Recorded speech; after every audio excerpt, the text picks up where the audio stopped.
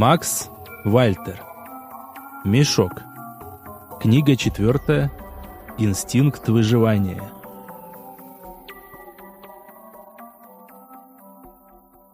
Глава 1. Небольшие поправки. Мешок по-своему красив, несмотря на вечно льющийся дождь, хотя даже в нем есть что-то завораживающее. Районы сменяют друг друга и пробегают бесконечными рядами домов мимо окон нашего броневика, а вокруг пустота. Нет ни людей, ни машин, только бесконечные лабиринты улиц. Ни одно животное не сможет здесь выжить, не видно даже птиц, а они, несомненно, проваливаются в этот странный мир. Вот интересно, они смогут взлететь? Победить ту самую аномалию полета, что не дает подняться в воздух ни одному из созданий рук человеческих? Как я ни пытался отвлечь себя этими мыслями, голова все равно возвращалась к ангару. Да, я убивал до этого, но не так. Одно дело застрелить врага в схватке, когда порой даже не видишь саму смерть, и совсем другое вот так. 6 десятков человек, наверняка хороших бойцов. Тузик разорвал их в клочья, а я не дал им и мизерного шанса избежать этой участи. Связанные, напуганные, они жались друг к другу, будто дети, которые впервые в жизни смотрят фильм ужасов. Их крик все еще продолжает звучать в моей голове, как и картина истерзанных тел не желает исчезать, постоянно всплывая перед взором.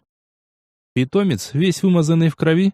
Ее было столько, что лапы твари скользили, несмотря на выпущенные когти, что оставили глубокие борозды на бетонном полу. Чавкающий влажный хруст разрываемой плоти, сопровождаемый треском костей, и этот металлический привкус на языке.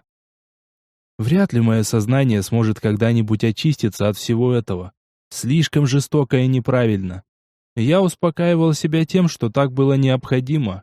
Нельзя оставлять живого врага за спиной, и Пакля прямое тому доказательство. Туфля после этого отказалась от поездки, назвав нас отморозками. И она права. Валера обещал ей вернуться, и девушка прямым текстом ответила «Не дай бог». И я ее понимал. Мешок полон опасности, и смерть здесь нечто обыденное. Потерять близкого человека всегда тяжело. Но когда вокруг кто-то умирает каждый день, даже такая утрата переносится легче. Однако то, что происходило в ангаре, не укладывалось у нее в голове. Она не желала признавать правильность поступка, не хотела слышать доводы и логику, потому что так нельзя и все. Я уже в 1000-й раз задавал себе вопрос, а что пошло не так? Почему мне пришлось поступить подобным образом, несмотря на все свои внутренние запреты? Вот только ответа не приходило, а я продолжал себя убеждать, что так было нужно. Тузик словно чувствовал мое настроение и не приближался. Лежал в отделении сейфа, положив свою жуткую морду на лапы. Гайка вела броневик. Дикий сидел рядом на пассажирском сидении, а мы втроем расположились в салоне за ними. В машине стояла тишина. Никто не задавал вопросы, не обсуждал произошедшее. Все словно ушли в себя. И я не удивлюсь, если наши размышления совпадают. И это давило, угнетало еще больше, чем если бы мы обсудили случившееся. Но нет, никто не хотел произносить вслух, что мы ошиблись. И имелась возможность поступить иначе. Мы боялись, потому как после этого совесть больше никогда не оставит нас в покое. Оставалось лишь смотреть в окно на пробегающие мимо дома и пытаться отвлечь себя мыслями о полетах птиц. «Как она выжила?» Наконец прозвучали первые слова из уст Гайки. «Я слышала ее крик и видела ее тело. Там, когда мы стояли на гаражах, я посмотрела на нее. Это был кусок мяса». «Обязательно задам ей этот вопрос, когда мы найдем ее». Я с трудом разлепил губы, чтобы ответить. «Это не она», — покачала головой Гайка. «Я не верю, что после такого можно остаться живым». «Может, ты и права», — пожал я плечами. «Но даже если ей удалось выжить, то мы все равно не знаем, кто стоит у руля. Пакля точно такой же исполнитель, как Хан, и, насколько я помню, до его смерти она находилась на ступень ниже». «А меня все еще мучает вопрос, кто нас едва не убил», — произнес Валера. «И мне почему-то кажется, что этот враг будет гораздо опаснее, учитывая то, что он сделал такое в одиночку. На колонну он вряд ли станет нападать». Покачал я головой, перебив товарища. «Но ты прав, с этим тоже стоит разобраться». «Что-то многовато у нас разборок в последнее время, не находите?» — подал голос Дикий. «Я вот все за форт думаю. Может, мы зря ввязались во все это дерьмо. Стоило, наверное, послушать Мазая, взять свое и забить огромный болт на все эти разборки. Жили бы сейчас себе спокойно и голову не ломали». «А через год за нами бы обязательно пришли», — усмехнулась Ольга. «Совсем не факт», — не согласился с ней тот. «Факт», — обрезала она. «Мы слишком глубоко во все это влезли. Знаем то, чего не положено знать простому смертному. Лично я убрала бы вас всех. Так надежнее. И сомневаюсь, что Мазая станут мучить угрызения совести по нашему вопросу. Нет человека, нет проблемы». «Я склонен с ней согласиться», — высказал свое мнение Валера. «Даже во внешнем мире такие вопросы решаются подобным образом, и не только в криминальных структурах». «И что предлагаете?» — поинтересовался я. «Вот так впятером объявить войну целой системе? Наших ресурсов не хватит, чтобы убрать из уравнения Мазая. Хан уже был у руля, и где он теперь?» «И ведь не поспоришь», — усмехнулся Дикий. «Я предлагаю не ссориться с дедом», — продолжил я свою мысль. «Но и жить как овощ тоже не выход». «Так мы вроде как согласны», — вновь подала голос Гайка. «Тем более, что пока все твои планы работают». «Нам нужна страховка», — произнесла Ольга. «И такая, чтобы ни Мазай, ни Пакля, никто либо другой не помышлял о нашей смерти». «И что ты предлагаешь?» Внимательно посмотрел на нее я. «Мазай понятия не имеет, сколько ядерных зарядов мы везем. И вообще не знает об их существовании. Так, Дикий?» Она начала издалека выкладывать свой план. «А чё сразу Дикий?» Удивленно обернулся тот. «Ну мы же знаем, чей ты человек», усмехнулась Ольга. «Так знает или нет?» «Я же с вами здесь», — ответил тот, глядя ей прямо в глаза. «Я сделал свой выбор, и мне важно, чтобы Гайка была в безопасности. Нет, Оль, Мазай ничего не знает, по крайней мере от меня». «В таком случае предлагаю оставить пару штук для своей страховки», продолжила та. «И нахрена они нам сдались?» — задал резонный вопрос Валера. «Заложим их в муравейник, на кладбище тварей», озвучила простую, но гениальную идею. «Единственный вопрос лишь в дистанционном управлении, но я уверена, что это тоже решаемо». Салон погрузился в тишину. Ольга только что озвучила самый лучший выход из сложившейся ситуации. План, конечно, сырой, многое придется продумать, но он рабочий. Вся структура власти в мешке завязана именно на этом кладбище. Хан захватил власть, но ничего не смог бы сделать, пока не получил бы доступ к самой охраняемой тайне этого мира. И если над ней нависнет угроза, то Мазай пойдет на все, что угодно, лишь бы мы не нажали кнопку. Эдакий союз ядерных держав. И если он работает там, во внешнем мире, то почему бы ему не сработать здесь? Ведь люди везде одинаковы. «Что если использовать блеф?» — прервал я тишину. «Слишком рискованно», — покачала головой Ольга. «Нужно делать наверняка. Скорее всего, он сразу узнает, появлялись мы там или нет, и обязательно проверит наши слова. Это не тот человек, который поверит нам вот так сходу». «Пожалуй, соглашусь», — кивнул я. «Но в таком случае мы действуем не в том порядке». «Вот и я о чем», — кивнула Ольга. «Сейф меня точно пристрелит», — засмеялся я. «Но, с другой стороны, есть у меня то, чем его подкупить. Так что, надо полагать, не откажется». 380-й, примерно через час», — шикнула рация. «Остановка по плану?» «Да, дню в форте», — подхватив рацию, ответил Дикий. «Принял», — вернулся ответ. «Конец связи». В нашем броневике снова образовалась пауза. Все обдумывали новый план. И даже я пока не находил в нем изъянов. Ну, разве кроме того, что нам нужно как-то придумать дистанционный взрыватель. Во внешнем мире с этим не возникло бы никаких вопросов. Спутниковая связь, сотовая, радиоволны высокой частоты. Да все что угодно можно придумать. Но здесь такую проблему нам, скорее всего, никак не решить. Но не укладывать же кабель на десятки тысяч километров, а жить в 505-м желания что-то не возникает. «А что если таймер?» Выдал я единственное, что пришло в голову. «Что если это будет таймер, который необходимо постоянно перезапускать?» «Как вариант», — подхватил идею Валера. «Подобное устройство можно будет достать во внешнем мире и запаролить его». «Нам нужен человек с опытом в таких вопросах», — принял я окончательное решение. «И желательно тоже не из мешка». «Есть у меня такой», — кивнул Валера. «Профессиональный подрывник. Сейчас инструктором в Альфе работает». «Полагаю, он умеет хранить секреты?» Задал я риторический вопрос. «Обижаешь!» Тем не менее усмехнулся Валера. «Мы с ним однажды для Васильича...» Он осекся и посмотрел на меня. «Ну, давай, чего остановился?» Усмехнулся я. «Полагаю, что на данном этапе я переплюнул отца в количестве отнятых жизней». «Да там ничего такого», — поморщился тот. «Припугнули партнера одного». «Ой, отвали, короче».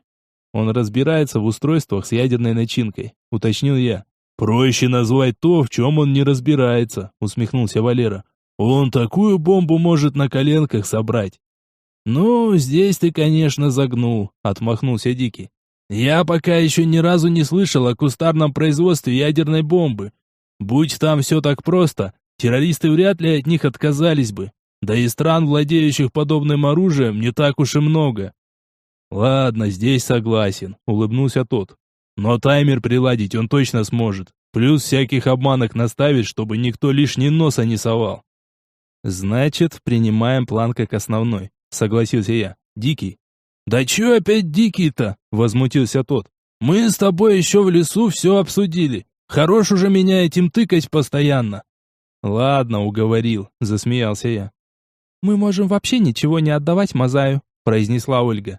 «А вот здесь я с тобой не согласен», — покачал я головой. «Одним кнутом с такими людьми не договариваются. Слишком он для этого амбициозен. Как бы наоборот, хуже не стало. Считаю, стоит показать нашу к нему лояльность, а пару зарядов иметь в качестве страховки. Только так это может сработать».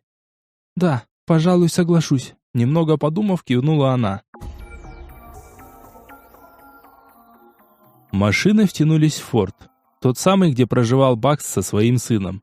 Этот маршрут очень долго оспаривался сейфом, потому как стоял на пути, так что мы теряли около 2 часов хода. Ему это очень не нравилось, но платил все-таки я, и в конце концов аргумент с суперкачественным миксом оказался решающим. Стоянку наша техника заняла полностью, и даже УАЗы пришлось оставить возле комендатуры. В гостинице обрадовались такому количеству народа, который заселился за раз, и даже сделали скидку, что не могло не порадовать. Не сказать, чтобы этот форт бедствовал. Слухи о миксе, после которого можно употреблять пыль уже через сутки, довольно шустро распространялись по округе, но его стоимость была доступна не каждому, что в свою очередь отпугивало некоторых клиентов. Караваны здесь были частыми гостями, как и в любом другом. Однако средняя торговая колонна часто не превышала 3 грузовиков. В редких случаях можно было увидеть такой богатый паровоз, как у нас. На то были естественные причины. Охранять 3 машины проще, чем 10. И в случае неудачи убыток гораздо меньше. Всей толпой мы завалились в столовую, где точно так же получили скидку на ужин. И вместо 5 камней за порцию отдали 3, словно на обеденный бизнес-ланч угодили. В общем, куда ни плюнь, всюду красота. После обеда я решился помотать нервы сейфу, потому как на данный момент он был сыт, и на его лице блуждала довольная улыбка. Не сказать, что меня раздражал его довольный вид. Но послушать его крики тоже приятно. «Сейф, у меня к тебе неприятный разговор». Уселся я возле него, прихватив свой стул. «Да чтоб тебя черти дрючили!» Моментально выругался тот, поперхнувшись пивом. «Вот ты не мог другой момент выбрать. У меня от тебя несварение будет». «Да не все так плохо на самом деле», успокоил его я. «Нам просто нужно сменить маршрут». «Давай я тебе все-таки голову отрежу!» Постепенно начал заводиться он. «Вырастет новое, глядишь, и мозги сменятся, а?» «Короче, нам вначале нужно попасть в 330 на 505. Продолжил я, несмотря на его возмущение. «Поверь, это очень важно, и не бесплатно, разумеется».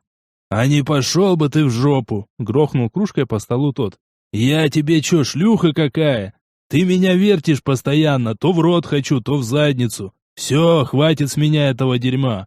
Завтра мы уезжаем. 5 кусков предоплаты останутся у меня». «Все Уралы станут твоими». Закончил я свое предложение, и лицо сейфа моментально изменилось. «И че мне с этим металлоломом делать?» Включил он неумелого рыночного торговца. «Сейф, вот давай только не набивай себе цену», поморщился я.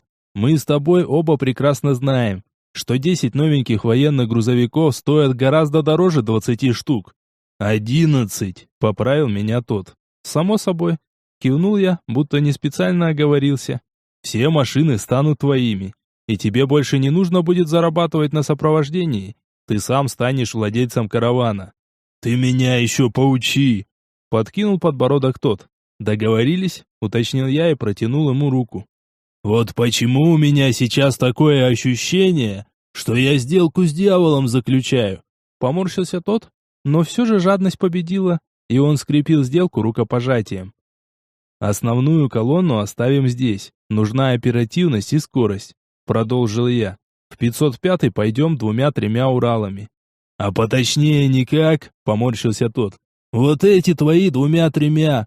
Я как должен охрану планировать? Что же у тебя вечно все вот так, на ходу? Никакого плана. И как только ты дожил до сегодняшнего утра?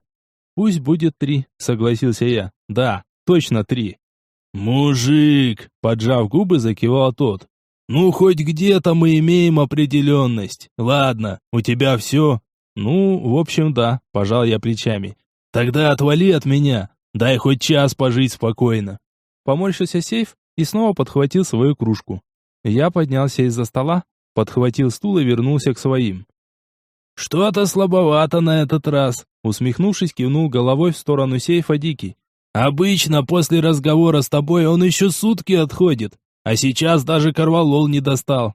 «Пусть отдохнет, он заслужил», — отмахнулся я. «Ну что, проведаем нашего друга?»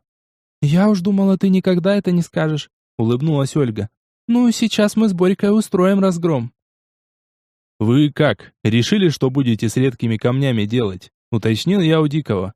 «Даже не знаю», — пожал он плечами. «По идее, полный микс нам нафиг не сдался. С другой стороны, тут как с презервативом. Пусть лучше он есть и не нужен, чем когда он нужен, а его нет». «Ну, мне один точно придется заказать», — добавил я. «А затем еще как-то отца сюда затащить». «Мы долго сидеть будем?» — уже пританцовывая от нетерпения, спросила Ольга. «Пошли уже, успеете наговориться?» «Ладно», — улыбнулся я. «Значит, тебе один полный?» «Да», — кивнул Дикий. «Остаток в камнях целей будет». Мы вышли из столовой и направились в гости к старому другу. Дорога знакома, так что добрались быстро, и вскоре над нашей головой звякнул колокольчик. «А я все думал, зайдете или нет», — усмехнулся Бакс, сидя на стуле за витриной с книгой в руке. «Мы разве могли?» — улыбнулась Ольга и растянула руки в стороны. Мы обнялись, справились о делах. В общем, все как полагается при встрече старых друзей. Бакс, не задумываясь, запер дверь и повернул вывеску на «закрыто», после чего мы ушли через подсобку наверх. Ольга поспешила вниз, в мастерскую к Боре, а я решил вначале поговорить о делах, а уже затем присоединиться к ней. «Чаю или чего покрепче?» — уточнил Бакс. «Ты сам как?» — поинтересовался я его мнением. «Да что мы как не родные?» — усмехнулся тот и открыл холодильник, доставая оттуда бутылку текилы. «Мы ведь с тобой ни разу так и не выпили». «Значит, пришло время поправить это недоразумение», — улыбнулся я. «Я так понимаю, ты по делу?» — спросил он, нарезая лимон, отчего мой рот тут же заполнился слюной. «И да, и нет», — неопределенно ответил я. Повидаться все равно хотелось, независимо от дел. «Ой, да хватит уже вежливость включать», — поморщился тот. «Говори, что нужно». 3 порции полного микса, — ответил я, внимательно глядя на него. «Ты достал камни!» — удивленно уставился на меня тот. «Достал, Бакс, много камней», — кивнул я. «И готов заплатить за каждый микс полным набором». «Очень щедро», — усмехнулся тот. «Так понимаю, что и охотника тоже нашел». «Ага», — кивнул я. «Он сейчас с подругой в столовке вашей сидит». «Ты в курсе, что он работает на нулевых?» Внимательно посмотрел на меня Бакс. «Я в курсе, дружище», — снова ответил я с улыбкой. «Нет, не коси на меня таким взглядом. Там все сложно и нет. Я на них не работаю». «Зачем тебе полный микс?» Вдруг задал странный вопрос он. «В мешке достаточно обычного. Он лечит все, ты же знаешь». «Мой отец болен», вздохнул я. «Второй для Ольги». «Считаешь, он ей все еще нужен?» Наконец, покончив с лимоном, Бакс разлил текилу по рюмкам и открыл баночку с солью. «С ней что-то не так», вздохнул я. «Мы об этом не говорим, но она словно не целая, будто часть ее где-то потеряна». И я не знаю, как объяснить, но она странно себя ведет. А ты уверен, что хочешь вернуть ее прежнюю? Грустно усмехнулся тот. Подозреваю, что Боря сделал все правильно, и менять этого не стоит. Ведь, по сути, не количество микса дает нужные результаты, а его качество. Ты выяснил, почему у нее такие глаза? О да, засмеялся я, чокнулся с Баксом рюмками, ткнул палец в соль, слезал ее, опрокинул содержимое себе в рот, и только после того, как закусил лимоном, продолжил. Нужно показать это тебе и Борьке. Уверен, что ему очень понравится. А если конкретнее? Спросил он, произведя те же действия с выпивкой. Она приручила тварь, выпалил я. У нас теперь есть свой собственный синий. И ведет он себя, как домашний кот. Прикинь, он на кличку Тузик отзывается. Да ладно, оживился тот и засмеялся. Согласен, Борьке такое точно понравится. Он здесь, с вами? Ну мы что, идиоты что ли? Я сделал удивленное лицо. Кто же нас с ним в форт пустит? Это да, я как-то не подумал. Улыбнулся Бакс и наполнил рюмки. В общем, мой тебе совет. Не давай Ольге полный микс. Неизвестно, как он сработает и что в итоге откроет. Я подумаю, кивнул я и, ударив посудой, снова ткнул палец в соль. Подумай, кивнул он. Миксы Боря составит. Завтра к вечеру все будет готово. Спасибо, кивнул я. Слушай, у нас тут недавно казус один произошел. Да у вас они и не заканчиваются, как я посмотрю, засмеялся он. Ну, давай выкладывай. В общем, мы едва не погибли, продолжил я. Но это было весьма странно. Человек, что расстрелял нашу машину и ранил моих друзей, мог спокойно прикончить нас всех, но не стал этого делать. Вместо этого он оставил послание маркером на стене. Последнее предупреждение. И действовал он в одиночку. Ничего подобного никогда не слышал, пожал плечами Бакс. А что за предупреждение? За что в смысле? Без понятия, пожал плечами я. Думал, может, хоть ты что-то знаешь, ну или слухи какие есть. Не, впервые слышу, покачал головой тот. Я специалист другой области и во всякие разборки не лезу. Ну, дай бог, чтобы так и оставалось, кивнул я и снова поднял свою рюмку. Глава 2. Возвращаться плохая примета. Просыпаться было не очень приятно. Вчера с Баксом мы немного перебрали. Или все же много. Не совсем помню, чем закончилось утро. Текила хитрая вещь. И всю полноту ощущений начинаешь понимать лишь к окончанию бутылки. Но самое главное мы обсудили еще до того критического момента. А дальше разговаривали за жизнь и разные бытовые мелочи. «Вставай, алкаш!» — с улыбкой произнесла Ольга. «Нам ехать через час». «Чё алкаш-то сразу?» Я, отдуваясь, сел на кровати и протянул руку к стакану с водой, который заботливо поднесла девушка. «Подумаешь, посидели немного». «Ага, совсем чуть-чуть», — усмехнулась та. «Ты под пулеметной очереди песни пел, пока мы в гостиницу шли, а потом пытался ими дирижировать. Пытался на вышку влезть, мол, один из них в ноты не попадает». «Мы хоть миксы забрали?» Виноватым взглядом посмотрел я на нее. «Забрали», — ответила та, — «и патроны пополнили. Пошли на завтрак, нам еще машины перегружать». «Да там сейф уже 100% все подготовил», — отмахнулся я. «Так, я не поняла», — уперла она руки в бока. «Мы давно такие беспечные стали, а проверять, кто все это будет?» «Да иду я, иду», пришлось подниматься и одеваться. Ольга права. Такие вещи нельзя пускать на самотек. Слишком многое от этого зависит. Завтрак значительно улучшил состояние. А кружка кофе окончательно прояснила голову. Все-таки в моем возрасте похмелья как такового не бывает, и это большой плюс. Однако что-то рановато я расслабился. Не стоило вчера так налегать. Но сделанного не воротишь. Сейф уже ждал нас на стоянке и руководил перегрузкой машин.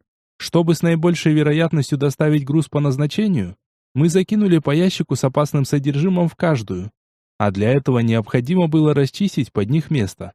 В связи с этим и затевалась вся та канитель, что сейчас творилась на стоянке. «Долго ходим!» Вместо доброго утра сразу предъявил сейф. «Нормально», — отмахнулся я. Как раз к самому интересному подошел. «Так, я не понял. «Это что за запашок? Ты бухой, что ли?» Приблизил он ко мне свое лицо. «Вчера был», растянул я губы в улыбке. «А ты, кстати, ничего не попутал, а? Вообще-то это ты на меня работаешь, никак не наоборот». «Я работаю на себя, понял?» Мгновенно стал заводиться тот. «Еще один косяк и понесешь свои ящики пешком. Остальные где?» «Здесь!» — раздался голос Дикого за спиной. «Чего шумишь опять?» «У друга-алкоголика своего спроси». Махнул в мою сторону рукой и принялся подгонять своих людей.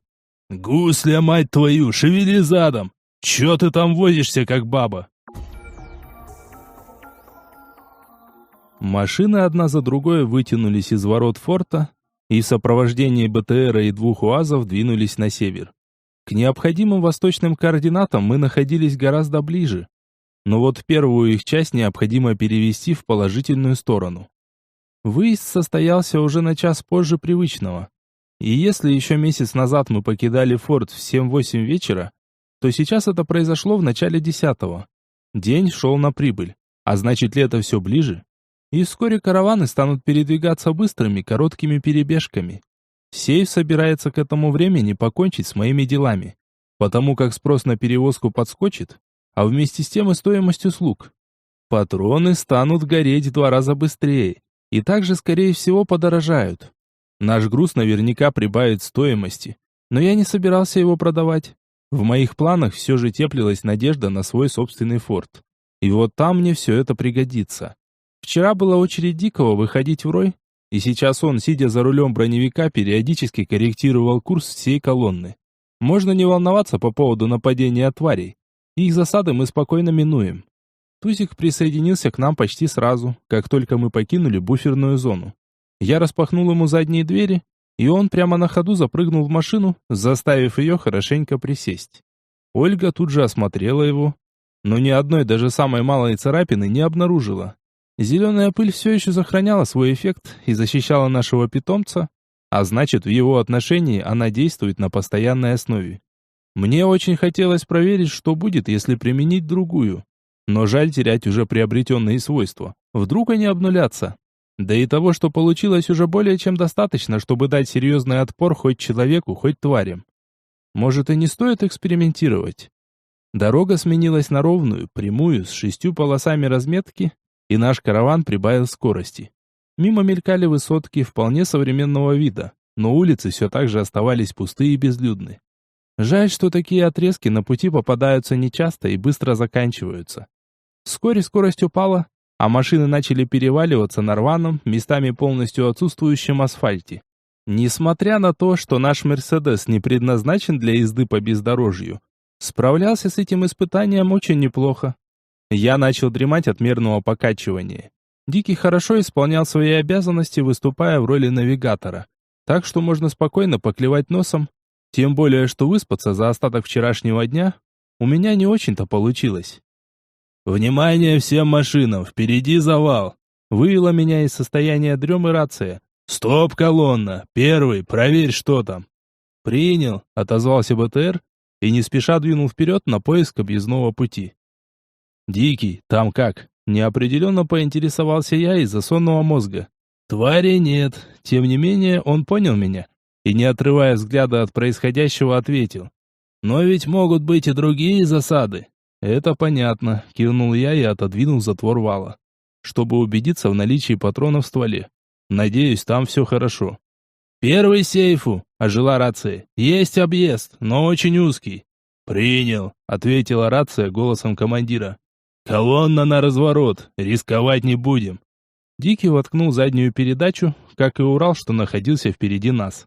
Машины медленно поползли, стараясь как можно скорее выполнить маневр. И в этот момент прогремел взрыв, который обрушил часть здания позади. Новый завал перегородил дорогу, и хоть продолжение атаки не последовало, все моментально напряглись. Некоторое время ничего не происходило. БТР вращал башни в поисках опасности. То же самое делали пулеметчики на бортах УАЗов. Вот только вести огонь было не по кому.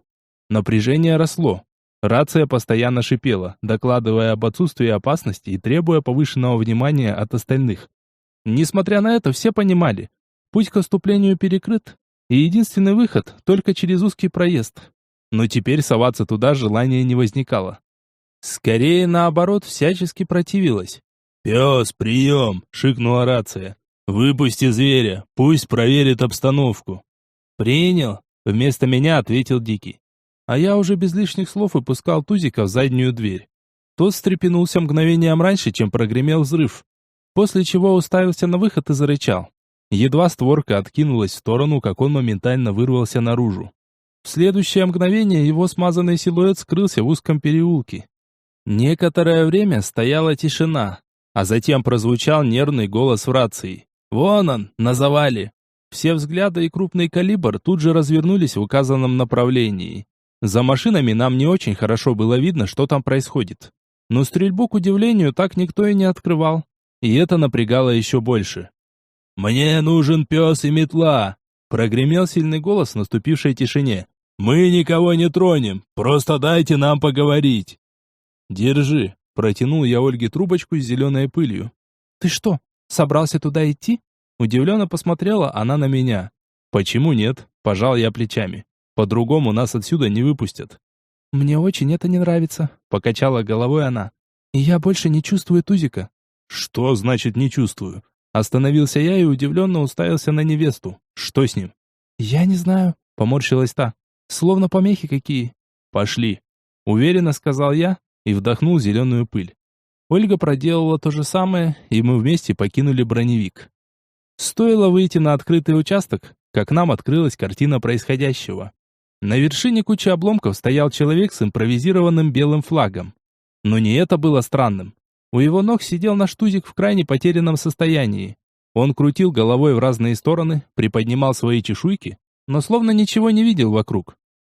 «Если чё, я прикрою», — тихонько произнес Гусля, когда мы прошли мимо его оаза.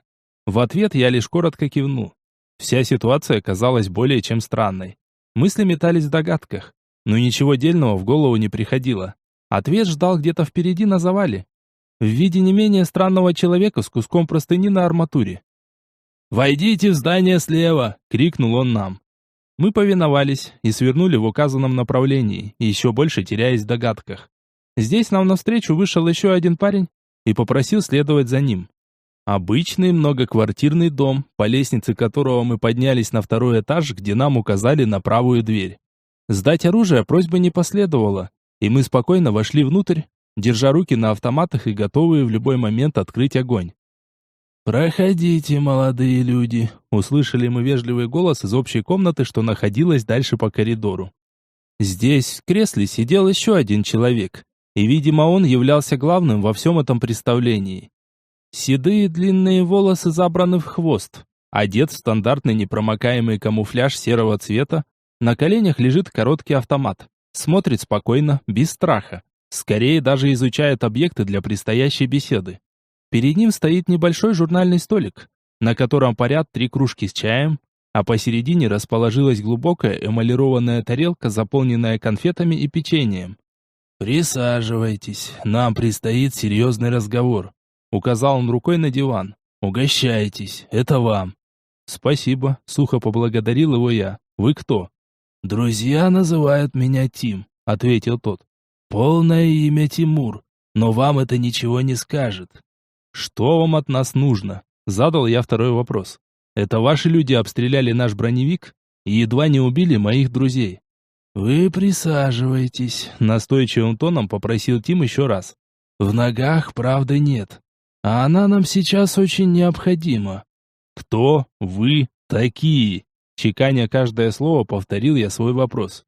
«Молодой человек», — вздохнул тот, — «не рекомендую тыкать в мою сторону автоматом. Это не даст вам ровным счетом ничего. Однако действие пыли, что вы приняли в машине, скоро закончится, и через пару минут вы станете уязвимы. Так что давайте, наконец, поговорим. Присаживайтесь». «Хорошо», — проявила инициативу Ольга и опустилась на диван. «Что вам от нас нужно?» «Давайте я начну немногим раньше», — вежливо улыбнулся Тим. «Наша организация носит название «Наблюдатели». Из него наверняка понятно, чем мы конкретно занимаемся. Так что опустим этот момент». «Мне вот не совсем понятно», Пожал я плечами. Зачем вы наблюдаете? И кто вас об этом вообще просил? Мы поддерживаем баланс в мешке. Снизошел до ответа он после того, как я опустился на диван рядом с Ольгой. Вы этот баланс нарушили. Это чем же? Усмехнулся я. Вы разгуливаете по улицам с ручной тварью. Принялся загибать пальцы тот. Шастаете во внешний мир, как к себе домой. И при этом даже не заботитесь о сохранении этой тайны. Вы вообще отдаете себе отчет в ваших действиях? Мы не знали, что это запрещено. Пожала плечами Ольга. Нулевые ведь занимаются тем же самым. Нет, покачал головой Тимур. Там работают серьезные люди. И в отличие от вас, они переходят границы миров редко. И так, чтобы об этом никто не знал. Вы же нарушили все возможные правила. По мешку ходят слухи. Люди стали задавать ненужные вопросы. И все это по вашей вине. Какое вам вообще до этого дело? Удивился я. Кто назначил вас на место управляющих? Мы вообще впервые слышим о ваших правилах. Значит, тварь вы отпустите. Проигнорировал тот мои вопросы. Это раз. И если вы продолжите пересекать границы миров таким бездумным способом, наша следующая встреча будет выглядеть иначе. Это два. В мешке есть свой порядок, баланс, если хотите. И нам не нужно, чтобы все вокруг знали его секреты. Они потому так и называются. Вы не думали? Тузик останется с нами. Покачал я головой. По поводу границы договорились. «А я не торгуюсь с вами», — спокойным голосом добавил Тим и поднял кружку с чаем. «Даю вам ровно 2 месяца, чтобы закончить все свои дела». «А вы не слишком до хера о себе возомнили?» — разозлился я. «Вы кто такие, чтобы указывать нам, что и когда нужно делать?» «Молодой человек», — вздохнул тот, — «вы хотя бы уважайте мои седины. Я пока с вами общаюсь вежливо. И будьте любезны. Соблюдайте тактичность, мы не гопники во дворе». «Хорошо», — согласился я, хотя внутри все кипело. В принципе, мы все еще оставались при оружии, но уверенность этого странного человека заставляла задуматься о рациональности его использования. Кто знает, что за секреты подкидывает нам мешок в очередной раз? Кто эти наблюдатели? И какой властью они обладают? Что будет через 2 месяца? Наконец я смог сформулировать правильный вопрос, что тут же вызвало улыбку на лице Тима. «Я уж думал, что так и продолжу выслушивать ваше хамство», — ответил тот. «Мы пригласим вас на работу». «А оно нам надо?» — пожала плечами Ольга. «В противном случае мы будем вынуждены вас убить. И поверьте, это не составит большого труда», — ответил тот. «Вы слишком необдуманно действуете. Мы же научим вас правильно использовать ресурсы этого мира и даже позволим оставить питомца».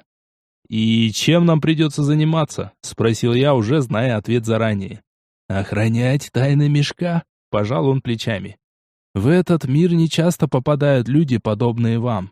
Не всякому удается докопаться до его секретов и получить хоть крупицу знаний. Но вы и понятия не имеете, сколько еще загадок осталось». «Но зачем вам это нужно?» Я постепенно начал подбираться к главному вопросу. «Почему не дать людям знания?» «Вы верно шутите», — усмехнулся тот. «Представьте хоть на минуту, что будет, если каждый сможет прыгать между мирами. Наступит хаос. Притом в наибольшей опасности окажется внешний мир. Ограбления и убийства останутся без наказания, потому что преступников невозможно найти. Вы этого хотите?» «Нет». Прикинув в голове ситуацию, согласился я. «Но как на это повлияет питомец? Почему мы не можем оставить его?»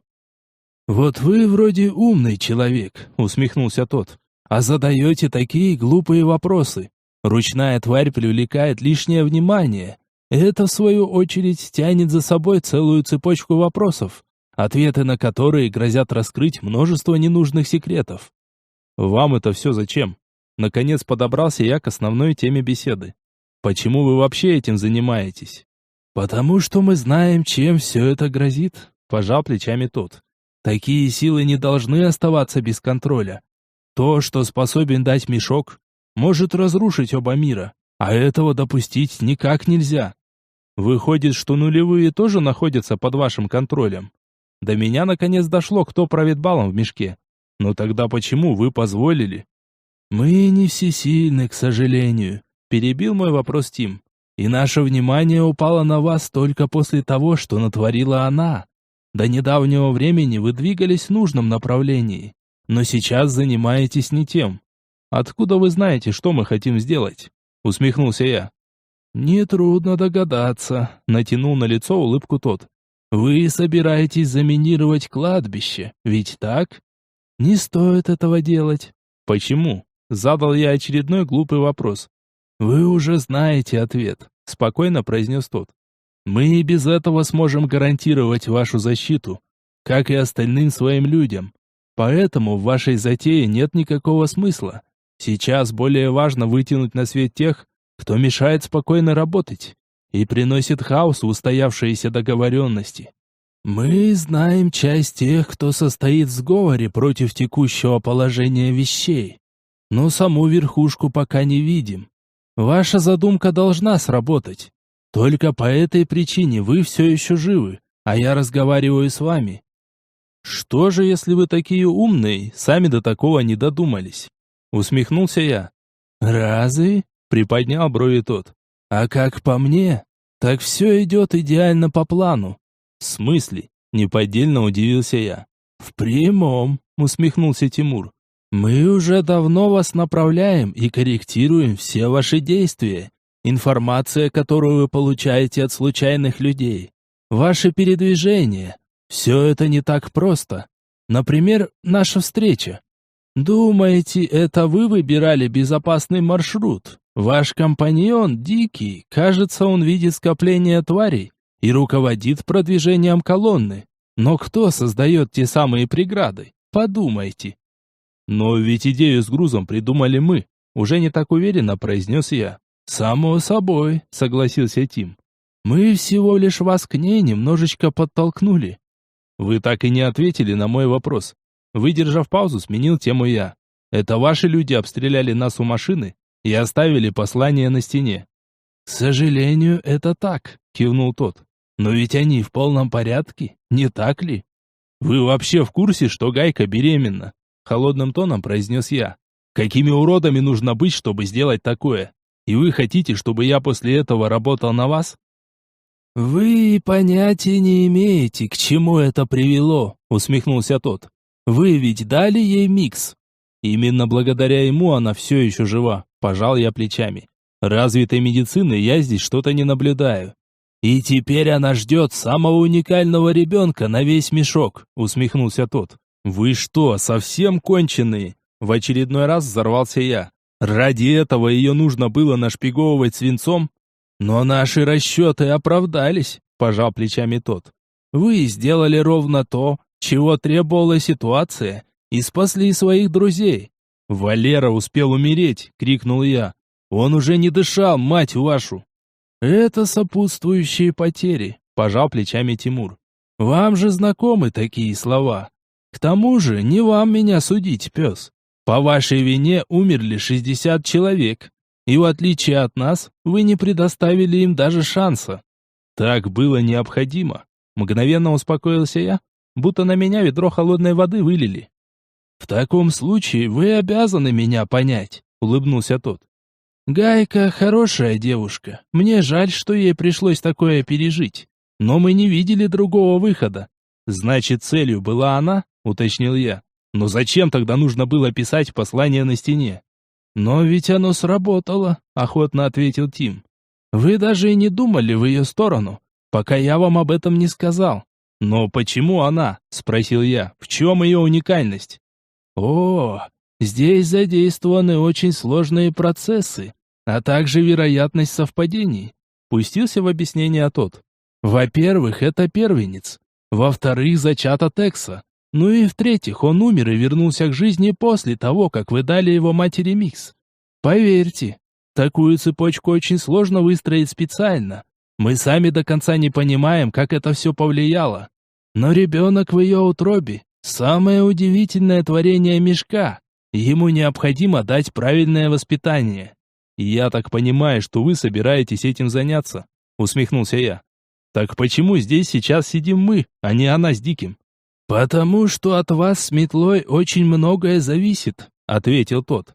Весь этот мир наблюдает за вами и вашими решениями. В данный момент вы совершаете ошибку, потому мы были вынуждены вмешаться. Если бы не это, вы бы до самого последнего момента не знали о нашем существовании. Доведите дело до конца, и мы откроем для вас и ваших друзей такие тайны, о которых вы даже не догадываетесь. Вот смотрю я на вас, слушаю, и знаете, что поняла? Включилась в разговор Ольга. Позвольте услышать. С хитрым прищуром посмотрел на нее Тимур. Вы ничем не лучше нулевых.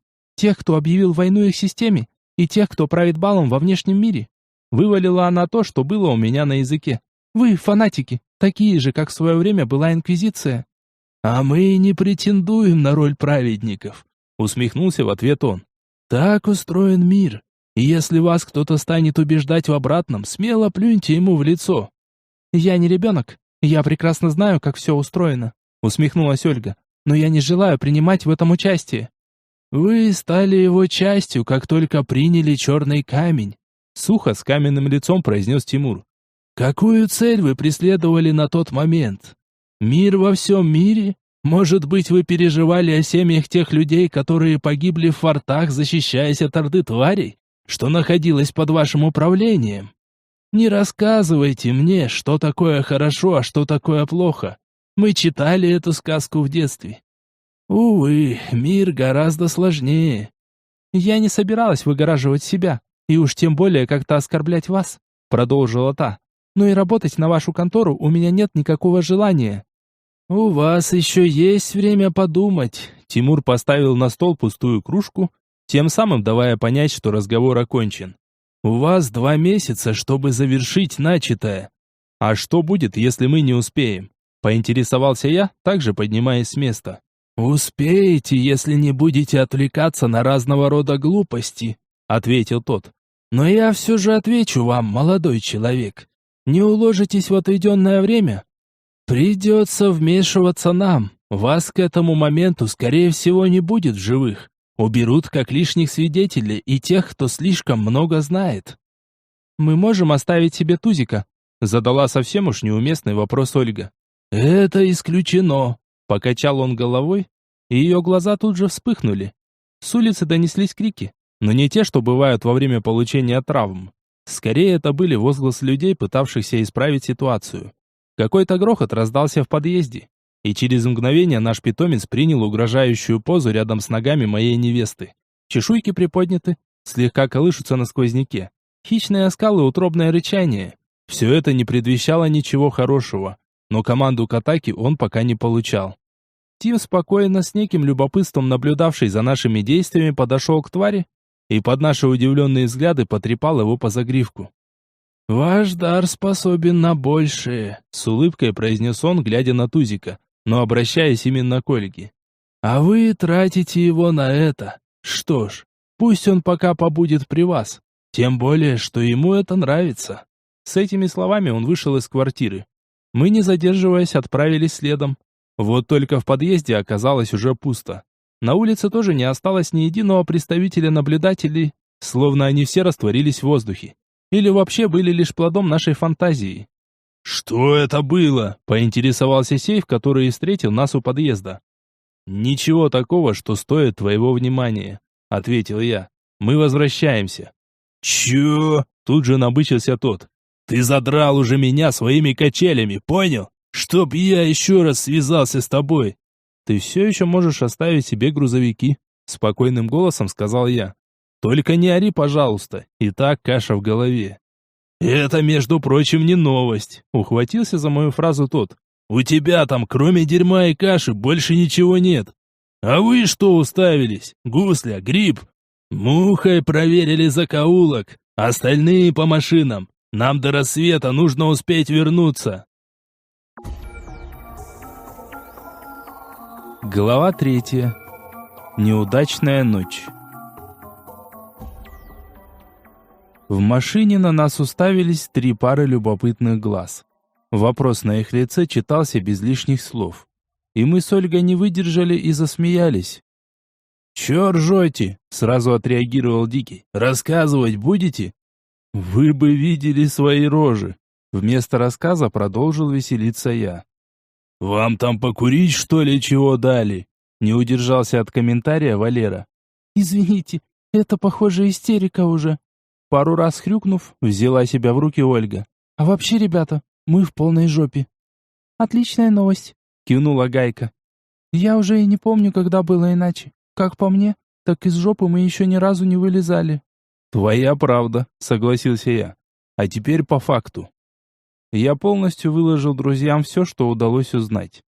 Пересказал как можно подробнее весь наш разговор с Тимом и тут же получил миллиард вопросов. Некоторые звучали глупо, но были и те, что вызвали у меня чувство сожаления. И почему я сам не догадался их задать? Но, как всегда, мы имеем то, что имеем, и действовать придется исходя из этого. Плана как такового у меня нет. Друзья также пребывают в шоке, и ждать от них рассудительности в данный момент не стоит. Больше всего досталось Гайке, и она почти сразу замкнулась в себе, что в ее случае норма. Так всегда бывает, когда получаешь плохие новости. Вначале включается паническое мышление. Нужно с этой информацией переспать, чтобы мозг разложил все по полочкам. И только после можно рассчитывать на детальный анализ. Лично у меня всегда так. Вот и сейчас я решил отложить это на потом. В данный момент есть готовый план по другой нашей проблеме. И он уже требует решительных действий. Все остальное нужно взвесить и как следует обдумать. Но моим друзьям было на это наплевать. И они сыпали всевозможными идеями. Однако ничего действенного до сих пор так и не прозвучало. И я не сидел отрешенно. Участвовал в дебатах наравне с остальными. Хотя головой понимал, насколько тупо звучат как мои версии, так и собеседников. Дорога уже давно бежала под нами. Рация иногда шипела, раздавая команды водителям. Дикий тоже не забывал о своих обязанностях и периодически подсказывал о предстоящих засадах на пути. Сейфа это злило. Ему казалось, что таким образом мы только усложняем себе маршрут, делая его еще более продолжительным. Но через какое-то время он подозрительно замолчал, отвечая на поправки моего товарища сухим словом «принял». В моем кармане нервно завибрировал телефон, оповещая о приближающемся рассвете, когда перед нами внезапно возникла буферная зона форта. Как оказалось, впоследствии сейф постоянно отмечал маршрут на карте и сейчас с озабоченным лицом попросил меня подойти. «Смотри!» — ткнул он мне в нос распечатанной на принтере карты района. «Ничего странного не замечаешь?» «Я тебя не понимаю». Взял я в руки лист и всмотрелся в его каракули, галочки и полоски. «Что тут не так?» «Да все так», — усмехнулся тот. «Туда мы ехали, как и положено. Вот наш путь до места засады. А теперь посмотри на обратный». «Да ну». Наконец, разобравшись, в чем дело, я поднял удивленный взгляд на сейфа. «Так не бывает. По крайней мере, не здесь». «Ага, я тоже так подумал, когда Дикий уже в третий раз направил нашу колонну во дворы», — усмехнулся тот. «Но, как оказалось, мы выбрались к форту практически по прямой линии. Я довольно долго живу в мешке и ровно столько же вожу караваны, но такое со мной впервые». «Полностью с тобой согласен», — кивнул я. «Но мне казалось, что ехали мы очень запутанно, постоянно крутились, вертелись». «Так всегда», — ответил тот. «Попробуй в незнакомом городе взять местное такси. Водитель, как правило, будет ехать так, что никогда в жизни самому в голову не придет. Но в итоге приедет на место гораздо раньше, чем ты по навигатору». «Да, бывало со мной такое», — подтвердил я. «Ну и что ты хочешь этим сказать?» «Знаешь, возможно, я покажусь тебе психом», — перешел на заговорщический шепот он. «Но мне кажется, нас сюда твари вели». «Ха-ха-ха!» — грохнул от смеха я, хотя как никто другой понимал, что это чистая правда. «Ну ты фантазер, Сейф!» «Ой, да пошел ты в жопу, придурочный!» Мгновенно взорвался он. «Вы че встали? Работы нет! А ну бегом вернули груз на свое место! Завтра выезд, а у нас ни хера не готово!» «Слушай, пес!» Уже в столовой ко мне подошли Гриб с Гуслей. «Ты давай это, как-нибудь пореже с Сейфом общайся, что ли. У меня уже руки болят от его истерик и спина отваливается. Техника никогда в жизни такой чистой не была. Даже на новых тачках грязи больше, чем на наших. Извините, парни, смутился я, понимая, что они в самом деле страдают от его характера из-за меня. Я, честное слово, не специально. Да мы-то все понимаем, улыбнулся Гусля. Пацаны просили с тобой за это поговорить. Хорошо, постараюсь свести наше общение к минимуму, кивнул я. Может, по пиву? Ну нахер, отмахнулись оба. Не дай бог, завтра вы снова закуситесь. Ребята ушли, а за нашим столом блуждали глупые улыбки на лицах друзей. Хорошо, что в голос заржать никто не решился. Было бы максимально неудобно перед ребятами. На сей раз дорога извивалась правильно. Третий день в пути сказывался на пояснице и седалищном нерве, но мы упорно нагоняли предыдущий график. Сегодня настала моя очередь сидеть на рации и предупреждать о возможных засадах. Пока наша тактика работает, и задержек на отстрел твари нет. Не сказать, что ребят это радует, так как они остались без Колыма. Но сейф был счастлив. Экономия патронов сказывается на его личной прибыли. И хоть я и обещался пополнять его запас, на ресурсе стволов отсутствие огня также сказывалось. Однако мешок все равно оставался в своем репертуаре. Здесь невозможно передвигаться без приключений, и он заботливо их нам подкинул. Раз уж твари нам были не страшны, то получите разбойное нападение. Вначале прогремел взрыв, знатно обрушив стену прямо над головной БТР. Колонна замерла. Хоть это и было против правил, но своих бросать сейф не привык. Да и дорогостоящую технику жалко. Нам устроили засаду по всем правилам городского боя. Чувствовалось, что действовали профи, а не пацаны с улицы. Очереди ударили по машинам почти сразу, как только БТР скрылся под обломками здания и в клубах цементной пыли. Огонь вели с 3 точек, по бокам и сзади, таким образом оставив единственный путь к отступлению в сторону первого взрыва. Но сейф не просто так столько времени водил караваны. Он буквально за мгновение до случившегося словно почувствовал беду и приказал по рации покинуть машины. Так что в данный момент страдали только они. Мы же успели залечь и вжать голову в землю. Это не сильно помогало. Ранения люди получали. Их крики периодически раздавались с разных концов замершей колонны. Но и мы лежали не просто так. Когда первый шок прошел, настало время для волшебной пыли и яростного отпора. Тем более, что тузик уже начал действовать. Первый пулемет затих, а из разбитого окна с противоположной стороны доносился предсмертный вопль и голодное рычание. В это время от начала колонны послышались первые автоматные трели. Наши наконец-то стали огрызаться. И вскоре инициатива постепенно перешла в руки жертв ограбления. Я вдохнул зеленую пыль и выбрался из-под броневика. Вокруг царил хаос боя. В голове сама собой всплыла похожая сцена. Но в ту ночь я мог лишь как можно глубже закапывать себя в грязь, чтобы сохранить жизнь. Это воспоминание вызвало волну гнева. Будто вернувшись в тот момент, в мозгу возникло непреодолимое желание отомстить за позор, что мне пришлось тогда пережить. Тело уже давно действовало, а все эти мысли промелькнули за мгновение. В одно движение я перевалился в окно дома напротив нашей машины и сразу выскочил на лестничную площадку. Влетел на 3-й этаж, откуда до сих пор работали из окна. Здесь засели двое, и от них мой маневр не ускользнул. Один из нападавших уже держал под прицелом дверной проем. Но мне, находясь под пылью, было наплевать. Выстрелы грохнули одновременно. Вот только мой настиг цель, разворотив человеку лицо. Ошметки мозгов и костей разлетелись по всей комнате. А я, передвинув затвор дробовика, повторил выстрел по следующему. Он как раз поворачивал свое испуганное лицо от окна, совсем еще пацан. Но это был его выбор. Заряд картечи ударил его в бок. Он успел лишь вскрикнуть от боли, чтобы в следующее мгновение повиснуть на раме, вывалившись наполовину из окна. Снизу кто-то добавил ему короткую очередь на всякий случай. Но она уже оказалась лишней на тот момент. С такой дырой в ребрах не живут, даже если ее обильно помазать йодом и залепить пластырем. Вылетаю из подъезда, и пока действует пыль, несусь во всю прыть к следующей огневой точке. Там наших прижали конкретно, даже пошевелиться не дают. Чувствую, как пули бьются о невидимую преграду, что создает пыль.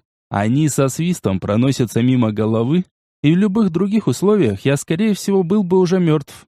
Влетаю в подъезд и снова на лестницу.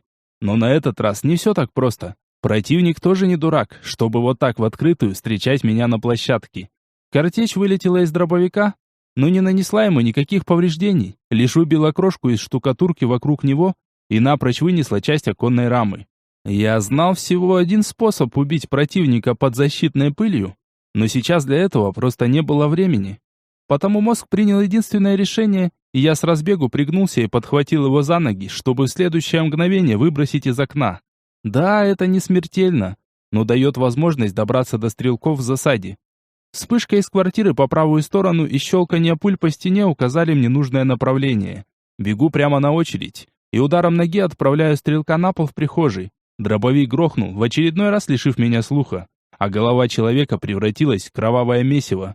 А вот и первый на моем пути пулеметчик. Он даже не услышал выстрел за спиной, потому как колотил в этот момент из крупника. А на голову натянул активные толстые наушники. Они прекрасно спасли его уши от грохота моего дробовика, но вот позвоночник расстроился, потеряв хороший кусок, который вылетел на подоконник вместе с передней частью грудной клетки. Звуки стрельбы доносились до меня звонкими, едва слышимыми отголосками. Но судя по поведению ребят сейфа, что я увидел в окно, бой стих, и те звуки относились к контролю раненых. Того бойца, что вылетел в окно, дружно пеленали, положив мордой в лужу. Его живым доставят в форт и повесят на воротах в назидание остальным. Сейчас действие защитной пыли закончится, и ему для начала быстро пересчитают ребра сапогами, хотя в нашем случае ботинками. Однако на его ощущения это вряд ли сильно повлияет. Я выбежал из подъезда. Сейчас начну подсчитывать потери и тратить драгоценный микс. В 380-м форте я не пожалел камней на здоровье людей, и теперь каждый из колонны имел в своем портсигаре трубочку микса. Бакс мне даже скидку за опт и новых клиентов сделал, отдав лекарство по стандартной стоимости мешка 200 камней. Однако по карману это все же ударило. Но, как теперь выяснилось, совсем не зря. Жизнь явно стоит дороже. Примерно через полчаса сейф подвел итог, а я к тому моменту уже мог слышать крик прямо в ухо. «30% товара пришло в негодность», — прокричал для меня Дикий. «Пострадали 2 боеголовки, но вроде как не сильно, можно восстановить. Все же их неплохо защитили при упаковке. 2 убиты, вся техника в хлам». «И что делать?» — прокричал я, так как не слышал собственного голоса. «Заголять и бегать!» Удалось прочесть по губам слова сейфа. Дикий набрал в грудь воздуха, собираясь повторить мне эту фразу, но я вовремя остановил его. «Такое вполне предсказуемо!» — прокричал в мое ухо сейф. «Разберемся!» Началась суета. Большинство людей бросили на осмотр и беглый ремонт машин. А оставшийся живым БТР взял на буксир совсем уж убитый грузовик и потащил в сторону форта. Часа через 2 к месту схватки пожаловала и другая техника, которую, видимо, нанял сейф. Машины растащили минут за 20. К тому времени удалось завести и отправить следом еще 2 Урала, своим ходом, а заодно разобрать заваленный БТР, который тоже оказался на ходу. «Вот попали так попали», — с сожалением вздохнул я, выслушав сейфа. «И что, раньше никак?» «Даже во внешнем мире быстрее никто не сделает. А здесь еще нужно части достать», — пожал плечами тот. «Нет, 3 недели — это самые оптимистичные сроки». «Ну а как ты хотел? Там крупняк работал». «Сколько машин на ходу в данный момент?» — уточнил я. «Ну, к концу недели 3-4 точно будут готовы», — почесал макушку он. «Но вряд ли больше. 1 УАЗ вообще минус. Там проще новый купить, чем его восстанавливать». «Что за оплату просят?» Я уже накрутил себе в голове стоимость, в которую выльется ремонт. «Да там ребята свои скидку сделали», — начал издалека сейф. «Сколько?» — с нажимом переспросил я. 3 примерно оценили», — поморщился тот. «Но там еще могут по ходу повреждения вылезти, так что ко мне 500 смело можно в плюс закладывать». «Козлы, твою мать!» — выругался я, имея в виду напавших на нас. «Уроды!» «Ну, мы так-то не слабо на них подняли», — подмигнул тот. «Считай, половину ущерба окупили за счет трофеев». «Какую половину?» — психанул я. «А товар поврежденный ты не считаешь?» «А это не мой товар, так что похер», — продолжил скалиться тот. Ему впервые за долгое время удалось меня разозлить, и сейчас он вовсю наслаждался местью. «Короче, через 3 дня выдвигаемся малым караваном. Проглотив обиду, заключил я. Часть товара продадим, заплатим за ремонт. Распредели так, чтобы самое ценное осталось. Крупняк, головки, ну ты понял. Разберусь, кивнул тот. Пошли, ребят помянем. Наши уже все в кабаке. Да, согласился я. Жаль парней, хер с ними, с машинами. Из форта вышли через 3 дня. И на этот раз мы больше не вели себя столь расслабленно. Урок хорошо усвоили все, и как ни прискорбно понимать, для этого потребовались человеческие жизни. Однако работу никто не отменял, а груз все еще требовал доставки. Мы все так же попеременно с Диким выходили в рой, чтобы хоть как-то минимизировать боевые столкновения с тварями. Однако Сейф решил, что иногда все же стоит с ними драться, чтобы избегать вот таких неприятностей. Я не верил во все эти приметы, но, как показывает практика, всегда и за все приходится платить. Это мы еще малой кровью отделались. Повезло, что с нами бок о бок работает тварь. Тузик в ту ночь очень сильно помог, погасив 2 огневые точки, прежде чем мы начали огрызаться. Да и впоследствии продолжил рвать врага на части, тем самым приблизив нашу победу. Ребятам он очень нравился. Каждый хотел заполучить себе точно такого. Стоило нам остановиться на дозаправку или обед, все считали своим долгом погладить нашего питомца и угостить вкусненьким. А жрать он мог до бесконечности. Единственный раз, когда я видел его сытым, был в ангаре, где лежали 60 разорванных тел. Тузику хватило 3, чтобы полностью насытить свой бездонный живот. Так что те крохи в виде бутербродов для него были словно конфеты, не более. Он глотал их даже не жуя, что опять же характерно больше для собаки. В его повадках они очень хорошо сочетались, и теперь кличка Тузик уже не казалась мне такой странной. Наконец мы достигли той отметки в пути, после которой должно было состояться нападение в спину со стороны наемников. Это должна была стать наша последняя дневка перед смертью. И что же принесет нам завтрашний день? Это мы и собирались выяснить. Мало того, мы были готовы, имели план, все рассчитали. Сейф даже примерное место определил, где удобнее всего расположить засаду. И вопреки здравому смыслу, мы собирались лезть в нее по самые уши. Только так можно выманить тех, кто все это спланировал. Глава 4. Нет, я не верю. Не знаю, пес, склонился над планом Сейф. Я не шибко умен в таких вопросах, но мне кажется, это не сработает. Почему? Все получится, вот увидишь. Покачал я головой. Просто сделай, как я говорю. Слишком все сложно, поморщился тот. Понимаешь, в бою нет времени думать, а у тебя на этом все построено. Это только на первый взгляд, усмехнулся я. И только для нашей стороны. Для них все будет просто и понятно. Ладно, почесал макушку тот. Попробуем, авось не все так плохо получится. Я захлопнул папку со своими каракулями, и мы разошлись по машинам. Наш броневик от компании «Мерседес» все еще служил нам. Дыры, которые оставил в нем крупный калибр, залатали, и теперь он готов к очередному, возможно, последнему приключению. Как, собственно, и мы. В смысле, были готовы. Мандраж, конечно, присутствовал. Слишком многое в нашем плане все еще оставлено на волю случая. Машины вытянулись за ворота форта и покатили в сторону засады. Вчера настала моя очередь посетить рой. И это время я провел с максимальной пользой. Несколько раз менял разум тварей, чтобы осмотреть место засады со всех сторон, и теперь нам предстояло принять бой уже на знакомой местности, а это очень важный фактор. Насколько было возможно точным, я схематично изобразил местность на бумаге. Именно ее мы и рассматривали перед выездом, разложив на капоте машины. Тузик мерно сопел в самом защищенном отсеке броневика, я сидел за рулем, Ольга рядом со мной на пассажирском сидении. Остальные расположились за нами в задней части салона. Валера в очередной раз проверял снаряжение, Дикий же посматривал на него с ухмылкой. Гайка все так же молчаливо наблюдала за пробегающими мимо окон зданиями, иногда тяжело вздыхая. «А вдруг я рожу чудовище?» Внезапно для всех затронула она забытую на время тему. «Что за монстр находится в моей утробе?» «Ты что, родная?» — уставился на нее Дикий. «Даже не думай о таком. Как у такой чудесной девушки может родиться чудовище?» «Ну, они же сказали». «Они сказали, что твой ребенок станет уникальным», — встрял я в разговор. Единственное, что сделает его монстром, так это их воспитание. И что мне делать? В очередной раз тяжело вздохнула она. Может, как-нибудь избавиться от него? Галь, ты чё? Обернулась к ней Ольга. Это в тебе сейчас гормоны говорят. А ну успокойся и возьми себя в руки. Поняла? Да все со мной нормально. Отмахнулась та и положила руки себе на живот. А вот с ним что-то не так. А ну посмотри на меня. Строго сказала моя невеста, и Гайка подняла глаза.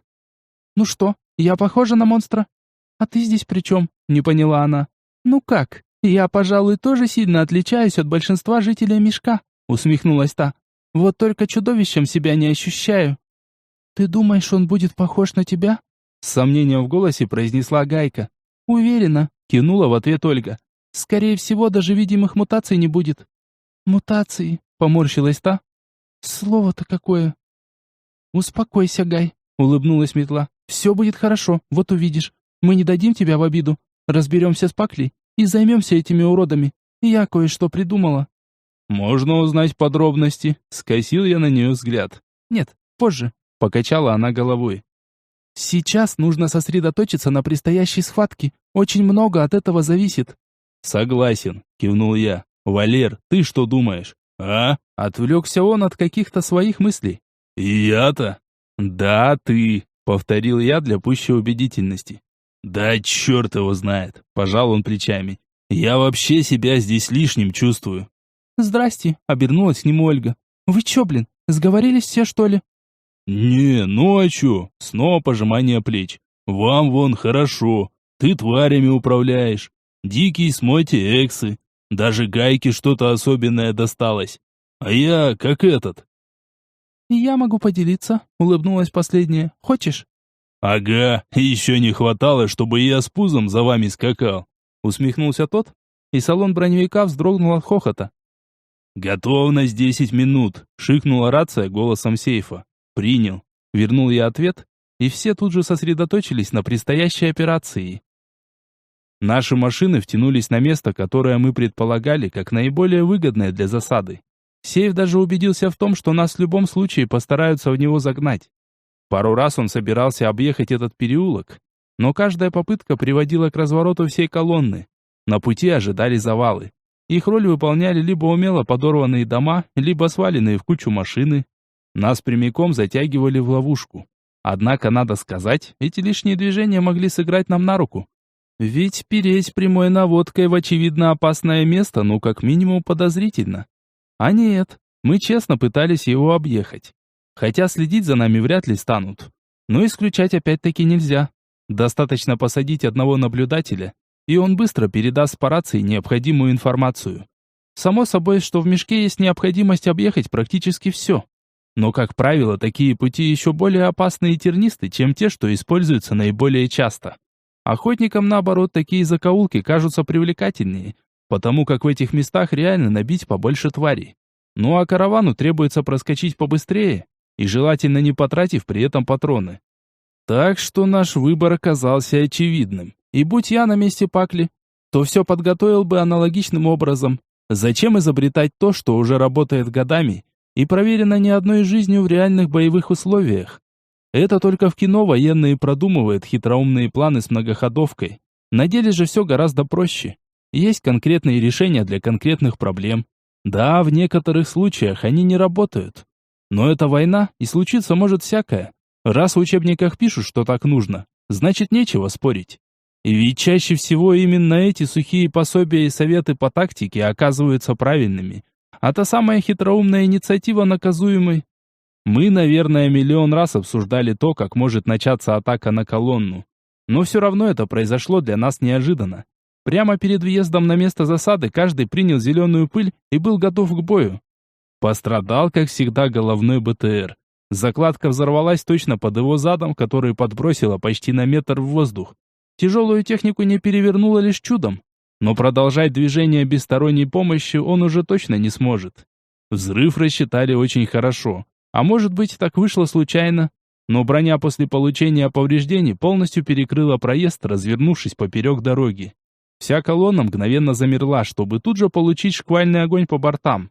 Работали наверняка из крупного калибра, нисколько не заботясь о сохранности машин. Лишь по кузовам Уралов не пришлось ни одного попадания. Случайные 1-2 пули не в счет. Водители и те, кто охранял колонну, вовсю изображали смерть. Вываливались из кабин прямо в грязь, падали и замирали без движения у пулеметов в УАЗах. Некоторые пытались бежать, но через некоторое время точно так же летели лицом в грязь. Шквальный огонь продолжался с минуту. До тех пор, пока уже ни одно тело в грязи не подавало признаков жизни. Я точно так же, как и все остальные, сделал попытку выбраться из кабины, чтобы через мгновение завалиться мешком у переднего колеса. Наступила тишина. Вряд ли нападавшие оставят свои рубежи в полном составе. Для этого нужно быть полными идиотами. Но часть людей сейчас точно появится, чтобы проверить свою работу. В образовавшейся паузе было слышно, как Тузик издает жалобные звуки в кузове машины, и кто-то внутри тихонько шикнул на него. Это невольно вызвало у меня улыбку, которую я тут же попытался спрятать. Не хватало еще проколоться из-за такой мелочи. Вскоре послышались голоса. Проверяющие наконец-то решились выйти наружу и осмотреть свои трофеи. С того момента, как мы приняли зеленую пыль, прошло как минимум 3 минуты, может даже чуть больше. Вскоре ее действие закончится, но у каждого сейчас в кулаке зажато еще по дозе. «Был пес, да весь вышел!» Услышал я знакомый голос прямо над собой, после чего заработал болезненного пинка по ребрам. Больших усилий стоило не застонать и не схватиться за ушибленное место. «Тут что-то не так, Пакля!» Видимо, кто-то все же уловил подвох. «Что там может быть не так?» — крикнула она. «Проверь машины!» «Почему крови нет?» — прилетел ответ от наблюдательного типа, и это означало только одно — пришло время действовать.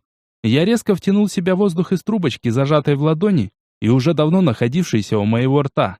Не менее быстро перевернулся на спину с зажатым в руках пистолетом-пулеметом от Беретты. Стрелять пришлось вдумчиво по ногам, потому как Пакле нужна была живая. Разговорить ее будет не так просто, но у нас есть аргумент. Именно он в следующее мгновение вылетел из дверей броневика, который теперь уже точно больше никуда не поедет. Он стремительной тенью скользнул в ближайшее здание, из которого только что ударили пулеметы. До сего момента они молчали, не понимая, как нужно поступать в сложившейся ситуации. Ведь на линии их огня внезапно оказались свои, которых уже разбирали на части совсем недавно казавшиеся мертвецами враги.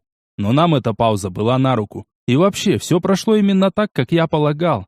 В движение пришла вторая часть нашего хитрого плана, а именно дополнительные люди, которых нанял сейф. Они покинули форт на 2 часа раньше, пока наш водитель под отборные маты начальника делал вид, что сломалась одна из машин. И сейчас они точно знали, в каких местах расположились огневые точки противника. Мало того, все пулеметы остались без защиты. Те, кто обеспечивал им прикрытие и подносил короба со сменными лентами, сейчас умирали от наших пуль на улице. Они опадали, будто спелые яблоки с уставших удерживать их вес веток. Точки погасли одна за другой в считанные секунды, и большинство из них не убиты, а просто оглушены. Ведь нам еще нужно кому-то задать целую кучу вопросов. Вторая часть операции прогремела эхом по улицам Мешка и закончилась, даже не успев как следует начаться. Казалось, длилась она не более 2-3 секунд.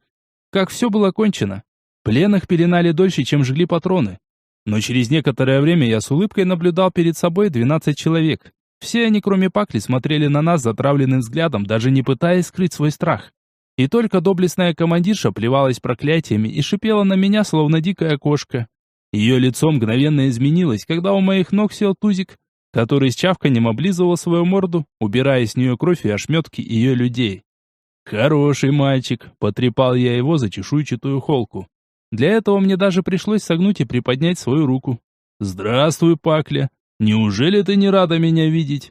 Усмехнулся я, глядя на то, как она быстро сменилась в лице. «Я тебе, сука, очко пальцем порву!» Отойдя от шока, тут же разъярилась она. Чем-то они были похожи с сейфом, по характеру, само собой. Возможно, из них получилась бы идеальная пара, если бы они, конечно, не застрелили бы друг друга в первый же день. «Это спорный вопрос», — покачал головой я. «В данный момент твоя жопа в большей опасности. Как тебе удалось выжить там, в гаражах? Ведь я прекрасно видел, что прозрачный вскрыл тебе глотку». «Пошел на!»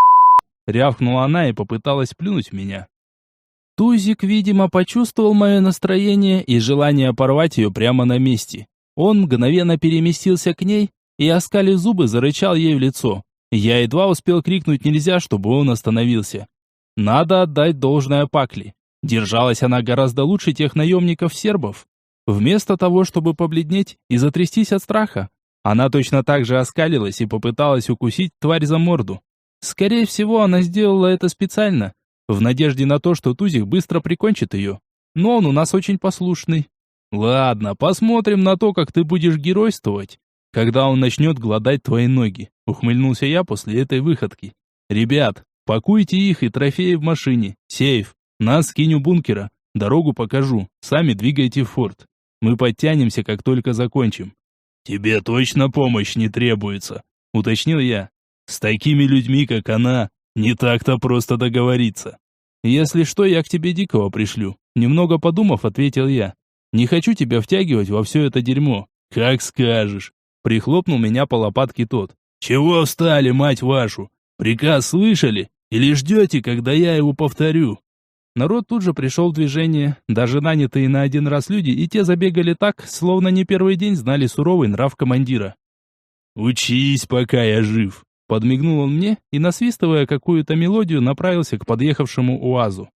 Раненый БТР подцепили к живому, который точно так же появился на поле битвы немногим позже. И уже через час о нашем присутствии напоминали лишь останки брошенных Уралов. Они мало нас интересовали. Взамен мы получили точно такие, только в хорошем рабочем состоянии от Пакли и ее людей.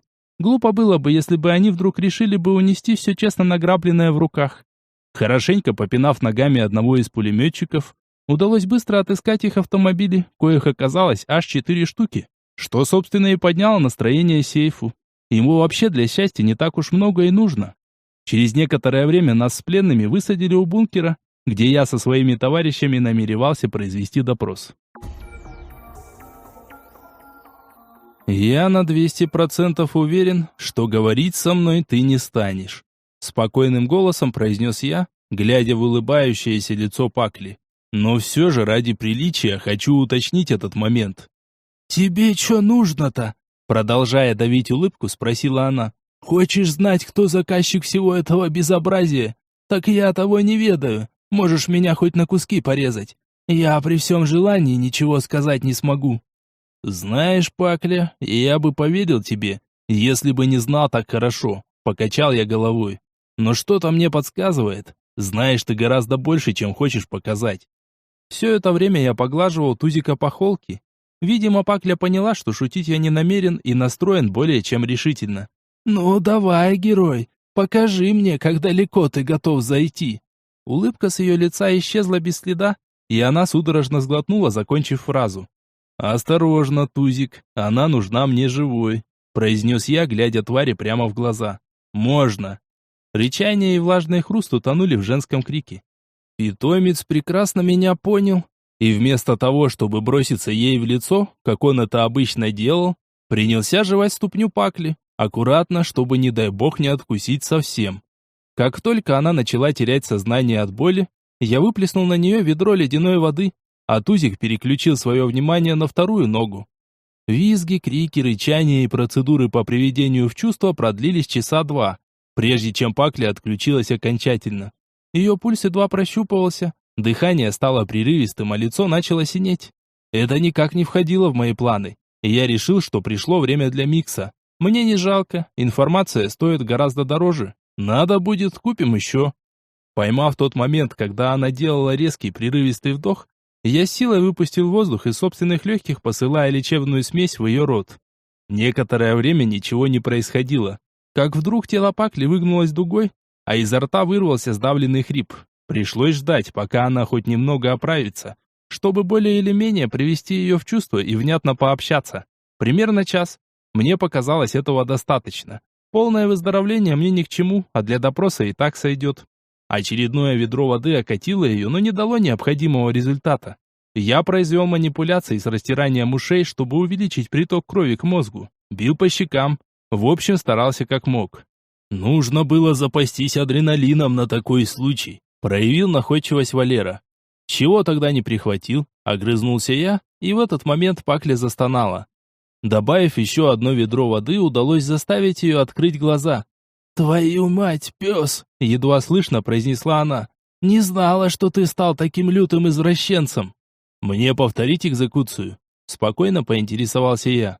Наверняка тебе понравилось. Стой! Моментально выдохнула она. Кажется, я готова к разговору. Ведь ты же не дашь мне спокойно подохнуть, так?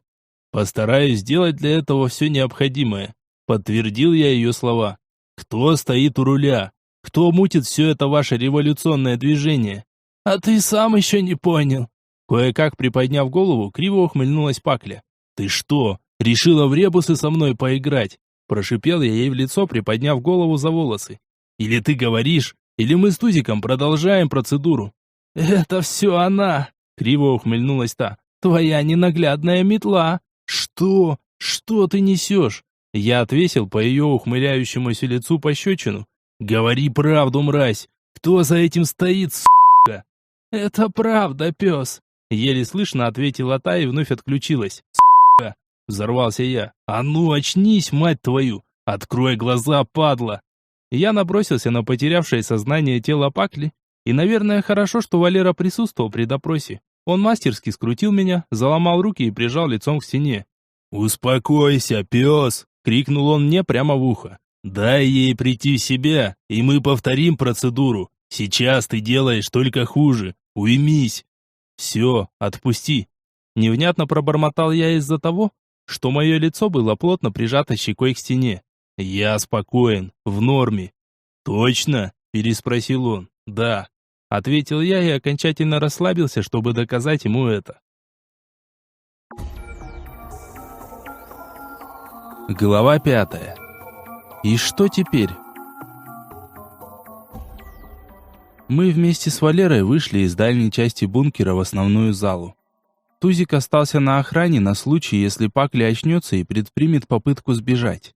От этой хитрой бестии всего можно ожидать. Даже несмотря на то, что сейчас день, кто ее знает, что там творится у нее в голове. Вполне возможно, что она предпочтет быструю смерть от клыков и когтей, тем самым подставив под удар нас всех. Вот только с нашим питомцем у нее вряд ли получится шутить. Так что пускай присматривает, ему я доверяю. «Ну что?» – тут же задал ожидаемый вопрос Дикий. «Удалось чего выяснить?» «Пока нет», – намеренно соврал я. «Оль, пойдем поговорим». Она без лишних вопросов поднялась с места и направилась за мной в другую комнату, коих в любом бункере хватало. В общей зале остались другие пленные. Их очередь еще не пришла. Да и взяли мы их больше на всякий случай, если ничего не удастся вытянуть из их командирши. Любая информация имеет ценность, даже если они ничего конкретно не знают. Из обрывков всегда можно составить картину происходящего. Кто-то что-то видел, кто-то слышал. Все это можно систематизировать и получить представление о структуре организации. Даже выйти на кого-нибудь из руководящего состава. Такой пример находился сейчас вместе с нами в бункере. Гайка. В свое время она удачно указала пальцем на Хана. Хоть она не участвовала во всем этом и даже не состояла в ячейке, а все же спрятать от нее координатора не получилось. Да, она не знала его имени, но описать бы смогла, задая необходимые вопросы. Вот на все это у меня и был расчет, когда я велел взять как можно больше людей живыми. Дверь закрылась за нашей спиной, и мы с Ольгой остались наедине. Вид у нее крайне растерянный, смотрит прямо в глаза, но при этом волнуется. Или не понимает, что сейчас происходит, и переживает за меня, или наоборот, находится очень близко к провалу. Я верю ей, в спину она не ударит. Даже если сказанное Пакле окажется правдой, то она обязательно мне все объяснит. «Что-то случилось, я чувствую». Она первая начала беседу, пока я всматривался в ее лицо. «Да, Оль», — кивнул я. «Не буду начинать издалека и спрошу прямо. Ты затеяла всю эту игру?» «В смысле?» — округлила глаза она. «И зачем я тогда вместе с тобой тут сижу? Под пули лезу, выдумываю разные способы?» «Пакля назвала твое имя». Не обращая внимания на оправдание, продолжил я. И она сказала это уверенно. Не для того, чтобы позлить меня или внести сомнения в голову. Ольга отвела взгляд, глубоко вздохнула и уселась прямо на пол. «Я давно должна была тебе сказать, но не хотела, чтобы ты волновался», выдержав паузу, произнесла она. «В общем, я не до конца здорова, хоть ты это и сам прекрасно понимаешь. Ведь ты не мог не заметить, так?» «Так», кивнул я, а внутри все похолодело, словно чья-то рука проникла в душу и сжала ее, сдавила своими ледяными пальцами. «У меня иногда бывают какие-то прозрения, но большинство событий я не помню». Между тем продолжила она. «Видимо, Боря сделал это специально, чтобы лишь частично вернуть мне воспоминания. И он это не со зла, ведь он оставил мне только хорошее, понимаешь? И если ты сейчас спросишь меня о том, что было плохого в моей жизни, я не вспомню ни единого момента, будто всегда жила в розовых очках. Я понимаю, что так не бывает. Это жизнь, и невозможно не получить от нее по голове, хоть раз, но такое обязано случиться». Вот почему я был уверен, что ты это скажешь. Я не спешил слепо довериться ее словам. Головой понимал, это действительно может оказаться правдой. Все ее безумное поведение как раз подтверждало сказанное. Так как она действовала в самом начале, после того, как Боря помог ей вспомнить меня, можно только при максимальной наивности. Меня это злило, бесило, не оставляло в покое, казалось глупым и безумным. Но сейчас очень многое встало на место. Мы все рождаемся с полным отсутствием чувства страха. Он является приобретенным рефлексом. Для этого природа специально придумала боль, чтобы мы знали и понимали угрозу жизни и здоровью. Чтобы в таком убедиться, не нужно далеко ходить. Достаточно посмотреть на поведение младенцев. До определенного возраста они не чувствуют края. Их любопытство на порядок превосходит благоразумие. И происходит такое до тех пор, пока не станет больно. Достаточно однажды упасть с кровати, и в следующий раз к ее краю ребенок станет приближаться с опаской. Конечно, до полноценного осознания ошибок должно пройти немало времени, но начало закладывается еще в младенческом возрасте. Именно маленькую девочку мне напоминала Ольга в своих поступках. Я все силился понять, почему так. С чего вдруг моя умная и рассудительная невеста вдруг стала вести себя беспечно? А все просто. В ее памяти не осталось и следа от всей той боли, что она получила в жизни. Опыт, тот самый, который мы приобретаем, лишь споткнувшись и разбив нос, его нет. Она словно только что родилась и делает свои первые шаги. Только я в последнее время выступаю в роли благоразумия, заставляя делать правильный выбор, исходя из личного опыта. И очень хорошо, что у нее достает ума прислушиваться. А ведь там, на площади, когда я поддался на их уговоры, там, где мы все едва не погибли, именно после того случая она стала оценивать свои поступки иначе и в первую очередь интересоваться моим мнением. А всего-то и нужно было споткнуться, увидеть ошибку, ощутить боль. Я уселся на пол рядом с ней и заглянул в глаза. Всего за мгновение в моей голове пронесся весь этот поток. «Прости меня», — хлюпнула носом та, готовая разреветься в любое мгновение. «Я не хотела, чтобы ты волновался. Ведь я люблю тебя, ты же знаешь». «Ну, конечно, знаю, родная», — ответил я. «Ведь я тебя тоже люблю». Наступила пауза, неловкая, давящая. «Что нам со всем этим делать?» Она отвернула от меня свое лицо, чтобы скрыть выступившие слезы. «Что, если в самом деле во всем этом виновата я?» «Есть верный способ проверить», — выдержав паузу, произнес я. «Но я не хочу, чтобы ты делала это только потому, что я попросил». «О чем ты?» Вытерев слезы, она снова посмотрела на меня. «Микс. Полный, тот, что сделал нам Боря в последний раз», — ответил я. «Я не знаю, что он откроет в тебе, как это повлияет на твой дар и кем ты станешь после». «Я готова», — кивнула она. «Нет, Оль, сейчас ты снова говоришь как ребенок, просто соглашаясь со мной». Покачал я головой. «Я хочу, чтобы ты подумала, как следует подумала». «Я готова», — повторила она свои слова, но уже другим уверенным тоном. «Думаешь, мне нравится жить вот так? Я на днях размышляла, что будет, если сунуть палец в огонь, понимаешь? Вот ведь знаю, что это больно, но хочется испытать ощущения, потому что я их не помню. Мне надоело перед каждым шагом выдумывать последствия. Я хочу, как ты, понимать все сразу, не насилуя свой мозг. Я готова». «Хорошо», — кивнул я и раскрыл портсигар. «Я буду здесь, с тобой». «Спасибо», — кивнула она и взяла в руки трубочку. Снова повисла тишина. Ольга держала в руках микс, глядя на него задумчивым взглядом. А я боялся произнести хоть слово. Нет, я был готов спугнуть ее решимость. Даже хотел, чтобы она передумала. Но не меньше всего этого я желал увидеть ее прежнюю и боялся одновременно. Ведь никто даже малейшего понятия не имеет, как все это работает. Что будет после того, как Ольга все вспомнит?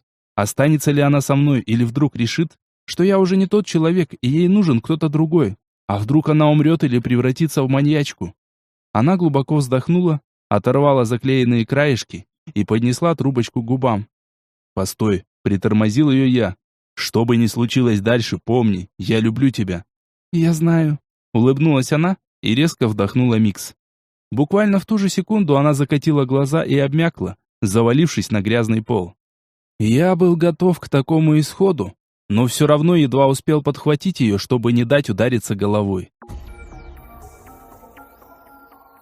«Может, хоть поешь?» — спросила Гайка, стоя за моей спиной с тарелкой. «3 час уже здесь сидишь». «Очнется, вместе поедим», — покачал я головой. «Ты ложись спать, не переживай». «Да как тут с вами не переживать?» — вздохнула та, но тарелку отнесла на стол и уже оттуда добавила. «Остынет ведь?» «Ничего, разогрею, справлюсь», — отмахнулся я. «Иди, ложись». Бункер погрузился в тишину. Пленники уже давно мирно посапывали, правда, находились при этом в отдельной комнате, дверь которой была прижата снаружи. Без шума из нее не выйти, так что мы могли спать спокойно, не прерываясь на дежурство. Пакля тоже пришла в себя. Ее раны полностью излечились, но к повторному допросу я пока не возвращался. Тузик все еще исполнял обязанности охранника. В тот момент, когда Ольга отключилась, и я выносил ее на руках, он уже сидел у двери и нервно размахивал хвостом. Мне даже пришлось на него поругаться, чтобы он вернулся к Пакле. Приказ он, конечно, выполнил, но как-то нехотя, неуверенно. Видно было, что зверь тоже переживает за хозяйку. И, скорее всего, ничуть не меньше меня. Одно радовало. Питомец все еще оставался послушным. А это значит, что дар Ольги никуда не делся, и она жива. Хотя неизвестно. Может быть, тварь просто привыкла к нам, а потеряв связь с роем, принимает нас за свою стаю. И даже если, не дай бог, Ольга умрет, он все равно продолжит верно служить мне. В голове царил полный хаос, бардак, мысли путались, постоянно перепрыгивали с одной на другую, и удержаться хоть за одну из них не представлялось возможным. Я уже 1000 раз пожалел о своем решении и успел переубедить себя в обратном. А она все лежала, не двигаясь, лишь веки шевелились, вздрагивали, словно она видела какой-то удивительный сон, что заставлял ее глаза метаться. Я потерял счет времени. О том, что прошло 3 часа, узнал только от Гайки. Аппетита не было, и все, что сейчас происходило, очень сильно напоминало события в доме у Бакса. Все снова повторялось. Я не понимал, что мне делать. Хотелось чем угодно занять себя, только не сидеть вот так без движений. Но страх мешал отойти от раскладушки, на которой лежала Ольга. Казалось, что стоит мне отвернуться, и она тут же умрет или ей станет плохо, а я упущу этот момент, и это также приведет к ее гибели. Но и сидеть вот так, глядя на ее бледное лицо, было невыносимо. «Мотя, Моть!» Кто-то осторожно прикоснулся к моей руке, и я, вздрогнув, проснулся. Я что, задремал? Кажется, да. Все тело затекло от сна в неудобной позе. Я подбросил голову и тут же ощутил боль в шее, отчего зашипел и поморщился. Мозг спросонья не сразу сообразил, что к моей руке прикоснулась Ольга. Но как только до него дошел весь смысл происходящего, сон окончательно слетел. «Как ты, родная?» — тут же спросил я и накрыл своей ладонью ее руку. «Кажется, в полном порядке», — прислушавшись к себе, ответила она. «Принеси, пожалуйста, воды. Жутко хочется пить». «Да, сейчас», — подорвался я и тут же пожалел об этом. Словно миллиард крохотных иголочек вонзились в ноги и спину, когда возобновился кровоток. Пришлось немного умерить прыть и под улыбающимся взглядом девушки, охая и ахая, ковылять к столу, где стояла пластиковая бутылка с водой. Я налил ее в кружку, немало при этом расплескав вокруг. Но на обратном пути уже чувствовал себя гораздо лучше. После того, как передал воду Ольге, немного помахал руками, ногами и даже покрутил корпусом, разгоняя кровь. Стало значительно лучше. «Жрать охота», — улыбнулась она. «Прям как в прошлый раз у Бакса дома». «Ты помнишь?» — спросил я. «Теперь я все помню». Посмотрела она на меня своими удивительными радужными глазами, и они на мгновение сверкнули. Тузик появился моментально и первым делом ткнулся ей мордой в ладонь. «Привет, разбойник», — улыбнулась она, села и потрепала его по холке. «Я знаю, что ты переживал. Со мной все в порядке».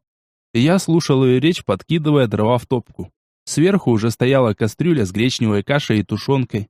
На раскладушке рядом зашевелилась гайка и, открыв глаза, вначале посмотрела на меня сонным взглядом и задала первый вопрос. «Как она?» «Сама посмотри», — кивнул я головой в сторону. Девушка перевела взгляд на Ольгу и улыбнулась, после чего потянулась и села, окончательно решив, что пора вставать. Следующим поднялся Валера. А когда запах еды разнесло по всему бункеру, проснулся и Дикий. Мы дружно уселись за стол и для начала плотно позавтракали. Насытившись, Ольга налила себе кружку кофе и задымила сигаретой. Я не трогал ее, не приставал с вопросами. Раз молчит, значит еще не время. Да оно и понятно. Прежде чем затевать разговор, что нам предстоит, для начала стоит подумать и разложить все по полочкам. Наконец окурок улетел в топку печи. Ольга в 2 больших глотка допила кофе и решительно поднялась со стула. «Все, я готова», — произнесла она, глядя мне прямо в глаза. «Пойдем к Пакле». Я молча кивнул, поднялся с места и отправился следом за ней. Мы вошли в комнату с пленницей, которая мирно спала, развалившись прямо на полу. Путы и суровый страж ей совсем не мешали. Ольга первым делом хорошенько пнула ее ботинком по ребрам, как следует приложила, без какого-либо сожаления. «Вставай, кобыла!» Ледяным тоном произнесла она, а мне оставалось наблюдать за происходящим, лишь раскрыв рот. «О, здрасте!» На лице Пакли тут же нарисовалась кривая ухмылка. «Явилась, мать!» «Ты че, мымра, попутала, что ли?» Приблизила к ней свое лицо моя невеста, которую я совсем перестал узнавать. «Я тебе оставила четкие и точные инструкции, тебе и твоему придурку Хану. Это какими дебилами нужно быть, чтобы так жидко обосраться?» «Ты чего, метла?» Только что впервые за все то время, что я знал Паклю, увидел неподдельный страх на ее лице. «Мы все делали в точности, как ты сказала. Ты дружку своему спасибо скажи. Он все масти обосрал». «Неужели?» Усмехнулась Ольга и присела перед пленницей на корточки. «А вот я сейчас вижу старую лесбиянку, которая решила подмять все под себя. Ты че из меня дуру-то делаешь?» «Метла, да я же думала, что ты все...» Попыталась отстраниться от нее та. «Я же не знала. Мне доложили, что у тебя с головой швах. Действовать нужно было. Твой хахаль воду мутит с такой скоростью, что ничего разглядеть не успеваем». Я едва уловил движение Ольги, заметив вначале реакцию Пакли, когда она вдруг выпучила глаза и захрипела. Только спустя время до меня дошло, что моя девушка внезапно нанесла ей молниеносный удар в кадык. «Еще раз откроешь свой поганый рот в его адрес, и я вырву тебе язык, поняла?» Совершенно спокойным голосом произнесла она, а Пакля лишь кивнула, пытаясь стянуть в легкие хоть каплю воздуха с выступившими на глазах слезами. Я же полностью потерял грань реальности. Смотрел на происходящее, не понимая уже вообще ничего. Ольга прямо на моих глазах превратилась в опасного хищника, который способен разорвать кого угодно. Именно такую девушку я встретил на фонтанах. Жесткую, беспринципную. Но сейчас в ней появилась и другая черта, та самая, знакомая мне. На меня она смотрела по-прежнему с нежностью, однако я все равно не узнавал ее. Она будто стала другим, уже 4-м на моей памяти человеком, при этом совершенно не меняясь внешне. «Значит, слушай сюда», — продолжила общение с Пакли она. «Я хочу знать, с кем и о чем ты разговаривала в мое отсутствие». «Я не...» — попыталась что-то сказать та и зашлась кашлем. «Подумай. Хорошенько подумай своими лошадиными мозгами, прежде чем врать мне в лицо», — сухо добавила Ольга. «Я ведь сразу узнаю, что ты врешь. Я же тебя, овцу, насквозь вижу». «Не говорила я», — снова закашлялась Пакля. «Никто, не знает никто». «Кто координирует нас во внешнем мире?» — уточнила Метла. «Вы все сделали, как я велела?» «Да, мы нашли людей», — хриплым голосом ответила она, но теперь уже без кашля. «Несколько человек из правительства и парочка из конторы. Все, как ты говорила. Микс сделал свое дело, и теперь они готовы пойти на все, что угодно». «Молодец», — похвалила ее Ольга. «Ладно, живи». С этими словами она выхватила нож и одним точным быстрым движением перерезала ей веревки на ногах, затем, грубо схватив за волосы, отодвинула ее от стены и освободила руки. «Твою мать, Метла!» — поморщилась та. «Понежнее никак?» «Ты давно такая розовая стала?» — усмехнулась Ольга. «Ладно, теперь давайте по факту. Моть, я все понимаю. Для тебя это покажется бредом. Но игру в самом деле затеяла я». «Ты права», — усмехнулся я. «Сейчас мне как никогда хочется понять, что происходит». В общем, мой план сработал. Уселась на пол она и прижалась спиной к стенке. Мы нашли их. Тимур вышел на нас совсем недавно. Все, конечно, прошло не совсем так, как было задумано, но своего мы добились. Моть, все это затевалось только ради того, чтобы вытащить на свет наблюдателей. Нам не нужна власть в мешке. Пусть ею наслаждается Мазай или кто угодно другой, мне плевать. Я хотела добраться до этих тварей и вывернуть их мехом вовнутрь. Этому наверняка есть причина. Кивком показал я, что начало истории усвоил. Есть. Ты сам должен понимать, какая, усмехнулась она.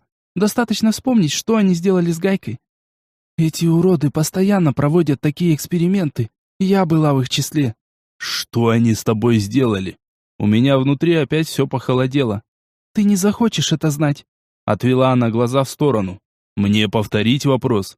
Настояла я на своем сухим холодным тоном. Они насиловали меня до тех пор, пока я не умерла.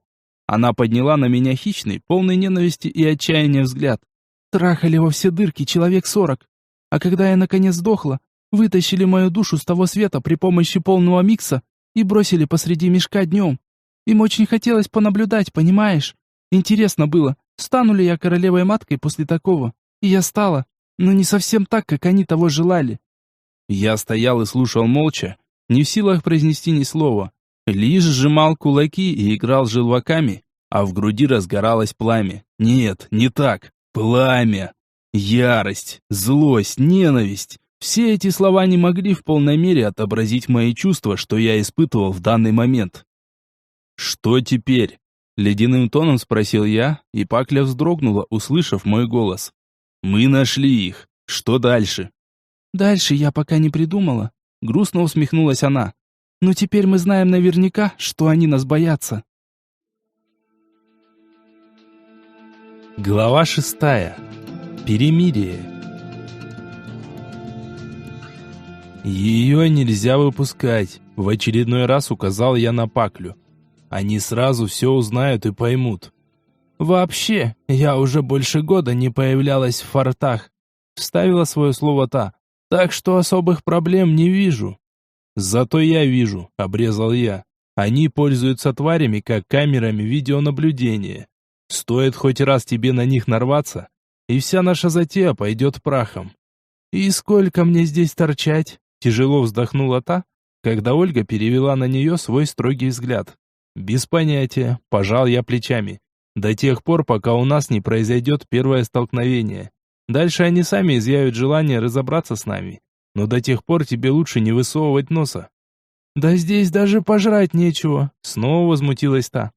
Мы привезем еды завтра, вместо меня произнесла Ольга. Но я склонна согласиться с Матвеем. Стоит тебе засветиться, и они сразу все поймут, а наша работа пойдет коту под хвост. «Постарайтесь побыстрее», — попросила Пакля. «Не люблю, когда мою свободу ограничивают». «Я могу тебя грохнуть, и вообще никаких проблем не будет», — пожала плечами метла. «Меня уже порядком достало выслушивать твое нытье». «Так, спокойно, я так-то уже согласна», — выставила вперед руки она. «Не нужно никого грохать». «Как ты осталась жива после нападения прозрачного?» Вспомнил я еще один момент, который так и не выяснил. «Микс», — охотно ответила она. «Он работает, как и любая другая пыль. Не обязательно его принимать после полученных травм. Можно сделать это и до». «А вот это отличная новость», — даже оживился я. «Мне всегда был интересен этот момент. Но почему так больше никто не делает?» «Ты вообще в курсе, сколько он стоит?» — усмехнулась Пакля. «А вдруг не пригодится? Мало кто захочет рисковать такими ресурсами ради случая». «Но ведь ты рискнула», — пожал я плечами. «Да, но я знала, с кем имею дело, и реально оценивала свои шансы». Внезапно возвысила она меня. «А тебе ходили серьезные слухи по мешку, а сейчас они стали еще более интересные, так что я решила перестраховаться. Как видишь, не ошиблась». «А если тебя убьют под действием микса?» Продолжил допытываться я. «Например, в голову пуля прилетит, или в сердце?» «Без разницы. Если ты в этот момент под миксом, то даже пополам разорванное тело восстановится», ответила Пакля. «Хотя не уверена, конечно, но в любом случае будет возможность добавить дозу, и нижняя часть отрастет. Правда, за это время пару раз умрешь от болевого шока, но шансы есть. Короче, ты меня понял. Голова зарастет в любом случае, Вот только потеря памяти будет обеспечена на все 100%. Понял, очень нужная информация, кивнул я. Так, а теперь по делу. Полагаю, что наблюдатели не просто так повернули нас назад, когда мы решили проехаться в сторону кладбища. Какого еще кладбища? Удивленно уставилась на меня Ольга. Это не твоего ума дело, обрезала ее Ольга. Предлагаешь повторить начатое? Но как? Они ни за что не дадут нам до него добраться. Есть у меня одна мыслишка, улыбнулся я. Странно, почему я сразу об этом не подумал. Ладно, обсудим это по пути в форт. Эй, а мне что делать? Снова оживилась Пакля. Сидеть здесь и не высовываться, в очередной раз повторила Ольга. И Пакля, не беси меня, ты поняла? Да ладно, натянула кривую ухмылку та. Че ты начинаешь-то сразу? Я тебя предупредила. Показала ей кулак метла. Мы вышли в общую залу к своим друзьям, оставив ту под присмотром Тузика, чтобы не подслушивала. С нее станется. Они тоже что-то обсуждали в это время, но, увидев нас, сразу притихли. А в их глазах читался откровенный вопрос. «У меня для вас две новости. Не стал я томить их. Не знаю, хорошие они или плохие, но определенно важные». «Ну и...» Тут же заерзал Дикий. «В общем, те, на кого мы охотились, наши союзники», усмехнулся я. «Не перебивайте, сейчас поясню. Дикий, я хочу точно знать, с нами ты или с Мазаем. Потому как то, что я хочу сейчас сказать, касается этого напрямую». «Я с вами, мы уже обсуждали этот вопрос», сразу ответил тот. «Но ведь ты понимаешь, что я могу и соврать на этот счет». «Надеюсь, что у тебя хватит ума понять то, что я сейчас скажу», кивнул я и выдал первую часть информации. В общем, вся эта затея с нулевыми была создана Ольгой. «Вот это, мать его, поворот!» пробормотал Валера и хлопнул себя по ноге. «Вот как чувствовал, а?» «Да», согласился я. У меня была примерно та же реакция. Но все на самом деле затевалось не ради смены власти. Хотя на это тоже ставка делалась. «Так, я сейчас не понял». Наконец отошел от шока Дикий и посмотрел на Ольгу. «Но как тебе все это удалось?» «Смогла найти нужных людей», — ответила она. «Очень сильно помог Бакс. Ему тоже очень не нравится положение дел, в частности из-за сына». «И снова многое стало понятным», — усмехнулся я. «Ладно, не в этом суть. Вторая новость еще более странная, но хотя бы ожидаемая. Нам нужно снова выйти на наблюдателей и на этот раз убить их всех». «А вот с этим могут возникнуть определенные сложности», — покачал головой Дикий. «Мы понятия не имеем, на что они способны и где их искать». «Тут я с тобой согласен», — кивнул я. «Есть у меня некие мысли по этому поводу, и здесь без твоей помощи никак не обойтись». «Что нужно делать?» — сразу оживился тот. «Нам как-то нужно склонить к сотрудничеству Мазая», — ответил я. «Одни мы ничего не сделаем, только погибнем. Сейчас как никогда необходимо объединить все имеющиеся у нас ресурсы и знакомства. Валер, мы с тобой пойдем во внешний мир к твоему знакомому подрывнику». «Без проблем», — кивнул тот. «Значит, идея с муравейником в силе?» «Думаю, это будет хорошей страховкой в предстоящем деле», — ответил я. «И Мазаи наблюдатели очень сильно от него зависят. Наверняка они пойдут на все, лишь бы отстоять кладбище». «А нам что делать?» — спросил Дикий. «Здесь ждать?» «Нет», — вступила в разговор Ольга. «Сейчас мы немного опережаем их всех. Нужно воспользоваться ситуацией. Мы с вами продолжим путь в нулевой форт. А Матвей с Валерой присоединятся к нам уже на месте. Надеюсь, этого времени хватит, чтобы установить заряды и переговоры вести уже с козырем в рукаве». «Да, серьезная многоходовка», — почесал макушку Дикий. «Я даже рад, что оказался на вашей стороне. Не хотелось бы мне попасть в стан ваших врагов». «Не говори гоп», — отмахнулся я, — «и сплюнь». Дикий с улыбкой поплевал через плечо и постучал себя по лбу. Ольга еще раз заглянула к Пакле с дополнительными инструкциями, и, освободив от обязанности охранника питомца, начали действовать. В первую очередь необходимо добраться до форта и прихватить с собой парочку зарядов. План был прост, и странно, что я сразу о таком не догадался. Мы собирались вместе с бомбами перейти границу миров, подключить к ним все необходимое и вернуться с готовым устройством сразу к муравейнику. В этом случае нам даже не придется искать проход в лабиринте трущоб. Я просто воспользуюсь способом направленного выхода. А как только мы завершим все необходимое, точно так же перейду границу и выйду уже возле нулевого форта. Надеюсь, к тому моменту нас там будут ждать все остальные. Помимо всего прочего, мне хотелось заодно решить вопрос с отцом. Доза полного микса у меня с собой. И пока мы станем минировать кладбище, вполне реально вылечить его болячку. Ну а при очередном переходе вернуть его обратно. Вроде в голове все это выглядит достаточно просто и обязано пройти без каких-либо проблем. Мысли периодически возвращались к наблюдателям и тому, что они сделали с моей Ольгой. Я даже не стал задавать ей вопрос, почему она не пошла ко мне навстречу, когда узнала о моем появлении в мешке. Сейчас многое встало на свои места само по себе. Ее поведение. Почему выбрали отца в качестве посредника во внешнем мире? Действия Пакли, Хана. Все это больше не вызывало вопросов, если только мизерные. Даже тот самый переворот власти в мешке казался логичным. Ведь наблюдатели курируют нулевых, словно серые кардиналы проворачивают свои темные дела чужими руками.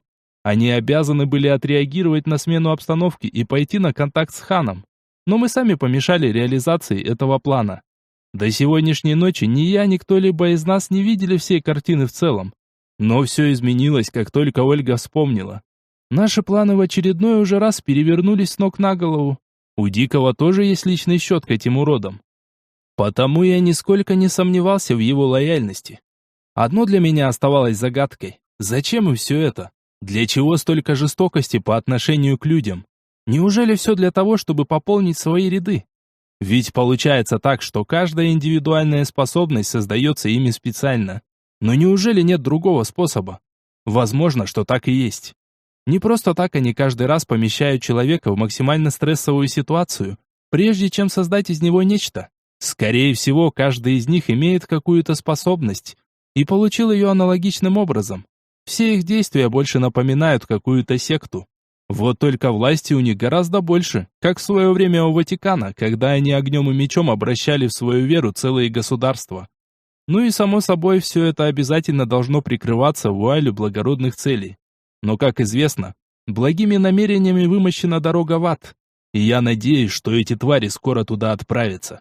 Да, именно их нужно было называть тварями. Те существа, что охотятся на нас по сравнению с этими паразитами, милые пушистые зверушки.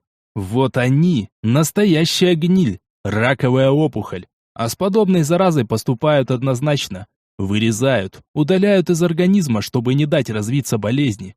Как далеко распространяются их полномочия? Какими свойствами их наделил мешок? Это пока остается под большим вопросом, но мы это выясним, обязательно. Информация правит миром, так всегда говорил мой отец, и я склонен этому верить. Они сильны до тех пор, пока мы ничего о них не знаем. До форта мы успели добраться ближе к обеду. Полночь – самый час пик после утра, конечно.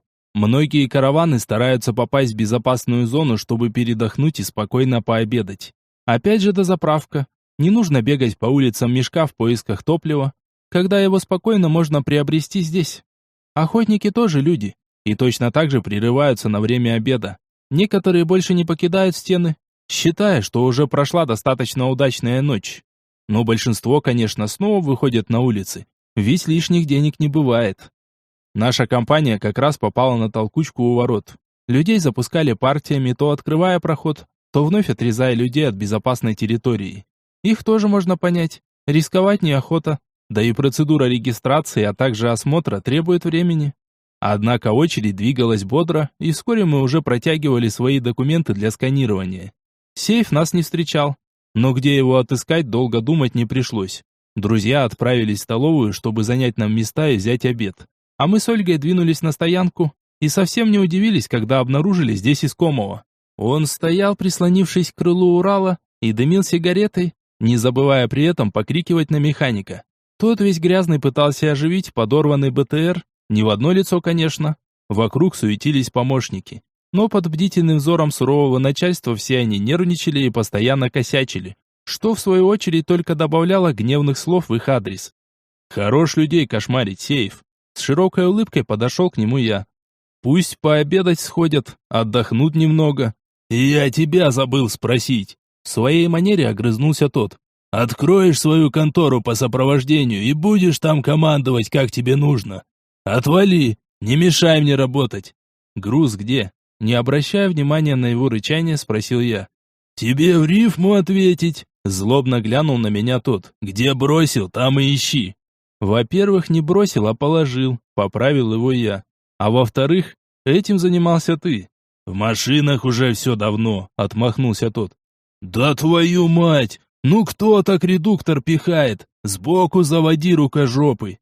«Да он тяжелый, капец!» Пыхтя и упираясь, пробормотал в ответ механик. «Ой, идиоты!» Закатил глаза Сейф. «Тебе Бог специально для этого красную пыль придумал? Неужели мозгов нет совсем?» «Когда на ход поставите?» Кивнул я в сторону техники.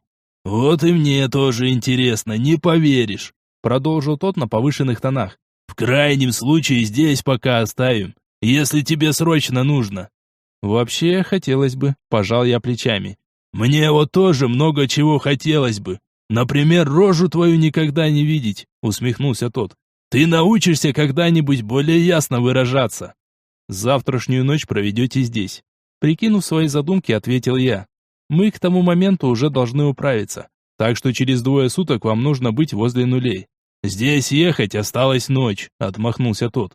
«Управимся, если эти рукожопые шевелиться будут. Ну или в крайнем случае броню на обратной дороге заберем». «Спасибо тебе за все, Сейф. Без тебя мы бы не справились». Искренне поблагодарил его я. «Ой, отвали со своими розовыми соплями». Вместо «спасибо» получил я. Но тем не менее видно было, что похвала ему приятна. «Так, ладно, горе слесаря, перерыв, много не жрите. Вам после обеда продолжать еще». В столовую отправились дружной большой компанией. Мужики кое-как оттерли руки ветошью, но общий вид, конечно, был тот еще. Надеюсь, их допустят до еды в таком обличии. Хотя штаны с курткой они сменить догадались. Иначе еду им, скорее всего, пришлось бы брать на вынос. Вряд ли работники столовой согласятся отмывать мазут от стульев, тем более, что к вечеру это место станет выполнять роль ночного бара. В целом обед прошел спокойно, все роли распределены, задачи поставлены, пришло время действовать. Ящики оказались неподъемные, а все по одной простой причине – защита от опасного излучения. Сам заряд не такой уж большой и тяжелый. Основной вес составляет ящик и окружающая плутония электроника. Упаковка имеет толстые свинцовые стенки, призванные защитить слабое человеческое тело от радиации. Так что говорить о том, чтобы тащить это все на руках, не может быть и речи. Пришлось конфисковать у сейфа УАЗ, что никоим образом не добавило ему хорошего настроения. Однако, вывалив кучу ненормативной лексики на мою голову, он вынужден был согласиться. Тем более, что я, можно сказать, просто так подарил ему Уралы. Ведь до нужного места он нас так и не доставил. Загрузив в багажник 2 таких ящика, мы выбрались за пределы форта, и немного попетляв, чтобы скрыться от лишних глаз, я извлек из кармана портсигар. На всякий случай я заготовил еще несколько трубочек под смесь коричневой и белой пыли. Все необходимые составы уже давно не входили в одну емкость. И еще пребывая в гостях у Бакса, я приобрел 2 дополнительных. Один находился в рюкзаке, другой в ближайшем доступе, в нагрудном кармане. И последний, с редкими смесями и миксами, я держал во внутреннем отделении камуфляжной куртки. Да, знатно я оброс добром, зато недолгое время пребывания в мешке. А ведь попал я сюда, можно сказать, с голой жопой. Из ценного тогда со мной оказался только бинокль, который до сих пор покоится в рюкзаке как напоминание о былом. Но самым знатным багажом я считал полученные знания. Именно они бесценны, и чем больше я познавал этот мир, тем больше в этом убеждался. Пыль влетела в легкие, и буквально через несколько секунд машина въехала в потемневшее облако, чтобы выпустить нас уже на другой стороне. Ночь во внешнем мире очень сильно отличается от мешка. Даже при наличии городского освещения здесь она гораздо темнее. Да и помимо всего остального, различия сразу бросаются в глаза. Например, своей оживленностью. Москве нет дела до тех, кто привык жить и работать днем. Когда наступает ночь, она не останавливается, лишь сменяет своих обитателей. Потому остаться незамеченным в ней не такая простая задача. Однако мой расчет оправдался, и наш УАЗ вывалился в спальном районе. Рассекать по МКАДу на машине, которая заточена под реалии мешка, это лишний раз привлекать нездоровый интерес полиции, которая наверняка не дремлет. А дальше стоит только остановиться и предъявить транспорт к досмотру, и вряд ли после того, как доблестные стражи порядка обнаружат в нашем багажнике то, что мы перевозим, нам дадут возможность объясниться, если только на суде и при наличии адвоката, и то не факт. Действовать пришлось очень быстро. Как только мы вывалились, Валера тут же нажал на вызов своего товарища. Ничего удивительного в том, что он спал, не было. На дворе все-таки 2 часа ночи. Однако после 3-го настойчивого вызова он все же подошел к телефону. «Тебе что надо, мудила?» — резко ответил он. «Сухой, это я», — обозначился мой товарищ. В ночной тишине я прекрасно слышал собеседника, несмотря на то, что Валера общался не по громкой связи. «Кто, мля, я?» — все так же раздраженно спросил тот. «Ты хоть понимаешь, кому ты спать помешал?» «Да Валерка это, тупая ты скотина!» — не выдержал он. «Сухой, мне твоя помощь нужна, срочно!» «Да чтоб меня черти дрючили!» — оживился собеседник на другом конце. «Валерон, ну ты нашел время! Чего случилось-то?» «Не по телефону. Давай в Южное Бутово, почти к самой окраине. Я координаты сейчас скину», — затараторил Валера. «И это, корочки на всякий случай захвати». «Ты там убил, что ли, кого?» Голос Сухого явно выражал удивление и волнение. «Ладно, молчи. Не то к делу пришьют. Сейчас буду». Для Москвы сейчас это не менее часа, а порой и того больше. Хорошо, что сейчас ночь, и в дополнение к расстоянию отсутствуют пробки. Однако Сухой удивил и добрался до нас всего за 40 минут.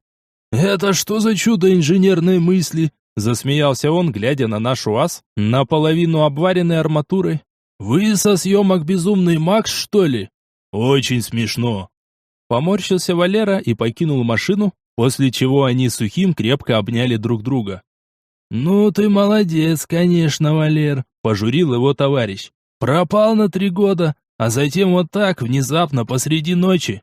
«Сух, реально дело очень срочное и очень деликатное», — начал издалека тот. «Ну, где покойник?» — усмехнулся подрывник.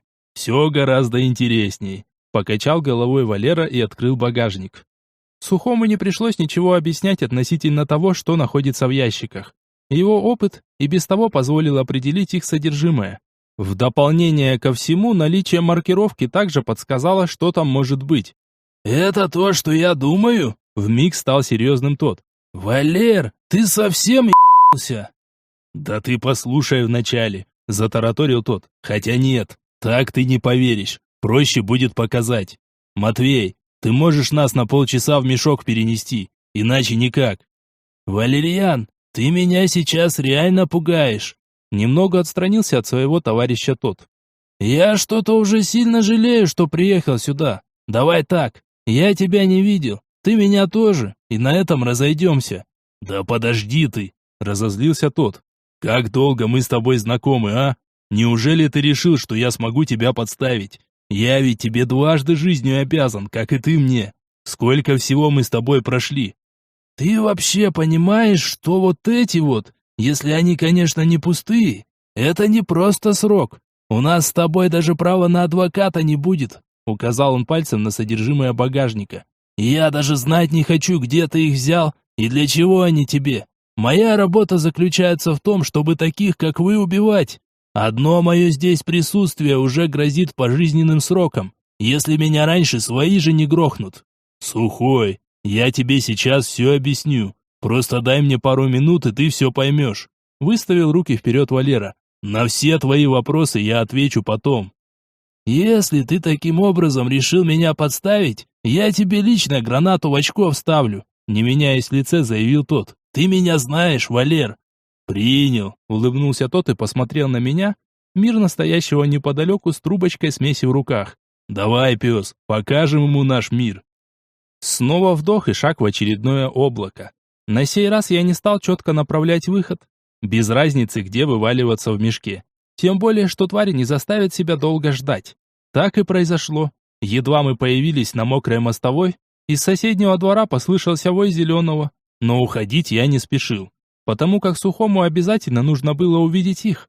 И вскоре первая делегация встречающих появилась в конце улицы. Первым пер зеленый. Словно танк, гигантская шестилапая черепаха лезла вперед, подминая остовы ржавых машин у обочины, По ее бокам сильными быстрыми прыжками рвались в бой синие. Мелкие гномы уже карабкались по стенам, в попытке как можно быстрее занять позицию наверху, откуда удобнее всего сбрасывать тяжести нам на голову. В завершении парада маячили два гигантских силуэта красных, которые раскачивались из стороны в сторону, будто сосны на ветру. Я перевел взгляд на Сухого. Он с открытым ртом наблюдал за происходящим, хотя в самом начале приземления собирался высказать о нас много любопытного. При переходе между мирами очень сложно устоять на ногах, и он, как и мы в том числе, завалился в лужу. Но все его слова застряли в горле, едва вдалеке послышался вой тварей, а сам их вид окончательно выбил из него желание переживать за чистые джинсы. Как только опасность столкновения превысила все возможные границы, я подхватил обоих и снова шагнул в еще открытый разрыв. «Это что такое сейчас?» В очередной раз поднявшись на ноги, наконец вернул до речи Сухой. «Это где? Что это за херня там была?» «Это место называется Мешок», — пустился в объяснение Валера. «И нас там ожидают некоторые проблемы». «Да уж я успел заметить, что там за проблемы». Сухой все еще часто дышал, а его глаза постоянно бегали, пытаясь определить направление опасности. «Нет, то, что ты видел, это так, брызги», — усмехнулся я. «А вот эти штуки способны помочь решить настоящую, действительно серьезную». «А не проще туда больше не возвращаться?» — задал резонный вопрос тот. «Эту херню я помогу вам спрятать. В конце концов, в ваш мешок ее скинете, от греха подальше». «Не все так просто», — покачал головой Валера. «В общем, такое дело, Сухой, нам нужно установить на них таймеры и защитить от любопытных рук, а также от переноса на другое место. Таймер желательно запаролить, и чтобы он имел возможность внести поправку во времени. Сможешь?» «Если только ты мне расскажешь, что за херня только что произошла». Наконец, более или менее пришел в себя тот. Теперь наши ящики уже не казались ему чем-то таким ужасным и противозаконным. Человек, прошедший не одну войну, быстро сообразил, что они предназначены не для мирного населения и не для теракта в подземке метрополитена. Ему хватило нескольких секунд, чтобы оценить врага и прикинуть шансы. Да, ему много чего не известно. Ни о камнях, ни о пыли, ни о том, как убивать тварей. И что выжить в мешке не так уж и сложно. Хотя простым это занятие тоже не назовешь. Однако думал он недолго и наконец решился. «Так, давайте за мной», – оживился Сухой. «Есть здесь неподалеку схрон один. Постараюсь вам помочь». «Блин, а эти сейчас за нами следом не вылезут?» «Нет», – усмехнулся я. «На их счет можешь не волноваться». Тот кивнул и запрыгнул за руль своего Мерседеса. Запустил двигатель, несколько раз мигнув нам аварийками. Мы с Валерой также загрузились в УАЗ, и наш маленький кортеж вскоре покинул спальный район. Естественно, что никто из нас не заметил хитрую прозрачную тварь, которая вынырнула из мешка и, втянув ноздрями воздух, двинулась по горячим следам, что оставили машины на асфальте. Глава 7. Отец. Сухой привез нас в старую пожарную часть. Точнее, боксы, в которых когда-то давно располагались дежурные красные машины. Здесь он выкупил для личной мастерской один из таких и оформил его на какого-то бомжа. Все это он рассказал, пока мы выгружали тяжеленные ящики. «Сколько тебе нужно времени?» – спросил я. «Дня 2 точно проковыряюсь». Почесал макушку тот. «Нужно еще все необходимое привезти, одежду специальную». Я взглянул на экран телефона, на котором бежали цифры обратного отсчета. Прикинул в уме остаток по времени. Вроде вполне себе успеваем. «Валер, ты как? В помощь останешься? Или со мной к отцу?» – уточнил я. «Даже не знаю», – пожал тот плечами. «Сухой, тебе как, помощь нужна?» «Если только вместо радио развлекать меня будешь», – усмехнулся тот. «Хотя я бы с удовольствием про ваш мешок послушал». «Оставайся», – улыбнулся я, видя его нерешительность. «Ага», – улыбнулся в ответ он. «Мне бы такси вызвать и денег на дорогу», – смущенно добавил я. Как-то не привык в долг просить, обычно я не нуждаюсь. Но вот вся ситуация в данный момент не располагала к обладанию денежными средствами внешнего мира. Ну не нужны они в мешке. «Как же вы там живете без денег?» Словно прочитав мои мысли, спросил Сухой. А вот на эту тему тебе Валера сейчас все и расскажет. Махнул я рукой в его сторону. Подрывник протянул мне купюру максимального номинала и вызвал машину. «Я верну», — дал я обещание, приняв деньги. «Отвали», — усмехнулся тот. «Я вроде как не нуждаюсь». Машина прибыла быстро. Видимо, находилась где-то неподалеку, и, пожав ребятам руки, я выскользнул за ворота. Назвав водителю адрес, уселся на заднее сиденье и уставился в окно, наслаждаясь видами ночной Москвы. Посмотреть было на что. За то время, что я провел в мешке, глаза отвыкли от рекламных огней, приличных дорог, светофоров и встречного света автомобилей. Дважды нас с ревом обогнали заточенные под уличные гонки машины, лаская мой искушенный слух звучанием двигателей. Я невольно улыбнулся, вспомнив, как совсем еще недавно ругался по этому поводу с Ольгой. Она всегда переживала за меня, просила оставить это увлечение, а жизнь вон как повернулась. Мы теперь оба ежеминутно рискуем собственным здоровьем, и ничего, словно так было всегда. И интересно, а что бы она сказала сейчас? Соберись я на очередное ночное пати. Наверняка без лишних слов заняла бы место штурмана и с восторгом мчалась по ночной Москве, призывая меня добавить газу. Таксист словно чувствовал мое настроение и за всю дорогу не произнес ни слова. Машина остановилась возле огромных кованых ворот, и я без сожаления отдал ему купюру без сдачи. Скорее всего, он на это и рассчитывал, потому как адрес я назвал далеко не бедного района.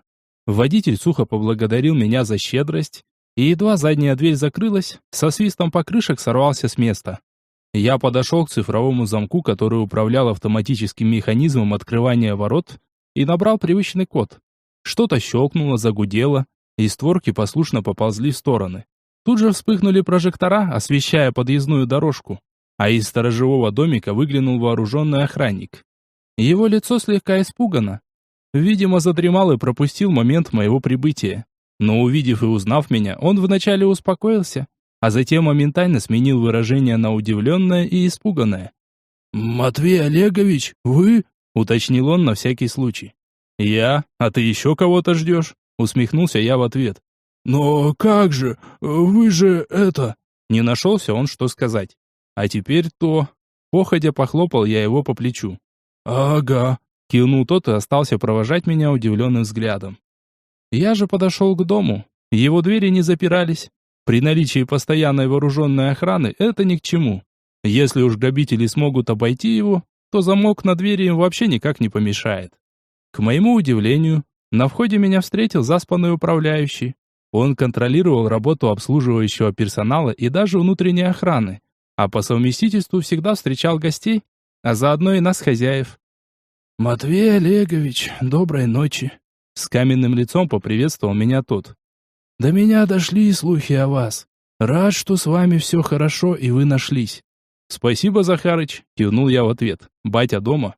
«Да, Олег Васильевич спит», — доложил тот. «Попросите разбудить?» «Если не сложно», — согласился я. «И от чашки кофе не откажусь». «Я распоряжусь», — вежливо отозвался Захарыч и удалился. Меня в очередной раз захлестнули воспоминания, и пока управляющий раздавал указания сонной прислуги, я с удовольствием разгуливал по дому, в котором прожил не так уж и много времени. Отец закончил его строительство, когда мне было уже 14, а через 3 года я переехал жить в отдельную квартиру. Не сказать, что я не бывал здесь, отнюдь. Часто навещал отца и не забывал устраивать вечеринки в его отсутствие.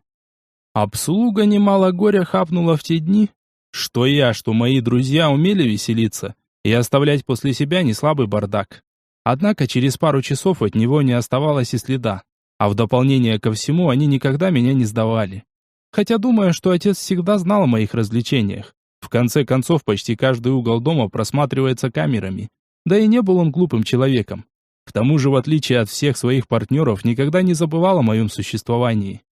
Возвращаясь в гостиную, я услышал аромат свежесваренного кофе, который всегда готовился в турках, и, несмотря на общепринятый этикет, подавался в большой кружке. Отец уже сидел в кресле, осторожно прихлебывая горячий напиток. Вторая кружка находилась рядом на невысоком столике. «Здравствуй, сын!» — сонным голосом поприветствовал меня он. «Как твои дела?» «Извини, что разбудил». Уселся я в кресло, напротив которого стоял крепкий парящий кофе. «Ничего», — усмехнулся он. «Мы не так часто видимся в последнее время. У тебя что-то случилось?» «С чего ты взял?» — пожал я плечами. «Тогда почему ты здесь?» Задал он вполне логичный вопрос. «Из-за тебя, бать. Не стал я ходить кругами. Я знаю о твоей болезни». «Валера», — усмехнулся он. «Ну, рано или поздно ты все равно должен был узнать». «Бать, я могу помочь». Посмотрел я ему прямо в глаза. «Есть средства, но для этого тебе нужно попасть в мешок». «Зачем?» — улыбнулся отец. «Что зачем?» Не понял я его вопроса. «Это средство действует только там. Здесь оно бесполезно. Ты сможешь даже года скинуть». «Ты не понял, сын», — сделался серьезным он. «Зачем мне это нужно?» «Ну, как?» Я даже опешил от такой постановки вопроса. «Ты же умрешь». «Да», — кивнул тот. «Это естественный ход вещей. Родители умирают, дети рожают внуков. Жизненный цикл продолжается. Бать, я реально могу помочь». Мне не хотелось понимать его странное решение. Оно казалось глупым и необдуманным. «Ты сможешь прожить еще долго». «Зачем?» — повторил он свой странный вопрос. «Ради чего? Чтобы вот так одному слоняться по этому огромному дому? Или чтобы приумножить те деньги, которые даже тебе больше не нужны?» Но я так и не нашелся, что на это ответить. «Как же так, бать?» «Все хорошо, Матвей», — вновь улыбнулся он. «Ты знаешь, ведь я очень сильно любил твою маму. Наконец-то я снова с ней встречусь». «Я не хочу, чтобы ты умирал», — привел я последний аргумент.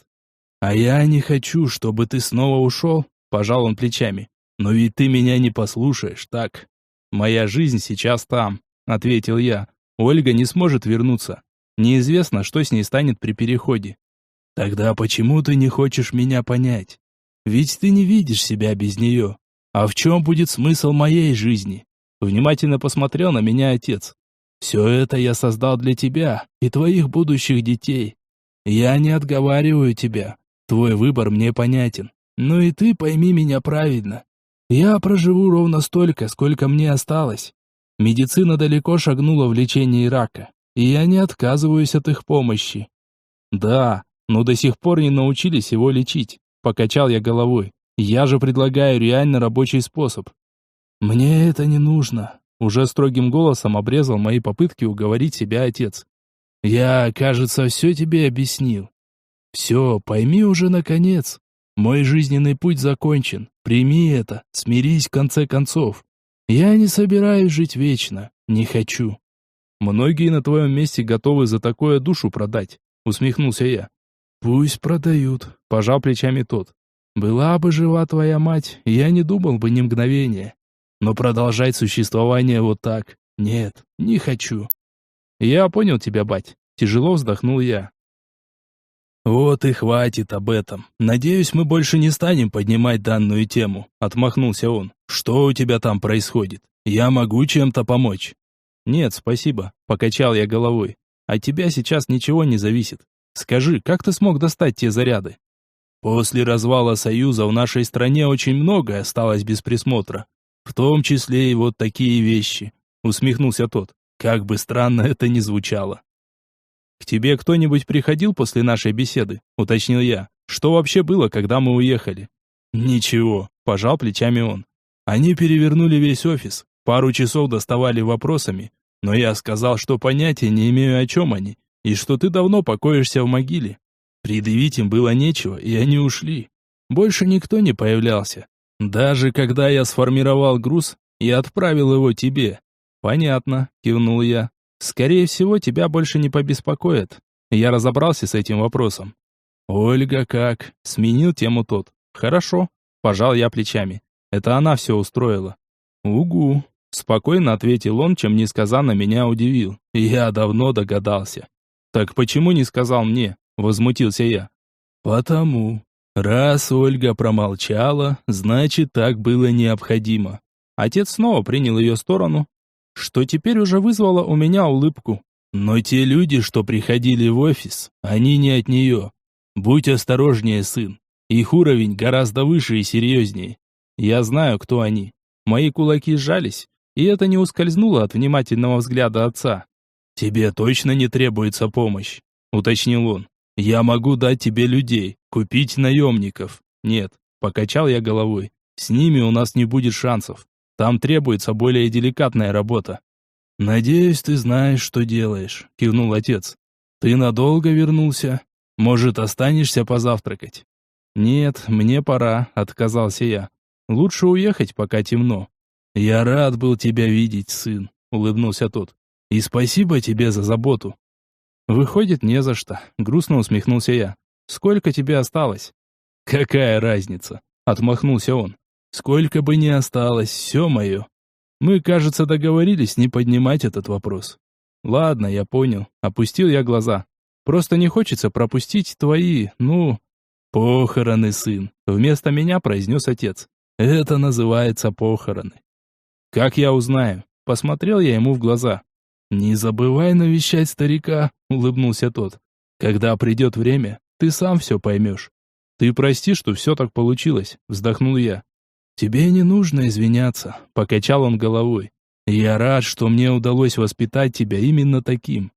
Я вижу перед собой мужчину, с которым приходится считаться, и это вызывает у меня гордость. Мне действительно можно умирать со спокойной душой. Мы разговаривали еще долго, вспоминали мать, мое детство, какие-то нелепые поступки молодости и то, как он вообще начинал свое восхождение. Он даже старые фотографии откуда-то выудил, и мы с удовольствием рассматривали его и мою маму в молодости, еще в черно-белом формате. Дом я покидал с тяжелым сердцем. Отец проводил меня до ворот, дал денег, чтобы я расплатился за такси и вернул долг Сухому. При этом у меня еще оставалось очень много. Но пусть будут. Надеюсь, я посещаю внешний мир не в последний раз. Помимо всего прочего, я уговорил отца посетить Мешок. Не ради выздоровления. Этот вопрос больше не обсуждался. Просто он оговорился, что соскучился и по Ольге, и хотел бы повидать ее перед тем, как... Ну а раз уж она не может перейти границу, так кто мешает сделать это ему? На то мы порешили. Как только мы разгребем свои проблемы, я обязательно покажу ему наш мир. Возможно, ему понравится, и он передумает. Хотя, зная его характер, это скорее за гранью фантастики. Таксист высадил меня за пару кварталов от мастерской Сухого. Я хорошо запомнил дорогу. Долгое пребывание в Мешке прекрасно научило меня ориентироваться в городских застройках. Если там я не плутал уже достаточно долгое время, то в нормальном мире это вообще вопросов не вызывало. Несколько раз ударив ногой по воротам, я дождался заведомо предсказуемого вопроса «Кто?». После ответа меня запустили внутрь. Валера воровато осмотрел все еще пустынную улицу и задвинул самодельный шпингалет, блокируя вход. «Как успехи?» – спросил я, понимая, что по сути у них еще только самое начало процесса. «Нормально», – отмахнулся тот. «Ты один?» «А с кем?» Не сразу понял я его вопроса. Не, батя отказался». «Как?» – удивленно уставился на меня тот. «Совсем?» «Да, Валер», – поморщился я, намекая, что мне не хочется об этом говорить. «Он не хочет и точка». «Понятно». Сделал он грустное лицо. «Чё там, Валерон, жратва приехала?» Вылез откуда-то из подвала Сухой. Это ты! Я думал, доставка». «Вы, смотрю, вообще не паритесь», усмехнулся я. «А кто-то еще совсем недавно о сроках кричал, называл нас отморозками». «Ну, мне что теперь, не жрать, что ли?» Пожал тот плечами и снова исчез Люки, что расположился в углу помещения. Заряды были готовы немногим раньше. Сухой объяснил нам принцип действия, и вскоре мы уже закидывали ящики обратно в УАЗ. Только на этот раз с дополнительным оборудованием. Оставалось лишь дождаться ночи, и можно возвращаться обратно в Мешок. «Значит, смотрите, здесь аккумулятор поставите. Если с него клемму скинуть, будет взрыв. Здесь таймер, он под паролем. Валера код записал». Проводил повторный инструктаж тот. «Если ввести его неверно, сразу взрыв. Провода имеют несколько обманок. Плюс я поставил геодатчик. Если сдвинуть бомбу хоть на миллиметр...»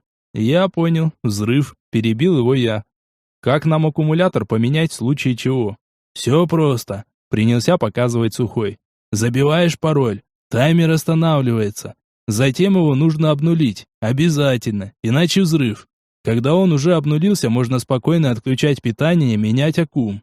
По идее, его на несколько лет хватить должно. если он новый и заряжен полностью. Тут расходов почти никаких. Таймер на жидких кристаллах, считай калькулятор. Он вообще не жрет. Основной заряд требуется для запуска реакции, но там тоже не так много нужно. Вот здесь стоит электронный взрыватель. Ему по факту 2 батареек типа Крона достаточно. Сух, мне это вообще ни о чем не говорит, усмехнулся я. А, ну да, точно, отмахнулся он. Привычка уже. Значит, смотрите внимательно. Прежде чем запускать, я... В общем, там все по уму сделал. Но на всякий случай проводки проверьте, чтоб нигде ничего не отвалилось. Если вдруг что-то покажется подозрительным, лучше не включайте. Везите назад, я посмотрю. Ты так говоришь, будто мы на соседней улице живем. Сухой вызвал у меня очередную ухмылку. Мне Валера все рассказал. В тон мне растянул губы в улыбке тот. Так что давай там не прибедняйся. Если что, я могу с вами по-быстрому сгонять и все включить. Не думаю, что это хорошая идея, покачал я головой. Лишний раз прыгать между мирами не стоит. Как хотите, пожал плечами он. Ладно, спасибо за интересную работу. Первый раз в жизни с такой херней сталкиваюсь. Реально любопытная вещь. Вроде в теории все понятно, а по факту выглядит иначе. Классный опыт, короче. Это тебе спасибо, дружище, обнял своего товарища Валера. Ну, ты помнишь, да? Никому ни слова. Обижаешь, братан, улыбнулся тот. Ну, успехов вам, мужики. С этими словами он распахнул ворота, и мы покинули бокс. Отъехав на пару кварталов, нам удалось отыскать более или менее тихое место. Я извлек очередную трубочку, вдохнул смесь, и вскоре наша машина вывалилась посреди трущоб. Какой-то дом разлетелся в щепки, приняв на себя удар кузова, и проехав буквально метр, УАЗ заглох, упершись мордой в какой-то бетонный пасынок. Дальше придется пешком. Других вариантов плотная хаотичная застройка не предполагает. Хорошо, что действие белой пыли помогло определить направление. Да и высадились мы буквально в 5 метрах от нужного места. Сейчас я это прекрасно понимал. Ящики кое-как выволокли наружу и положили в грязь. Для начала я предварительно разведал путь, чтобы удостовериться в правильности и точности нашего попадания. Да и тащить так будет гораздо легче, когда знаешь, куда поставить ногу и где правильно свернуть. Валера решил не испытывать свои физические возможности и принял красную пыль. Я поступил аналогичным образом, и вскоре мы без каких-либо проблем перли оба заряда сразу, положив их друг на друга. Поляна, в центре которой находился вход в самое ценное место мешка, вынырнула из-за очередного поворота довольно неожиданно. Несмотря на то, что мы прекрасно знали, куда идти, но ввиду похожести окружающего пейзажа это все равно произошло внезапно. Казалось, будто впереди ожидает еще несколько лачуг, но все оказалось немного ближе, что, впрочем, совсем не минус. Но на этом наши неожиданности не закончились. Не успели мы и пару шагов сделать, как пожухлая трава в центре зашевелилась, и нам навстречу вышли несколько вооруженных людей. Ну, как несколько? Человек 20 навскидку. Впереди них с улыбкой во все 32 зуба, важной походкой и преисполненный собственным превосходством вышел Тимур. «Молодец, мой мальчик», – произнес он странную фразу и похлопал рукой воздух примерно на уровне своего лица.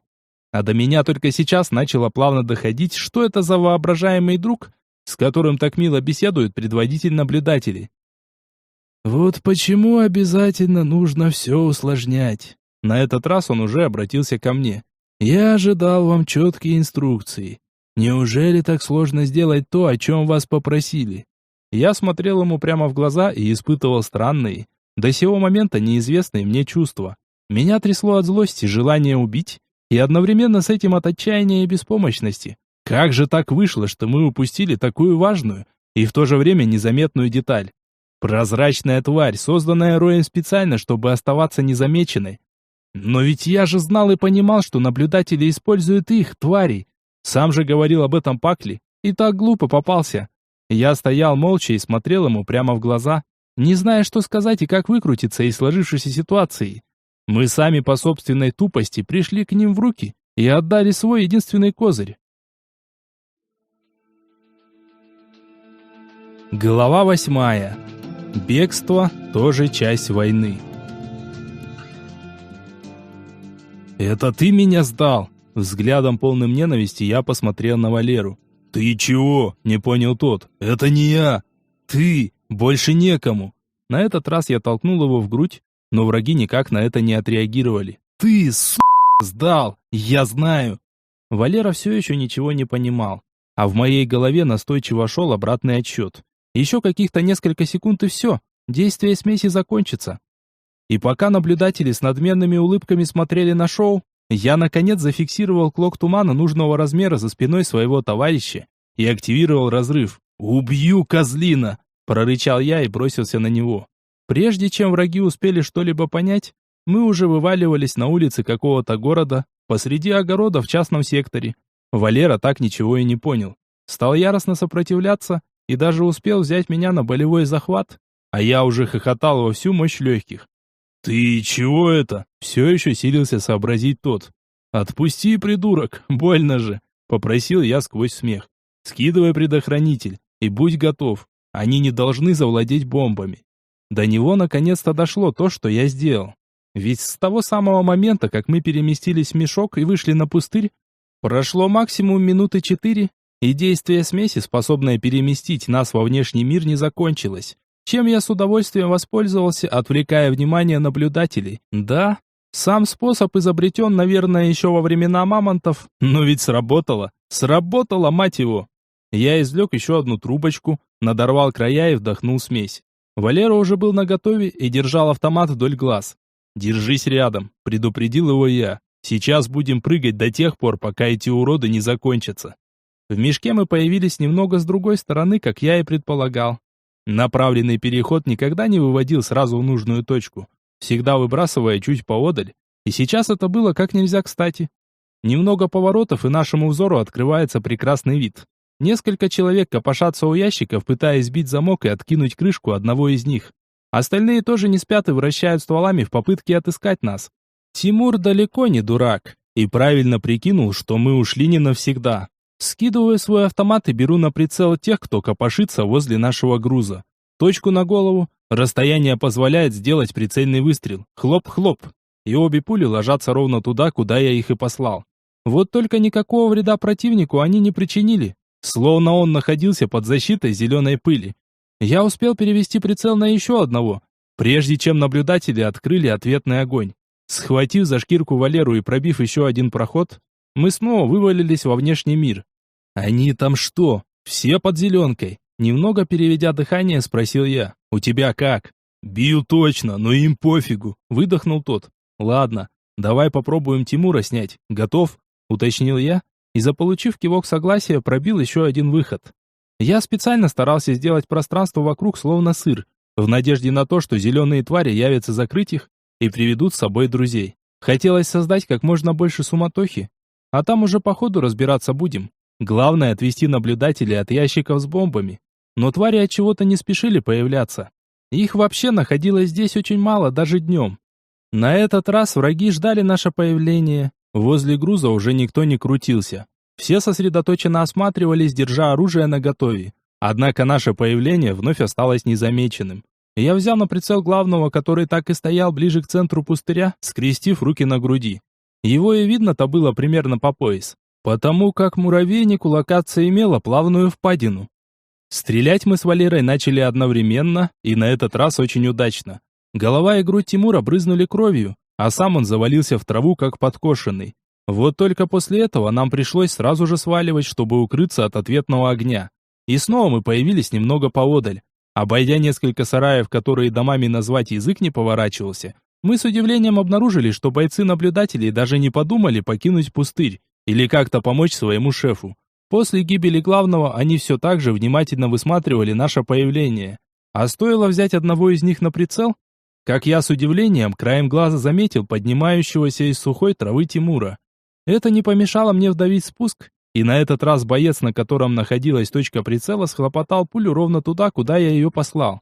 Выстрел Валеры также достиг своей цели, что позволило хоть немного сократить их поголовье. Тимура повторно убить не получилось. Пришлось срочно покидать мешок, чтобы не схлопотать пулю. Укрыться за домами из жести не представлялось возможным. Автоматы прошивали их, словно бумагу. Нам пока везет, потому как противник бьет вслепую, не видя конкретного места атаки, а просто реагируя на звук и направление выстрелов. Очередной прыжок во внешний мир, еще одна трубочка в губах, и смесь влетает в легкие. На этот раз мы вышли в полуметре от нашей машины, но это пофиг, ведь противник понятия не имеет, с какой стороны нас ожидать. Несколько поворотов, и как только перед взором появился пустырь, в мою голову упирается что-то твердое. «Руки в гору!» — услышал я. «Эй, сюда! Я взял их!» А вот это он зря. Не самая лучшая идея подходить вплотную с оружием в руках. Все же оно создавалось специально для того, чтобы убивать противника на расстоянии. Резким движением отбрасываю ствол автомата в сторону, хватаю Валеру за грудки, и мы вновь вываливаемся во внешнем мире. «Твою мать, с***ка!» — психую я. «Откуда он взялся?» «Да там за угол заверни, считай, не видно уже!» — выпалил на одном дыхании Валера. «Че делать-то?» — продолжил психовать я. «Они там бессмертные, что ли? Ты видел? Этот козел поднялся, как ни в чем не бывало. И те двое тоже на ногах». «Ты у меня спрашиваешь?» – пожал плечами тот. «Я вообще без понятия, как у вас там все устроено. Может, они под миксом?» «Может и так», – отмахнулся я, но все же стал немного успокаиваться. Похоже, что плана «Б» у нас нет. Бомбы мы пролюбили. «Может, еще раз попробуем?» – предложил Валера. «Нет, инициатива упущена», – покачал я головой. «Они нам больше высунуться не дадут. Да и смысл, если мы им даже сделать ничего не сможем. Ладно, валим к нашим. Будем решать по ходу». На этот раз проход я пробивал к нулевому форту. Как ни печально, но наш план с минированием кладбища твари провалился. А все так хорошо начиналось. Кроме себя в случившемся винить некого. Мы сами пропустили прозрачного. Впредь нужно быть более внимательными. Сейчас, прежде чем прыгнуть к нулям, я осмотрелся вокруг, прибегнув к помощи тепловизора в своем прицеле. Однако наблюдатели тоже не дураки, и дважды одну и ту же хитрость применять не стали. Появиться удалось прямо на краю буферной зоны. Хорошо, что не в самой, где легко каждый шаг может стать последним, ведь хозяева фортов любят разбрасывать по ней мины. Прежде чем выйти к воротам, пришлось немного пройтись вдоль периметра, так как дорога, ведущая к стенам, оказалась немного в стороне. Но нас это уже не смущало. Внутрь попали без лишних вопросов. Видимо, наши успели добраться сюда немногим раньше, а может быть, Мазай просто увидел знакомые лица и разрешил пропустить. Под сопровождением двоих вооруженных охранников нас отвели к зданию, где в прошлый раз я общался с ханом. Я нисколько не удивился, когда нас передали внутренней охране и через некоторое время подвели к той же самой двери. «Спасибо, крыс», — поблагодарил Мазай одного из сопровождающих. «Приведи остальных. Думаю, теперь они будут готовы к разговору». Тот кивнул и исчез за дверью, а хозяин кабинета развалился в кресле и обратил свое внимание к нам. «Ну что, допрыгались?» — усмехнулся он.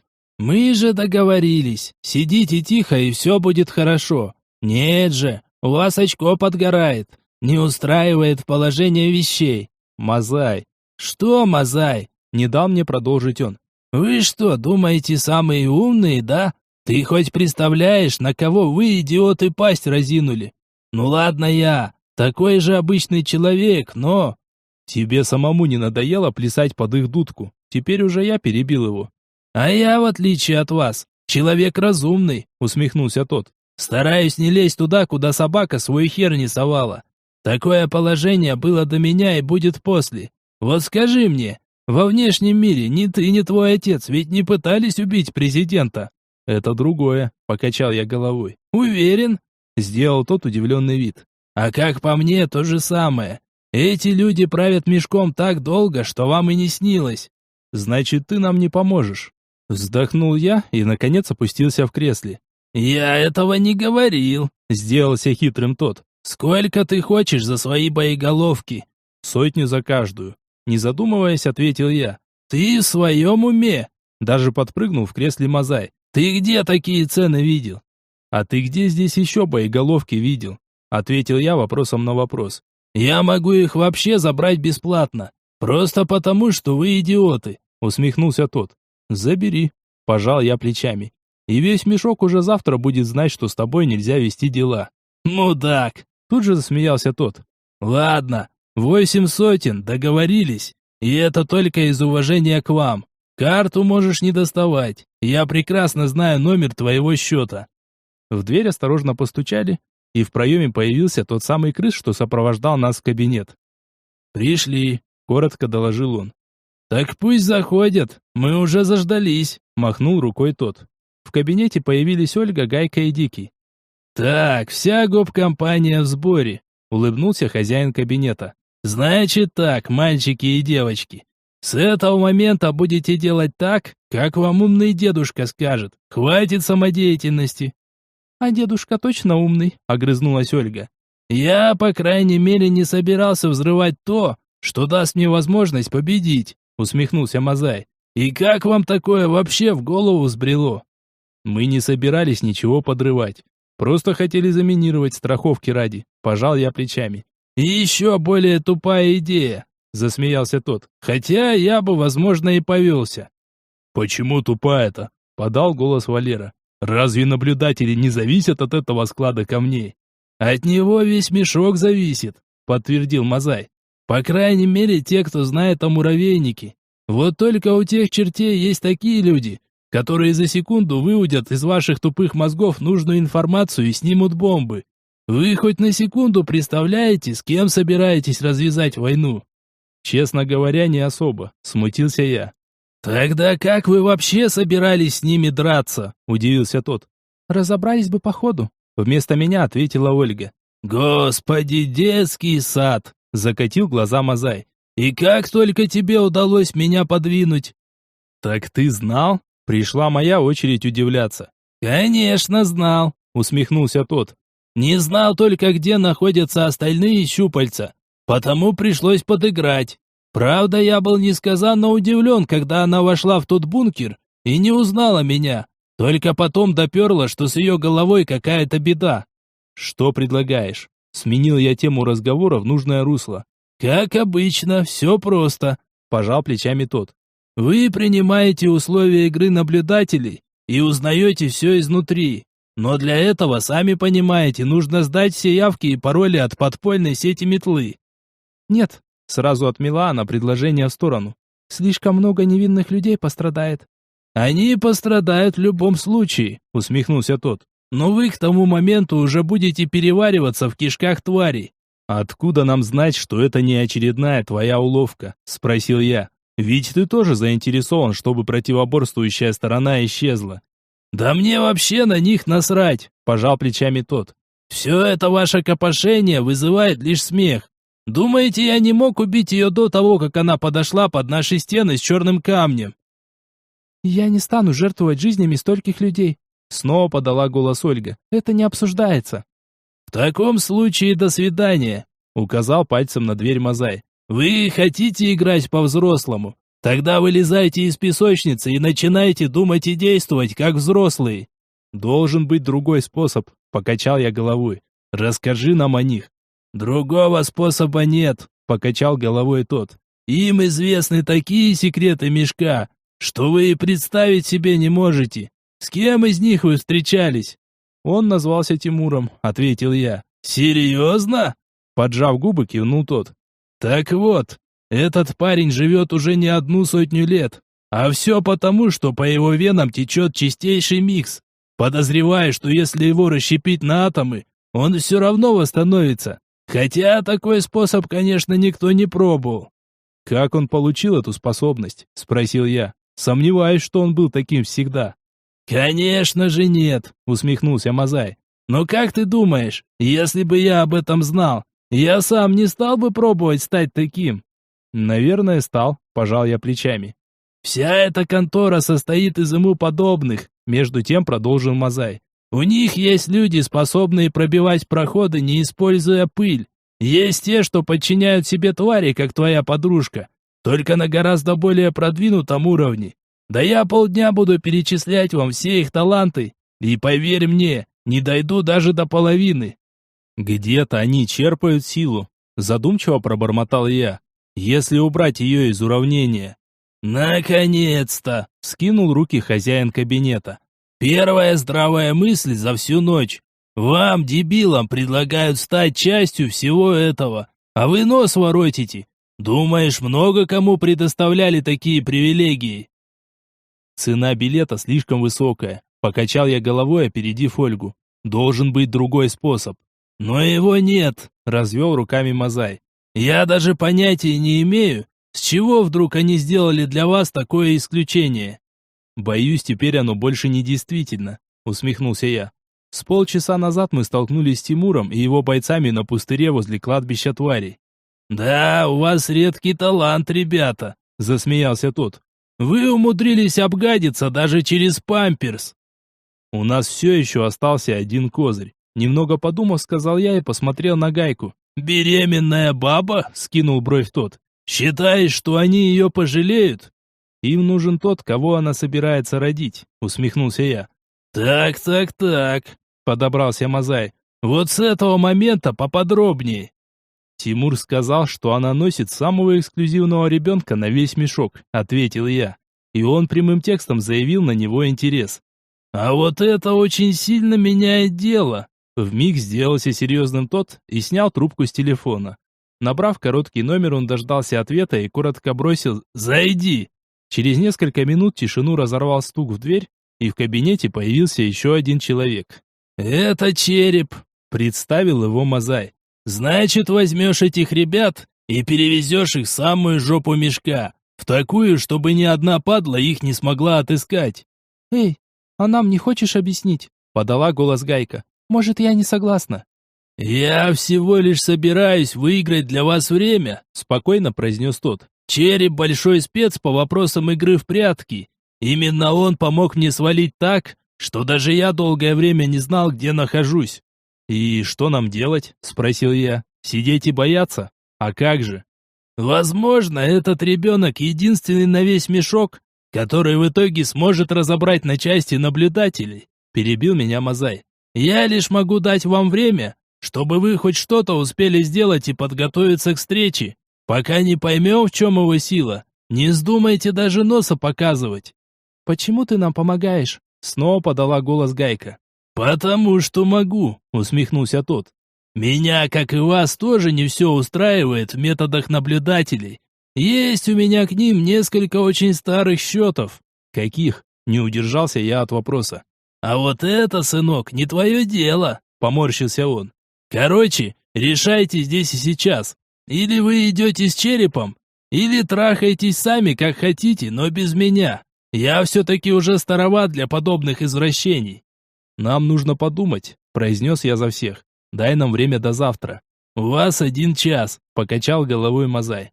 «Можете сходить на обед, пока принимаете правильное решение». «И как долго мы должны скрываться?» — уточнила Ольга. «Год? 5 лет? 10?» «Понятия не имею», — пожал плечами тот.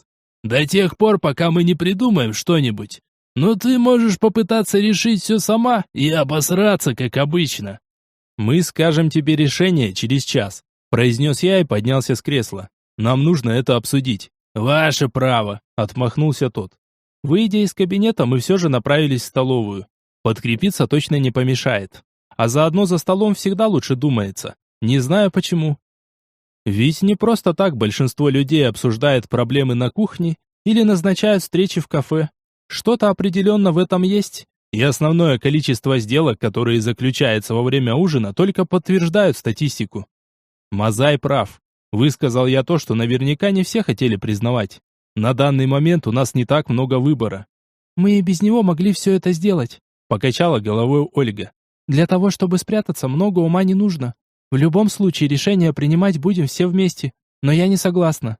«Так предложи что-нибудь взамен», — произнес я. «У меня нет идей», — покачала она головой. «Моя ставка делалась на муравейник». «Я, наверное, соглашусь с Мазаем», — высказал свое мнение Дикий. «Мне изначально не хотелось рисковать здоровьем Гайки, и уж тем более моего ребенка. Я за». «Валер, а ты что думаешь?» — спросил я последнего члена нашей небольшой команды. «Думаю, пауза пойдет нам всем на пользу», — немного подумав, ответил он. «Мы действительно не знаем о возможностях наблюдателей. Там на пустыре мы убили 3, и все 3 через пару минут уже были на ногах. Половину из них даже пули не берут. Может, эта пыль так действует, не знаю. Но они даже не пытались укрыться. Я еще не встречал таких врагов, которым по барабану смерть. И это страшно. Может быть, не стоит прятаться долго, но пауза нам точно не повредит». «Я не верю ему», — произнесла Гайка в наступившей тишине. «Он что-то не договаривает. Зачем ему нам помогать?» Резонный вопрос, согласился я. Но ответ на него мы вряд ли получим. Да и нет у нас других вариантов в данный момент. По крайней мере, я не знаю больше никого, кто может нам помочь. Так может, ну его к лешему этот мешок, произнес Валера то, что наверняка думал каждый. Вернемся обратно в нормальный мир. Мы не знаем, как это повлияет на Ольгу и ребенка. Покачал я головой. И я не уйду отсюда, пока не достану всех этих ублюдков. Тебя могу вывести, если хочешь. Я чё, на крысу похож? Округлил глаза тот. Нет уж, вместе так вместе. Решение приняли общим голосованием. И вышло так, что Ольга тоже подняла руку за предложение Мазая. Видимо, поразмыслив над всей ситуацией, она поняла. В настоящий момент это действительно наилучшее решение. Пообедав, мы вновь отправились в кабинет высокого начальства, но нас даже на порог здания не пустили. Вместо этого в дверях появился Череп и поинтересовался нашим решением. Получив положительный ответ, он попросил следовать за ним, полностью игнорируя наши вопросы. Мы прошли до одного из соборов, что располагались на территории Кремля, где спустились в подвал. Далее из него мы попали в ветку метро и погрузились в небольшой поезд. Скорее, это даже была машина, которая стояла на рельсах, может, чуть более вытянутая. Хотя какая, в общем, разница? Пусть не занял много времени, и примерно через полчаса мы вышли из бункера где-то на улицах Мешка. Ну, как вышли? На самом деле мы даже улицу не видели, сразу попав в кузов какой-то машины. Череп все это время находился с нами и точно так же продолжал делать это молча, полностью игнорируя наши вопросы. Нас постоянно пересаживали, мы передвигались то на метро, то на машине, то пешком, и за все это время ни разу не приблизились к фортам. Столкновений с тварями также удавалось избежать. Притом каким-то неведомым образом. Череп не являлся эксом. Это было очевидно, потому как он никогда не оставлял нас, был всегда на виду, и мы бы обязательно такое заметили. Наши вопросы по-прежнему игнорировались. Все его общение сводилось к командам, которые мы неукоснительно исполняли. Счет времени уже давно потеряли. Единственное, что являлось более или менее понятным, время года. В свои права вступило лето, и темп продвижения сильно упал. Ночь длилась максимум 4 часа, но мы все равно упорно двигались в неизвестном направлении, пока в один прекрасный день Череп не завел нас в ворота форта. Он оказался настолько маленьким, что насчитывал всего 5 сотен жителей. Вышек по периметру казалось совсем чуть-чуть.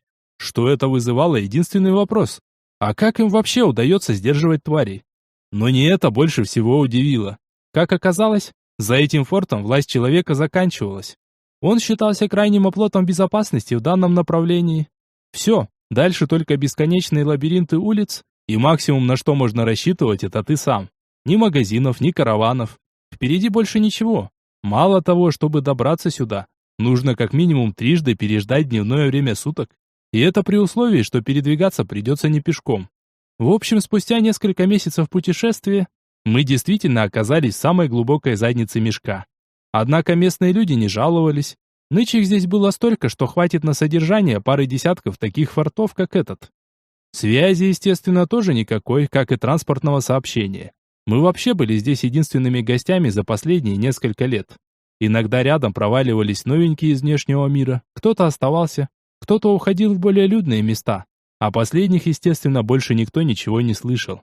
Мы словно посреди тайги очутились во всеми забытой деревне. Череп провел с нами несколько дней, после чего распрощался и, пожелав удачи, исчез в неизвестном направлении. Гайка к тому моменту уже готова была разродиться своим первенцем. Дикий нервничал, а мы с нетерпением ожидали, что за чудо-ребенок должен появиться на свет. А самое главное, что нам со всем этим делать и как жить дальше. Меня не покидало чувство, будто мы сделали ошибку, согласившись на это все. С другой стороны, другого выхода я так и не видел. Хотя мозг уже устал анализировать все случившееся. Нам оставалось только ждать, что мы терпеливо и делали. Глава 9. Пополнение прибыло. Прошла всего пара дней после того, как нас покинул Череп. Мы только начали отходить от той гонки, которая длилась несколько месяцев, и на мою голову почти сразу посыпалась целая куча вопросов. Пока мы постоянно куда-то ломились, мозги были заняты одним: поскорее бы все это закончилось. Затем, когда мы достигли цели, началась совершенно другая суета. Необходимо обустроиться, снять жилье, разобраться с деньгами, в нашем случае с камнями. Счет, конечно, имел очень весомую цифру, но в этом форте требовался исключительно нал. Хорошо, что он был, но его объема не хватало, чтобы закрыть все наши потребности. Того, что мы имели, едва достало, чтобы оплатить жилье на пару недель вперед. А ведь еще необходимо как-то питаться. Пришлось устраиваться на работу. О том, чтобы промышлять охотой, и речи идти не могло. Потому как стоит попасть на глаза хоть одной твари, как о нас тут же станет известно наблюдателям. В общем, забот хватало. И хорошо, что череп всячески помог с обустройством, пока еще находился с нами. Когда с формальностями было покончено, Дикий всецело отдался нервному ожиданию и всюду сопровождал Гайку. Ее, да и нас всех, забавляла его излишняя суетливость. Иногда девушка даже над ним подшучивала, делая вид, что вот-вот начнутся роды. Ей хватало лишь охнуть и придержать рукой живот, как Дикий начинал бегать вокруг и разводить панику. В общем и целом жизнь налаживалась. Но как только мы отоспались, покончили с бытовыми вопросами, вошли в поток и приспособились к новым условиям, в голову тут же полезли вопросы. Как черепу удавалось обходить тварей? Нет, я понимаю, такое может происходить день, два, хрен с ним, даже неделю. Но на протяжении нескольких месяцев, при этом находясь постоянно в дороге? Ладно, допустим, у него талант чуйка. Назвать можно как угодно, но ведь это мешок. Здесь не получится переть на удачу. Мы пробовали избегать тварей намеренно, но почти сразу попали в засаду грабителей. Однако череп вел нас таким образом, что обошел все возможные неприятности. Как это у него получилось? В случайности подобного рода я не верю, но хоть тресни, это казалось мне очень подозрительным. Второй вопрос возник в первую рабочую смену на вышке. Именно он заставил сердце сжаться в нехороших предчувствиях. Часам к 5 утра я отправился на пост и замер напротив ворот, еще не осознавая, что именно мне не нравится. Что-то свербило, не давало покоя. Пока я наконец не въехал, в чем, собственно, дело. Вход был открыт. Открыт, мать его, под утро, под восход солнца. Как? Кто мог быть столь беспечен? Я сразу же доложил об этом старшему смены и услышал растерянное: «Ой, ща исправим». «Да он что, идиот на всю голову? Да за такое нужно ставить к стенке и лупить сапогами всем фортом. Желательно их при этом даже на ноги не обувать, чтобы подольше мучился. А он, ой». Третий момент оказался не менее странным. За весь день из пулемета я выпустил 2 короткие очереди, отгоняя особо любопытного зеленого. Он даже на буферную зону не вышел, ошивался где-то по окраине. И это все твари за день?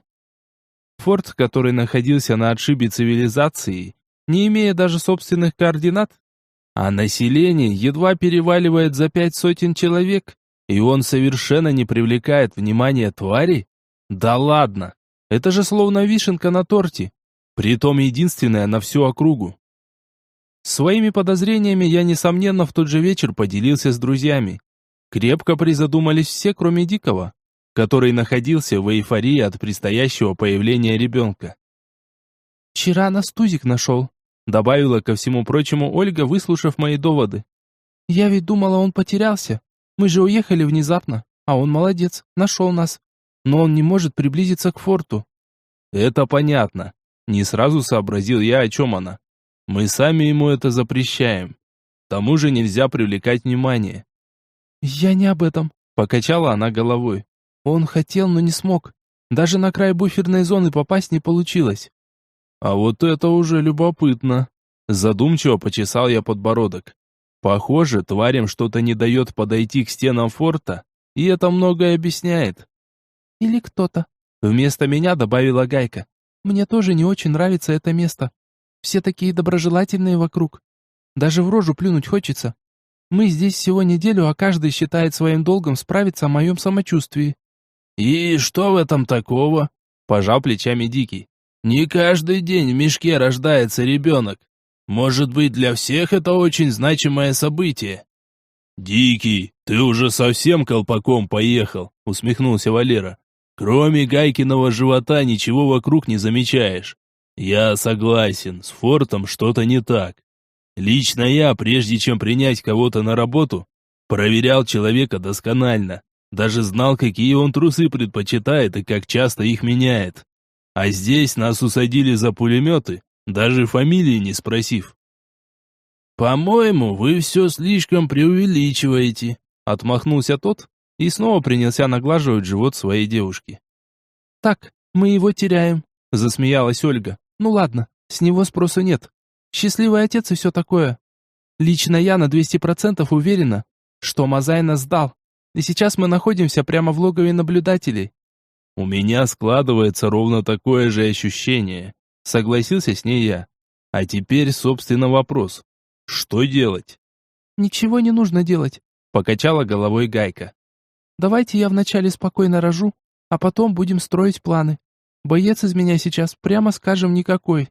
«Да, давайте не будем спешить с выводами», — согласился с ней Дикий. «Мне иногда кажется, что из вас двоих беременный ты», — засмеялся я.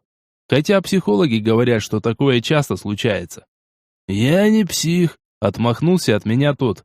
«Просто я люблю своего сыночка и хочу, чтобы он родился нормально, а не где-нибудь в подвале под рычание тварей и постоянную стрельбу».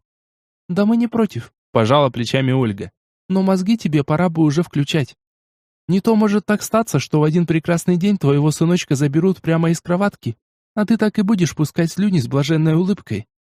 «А ведь она права, Дикий», — кивнул я в ее сторону головой. «Наблюдатели могут сохранять нейтралитет лишь ради его рождения. Но кто знает, как они поступят после». «Я весь форт на куски порежу, если хоть одна падла к нему притронется», — прошипел тот. «Нет, похоже, парень все еще с нами», — засмеялся Валера. «Но в одном я с ним согласен. Пока все тихо, может и не следует панику разводить. Поживем, присмотримся как следует». «Ладно, пожалуй, соглашусь», — кивнул я. «Живем спокойно и делаем вид, что все в порядке». Гайка родила через 2 недели после нашего разговора. Все это время мы не сидели без дела. Думали, изучали, прикидывали. Я дважды делал попытку покинуть форт. Но, увы, это оказалось под запретом, притом только для нас. Теперь уже стало очевидно, что мы находимся в стане врага, и нас сюда поместил Мазай. Однако безвыходных ситуаций не бывает. Гайку забрали в местный медпункт, где под руководством медицинской сестры она родила крепкого, здорового сына. Этому радовались всем фортом, будто действительно произошло некое судьбоносное событие. Мальчик не имел никаких видимых причин для подобной радости. Глаза обыкновенные. Да и само поведение ровно такое, как должно быть у младенца. В общем, малыш ел, спал и пачкал пеленки. Время шло незаметно, и мы уже начали сомневаться в его уникальности, пока не произошло нечто странное. В свои права уже вступила зима, и малыш к этому времени давно научился узнавать наши лица. И каждый раз улыбался беззубым ртом, стоило кому-либо из нас появиться в его поле зрения. Дикий пребывал на 7-м небе от счастья, а на утро он запланировал целое мероприятие. Празднование заключалось в том, что парень впервые самостоятельно поднялся на ноги. Не без помощи опоры, конечно, но для любящего отца это было событие вселенского масштаба. Все произошло внезапно, впрочем, как всегда. Ольга возилась с мальчуганом, как вдруг отстранилась от него, посадила на попу и внимательно с осуждением посмотрела тому в глаза. «Сережа, а ну быстро верни все, как было», — строгим голосом произнесла она. Мальчуган, видимо, понял, что поступил нехорошо, и через секунду разразился ревом на всю квартиру. Дикий мгновенно оживился и быстрее родной матери явился на место событий. «Что, малыш, тетя тебя обидела?» Тут же приступил он к допросу. «Скорее наоборот», — усмехнулась Ольга. «Посмотри на меня, ничего не замечаешь?» «Нет». Недоуменно уставился на нее тот. «Что произошло?» «Я вот даже без зеркала поняла, что у меня глаза стали нормальными», — продолжила она. «Я только что связь с Тузиком утратила, и вообще восприятие мира сменилось, будто кто-то внезапно музыку выключил, которая до этого непрерывно играла. А теперь внимательнее посмотри на своего сына». «Твою мать!» — пробормотал Дикий, заметив, что глаза его малыша приняли цвет радуги. «Это как?» Блин, Дикий, хорош тупить. Разозлилась Ольга. Скажи ему, чтобы все вернул на место. Да как я ему скажу-то? Почесал макушку тот. Он же маленький еще. Наше внимание с самого начала было приковано к месту событий. Но когда мы наконец поняли, что же все-таки произошло, то моментально подскочили с места. «Так он что, твое умение себе забрал?» — уточнил я. Да, сам посмотри. Кивнула Ольга в сторону малыша. Я присмотрелся к ребенку и действительно увидел, что его глаза раскрашены радугой. Я думаю, ему просто понравился яркий цвет. Немного подумав, сказал я, вряд ли он понимает, что такое умение и как он его забрал. Может и так, согласилась она. Но ты хоть представляешь, что он наделает с ним? Там сейчас Тузик уже, может, жителей на куски рвет. Ну, это тоже вряд ли, отмахнулся я. Как минимум, уже стрельбу слышно было бы. Сережа, сейчас же верни Ольге то, что ты взял. Строго произнесла Гайка, и глаза моей девушки вновь приобрели радужный окрас. Вид у мальчугана был растерянный и даже слегка напуганный, но он больше не плакал, а мы впятером стояли и переглядывались. Наверняка в головах каждого появилась примерно одинаковая мысль, которую тут же озвучил Дикий. «Нет, пес, даже не думай об этом», — покачал он головой. «Я не дам своего сына для твоих экспериментов». «Дикий, ты совсем дурак?» — осуждающе посмотрел на него я. «Неужели ты решил, что я собираюсь взять ребенка на войну?» «Я знаю, о чем ты думаешь», — покачал головой тот. «Нет, не знаешь», — усмехнулся я. «Гайка, как ты заставила его вернуть дар Ольги? Сомневаюсь, что он понял твои слова. Я уже давно за вами наблюдаю, и мне иногда казалось, что вы умеете общаться без слов. А теперь я в этом только убедился». Я не знаю, как это работает, покачала головой мама мальчугана. Это скорее от него исходит, не от меня.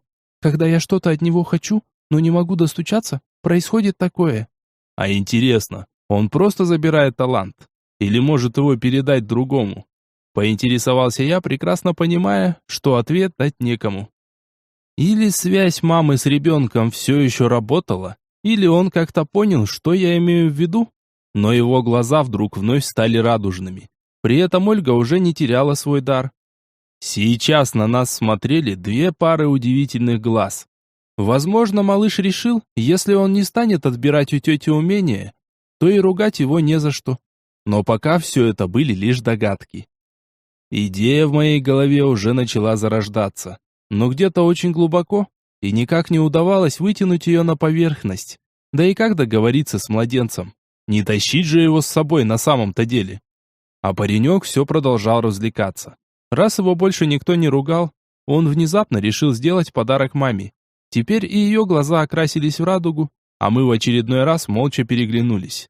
В данный момент уже 3 человека в одном месте имели то, что считалось невероятным во всем мешке. Сережа, прекрати, верни все на место. Снова строго повторила Гайка. Малыш насупился, но через пару секунд все вновь вернулось так, как было в самом начале посиделок.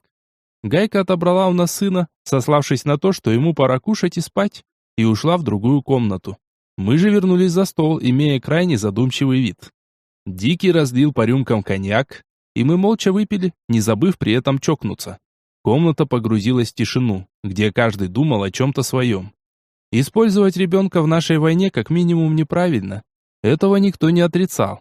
И наверняка всегнали подобные мысли куда подальше. Но и не брать во внимание его талант тоже было как минимум глупо. «Вот в чем вопрос», — в полной тишине произнес Валера. «А он только чужой дар может забрать и передать. Или свой тоже?» Я подскочил со стула. Наконец-то в моей голове прорезался тот самый план. Только озвучил его другой человек. Постояв пару секунд, я снова сел на место. Гайка ясно дала понять, что на сегодня экспериментов достаточно. «Твою мать, Валер, ну вот пораньше никак», — поморщился я. «Так», — теперь уже поднялся Дикий. «Сидите здесь, я ща». Через секунду он уже исчез за дверью, где Гайка пыталась уложить спать ребенка. Мы так и продолжали сидеть молча, пытаясь разобрать тихое бормотание голосов за дверью. Меня просто подмывало зайти к ним, но я терпеливо ждал, как, впрочем, и все остальные. От того, что сейчас происходило за дверью, зависело очень многое, если не все. Вся наша война с наблюдателями могла решиться одним только действием. Нам даже не нужно было уметь использовать чужие таланты. Достаточно просто забрать их у определенных людей, сделав тех обычными и уязвимыми. Я боялся даже думать о том, что это невозможно, чтобы, не дай бог, не спугнуть удачу. Будь я героем романа, то такое называлось бы «Рояль в кустах». И я не побоюсь этого слова «роялище». Гул голосов за дверью стих, и через некоторое время к нам вернулся Дикий с крайне задумчивым видом. Он первым делом подошел к Ольге и уставился ей в глаза. Но к нашему глубочайшему разочарованию ничего не произошло. «Не работает, походу», — с расстроенным видом сел тот на свое место. «Не знаю, короче, может, мы ему объяснить толком не смогли. Ну, а чего вы ждали? Ему вообще-то всего 5 месяцев». «А ты чего орешь?» — резонно заметила Ольга. «Мы так-то молчим вообще-то». «Да ну бесит же!» — отмахнулся тот. «Сидим здесь, как эти. Уже полгода прошло. Чувствую себя, будто в тюрьме. За ворота не выйти, это нельзя, то не положено. Когда все это дерьмо закончится уже, а? И дернуло меня с вами связаться. Жил бы себе сейчас». «А как же Гайка? А Сережа?» — упрекнула его Ольга. «Разве они не стоили всего этого?» «Нет, но я же их не имел в виду», — пожал плечами тот. «А ты не офигел, Дикий?» — засмеялась она. «Есть немного», — согласился тот и тоже засмеялся. Обстановка сразу разрядилась. Но на решение наших проблем это никак не повлияло. Однако Дикому необходимо было выговориться. Да, мы все жили в последнее время в постоянном напряжении, но у него, в отличие от нас, имелась дополнительная ответственность. Так что никто не обиделся на эти слова. К тому же мы сами часто думали об этом и даже не раз обсуждали. А что было бы, если бы? За прошедшее время мы перебрали все возможные варианты решения проблемы. Разработали целый ряд различного рода операций, начиная от внезапного побега и заканчивая уничтожением целого форта. Да, жестоко. Да, люди ни в чем не виноваты. Но нам-то каково? Очень многое зависело от момента появления Тимура, от его предложений и действий. Дикий сразу сказал, что сына он не отдаст, и если они вдруг решат его воспитывать, то пусть делают это при нем. В любом другом случае он собирался пойти на самые отчаянные меры. Но пока все находилось в стадии непонимания. Никаких действий со стороны наблюдателей не было. Вообще ничего не происходило. Мы просто жили и не имели возможности покинуть форт. В целом такая спокойная и размеренная жизнь устраивала Гайку и Дикого, даже несмотря на все запреты. Однако именно неопределенность давила больше всего. Наши с Ольгой эмоции относительно мести тоже поутихли. Хотя попадись нам хоть мизерная возможность, обязательно воспользуемся. И кажется, она наконец появилась. Вот только взять ее не получается. Ни я, ни она никогда себе не простим, если с малышом что-то случится. Так что, несмотря на все произошедшее сегодня, нам остается только ждать. Вот так, продолжать делать вид, будто все хорошо, и ждать. Первый ход должны сделать наблюдатели. Да, возможно, мы упустим инициативу, но в нашем случае играть придется от обороны. Сами обстоятельства связывают руки и вынуждают действовать именно так. Он уснул. Гайка вышла из комнаты и вернулась к нам за стол. Мы уже отключились от обсуждения давно надоевших вопросов и вели обычную неспешную беседу. В центре обсуждения находился Валера, который совсем недавно сменил уже третью подругу. В таком небольшом поселении это непременно вызывало целую волну слухов и возмущений. Ну а заодно являлось хоть какой-то новостью, которую мы могли обсудить за последнее время. Гайка уселась на свое место. Вокруг шло бурное обсуждение личной жизни нашего товарища. А я внимательно смотрел на лисье выражение лица подружки Дикого. Она, естественно, не упустила этого из своего внимания и вдруг широко улыбнулась и подмигнула мне. А в следующее мгновение ее глаза сменили свой цвет. Ольга, которая что-то усердно доказывала Валере, вдруг осеклась на полуслове и удивленно уставилась на подругу. Комната вновь погрузилась в тишину. Глава 10. Подарок в день рождения. Мы часто встречались и собирались всей компанией. Впрочем, с местными особо дружбы так и не завязалось. Несмотря на то, что мы прожили в этом форте чуть больше года, да, появились некоторые знакомства, но не более того. Однако сегодня мы собрались не просто так. Имелся повод. День рождения Сережи, сына Дикого и Гайки. Мы уже давно считали их мужем и женой, как и они нас с Ольгой. Хоть официальной церемонии бракосочетания и не проводилось. Да и где ее в мешке сыграть, свадьбу-то? Оно, конечно, можно, но смысл? Здесь от этих моментов мало что зависело. Одно дело внешний мир, где и наследство в случае чего супруги отойдет. Да и в других планах жизни брак дает определенные плюсы. Здесь же, кроме пометки в комендатуре, никаких изменений ждать не следует. Да и то не факт, что ее там даже поставят.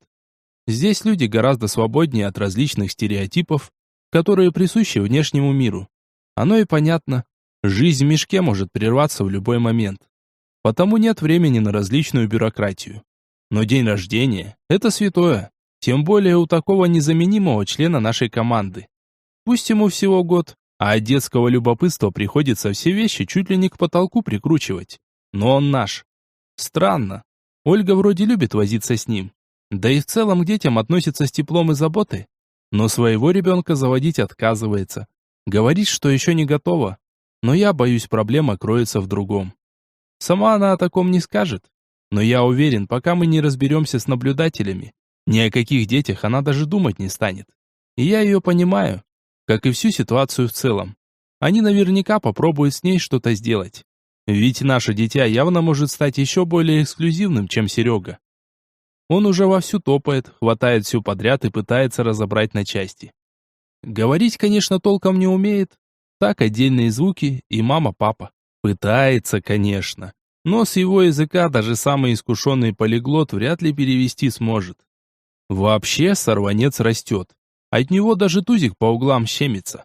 Да, мы настолько обнаглели, что теперь питомец спокойно проживает рядом с нами в форте. Валера постарался. Те его отношения, которые мы обсуждали полгода назад, до сих пор продолжаются. Девушка оказалась родной сестрой человека, который держит защиту форта под постоянным контролем. Помимо него есть еще 4 с такими способностями, и они все работают посменно, не давая тварям пройти даже в буферную зону. Их влияние чем-то похоже на силу фиолетовой пыли. Вот только она держится у этих людей на постоянной основе. Здесь вообще собрались сплошные таланты. Например, владелец лавки обладает силой, что способен одной рукой поднять грузовик. Конечно, такую возможность дает красная пыль, и каждый станет способен на подобный подвиг. Но в том и дело, что ему она для этого не нужна. Как оказалось, постоянное употребление одной и той же пыли со временем начинает закреплять способность. Маленькими, едва заметными прибавками, но свойство накапливается, и через несколько лет можно не возвращаться к ее употреблению. Однако стоит сменить цвет, придется начинать с самого начала. Все это мы узнавали постепенно небольшими кусочками информации. Где-то слухи проскочили, где-то пришлось спросить напрямую, но данные скапливались, а на их основе разрабатывались всевозможные поправки в наших планах. День рождения был ознаменован еще одним событием. Впервые за долгое время сюда прибыли неожиданные гости. 4 человека во главе со странной женщиной. Здоровая, с кучей вечно нечесанных кудрявых волос на голове. Это была Пакля, которую специально пригласили мы. Пора уже было что-то предпринимать, а более наглого заявления с нашей стороны придумать сложно. Теперь враги точно знали, что мы не успокоились и не смирились. Уж это как-то должно на них повлиять. Ее и 3 бойцов сопровождения разместили в наших квартирах, за отсутствием гостиницы в форте. Но мы не жаловались. Как говорится, в тесноте, но не в обиде. Все сработало ровно так, как мы и рассчитали. Буквально к следующему вечеру в форт вошли они. Тимур вел себя как хозяин. Хотя почему как? Ведь он являлся здесь главным. Его поведение больше походило на то, как должен вести себя босс мафии. Разве что только руку для поцелуев не подавал. Комендант расстелился в таких поклонах, не забывая щедро осыпать благодетеля комплиментами, что даже противно сделалось. В общем, церемония по встрече удовлетворила его самолюбие, и, наконец, он снизошел до общения с нами. Мы стояли чуть в стороне, с ухмылкой наблюдая за лизоблюдами и их расшаркиванием. Никто даже бровью не повел, когда Тимур с надменным лицом проследовал в нашу сторону. «Я смотрю, вы никак не угомонитесь». Вместо приветствия начал он.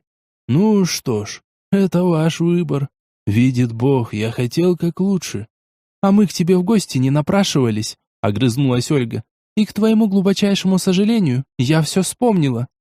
«Ты вообще должна быть благодарной за то, что мы для тебя сделали», — поморщился тот. «Кем бы ты была, если бы не мы? Шлюхой в одном из борделей форта на окраине?»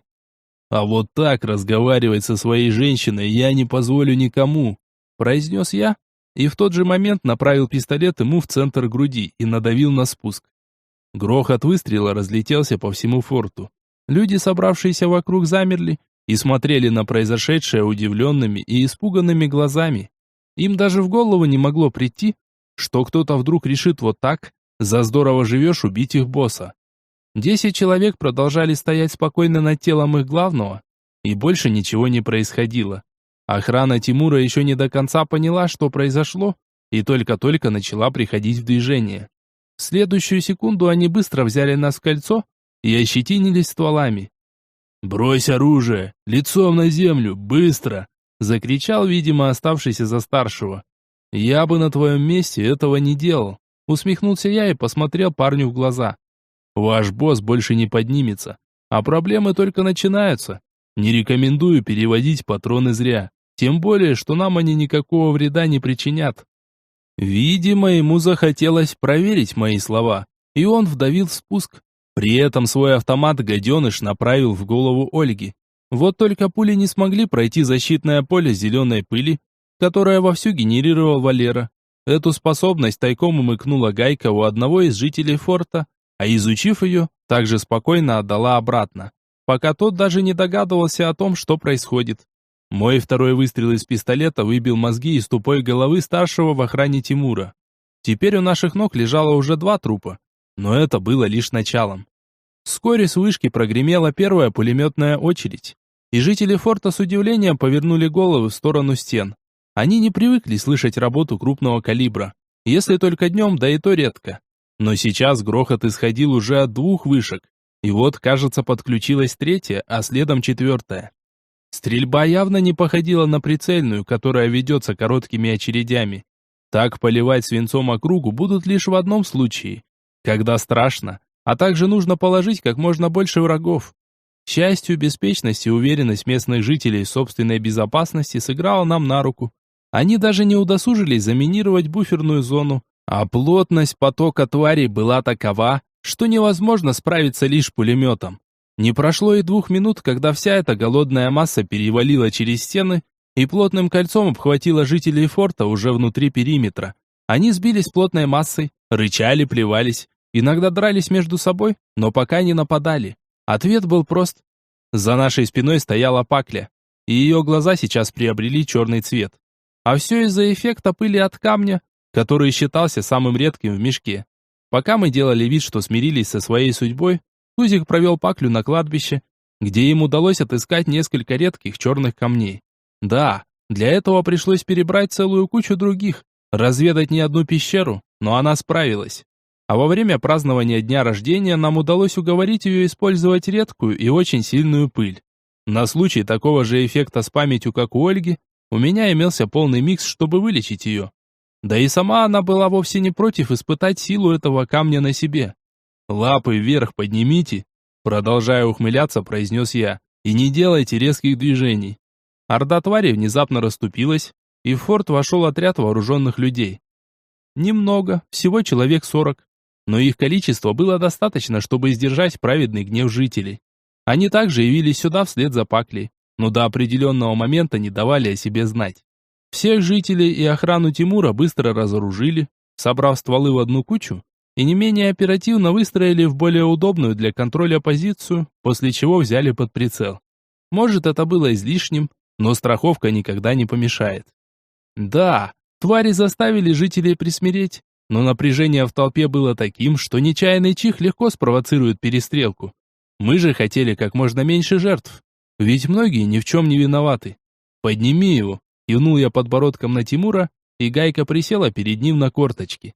После недолгих манипуляций с собственной кровью, его рана на груди прямо на глазах затянулась, а уже через минуту он удивленно открыл глаза. Видимо, до его мозгов дошло, что произошло нечто необычное, и он вернулся к жизни только по нашему желанию, потому как спесь с него полностью слетела, а взгляд стал затравленным и явно выражал испуг.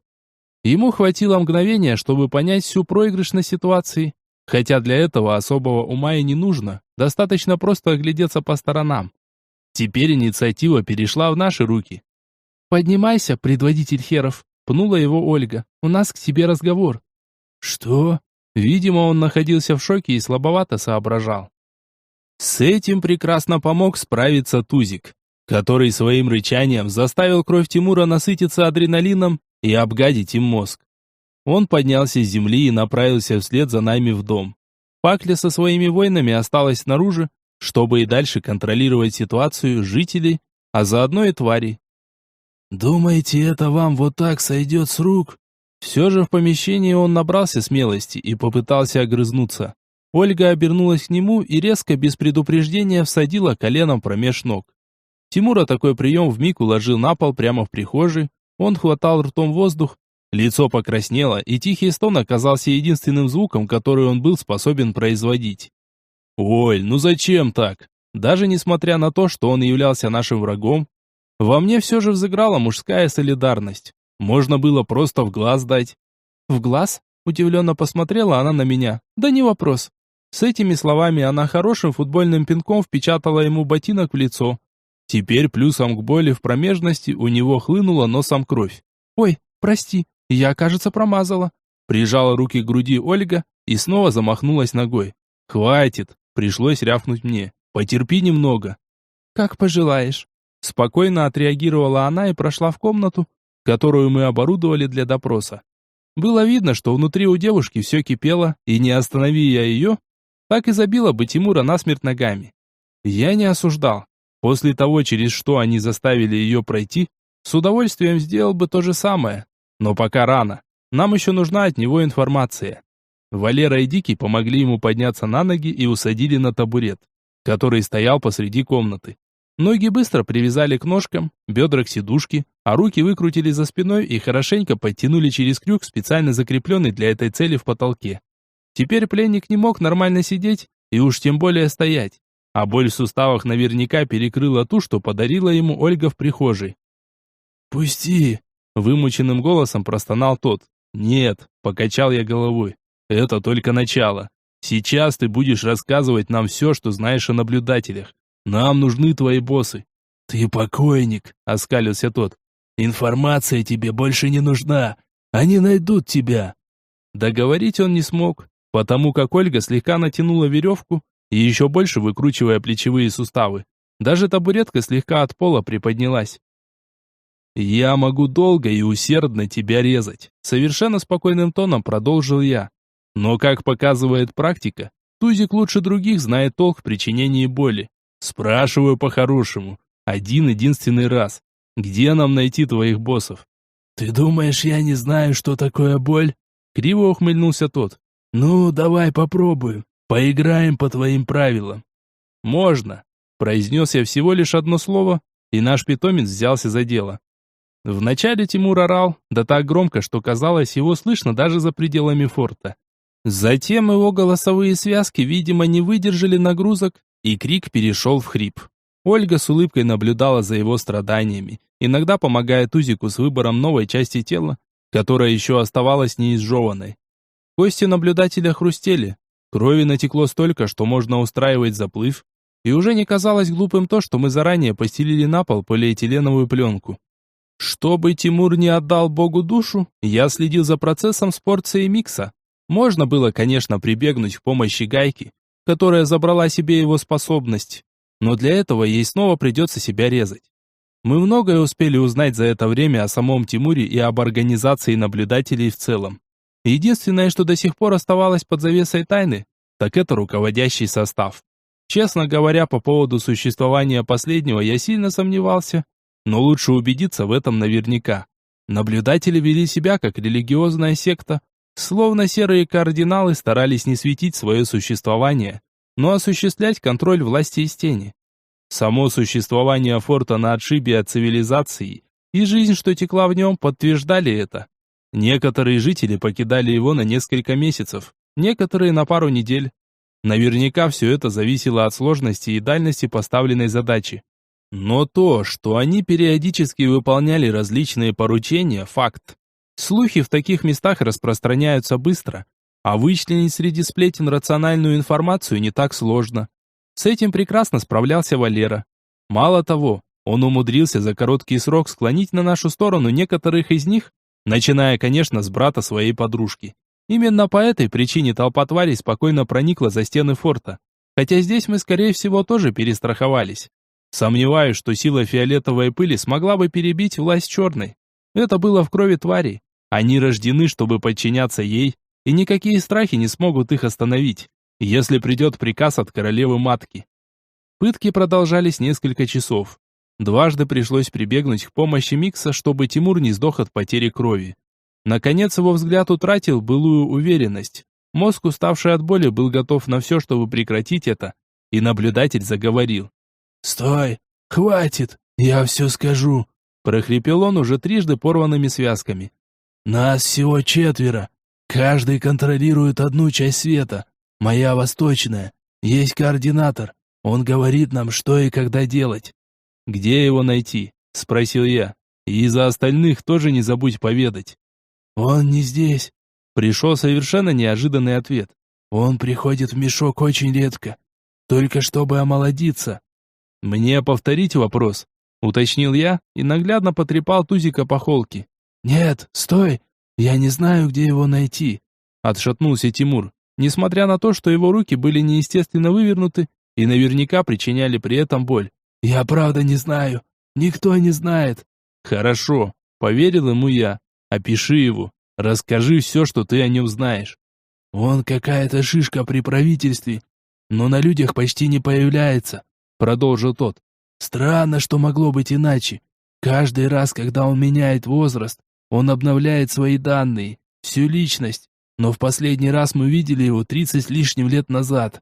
Значит, он сам скоро придет». «Мазай знает его?» – спросил я. «Это он поставляет ему микс?» «Нет, это делает кто-то из нас», – покачал головой Тимур. «До самого последнего момента никто не знает, кому придется это делать. Ты не понимаешь, он убьет всех ваших родных там, если вдруг узнает, что вы здесь устроили». «К сожалению, нам уже некого терять», — встряла в разговор Ольга. «Где нам найти остальных? Какими особенностями они владеют? Каким образом вы поддерживаете связь?» «При помощи Роя», — ответил он. «Там можно оставить метку с информацией. Такое способен сделать любой экс. Просто нужно знать, как и где». «Кто эти оставшиеся трое?» Задал я очередной вопрос.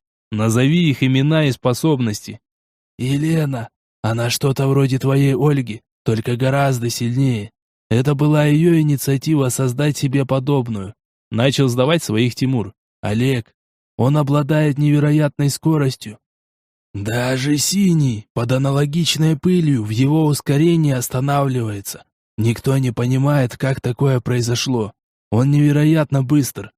Горхард, он немец, и его способность Рой. Он провел столько времени в нем, что знает каждый закоулок мешка. Все происходящее находится под его контролем. Уверен, что он уже в курсе событий, и вскоре за вами придут». «У них точно такие же форты на отшибе, как у тебя?» – уточнил я. «Нет, только Елена так развлекается. Она любит собирать людей с эксклюзивными способностями», — ответил Тимур. «Я перенял это у нее. Действительно, помогает скоротать время. Ее логово на севере». «Развлекаетесь, значит?» — приблизила свое лицо к Тимуру Ольга. «Весело вам. Хобби себе нашли». «А почему нет?» Видимо, пленник уже отошел от болевой программы и снова принялся огрызаться, всячески показывая нам свое превосходство. «Ты сколько лет прожила? 25 максимум. Проживи 3 сотни, и мы поговорим с тобой о вечности». «Как нам найти их?» – задал я самый важный вопрос. «Боюсь, это невозможно», – покачал головой тот. «Они не дураки, и если все правильно оценили, то вы никогда их не найдете. Но жить вам придется, постоянно оглядываясь».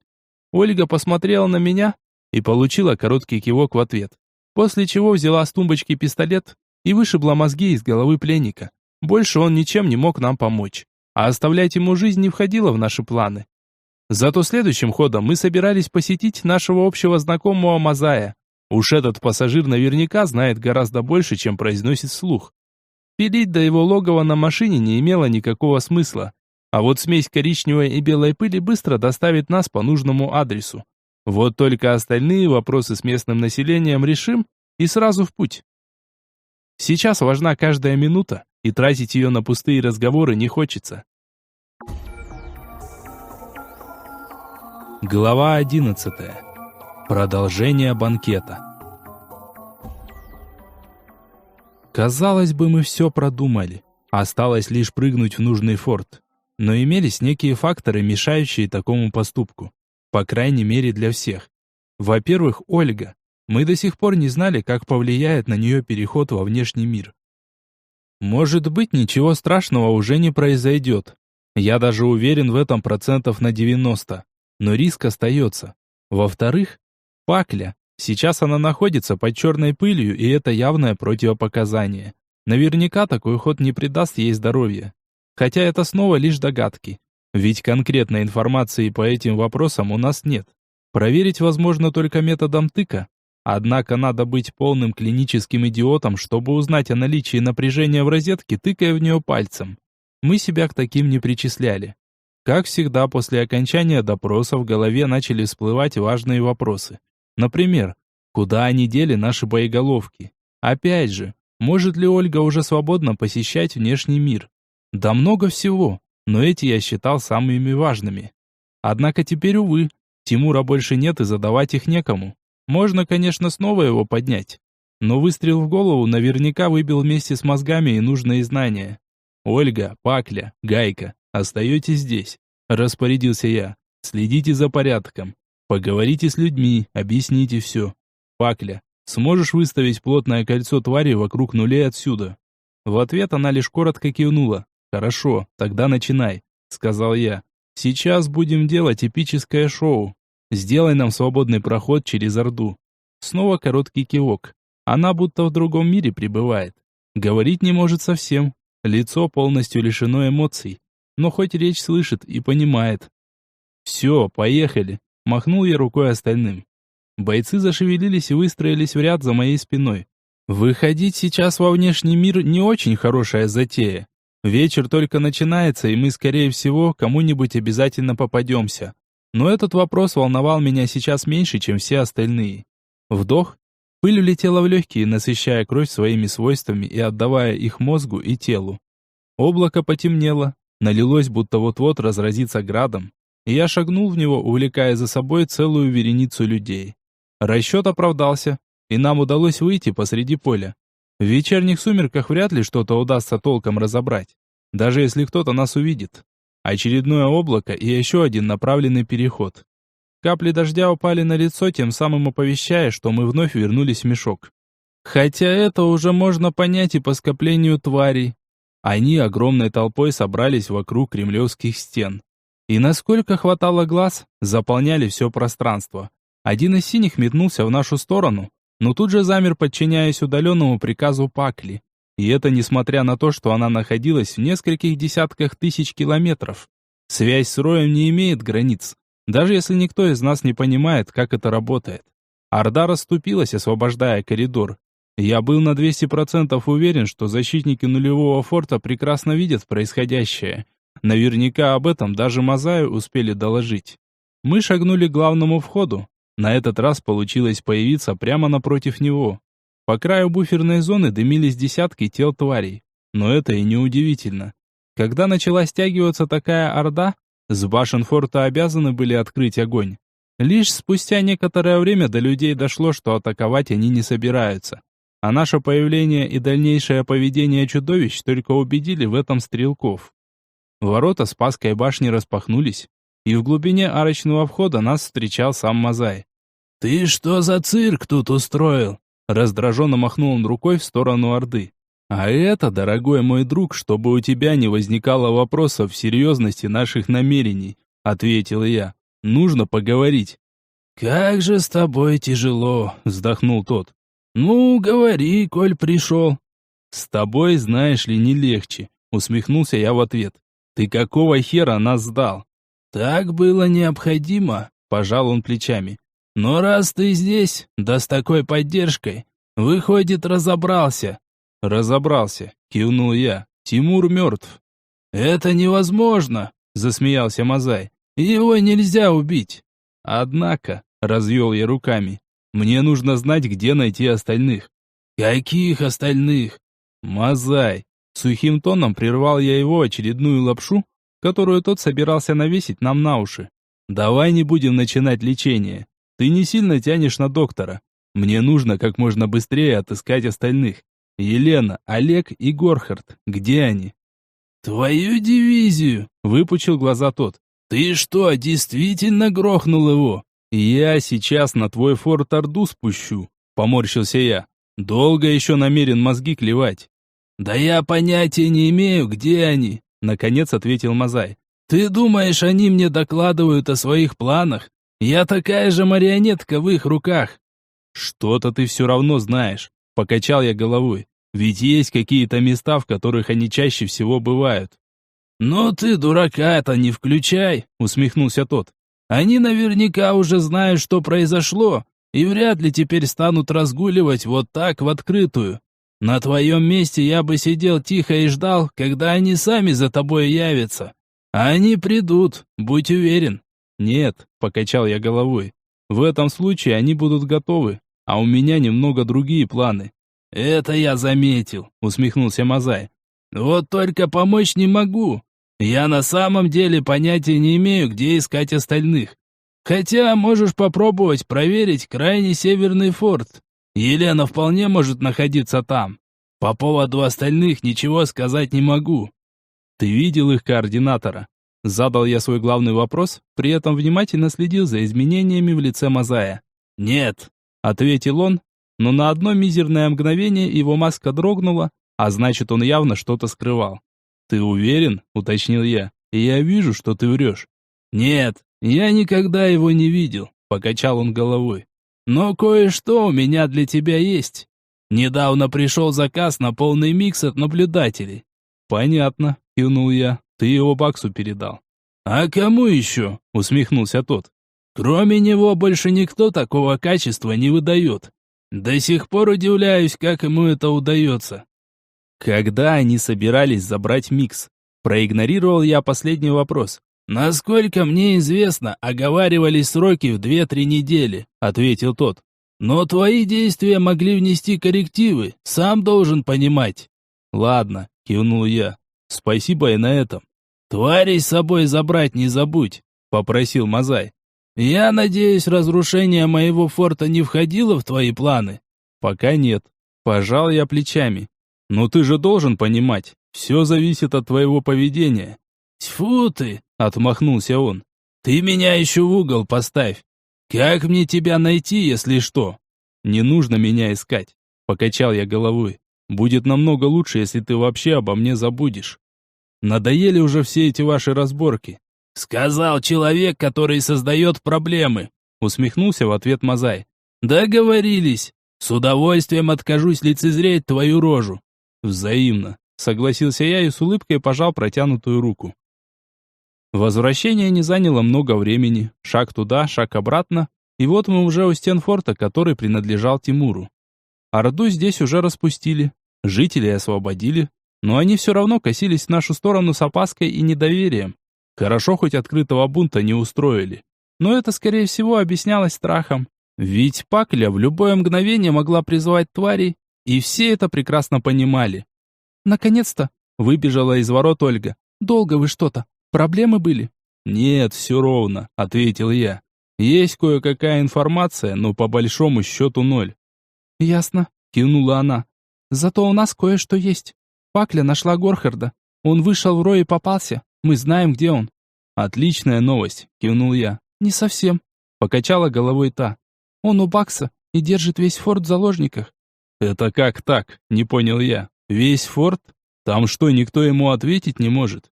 «У него одна из наших бомб», — покачала головой та. «И вроде как таймер включен. «Да твою же мать!» – выругался я.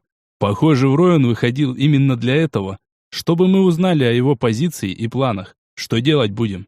«Понятия не имею», — покачала головой Ольга. «Но что-то делать нужно, иначе он их всех убьет».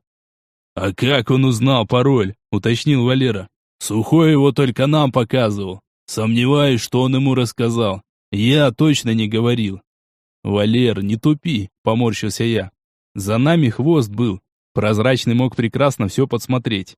А такому товарищу, как Горхард, не составит большого труда выудить нужную информацию из головы твари».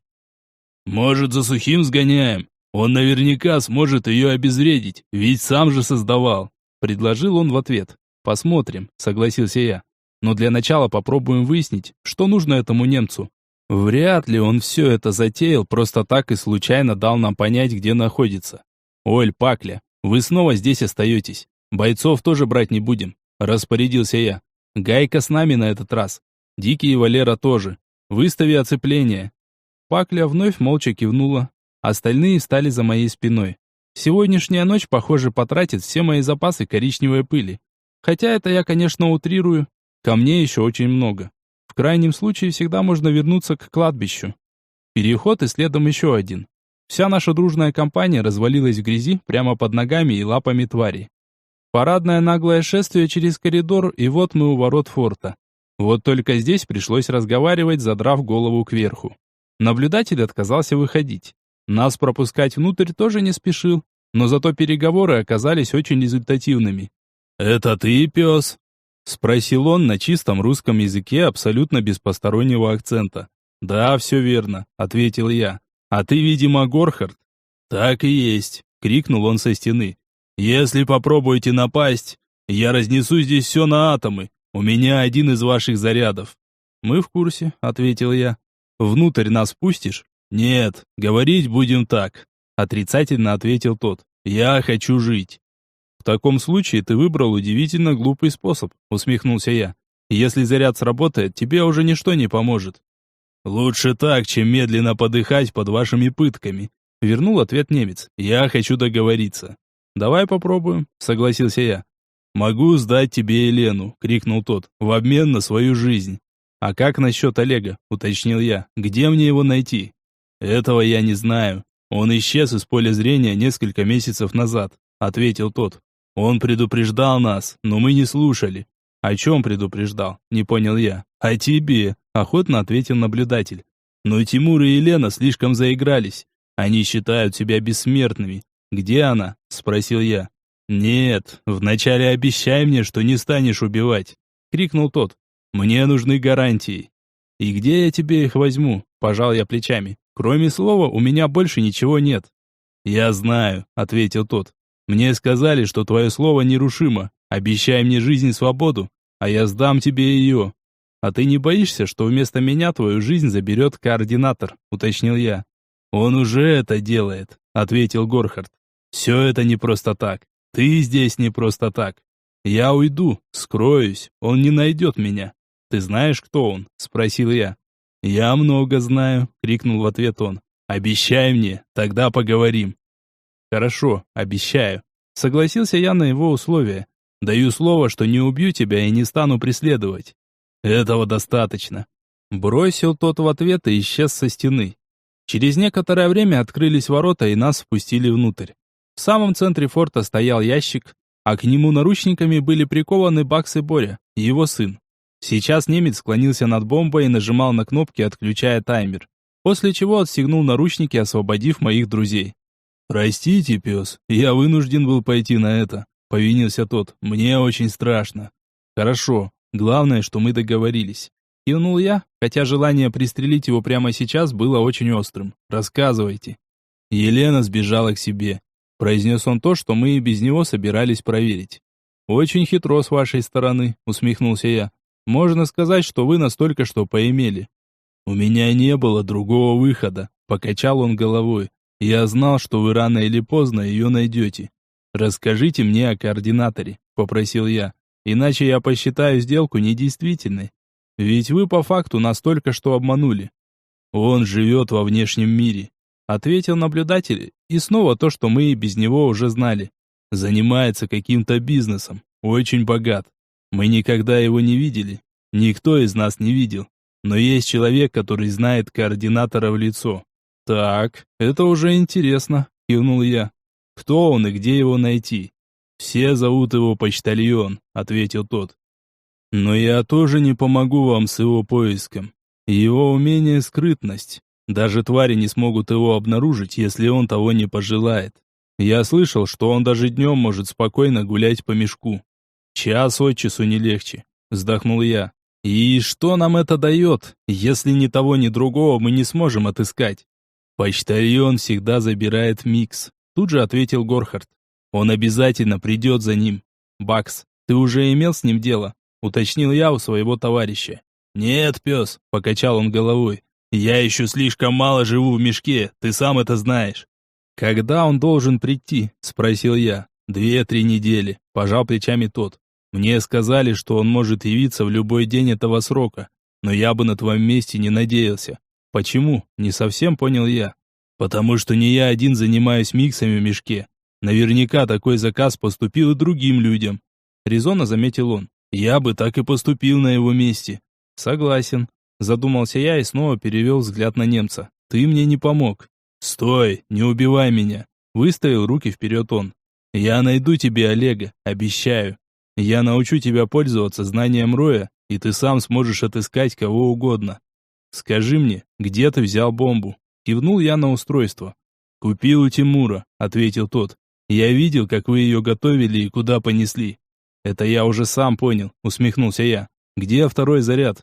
«Он в форте, там, где сейчас твои», — произнес тот, и у меня внутри все похолодело. «Сука! И ты молчал?» Я направил на него ствол автомата. «Он взведен?»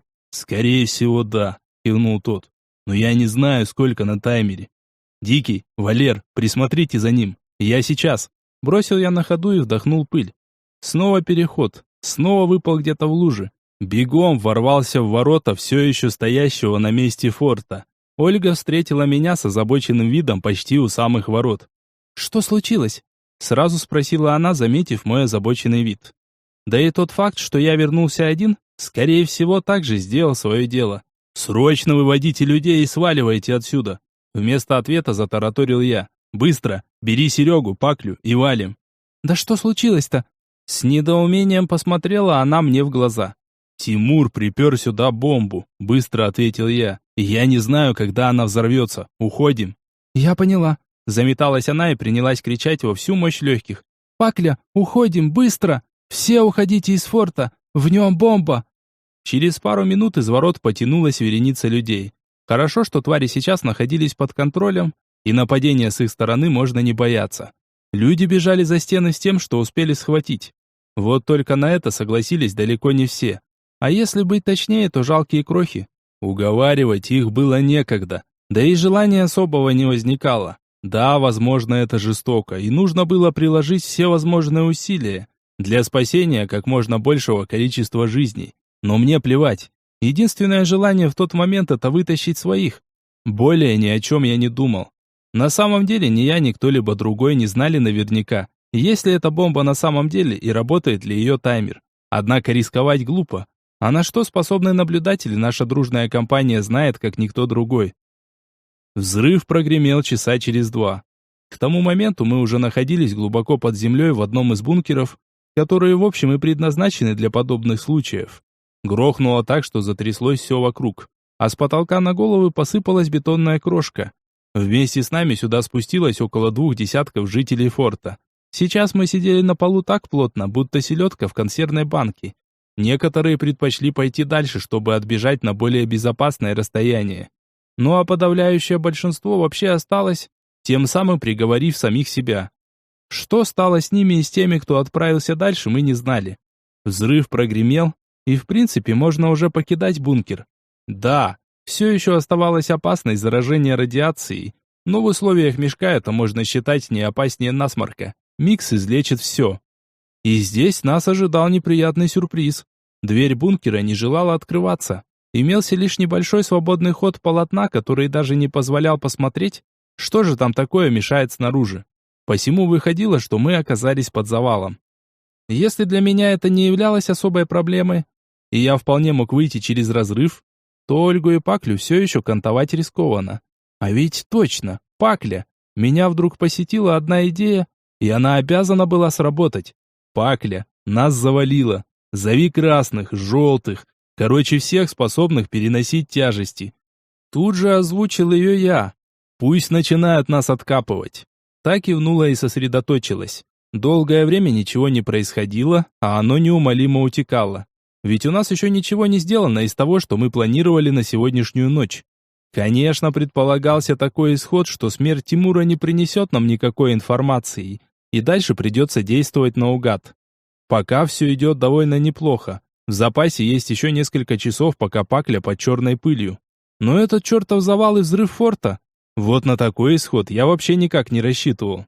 Я мог бы уйти и продолжить дела, но для этого нужно убедиться в безопасности своих близких, иначе ничего хорошего не получится. Голова станет постоянно возвращаться к мыслям о них. В общем, я просто не смогу ни на чем конкретном сосредоточиться. Только через час до нас начали доноситься звуки возни за дверью. Если уж толпа тварей так долго ковырялась, то снаружи действительно произошло нечто страшное. Я даже не представлял, насколько оказался прав. Своим я настрого запретил покидать убежище, пока окончательно не решится вся сегодняшняя затея. Как только дверь поддалась, и я смог выбраться на улицу, тут же воочию убедился в масштабах разрушения. Все, что попадалось на глаза, превратилось в хлам. Битый кирпич, куски бетона. И все это представляло собой жуткое месиво, которое простиралось на все обозреваемое пространство. Дождь продолжал лить бесконечным потоком. Даже такая мощь, как атомный взрыв, не смогла ему помешать. Капли падали на осколки домов и тут же испарялись, поднимаясь невесомыми клубами пара. Только увидев это, я ощутил тот жар, что исходил от обломков. До сего момента я никогда не видел ни саму цепную реакцию, ни ее последствия, разве что по телевизору или в интернете. Однако экран даже близко не способен передать такие масштабы. Сколько мы успели преодолеть? Километра 3-4, прежде чем спрятаться за толстой, герметично запирающейся дверью. Но разрушения простирались далеко за этот предел. Каким же уродом нужно быть, чтобы совершить подобное? И ладно бы с врагами. Ведь Тимур разнес на атомы собственных людей. Злость кипела во мне, клокотала в груди, распаляясь все сильнее. Мне и до этого было за что ненавидеть наблюдателей. Но сейчас пыль снова влетела в легкие, и я уже не знаю, в который раз перешагнул сегодня границу миров. Пакля не получала указания разогнать Орду возле 380-го, потому вывалился я снова под ноги тварям. Но у нашей ручной королевы-матки все находилось под контролем, и к воротам форта я подошел по жуткому живому коридору. Наверное, правы оказались все те, кто говорил мне «привыкнешь». Вокруг творилось что-то невообразимое. Вой, крики. Какие-то твари сцепились между собой и кувыркались в лужах, терзая тела друг друга. На меня смотрели тысячи пар голодных глаз, а слюна капала из их пасти на землю. Едва ли не большим потоком, чем тот, что не переставая лил с небес. Однако я упрямо двигался вперед, не обращая на Орду ровным счетом никакого внимания. Дважды ударил в тяжелую створку ворот ногой, хотя она уже поползла в сторону. Меня давно заметили с вышки, и этот жест оказался лишним. Я вошел внутрь, чтобы застать почти неизменившуюся картину. На ящике с поникшим видом сидел Горхард. Рядом стояли Гайка, Дикий и Валера. В их глазах читался вопрос. Но меня пока это мало волновало. Пистолет я извлек прямо на ходу, и это не ускользнуло от внимания немца. Его глаза тут же расширились, руки метнулись вперед, будто он собирался прикрыться ими от пули. «Ты обещал!» Только и успел крикнуть он, когда прогремел выстрел. «Падаль!» — плюнул я на его труп. «Ненавижу гниды!» «Что с Сережей? Что с ним?» Неправильно рассудила мой поступок Гайка. «Спокойно, Галь. С нашими все в порядке». Успокоил я ее и всех остальных. «Мы успели». «А чего ты тогда?» Кивнул в сторону трупа Дикий. «Нормально все». Вытер я внезапно вспотевший лоб рукавом.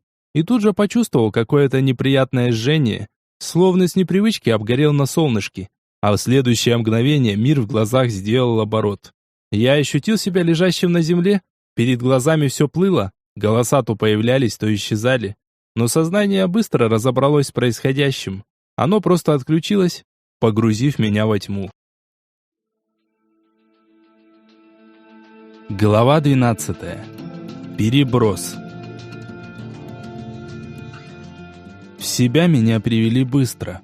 Микс действительно волшебное средство, тем более тот, что создан Борей. Здесь даже не нужно объяснять, что я попал под мощное радиоактивное излучение в тот момент, когда выбирался из бункера. Скорее всего, те, кто остался там, также получили немалую дозу, но это лишь начало. В отличие от меня, им придется выбираться по зараженной территории пешком долгое время. А я, как всегда, снова забыл задать нужные вопросы.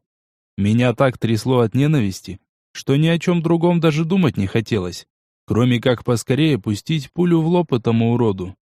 Может быть, я снова сделал что-то неправильно?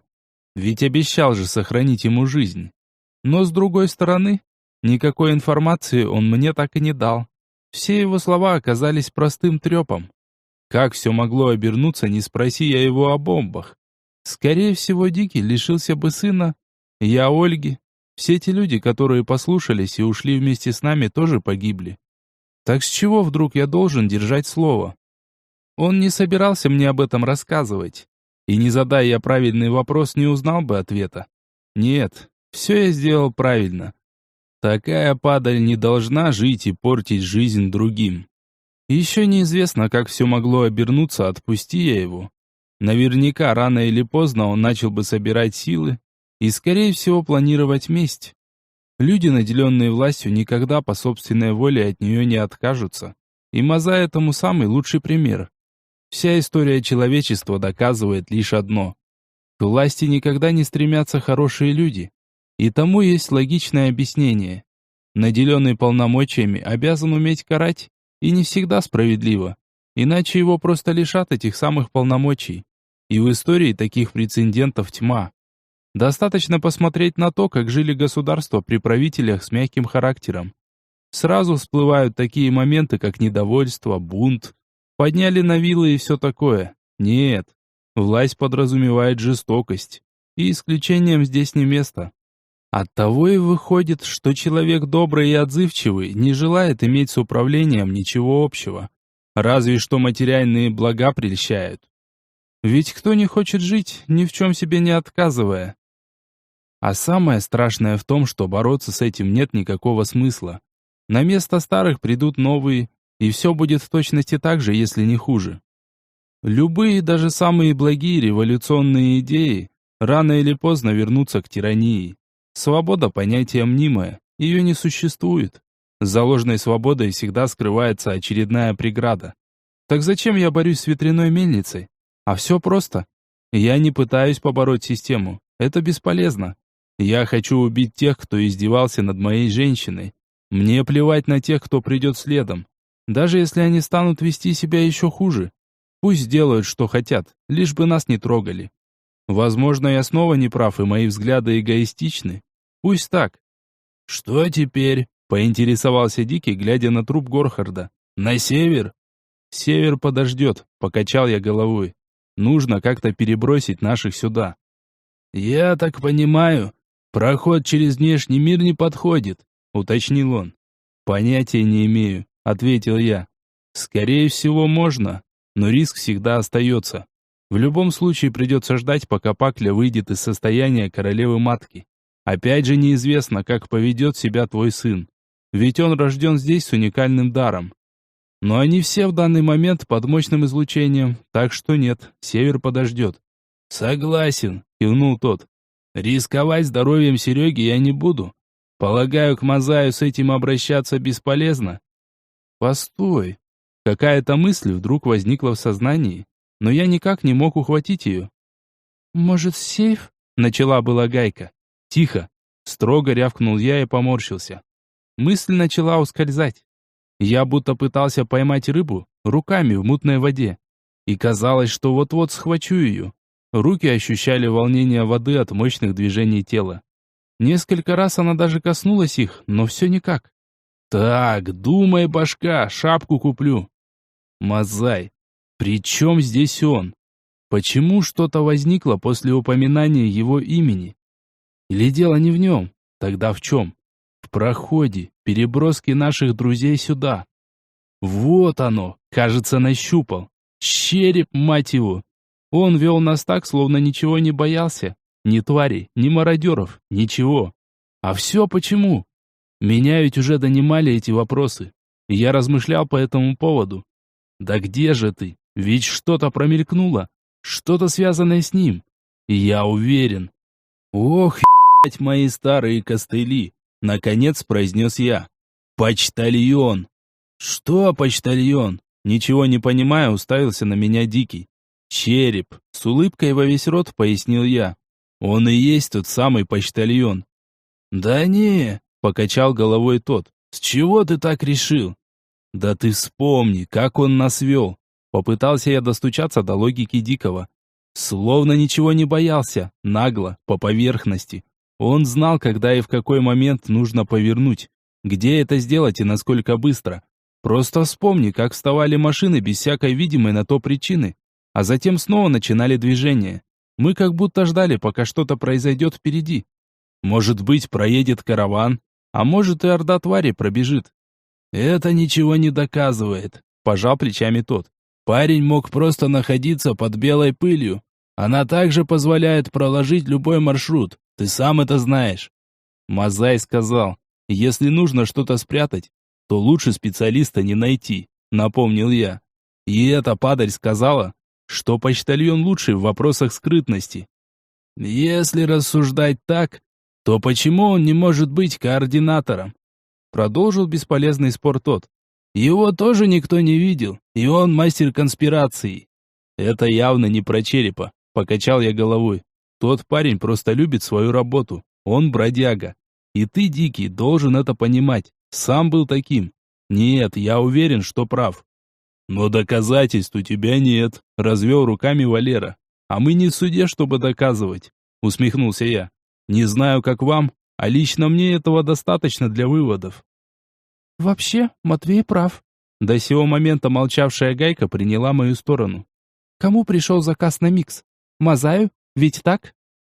Ну да, он сам так сказал, согласился Дикий. А почему именно ему? Продолжила искать другие совпадения та. Ведь сам товар должен забрать почтальон, правильно?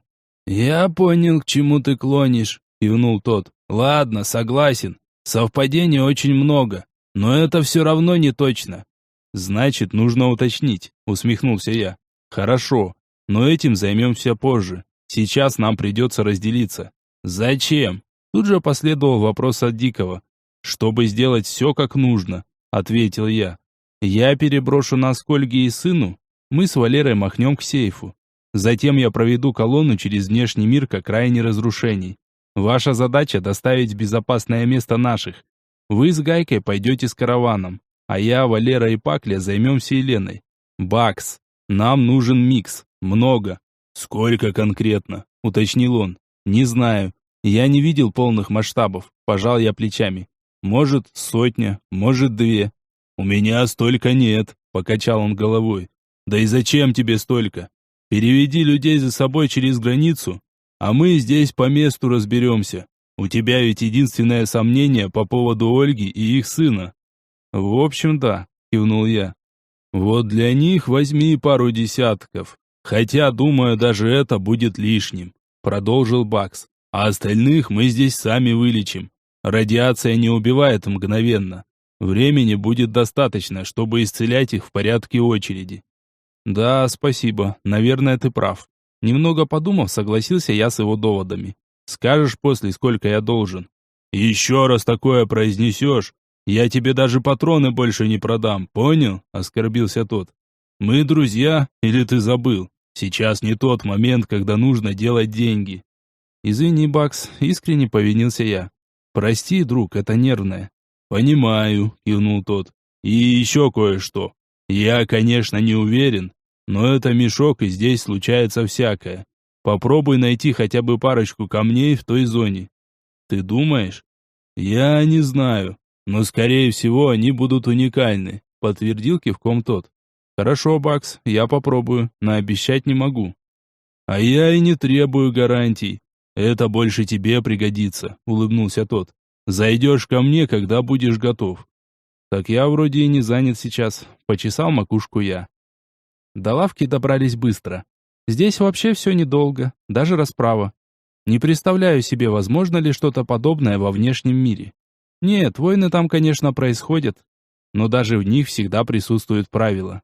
Они, в общем, и здесь в мешке тоже имеются, вот только совершенно другие. Но, может, я и ошибаюсь. Ведь никогда там не был, в смысле горячих точек.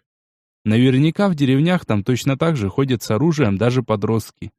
Понятно, что верить телевидению – это такое себе.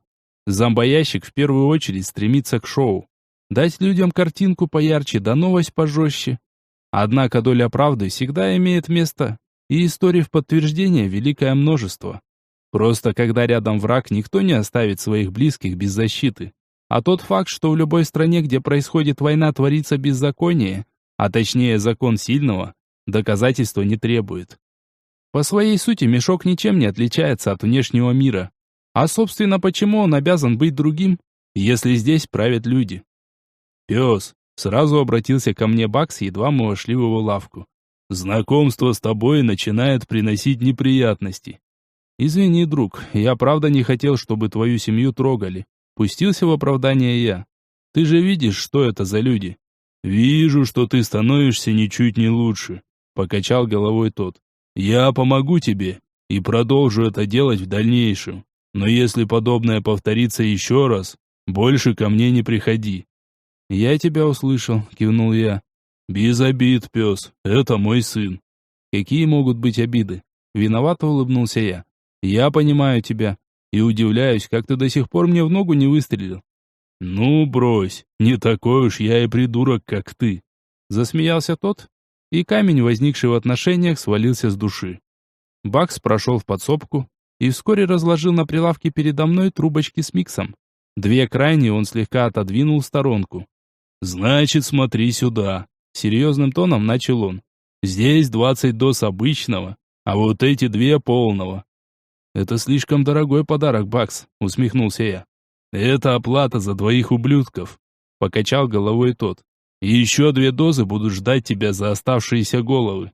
«Я тебя не понимаю», — поднял я на него серьезный взгляд. «Все ты понимаешь», — ответил тот. «Убьешь наблюдателей, и я смогу вернуть сыну разум». «Значит, все-таки не Боря». Взглянул я тому в глаза. Мог бы и раньше сказать. «Не хотел окунать тебя в это дерьмо», — отвел взгляд тот. «Трубка полного микса давно уже лежит у меня в заначке». «В таком случае сейчас самое лучшее время, чтобы ее использовать». Хлопнул я друга по плечу. «Ко мне, я думаю, ты скопил достаточно». «Более чем», — усмехнулся Бакс. «Подправим твоих людей и сразу». «Брось, не нужно», — покачал я головой. «Всегда будет кто-то, кому нужна помощь. Я смогу купить нужное количество микса в любом другом месте, даже если он хуже по качеству. Работает точно так же. Вылечи Борьку и ни о чем больше не думай. Тебе самому жить легче станет». «Спасибо, пес», — крепко пожал мне руку тот. «Заканчивай с этим дерьмом поскорее». «Обязательно», — кивнул я. «До встречи. Надеюсь, Борька к тому времени будет обычным мальчуганом. На охоту с нами пойдет». «Ага, сейчас. Вали давай, охотник», — засмеялся Бакс. «Не хватало еще, чтобы он твоей романтикой заразился. Пусть дома сидит, комиксы читает». «Испортишь ведь пацана», — подмигнул я от двери. «Кто еще первым испортит?» Пробормотал тот и махнул рукой. «Так, теперь осталось самое веселое. Пройти зараженную территорию и остаться живыми. Фу, делов-то». «Ладно, мальчики и девочки», — подошел я к своим. «Готовы к веселой прогулке?» «Нет», — в один голос заявили они. «Но пойдем», — закончила Гайка. «Это понятно», — усмехнулся я. «Ладно, значит, действуем так. Мы понятия не имеем, что случилось с тварями, которые попали под излучение». На это явно намекнул Бакс, когда попросил принести с них камней. «У нас 20 доз микса. Всех тянем до последнего. Лекарство давать только в случае, если человек уже не может идти. За сейфом пойдем сразу, как только покинем зону». «Нам бы противогазы», — предложил Валера. «Там смысла от них нет», — не согласился Дикий. «Здесь дождь постоянный. Пыли там нет. А вот от обломков фонит знатно. Сейф в областном форте сидит. Там наверняка можно хоть 1000 доз микса взять. Главное до границы добраться». «Вот и я так думаю», — согласился с Диким я. У нас по факту часов 6 до рассвета. В крайнем случае днем пойдем. Пакля устроит свободный коридор, но нужно быть готовым, что твари могут мутировать. «Я смогу вместо Микса работать», — подняла руку Гайка, будто мы в школе. «Это тоже будем иметь в виду», — согласился я. «Но под радиацией в тебе также не исключены изменения. В общем, ты — это крайняя мера». «Я поняла», — кивнула девушка. «Все, погнали». Выудил я из портсигара очередную трубочку со смесью коричневой и белой пыли. Да уж, осталось совсем не густо. Всего 2 штуки. Но это ничего, еще натереть недолго. Вдох, переход. Затем еще один. И Валера вскрикнул от боли. Да я и сам едва ноги не переломал, когда выпал на груду битого кирпича и бетона. Гайка шипела и терла рукой ушибленные ребра. Дикий тоже плевался сквозь зубы. Ну а что делать? «Валер, ты как?» – спросил я. «Ноги целы?» «Не очень», – поморщился тот. «Кажется, я лодыжку потянул». «М-да. Еще не пришли, а уже минус доза». Усмехнулся я и протянул ему микс. «У меня свой есть», – отмахнулся он. «Прибереги, пригодятся». Пока работала белая пыль, я прекрасно понимал, куда нужно двигаться дальше. Но без ее помощи сейчас заблудиться можно было в 2 счета. Достаточно покрутиться вокруг себя несколько раз и ни за что не разобрать, где правильное направление. Легко вместо того, чтобы отдалиться от опасного места, притопаешь к эпицентру, где наверняка еще веселее. Все выглядит одинаково, обломки домов, перемешанные словно каша. Кое-где виднеются остатки стен с очертанием оконных проемов. Но они настолько похожи друг на друга, будто смотришь на деревья в лесу. Картина не то чтобы унылая, но удручающая. Отовсюду веет безысходностью и смертью. На Руси для подобного имелось четкое определение – гиблое место. Идти приходилось очень осторожно, прощупывая каждый метр перед собой, прежде чем ставить туда ногу. Валера использовал для этого кусок оконной рамы и какую-то гнутую арматурину. Некоторые места обходили заранее. Было видно, что там все держится на честном слове, и любой дополнительный вес обрушит это вместе с тобой. Понять, где заканчивается дом и начинается проезжая часть, практически невозможно. Я даже боюсь представить, какой мощности была та бомба. Хотя, судя по размерам, я бы не сказал, что она способна на такой масштаб разрушения. Если только к ней не добавили немного нужной пыли. Вот же урод, сука.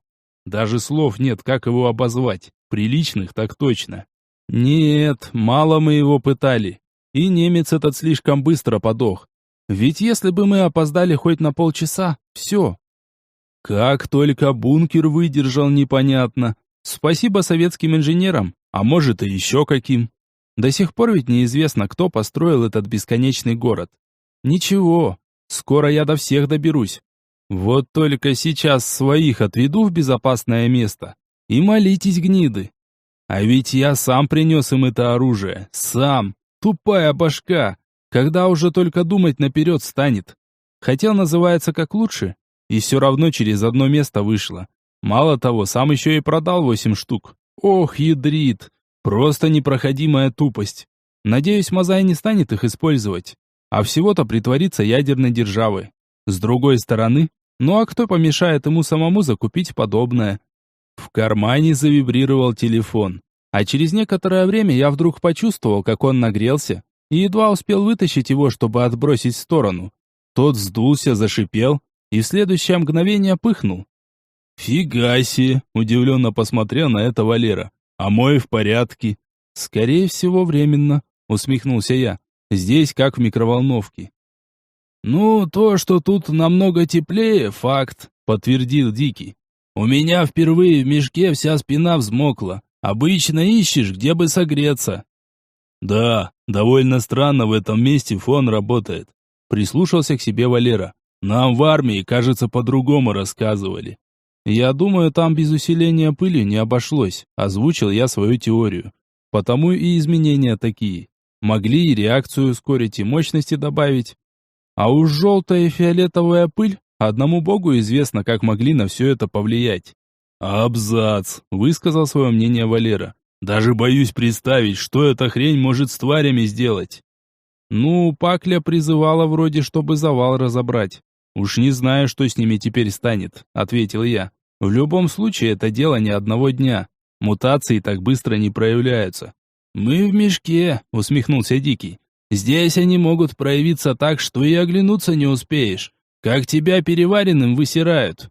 Тоже факт, согласился я. Но ждать тоже смысла нет. Бункер старый. Вентиляция там не работает. Сколько они протянут?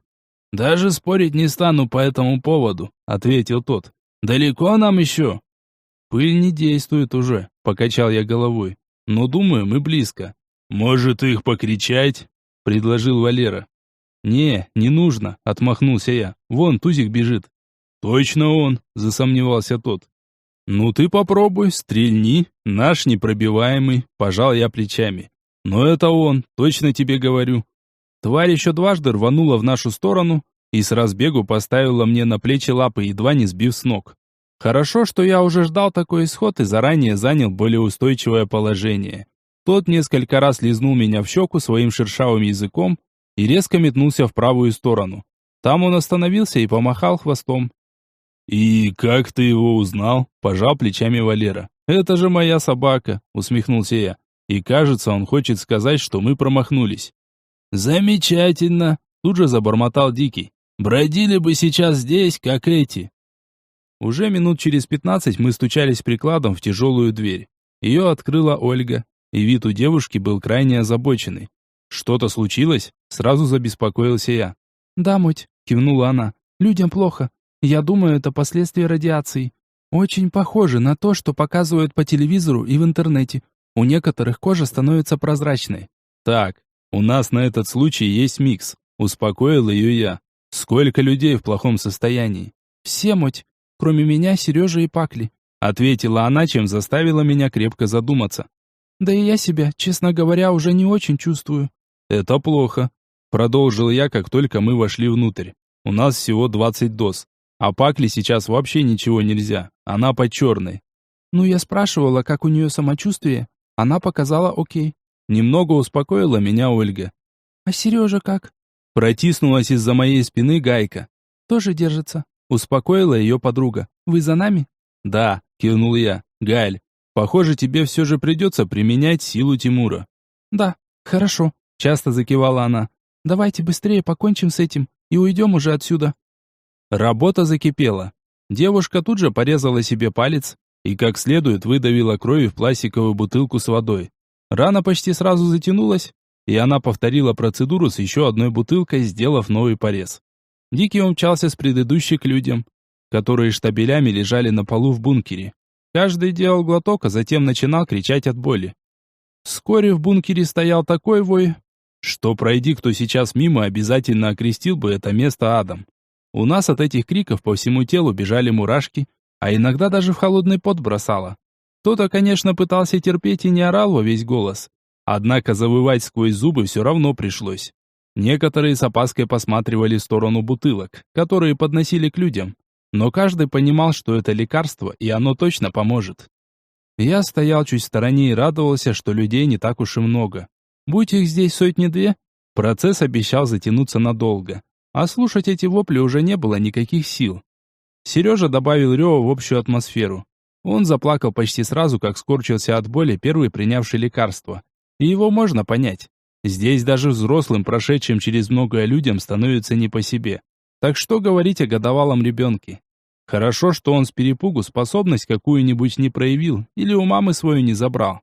Однако, как только Гайка закончила с водой, сделав специально несколько бутылочек про запас, сразу же подхватила парня на руки. Мама есть мама, и мальчуган быстро успокоился, почувствовав себя в безопасности. А может быть, это их личная связь так сработала? Они ведь могли общаться удивительным образом, совершенно без слов.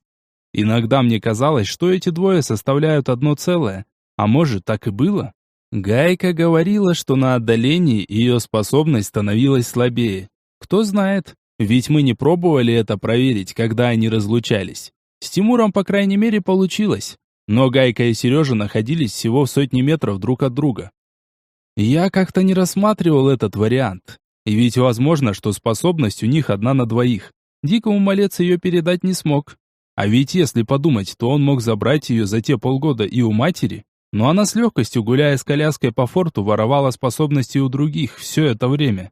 Да, Над этим определенно стоит подумать.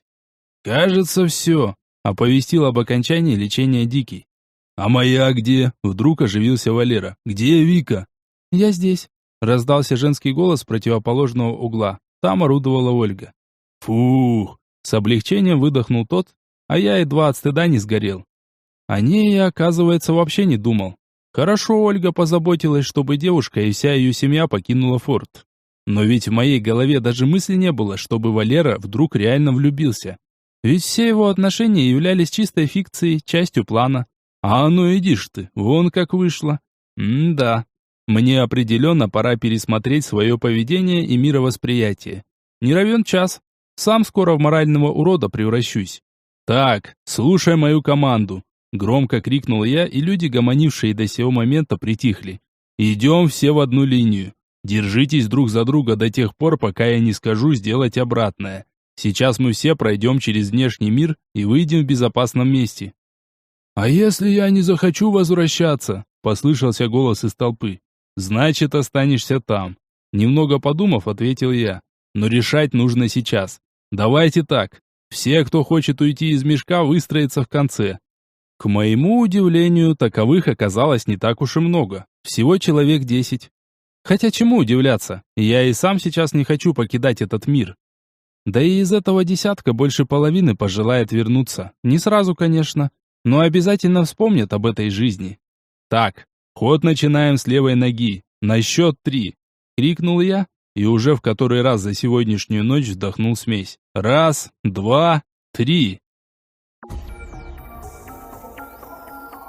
Глава 13. Проход. Мы снова вышли в поле. Понятия не имею, как это работает, но мои переходы явно становились все точнее и с каждым разом давались легче. Люди вереницей вышли следом за мной, и все разом повалились на землю. Если бы кто-то наблюдал за нами со стороны, немало удивился бы этому. Ночная тишина, теплый летний ветер колышет травку, и вдруг бац! Не пойми откуда вываливается целая толпа, причем в самом прямом смысле. «Кто решил остаться, делайте шаг в сторону!» — крикнул я, разрывая ночную тишину. «Остальные за мной!» «Да шевелитесь же! Способность не работает вечно!» Народ зашевелился. Некоторые неуверенно отошли в сторону. Было видно, что сомнения продолжают терзать их разум. Ведь всем им придется начинать жить заново. А такое не каждому дается легко. Наверняка у многих состоялись похороны. Им теперь еще предстоит долгое время доказывать свою личность. И не менее долго объяснять властям, а где же они находились все это время. Странное все же мироустройство. Казалось бы, человек есть, но без подтверждения личности жить не имеет права. Мало того, ему долгое время приходится оспаривать это в судах, тратить деньги, которые нельзя заработать без документов. Парадокс. В общем, веселье такое, что лучше не придумаешь. То ли дело мешок. Раз есть человек, значит хорошо. Держи автомат и вперед на амбразуры. Кто ты, откуда, зачем, всем параллельно. Никому не интересно, кем ты был в прошлой жизни. Как ты себя вел во внешнем мире и сколько зарабатывал. Здесь все просто. Ты либо жив, либо мертв. Все остальное шелуха. А репутацию придется зарабатывать заново. Никто не поверит твоим словам о честности, пока не докажешь на деле. Видимо, это и заставляет людей задумываться над таким простым вопросом. Стоит ли возвращаться обратно? Да, здесь их будут ожидать блага цивилизации. Интернет, мобильная связь, теплая постель в хорошо отапливаемом помещении. Никто не поджидает за поворотом, предвкушая сытный ужин из твоей плоти. Однако простота жизни и отношений подкупает и перекрывает основной негатив мешка. Вечный риск для здоровья. В отличие от бункера, в сторону сейчас отошли лишь 5. Возможно, они новенькие, еще не привыкли к постоянной опасности и мерзкой погоде. Но, скорее всего, им просто не удалось наладить свою жизнь в том мире. Или здесь осталось что-то более значимое. Семья, дети. Что ж, это их выбор, и не мне судить. Основное количество все же выстроилось позади в ожидании команды. И она не заставила себя долго ждать. 1, 2... «Стойте!» Вдруг закричал один из тех, что отошли в сторону. «Я с вами!» «Готовы?» Этот поступок вызвал во мне улыбку. «Начинаем с левой ноги на счет 3. 1, 2, 3. Мы вывалились в мешке прямо у ворот 380-го форта. Переход оказался еще более точным, что не могло не радовать. Железная створка поползла в сторону, и небольшая толпа, всего человек 60, включая бойцов Пакли, потянулись внутрь. Так, с этим покончено, пора возвращаться к своим. Теперь предстоит еще более сложная задача – пройти по руинам и покинуть зараженную территорию. «Постойте!» Ко мне спешила какая-то женщина с мальчишкой. «Мне сказали, что вы можете вывести меня отсюда». «Да», – кивнул я. «Пока еще могу, хватайтесь за руку». «Эй!»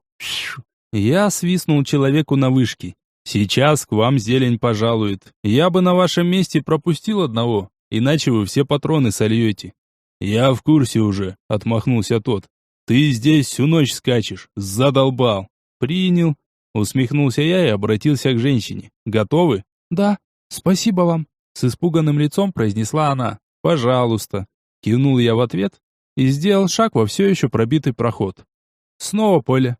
Где-то на горизонте маячат 4 одинокие фигуры.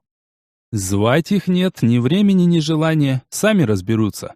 Женщина еще раз поблагодарила меня, а я в очередной раз пробил проход в мешок. Старый уже закрыли. Даже не знаю, хорошо это или плохо. Интересно, что сейчас творится у наших? Ладно, чего гадать. Скоро сам все увижу. Как я не готовился к выходу, все равно падение на груду битого кирпича приятным назвать сложно. Но ничего, главное, кости целы. Хотя даже это в мешке починить можно при помощи одного вдоха. Тузик словно ждал моего выхода. И стоило мне развалиться на обломках, как он тут же появился рядом и улегся на меня всей своей тушей. Скинуть его не так-то просто. Пришлось вначале погладить, иначе ведь не уйдет разбойник. Да, у меня определенно намечается прогресс в управлении переходами. Появился я буквально в 10 метрах от своих. Они были готовы, и как только я вывалился и разобрался с питомцем, выбрались из-под земли, в смысле из бункера. «Как все прошло?» – поинтересовался Дикий. «Нормально», – ответил я. «Боюсь, что теперь весь мешок только и будет обсуждать сегодняшнюю ночь. Ведь появился человек, способный вывести во внешний мир». «Даже не знаю, хорошо это или плохо», – усмехнулся в ответ он. «Ничего, поговорят и забудут». Хотелось бы верить. Растянул я губы в улыбке. «Ну что, давайте уже выбираться отсюда». В теории все казалось гораздо легче, но по факту мы двигались со скоростью черепахи. К слову, одна из них появилась почти сразу, едва мы удалились от бункера метров на 20. Сзади раздался хлопок, переходящий в протяжный звон, но на нас тварь нападать не стала. Значит, Пакля все еще держит ситуацию под контролем. Передвигаться по крошеву, что осталось после зданий, занятие не из легких. Вокруг постоянно что-то трещало, часто слышался грохот обвалов. Дождь, который не прекращался ни на секунду, постоянно подмывал опоры, и осколки от зданий то и дело проваливались ниже. В подвальные помещения, а то и на первые этажи. Что-либо понять было сложно. Мы даже не осознавали, в правильном ли направлении идем. Ведь форт можно обнаружить лишь в одной стороне. Все остальные выведут нас к необитаемой части мешка. Хотя нам пока все равно, хотелось просто поскорее убраться отсюда, выйти из этой микроволновки. Пот заливал глаза, струился по спине, ноги постоянно скользили, и равновесие удавалось сохранять с большим трудом. За час пути мы устали так, будто двигались без отдыха целые сутки, а конца и края все еще не видно. Тузик! Вот кому было абсолютно плевать на руины под лапами. Он скакал по битым кирпичам так, словно это ровный пол. Иногда он специально рушил наиболее слабые места, прыгая на них с разбега. Может быть, развлечения ради, а возможно, чтобы мы туда случайно не наступили. В любом случае, мы были благодарны за это, что не мешало мне каждый раз переживать за питомца. Мы шли за ним в надежде на то, что он ведет нас в нужную сторону. Уж кому-кому, а ему доверие в этом вопросе больше, чем нам. Кто, как не твари, способны ориентироваться в закоулках мешка? Люди здесь всего лишь гости, а настоящие хозяева этого мира – они, жаждущие нашей крови создания. Познав множество секретов мешка, я так и не понял принцип их существования. Для чего они здесь? Кто построил этот чертов бесконечный город? Зачем они несут сюда вещи из внешнего мира и делают нычки? Вопросов осталось так много, что перечислять их можно до бесконечности. Вот только вряд ли мне хоть когда-нибудь удастся заполучить на них ответ. Первым замер Тузик. Он резко остановился, приподнял чешуйки на загривке и утробно зарычал. Затем остановилась Пакля. Ее лицо стало очень сосредоточенным и одновременно испуганным. Другой команды нам и не требовалось. Оружие тут же заняло боевое положение в руках, а в следующую секунду завал вдалеке зашевелился. Осколки разлетелись в разные стороны с такой силой, что несколько даже достигли нас. И это несмотря на то, что мы находились в паре сотен метров от происходящего безобразия. Все наше внимание было приковано к этому месту. Напряжение росло. По всем нашим ожиданиям сейчас должен был появиться огромный, просто невероятных размеров и силы монстр. Но на окраину получившегося котлована вскарабкалась небольшая, кривоногая, ушастая фигурка желтого. Валера даже хрюкнул от смеха, глядя на то, как тот неуклюже выполз наверх и медленно распрямился, поглядывая в нашу сторону. А затем стало не до смеха. «Пакля, ты можешь его контролировать?» На всякий случай спросил я, но вместо ответа увидел, как она грохнулась без сознания. «Оль!» «Я его не чувствую», — успела ответить она. А другой команды нам и не требовалось. Шквальный огонь из 4 стволов накрыл мелкого нарушителя спокойствия, но что-то явно пошло не так. Буквально за мгновение до первого выстрела мелкий засранец поднял в воздух кучу обломков и отгородился ими от летящих в его сторону пуль. А после этого взмахом руки отправил свои снаряды в нас. Даже не представляю, что с нами стало бы, если бы не реакция Валеры. Он все еще владел умением зеленых и быстро прикрыл от обломков, выставив общую защиту. Те бились и разлетались в мелкую пыль, ударяясь о невидимую преграду. С какой же невероятной скоростью отправил их в полет желтый уродец. На лбу у нашего товарища выступил пот, а тварь даже и не думала прекращать. В бой уже давно вступил Тузик. Он летел к врагу, перемещаясь быстрыми рывками. Но желтый успевал атаковать не только нас. Осколки также летели и в нашего питомца. Вот только для него они не представляли смертельной опасности. Однако скорость передвижения снижали довольно неплохо. Несколько больших кусков бетона дважды отбрасывали его назад. Но наша тварь поднималась и вновь бросалась в атаку, постепенно сокращая дистанцию. Мы тоже не стояли на месте и разбежались на более широкое расстояние друг от друга, тем самым мешая гному вести массовую бомбардировку. Теперь ему приходилось рассредоточить свое внимание, впрочем, как и Валере. Началась борьба двух сил. Одна пыталась убить нас, вторая прикрыть от попадания осколков. Зато теперь мы смогли вести огонь по очереди, каждый раз заставляя тварь отвлекаться еще и на то, чтобы отгородить себя от наших пуль. В один из таких моментов я успел сменить магазин и зарядил вал усиленными красными патронами. Моя очередь свободно пробила очередную кирпичную преграду на своем пути, и несмотря на то, что пули часто уходили после этого в сторону, несколько попаданий тварь все же заработала.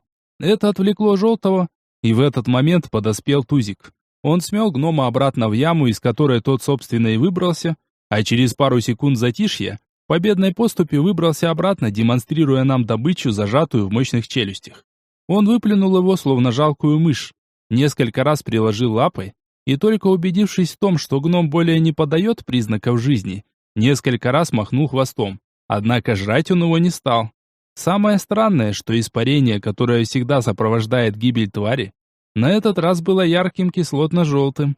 Прав оказался Бакс. Твари в условиях агрессивного радиационного фона стали гораздо опаснее.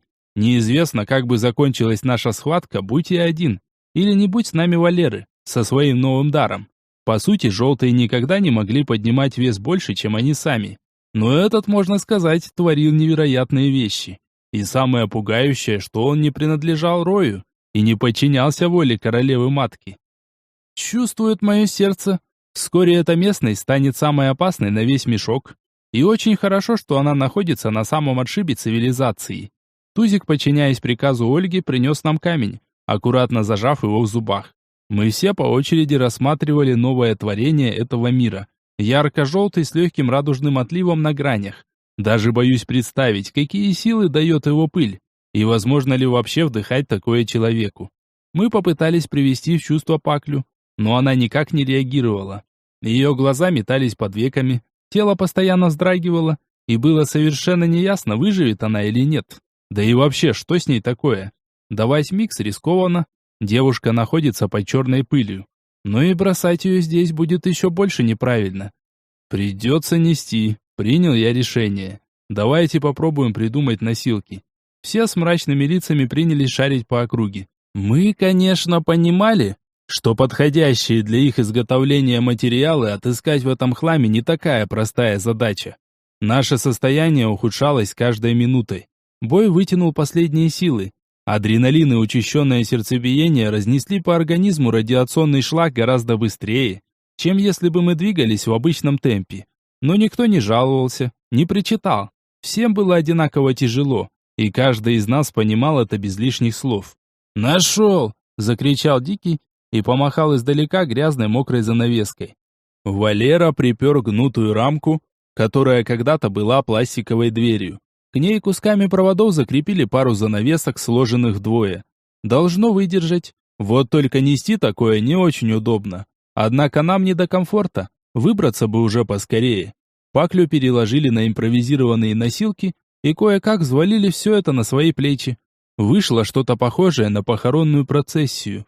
Однако это намного лучше, чем нести бесчувственное тело в одного на собственном горбу.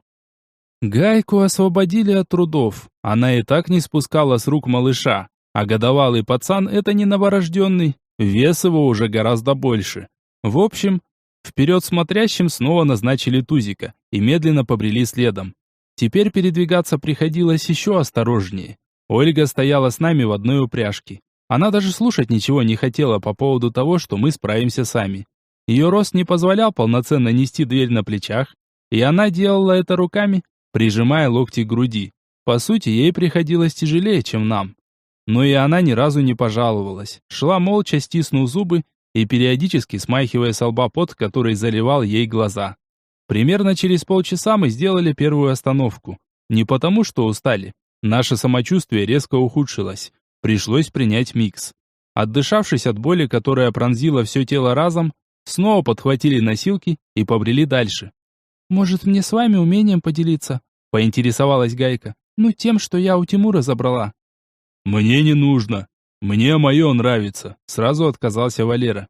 «Я не уверен, что останусь после такого эксом», — отмахнулся Дикий. «Пес, кстати, тоже. Ну, а про Ольгу и говорить нечего». Только спустя долгих 1,5 часа разруха начала меняться.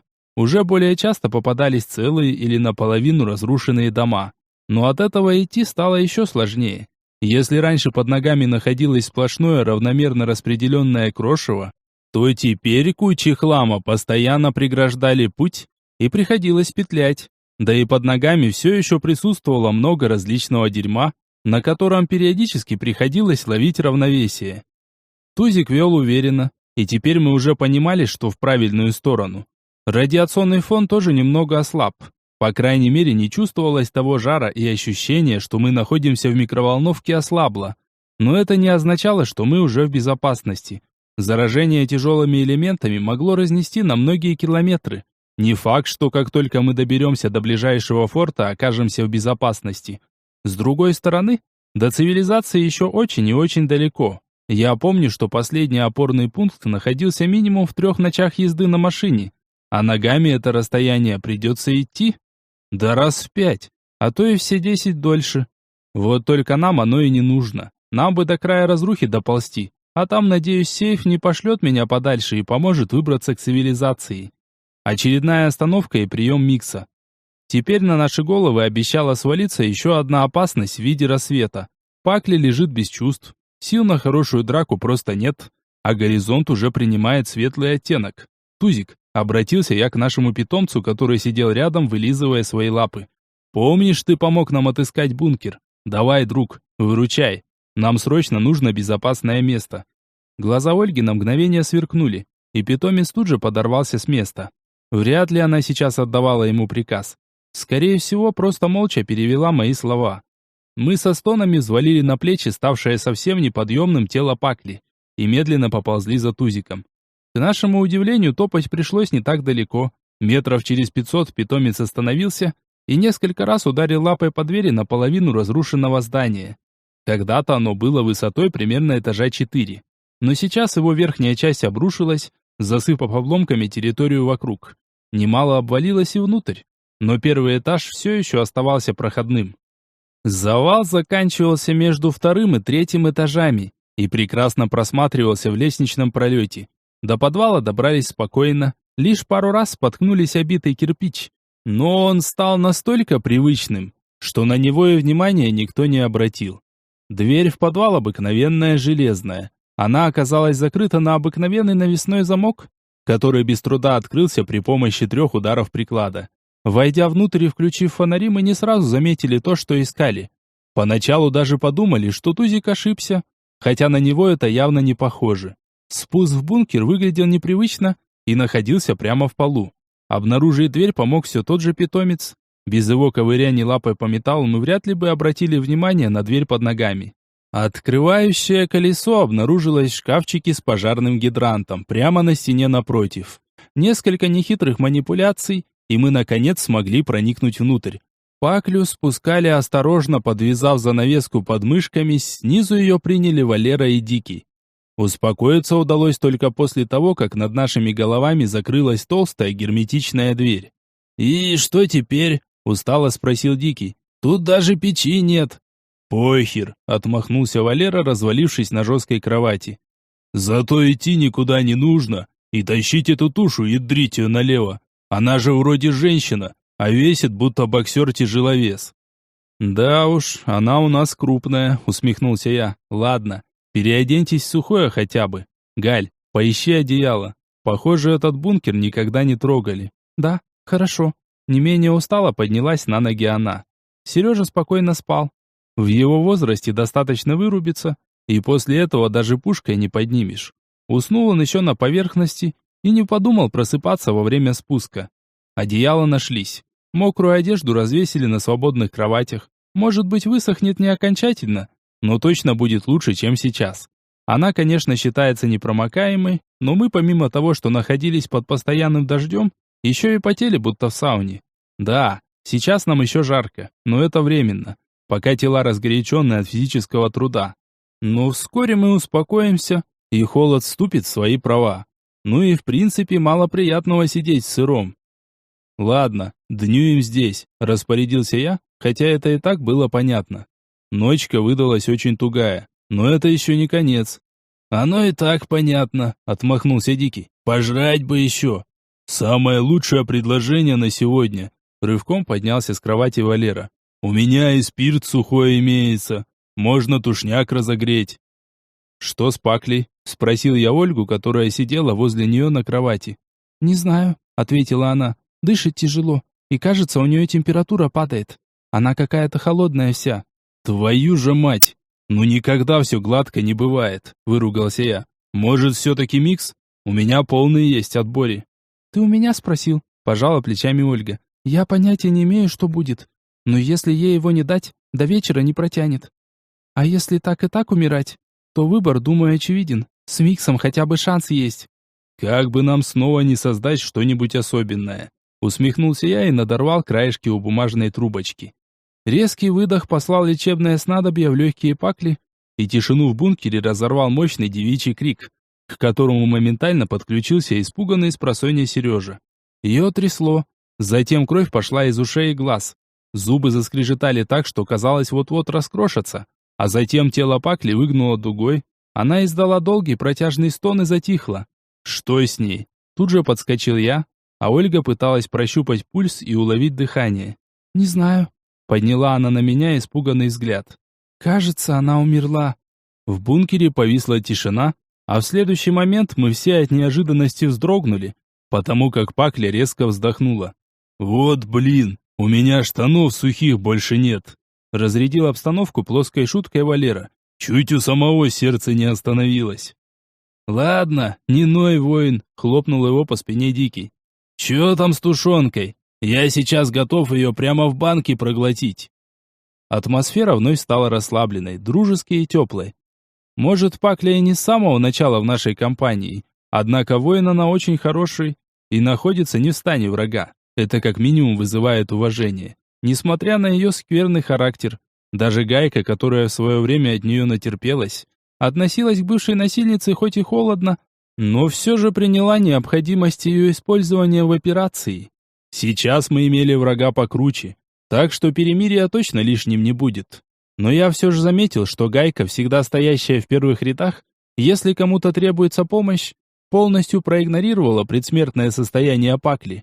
И ее можно понять. Есть чего ненавидеть эту боевую подругу. Завтра еще один рывок по зараженной местности. Надеюсь, последний. За день здесь много чего может измениться. Главное, чтобы к бункеру не подкрался один из таких желтых. Иначе дверь выпрыгнет из пола, будто пробка из бутылки с шампанским. Что ж, инициативу мы, по-видимому, упустили. Не удалось за один вечер убрать с дороги всех наблюдателей. Однако -2 – очень хороший результат. Отец учил просчитывать самый худший вариант. И я его честно рассматривал. Но мы все живы, хоть и прячемся под землей. А 2 врага мертвы. И нам известно расположение 3-го. Если все пойдет хорошо, то завтра мы сможем разобраться с Еленой. И останется только Олег. Может быть, его мы не найдем никогда. Но он останется один, отрезанный от всех своих ресурсов. Даже не знаю, что хуже. Умереть или постоянно находиться в бегах. Прятаться и оглядываться на каждый шорох. Лично я бы предпочел первое. Глава 14. Выход. К вечеру Пакля пришла в себя. Никаких внешних изменений мы в ней не заметили, и по ее словам, ничего необычного в себе она также не ощущала. Ну, хоть на этот раз у нас обошлось без отклонений. Позавтракали, накормили Тузика и на выход. Каждая минута пребывания под опасным излучением здоровья не добавляет. Сегодня хотя бы все на своих ногах передвигаются, что уже большой плюс. На скорости передвижения это сказывалось значительно. Ну и плюсом ко всему, Пакля является довольно серьезной боевой единицей, что тоже нельзя списывать со счетов. Немало радовало и то, что твари пока не попадались. В тех условиях, в которые мы попали, бой легко мог стать неуправляемым и принять непредсказуемый оборот. Завалы повсюду перекрывают прямую видимость. Нам постоянно приходится петлять, иногда даже возвращаться. Можно, конечно, перелезть через кучу, но, как говорится, умный в гору не пойдет. Вот и мы причисляли себя к разумным существам, обходя горы битого кирпича и бетона. Когда город впереди начал принимать более привычные очертания, мы, наконец, выдохнули. Напряжение сошло на нет. Все. Теперь мы в привычных условиях, и снова необходимо отыскать бункер. Оказывается, вчера нам оставалось не так уж и много, всего каких-то пару часов. С другой стороны, это сейчас кажется легко, а с тяжелой Паклей на плечах до при той усталости. В общем, наше путешествие имело все шансы затянуться на гораздо большее время. Убежище нашли сами, руководствуясь привычными ориентирами. Оно обнаружилось под одним из цехов какого-то предприятия. Чем оно занималось, понять сложно. Странные огромные машины стояли ровными рядами в помещении, и какую функцию они выполняли, неясно из-за отсутствия самой продукции. По всем этим роликам могло катиться все что угодно, начиная от конфет и заканчивая деталями машин. Хотя, судя по запаху, здесь явно занимались чем-то далеким от продуктов питания. Да нам по большому счету было все равно, хотя по цехам мы все же немного побродили, ломая голову над назначением оборудования. Казалось, что вот-вот заявится смена и поднимется шум. Настолько все вокруг казалось свежим, брошенным совсем недавно. Даже электроэнергия присутствовала.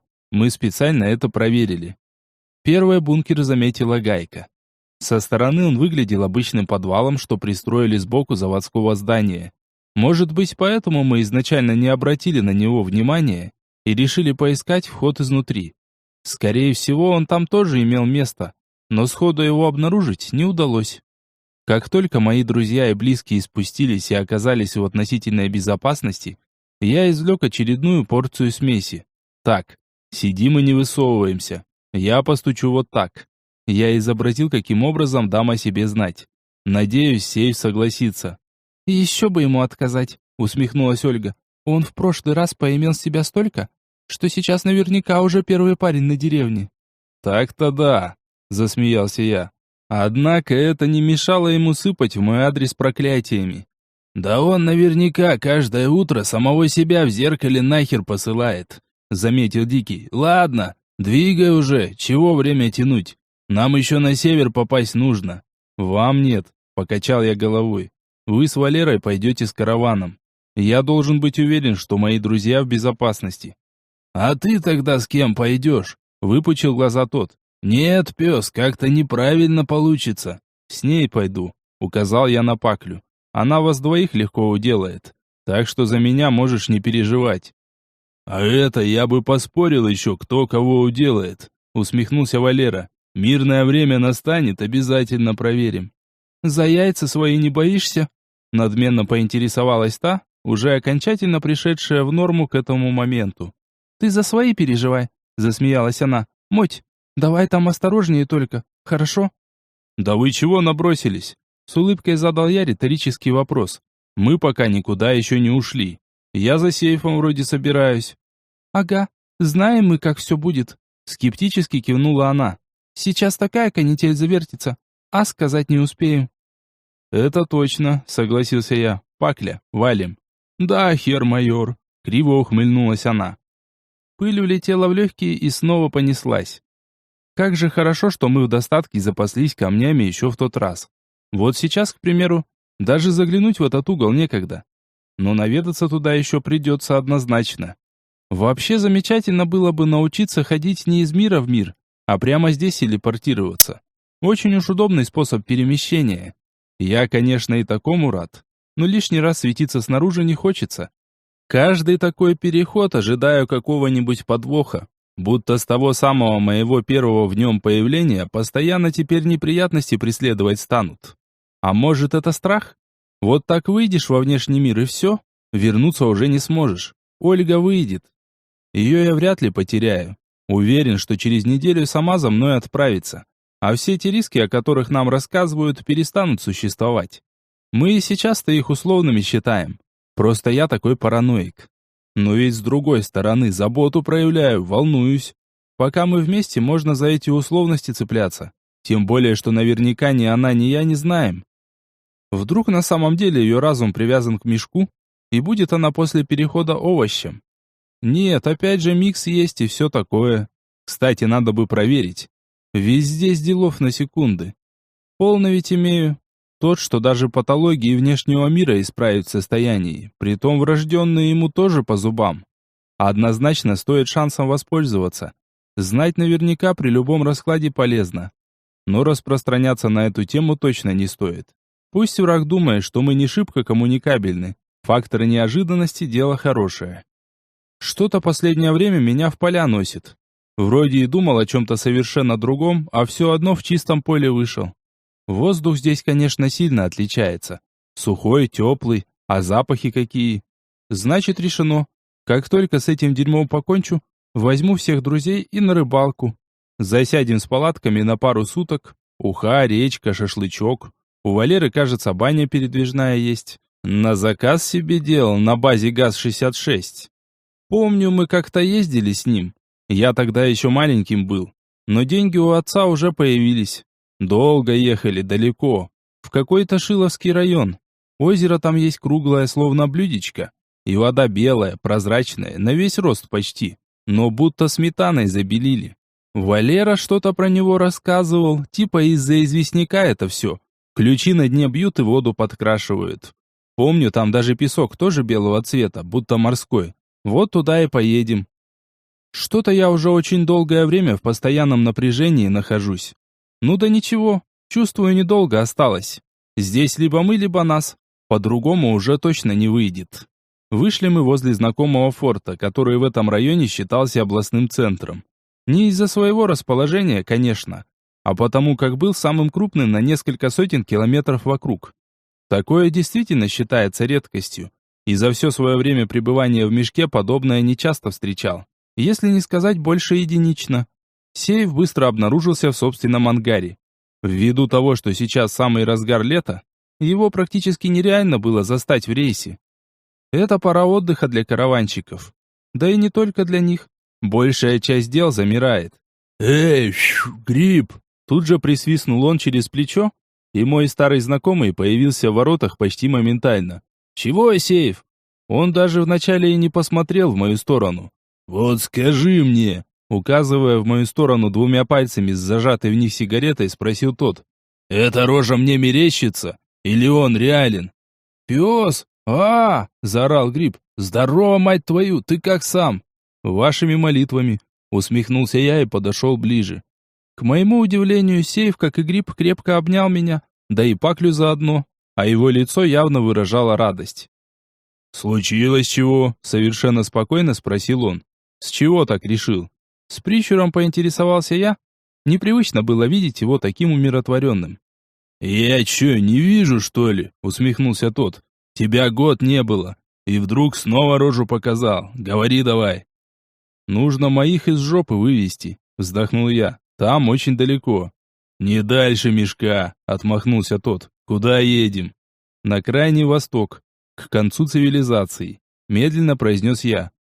«По-моему, ближайший форт там плюс 10 с чем-то тысяч». «Смешно», — улыбнулся тот и посмотрел на мое серьезное лицо. «Ты же шутишь, да?» «Нет, Сейф, не шучу», — покачал я головой. «Туда я вас переброшу, а обратно своим ходом. Заезд в форты обязателен, чтобы я смог вас найти». «Поучи меня еще, ага», — отмахнулся он и, сильно сморщившись, почесал макушку. «Ко мне, я так понимаю, у тебя по самые яйца». «Ну, не прямо так». Теперь уже поморщился я, представляя, какую цену он сейчас заломит. «Мне бы 2 БТР еще, желательно свежих, но чтоб старые 80-ки». Тут же поправился он. «С ними здесь в ремонте проще». «И?» — спросил я, понимая, что это не все. «И Уралов вот тех, что в прошлый раз были, штук 5», — добавил он с надеждой в глазах. «Решаемо», — немного подумав, кивнул я. «Но сам понимаешь, не сразу». «Ну вот, как только появится возможность, тогда и поговорим». С каким-то облегчением тут же выпалил он. «Сейф, им срочно помощь нужна», — не согласился я. «Ты же знаешь, что я не кину». Тот сделал задумчивый вид, хотя торговаться не умел совершенно. Я вот точно знал, что сейчас моментально вырастет его аппетит, но если соглашусь, то он попытается придумать очередную отмазку, чтобы добавить еще. Видимо, в своей прошлой жизни он все-таки был прапорщиком. Уж очень хозяйственный мужик. Любому хомяку фору даст. И еще один беттер. Совершенно не изменил своим принципам тот. «Все, Сейф, давай до свидания». Махнул я рукой и отвернулся, будто собираясь уходить. «Тебе что, жалко, что ли?» Спросил в спину он. «Нет, мне просто не хочется время тратить». Покачал я головой. «Ты же жадный. Сейчас я соглашусь, а ты снова цену поднимешь. Потом что-нибудь еще придумаешь». «Да пошутил я», — поморщился Сейф. «Нормальная цена. 2 беттера и 5 Уралов. Это я так, тебя позлить». «Когда сможешь выдвинуться?» — уточнил я. «Вчера», — усмехнулся тот. «У меня давно все готово. Не видишь, сидим, сезон ждем. Топливо и жратва с ночлегом с тебя, патроны тоже». «Принял», — согласился я. «Ну, чего сел-то? Давай поехали, время идет». «Нет, пес, больше ты меня не бесишь», — усмехнулся тот. «Так что можешь не стараться». «Эй, по машинам! У нас работа непочатый край!» — проревел Сейф в полумрак ангара. Оттуда ему ответил рык дизелей, словно ребята действительно уже были готовы и ждали лишь команду. «Ты куда столько машин гнать собрался?» — удивленно уставился на него я. «А чё бы нет?» — усмехнулся в ответ тот. «Топливо оплачивают, патроны со жратвой тоже. Или ты думаешь, нам на Востоке похвалиться нечем?» «Ну ты и рожа!» — восхищенно покачал я головой. «Нет, ну каков, а?» — толкнул я локтем Паклю. «За наш счет еще и ко мне теперь заработает». «Молодец, мужик, крутится!» — безразлично пожала плечами она. «Вот!» — с довольным лицом указал в ее сторону Сейф. «А ты все жадный, жадный!» Колонна выехала за территорию форта, после чего мы остановились на прямом участке. Быстро связали технику в один общий паровоз. Водители получили четкие инструкции о том, как нужно ехать, и вскоре мои легкие в очередной раз получили дозу смеси. Такими темпами я скоро буду перемещаться между мирами без ее помощи. Ну, если, конечно, ничего другого использовать не буду. Вот только в условиях мешка такое не сильно прокатит. Тех же миксов, которые вначале казались мне недоступными, за вчерашний день истратили больше, чем за все время. Ладно, доведем дело до конца, стану развивать в себе эту способность. Тем более, что работать будем с отцом. Ему, скорее всего, понравится моя идея моментальной переброски груза. Тьфу ты!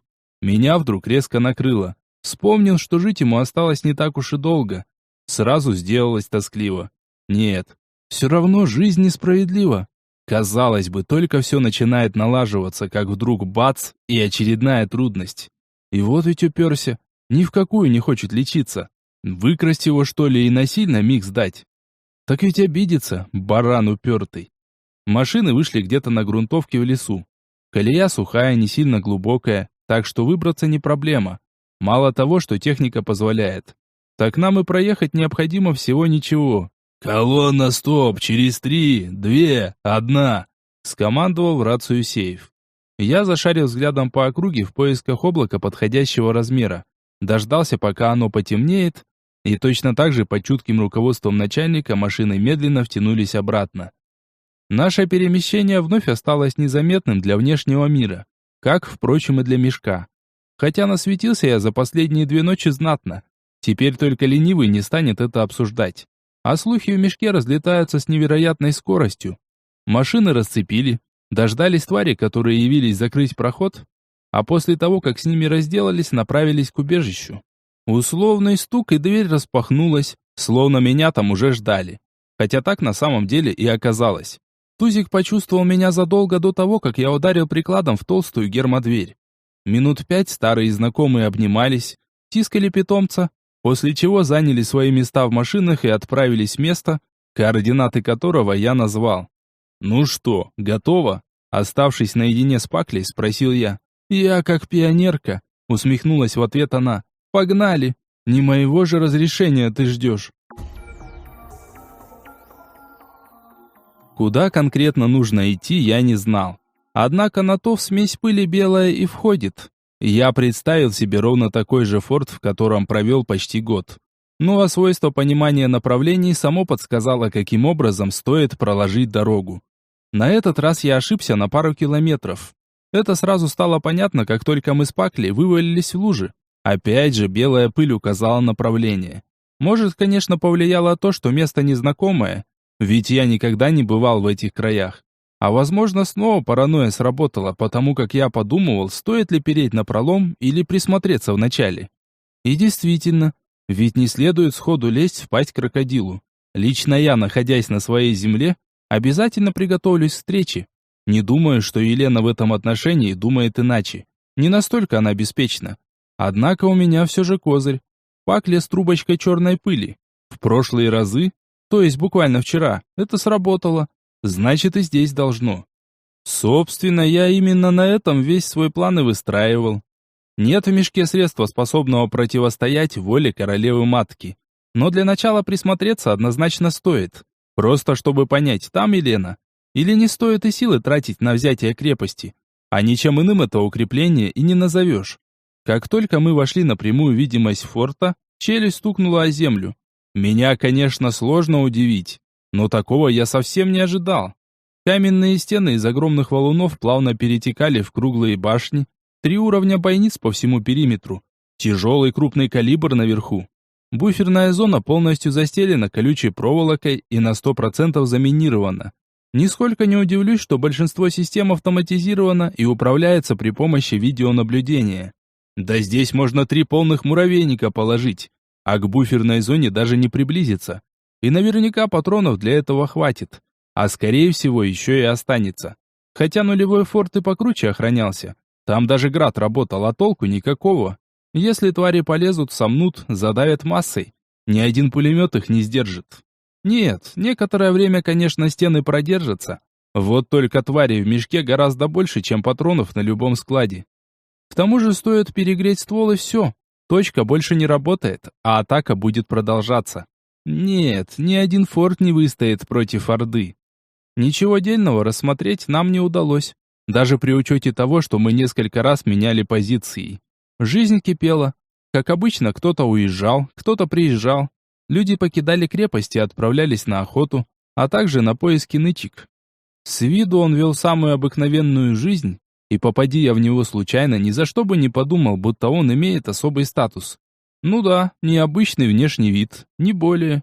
Исходя из наблюдений, невозможно было сказать, что там ввели военное положение или собираются встречать врага. Но опять-таки, это мешок. В таком месте люди всегда готовы к бою. «Ну, что думаешь?» – поинтересовался я у Пакли. «Я бы попробовала войти», – пожала плечами та. «В вашем форте даже регистрацию не просили. Может, и здесь так?» «Может», – согласился я. «Но и своя внутренняя база регистрации у них также может». «И что теперь?» – усмехнулась она. «Ну, давай не пойдем».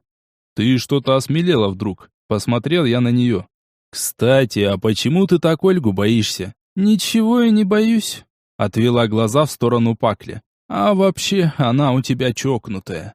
«Вот тена», – засмеялся я. «Никогда не замечал. Как по мне, так это ты маленько того». «Есть такое дело», – хмыкнула она. «Метла мне быстро мозги вправила при нашей первой встрече. Я ведь тогда в пиках состояла».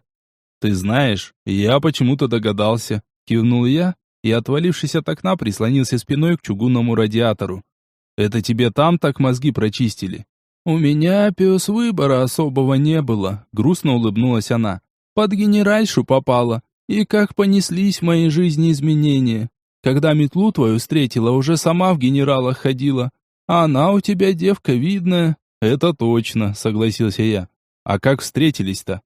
«Так она тогда в бега только подалась. Но характер уже железный был к тому моменту», — продолжил рассказ Пакля. «Я в баре напилась так, что от меня все разбегались. А кто не бежал, тому помогла. А ей, прикинь, будто насрать было. Сидит у стойки, пиво темное тянет. Взгляд такой в пустоту и лицо острое, злое. Я тогда еще, помню, подумала, вот с кем сегодня подерусь и пересплю после». «И как?» Меня уколола ревность. «Никак», — хрипло засмеялась та.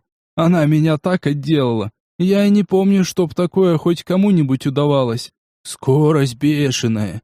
Будто под синей пылью работала, но я точно знала, что она ее не вдыхала. Явно больше 5 минут прошло, пока я за ней наблюдала». «Все никак поверить не могу, что это про мою Ольгу рассказы», — вздохнул я. «Понимаешь, для меня она всегда была хрупкая девушка. Я должен оберегать ее от неприятностей, защищать, бить хамов. А ты говоришь, что она профи». «Я тебе говорю как есть», — пожала плечами та. «А уж профи, не профи, это ты сам решай. Факт. Она меня отмудохала, как помойную кошку.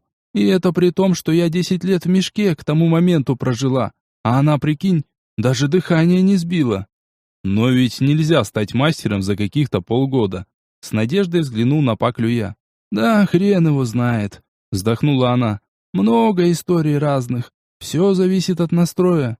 Но нет, скорее всего, мастером ты не станешь». «Выходит, она все это время так умела?» Почесал я макушку. «Странно. Почему не рассказывала тогда? Мы с ней очень откровенно поговорили, когда тебя взяли». «Видимо, не нужно тебе это знать», — усмехнулась напарница. «То есть то, что ее изнасиловали, мне знать можно, а это нельзя?» — вспылил я. «Это она тебе сказала?»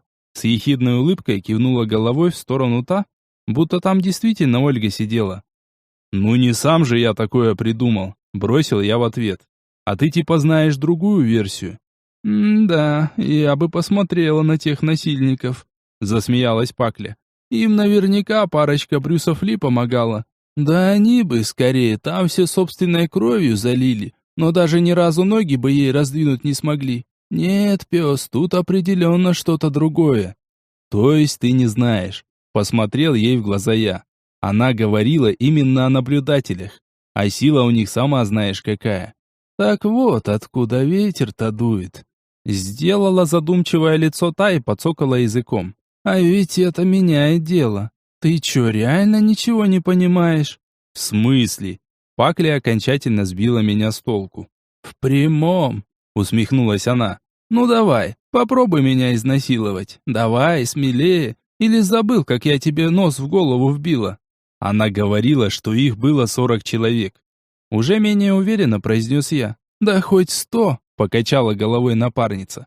«Эта песня явно не про метлу. А вот повод она тебе дала отличный, это факт». «Почему ты уже в который раз заставляешь меня в ней сомневаться?» Успокоив злость внутри себя, спросил я. «Да мне вообще на вас насрать», — отмахнулась Пакля. «Я просто хочу, чтобы ты понял, наконец. Она не та, кем ты ее считаешь. И я не имею в виду, что она плохой человек. Но умеет она гораздо больше, чем говорит». «Подозреваю, что знает тоже», — вздохнул я. «Видимо, нам предстоит очередной нелегкий разговор». «Я тебя не понимаю», — усмехнулась напарница. «Ты ее любишь?» «Само собой». Даже немного возмутился я от такой постановки вопроса. «Так вот, она тебя тоже любит», — продолжила развивать логичное объяснение своим вопросом та. «Вот тебе не один хер, кто она, чего умеет и ради чего борется. Любите, живите. Что вот тебе все поговорить вечно надо? Узнать, выведать. Ты часом не мент?» «Ха!» Даже подпрыгнул я от такого заявления. «Мент, ага. Хочешь, пистолетик покажу?» «Ольге своей покажешь», — прихлопнула меня по спине Пакля. «Послушай ты моего совета. Живите спокойно. Разгребем все это дерьмо, возьмешь себе форт и живите. Не лезь ты к ней со своими вопросами и разговорами. Себе же хуже сделаешь. Ты пойми, не все знания приносят облегчение, некоторые только боль. А ты...» С усмешкой посмотрел я на Паклю. «Часом не психолог?» «Пес», — с серьезным лицом заявила она. «Ты не поверишь».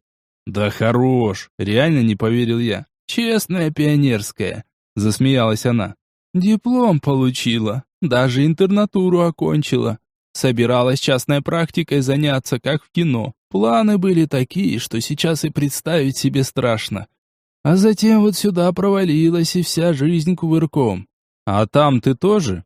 Попытался я найти более приличное название ее ориентации, но не смог. Лесбиянкой, короче, была. «Да хрен его знает, вроде нет». Почесала она свой подбородок и совсем не обиделась вопросу. «Было пару ребят. Но ты же сам понимаешь, кто с такой Годзиллой спать захочет. А другого опыта не довелось приобрести». «Глядишь, еще понравится», — усмехнулся я. «Переобуешься, семью заведешь». «Да я что, думаешь, не проверяла?» — засмеялась Пакля. «Здесь любая баба уже радость. Так-то я неплохо выгляжу, просто крупная очень». «Мы заметили, пока тащили», — с улыбкой добавил я. «Ладно, я тебя услышал. Пойдем, попробуем в форт войти». Пакля рывком поднялась на ноги и протянула мне руку. Я принял помощь, оторвал зад от пола и холодной батареи. Пора приступать ко второй части нашего плана. «У меня пыль в руке будет, если что, быстро вдохнуть успею», — показала она зажатую в руке трубочку. Один край у нее уже был оторван, и девушка держала его в изгибе мизинца, не давая просыпаться.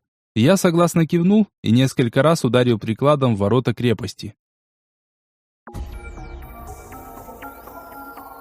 Глава 15. Пока не знаю. К нашему с Паклей удивлению, ворота открылись без лишних вопросов. Не основные, конечно. Пеших посетителей всегда запускают через небольшую калитку. Регистрация здесь присутствовала. Но мы и не собирались таиться, потому спокойно протянули наши карточки. Дождавшись, когда процедура закончится, убрали документы и отправились прямиком в комендатуру. Вообще весь форт выглядел довольно странно. Он действительно больше напоминал средневековый город. Вот только откуда ему взяться посередине спального района с пятиэтажками? Возникало ощущение, будто его построили специально. Хотя в этом нет ничего удивительного. При способностях наблюдателей и их власти можно и не такой дворец отгрохать. Однако его масштабы и качество работы будоражили воображение. В комендатуре мы провели буквально 5 минут. Не потому, что нас выгнали и не дали нужной информации. Все оказалось более прозаично. Оказывается, нас ожидали. Елена еще вчерашней ночью начала готовиться к встрече, и проходить она должна ни много ни мало в тронной зале. Именно сюда нас и проводили, как только разобрались, кто мы. Улочки в форте имели множество непредсказуемых изгибов и поворотов, словно специально задумывались таким образом для обороны. Они, конечно, позволяли сдерживать противника, но лишь в том случае, если нападение произойдет со стороны людей. От тварей такая планировка вряд ли спасет. Скорее наоборот, станет мешать, перекрывая прямой обзор. Я нисколько не удивился, когда нас с Пакли провели по ним к центральному особняку. Его тоже выстроили по всем правилам дворцов. Шикарный, с колоннадой на высоком крыльце, которая также исполняла роль балкона. Из-за постоянного дождя и отсутствия нормального солнечного света, газон здесь отсутствовал, и огромную территорию вокруг здания попросту замостили. Однако чудо-инженеры и строители не забыли про фонтаны и статуи, что расположились по обеим сторонам дорожек.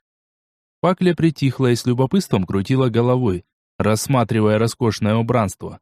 Да я и сам, честно говоря, пребывал в шоке от увиденного. Странно все это. Я представлял себе форт несколько иначе, больше похожим на тот, каким владел Тимур. Тот мало чем отличался от стандартных и также расположился на территории бывшей военной части. Правда, сейчас там радиоактивная пустошь. Здесь же все создавалось специально, и сил, а также средств на это не жалели. Изначально я предполагал, что Елена играется в королеву, но увидев внутренности крепости, понял, она этим живет. Слишком серьезный подход. Я бы еще понял, если она создала такое где-то во внешнем мире. Там можно часто наблюдать подобные вещи, особенно у людей с деньгами. Один такой знакомый моего отца вложил огромные средства на постройку целого поселка в сибирской тайге. Нравилось ему чувствовать себя барином. Вот и развлекался во всю мощь собственной фантазии. Самым удивительным в его поселке были люди. Они на полном серьезе любили своего господина. Переехали в это село по собственной воле и соблюдали все правила старинной жизни. Ну, почти. Связь и интернет там все же присутствовали.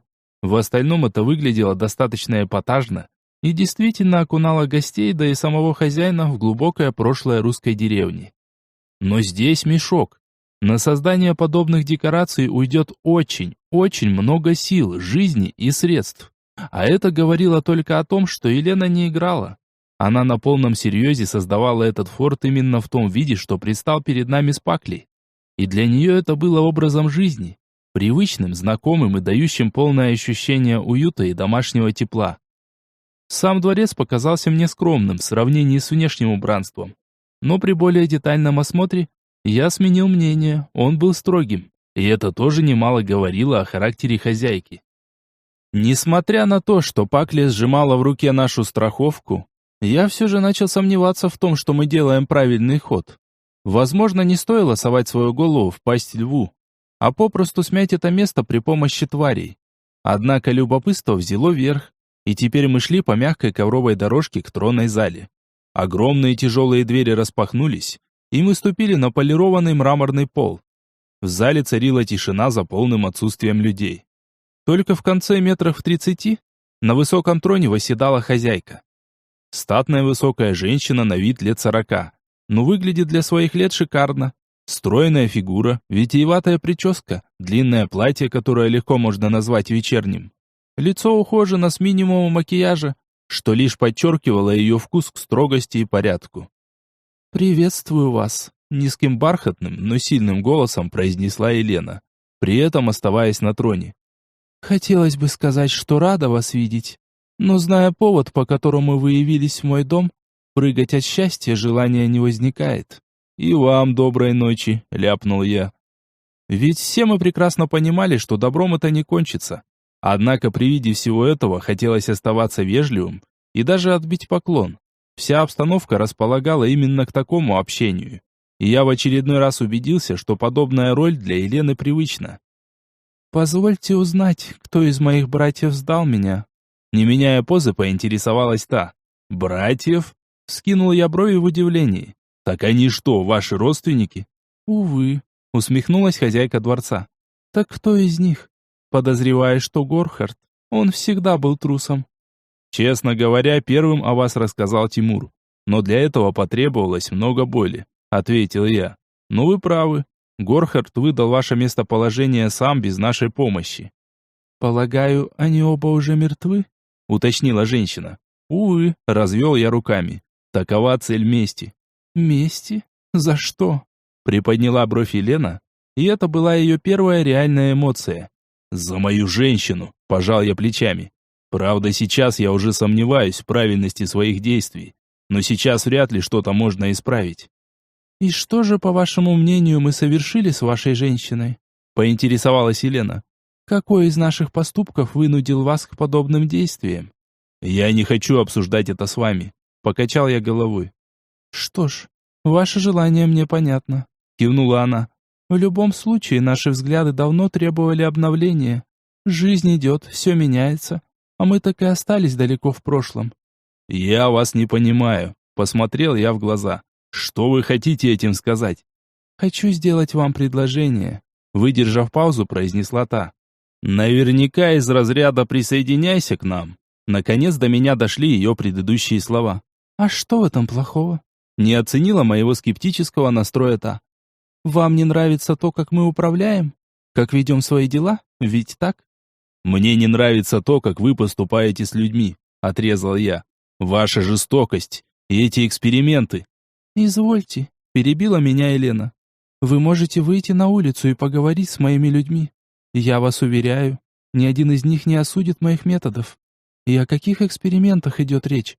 «Ну, как же?» Окончательно запутался я. «Да, вы даете людям разные способности, но предварительно проводите их через боль и страдания.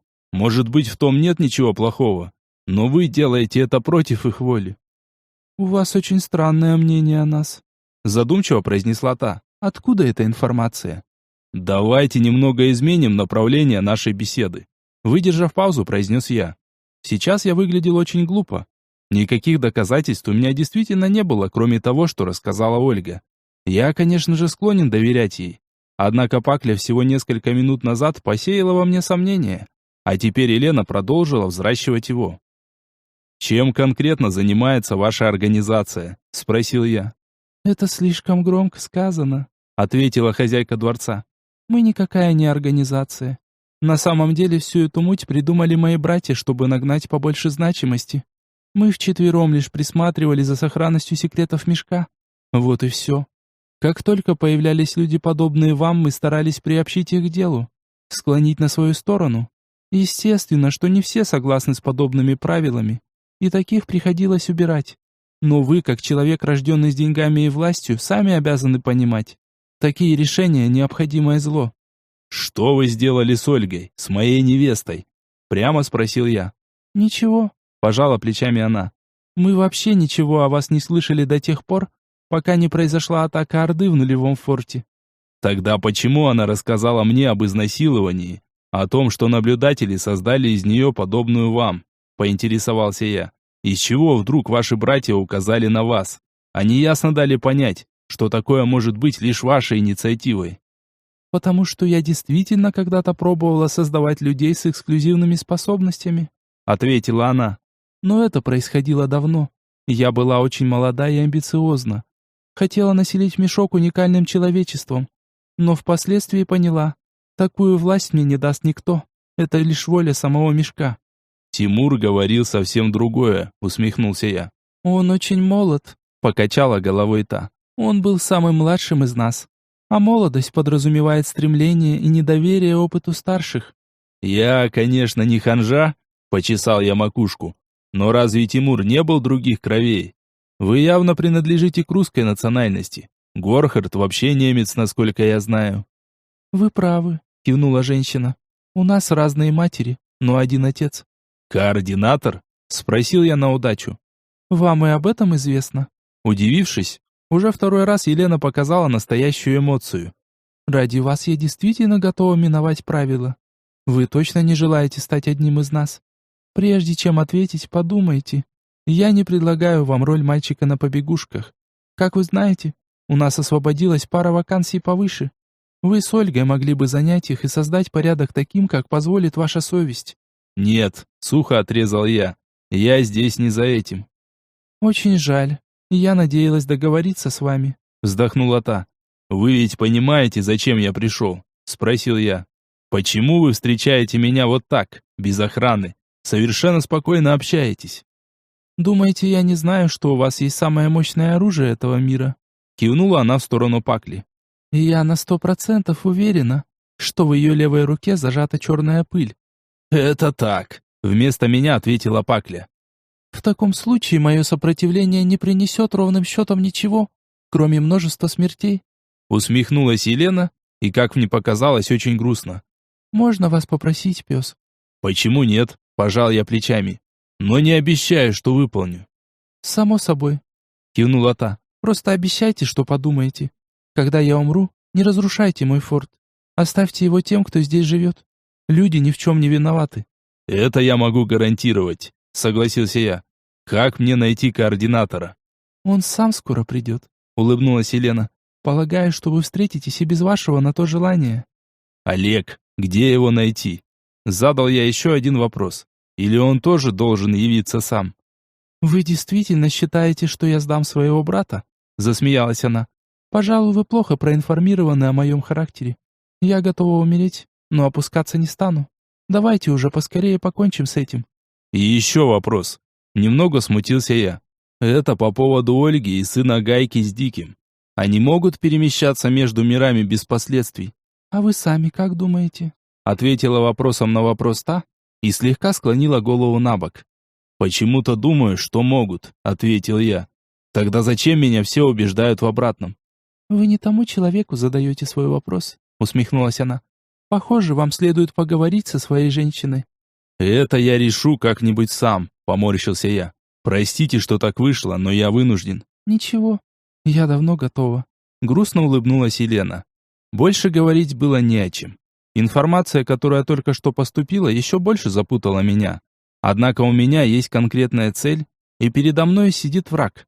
Автомат привычно поднялся на уровень глаз, а палец сдавил спуск. Звонкие выстрелы несколько раз отразились от каменных стен тронной залы. 2 пули в голову и 1 в сердце, и Елена обмякла на своем троне сломанной куклой. Пакля тут же поднесла к рту руку, готовая в любую секунду превратиться в королеву-матку. Но ничего не происходило. Только спустя пару минут в помещение вошли 4 мужчин. Они молча прошли мимо нас и бережно уложили тело Елены на носилки, чтобы в следующее мгновение выйти с ней из залы, также молча не обращая на нас ровным счетом никакого внимания. Это выглядело максимально странно, но еще более необычными были ощущения внутри. Я полностью растратил всю свою уверенность. Сейчас мою душу терзали сомнения в правильности поступка. Именно терзали. Совесть не давала покоя, будто только что я совершил непоправимую ошибку. Елена умерла с достоинством, в отличие от своих братьев. Но ее слова, они до сих пор звучали в голове. Я всячески пытался сопоставить их с той информацией, которой владел. Пытался убедить себя в том, что она просто врала, манипулировала мной. Однако ее смерть говорила об обратном. А что, если они ее сейчас поднимут? Вдруг у них есть такой человек, который обладает умением, как Тимур? Может, все произошедшее здесь фарс? Все мои сомнения развеялись в тот момент, когда мы с Паклей покинули дворец. Посреди огромной площади жители форта сложили погребальный костер. Они действовали быстро, но без лишней суеты, словно готовились к этому очень давно. «Окажите нам честь, господин!» Внезапно остановил меня один из них. «Запалите, пожалуйста, прощальный костер для нашей королевы». «Вас не смущает то, что я ее только что убил?» Поинтересовался я, чувствуя себя совсем неловко в сложившейся ситуации. «Будь наша воля, мы с радостью порвали бы вас и вашу госпожу на части», совершенно спокойно ответил тот. «Но воля ее величества была другой. Она хотела, чтобы именно вы подожгли погребальный огонь». Я молча кивнул, потому как не нашелся, что на это ответить. Ну, раз воля, значит так тому и быть. Тем более, что последнее желание умирающего – закон. Мне тут же дали в руки факел. Несколько раз чиркнув зажигалкой, подожгли его и указали, в какие места необходимо им приложить. После того, как пламя начало заниматься, факел полетел на высокую платформу, где находилось тело Елены. Я чувствовал себя очень неловко, а происходящее вокруг посеяло во мне просто невероятную гору сомнений. Отныне моя уверенность пошатнулась окончательно. Самое поганое было то, что я не желал возвращаться к Ольге. Словно это она меня предала. Будто мне сейчас в душу плюнули, смачно, предварительно отхаркнув, а после растерли это грязным сапогом. И ведь я понятия не имею, где находится правда. Пакля начала сеять сомнения по поводу Ольги, а Елена завершила начатое. Взрастила из семян целый лес.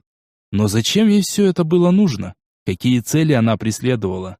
Нет, здесь определенно что-то не так, что-то неправильно. Я знаю ее. Я прожил с ней почти год во внешнем мире. Она добрая и отзывчивая девушка, которая не способна на все эти коварства. А если я ошибаюсь? Если я просто не вижу дальше собственного носа? Ведь таких историй множество. Взять хоть самую известную человечеству, Чикатило. Примерный семьянин, уважаемый человек в своем районе. Ведь все говорили, что он просто обожал детей и воспитывал своих собственных. Работал при этом учителем, и никто никогда не мог подумать, что у него есть оборотная сторона. И какая? Спустя столько лет разговоры о нем не замолкают. Так что говорить обо мне? Ольга могла прекрасно притворяться все это время, умела играть роль, продолжая манипулировать моими к ней чувствами. Но для чего? Деньги? Так они у нее были, в любом размере и объеме. Вот только я никогда не видел в ней безудержную жажду к их трате. Тогда что, власть? Опять на нее не похоже. Она самая обычная девушка. Притом, ведь это я с ней познакомился. Я начал эти отношения. Изначально она даже до разговоров со мной не снизошла. Нет, это все какой-то бред, какая-то чушь. Как она могла стать супербойцом за такой короткий период? Я согласен, что мешок из любого мямли сделает жестокого убийцу, но не мастера боевых искусств, не великого манипулятора человеческими судьбами. А вдруг все не так? Вдруг это не моя Ольга? Нет, это уже окончательно отдает сумасшествием. Но здесь явно что-то не так. Кто-то врет, играет со мной, но кто? Логически мыслить не получалось. Чем больше я думал обо всем, тем дальше закапывал сам себя и путался. Ничто не указывало на то, что моя девушка врет и манипулирует мной. Но и то, что сейчас происходит на площади перед дворцом Елены, и недавняя речь Пакли, тоже реальны. Все это перемешалось и превратилось в кашу. Мне необходимо подумать, найти тихое место, спрятаться, закопаться, чтобы никто не знал, где я. Незаметно для окружающих я выудил из кармана заготовленную трубочку со смесью коричневой и белой пылью. Отвернулся, сделал вид, что собираюсь чихнуть, и вдохнул содержимое. Как только зафиксировал облако, которое проплывало прямо передо мной, молча, не объясняя ничего, сделал шаг вперед. Теперь у меня есть 3 суток на то, чтобы разложить в голове кусочки информации, а затем собрать весь пазл воедино. Я обязан понять, что происходит. Обязан разобраться во всем этом дерьме. Мне, в конце концов, необходимо просто понять, хочу ли я остаться с Ольгой, если окажется, что все происходящее ее рук дело. Глава 16. Трудное решение. На этот раз я доверил свой переход воле мешка. Однако подсознание, видимо, сделало выбор, опираясь на мое настроение. Вывалился я на берегу круглого озера, о котором вспоминал совсем недавно. Может, это действительно было лучшим местом, чтобы подумать. Уж я точно не против. Был, конечно, и минус такого выбора, но терпимый. Назывался он «Лето».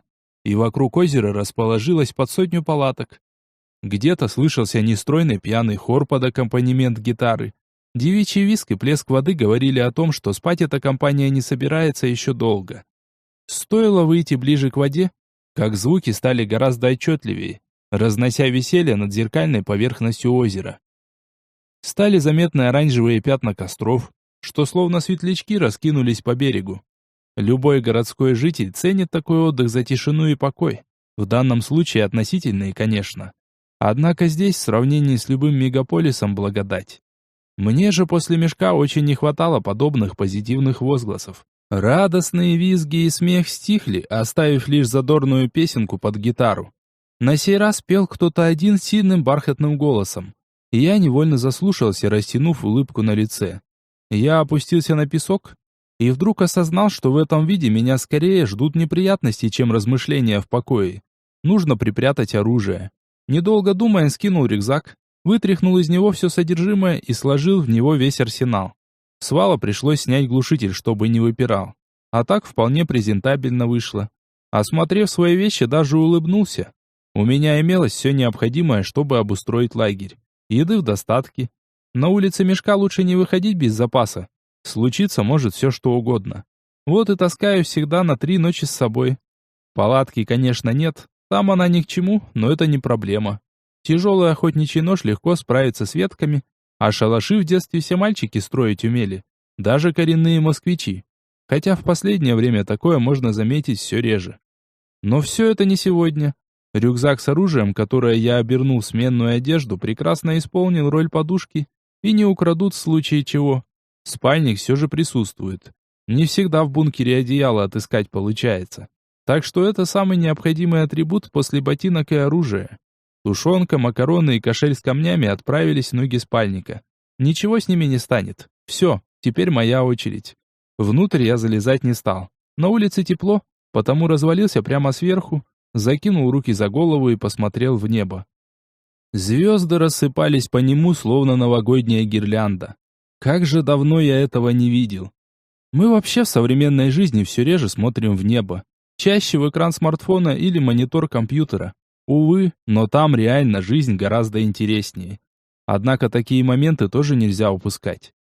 Словно в подтверждение моим мыслям над водной гладью разлетелся протяжный женский стон. Ну, теперь понятно, почему плеск воды прекратился. Пара просто перешла к другому упражнению. Я так давно не спал по ночам, что уже забыл, как это делается. Ну и пришел я сюда не за этим. Так что же мне делать? Как разбираться во всей этой путанице? Неужели Ольга? Допустим, что так. Но для чего нужно было придумывать эту историю с изнасилованиями?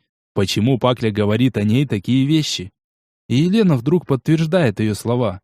Допустим, Елена врет, и это нормально. В ее ситуации такой поступок полностью оправдан.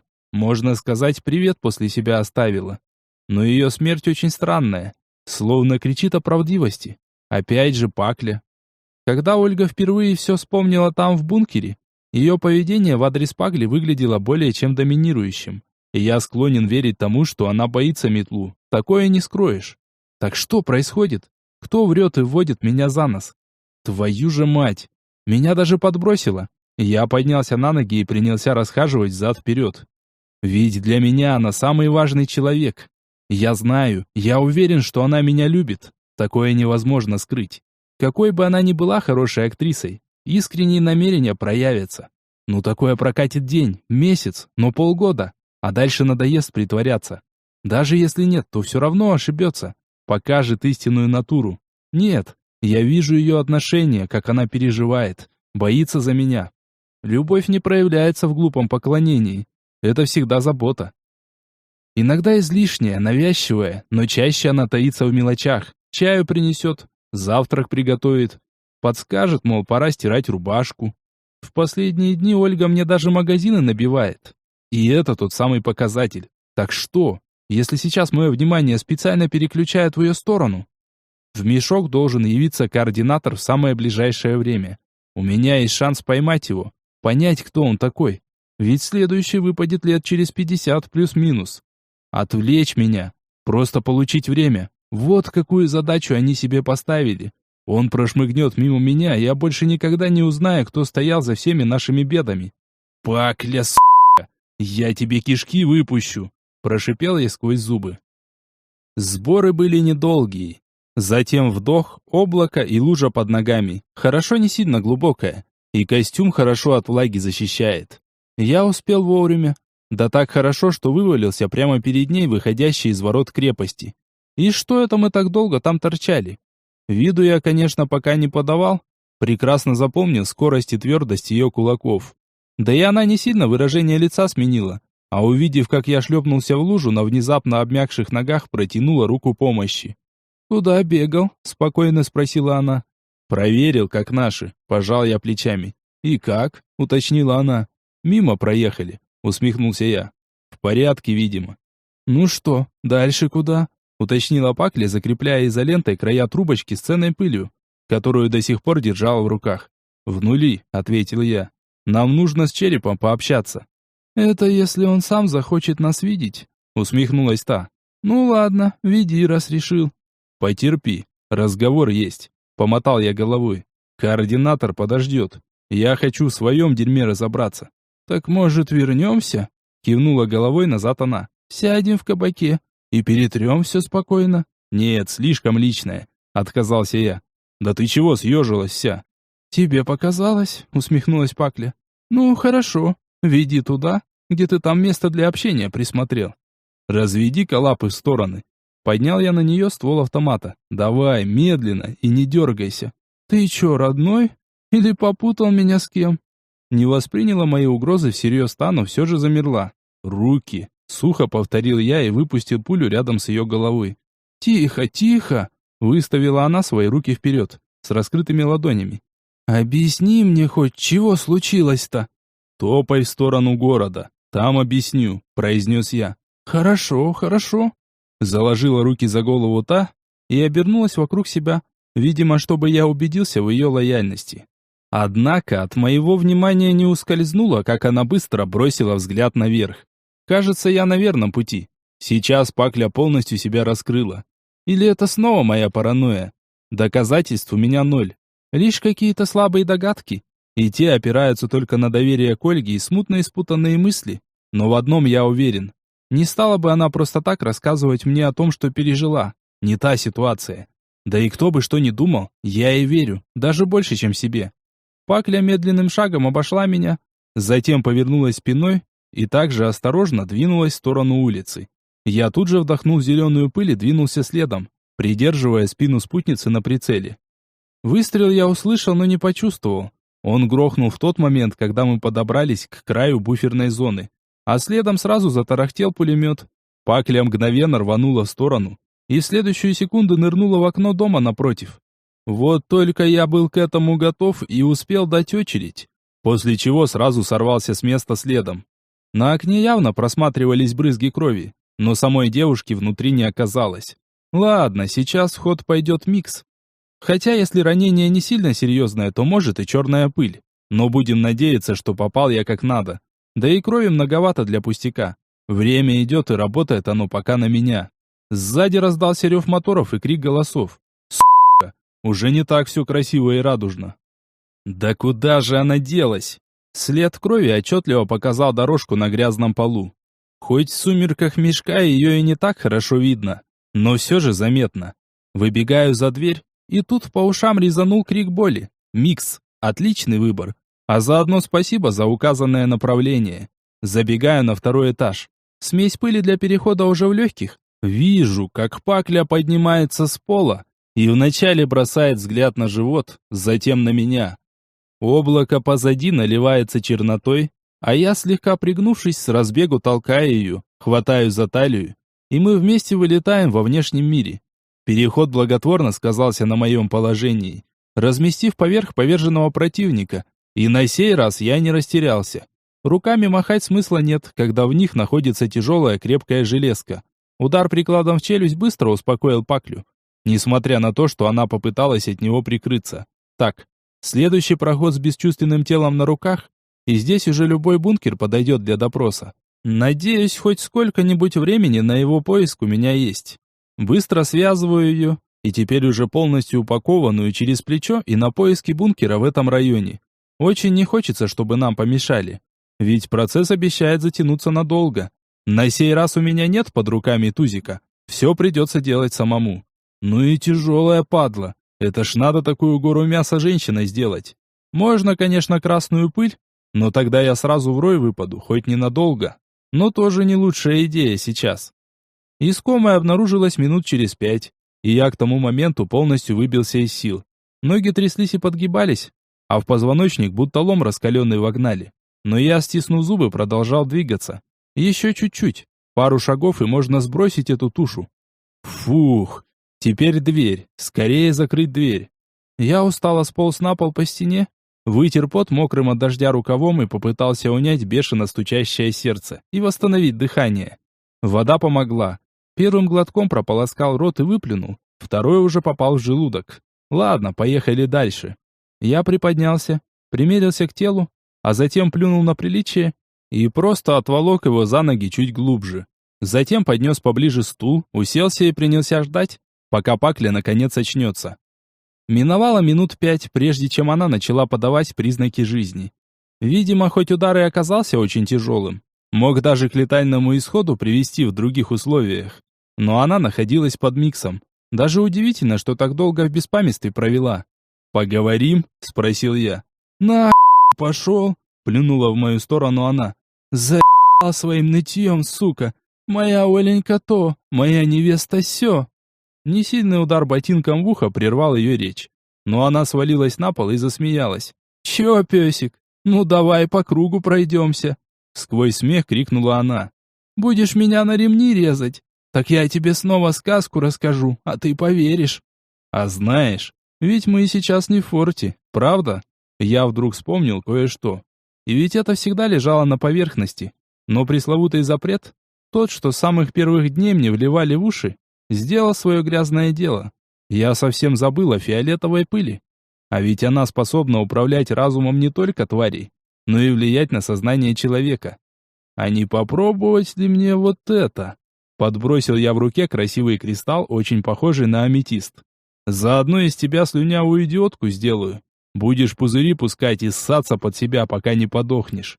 Глаза Пакли мгновенно стали серьезными. «А ты попробуй», — сухо ответила она. «Давай посмотрим, кто кого поимеет». Видимо, из собственной самоуверенности она сдала свою способность.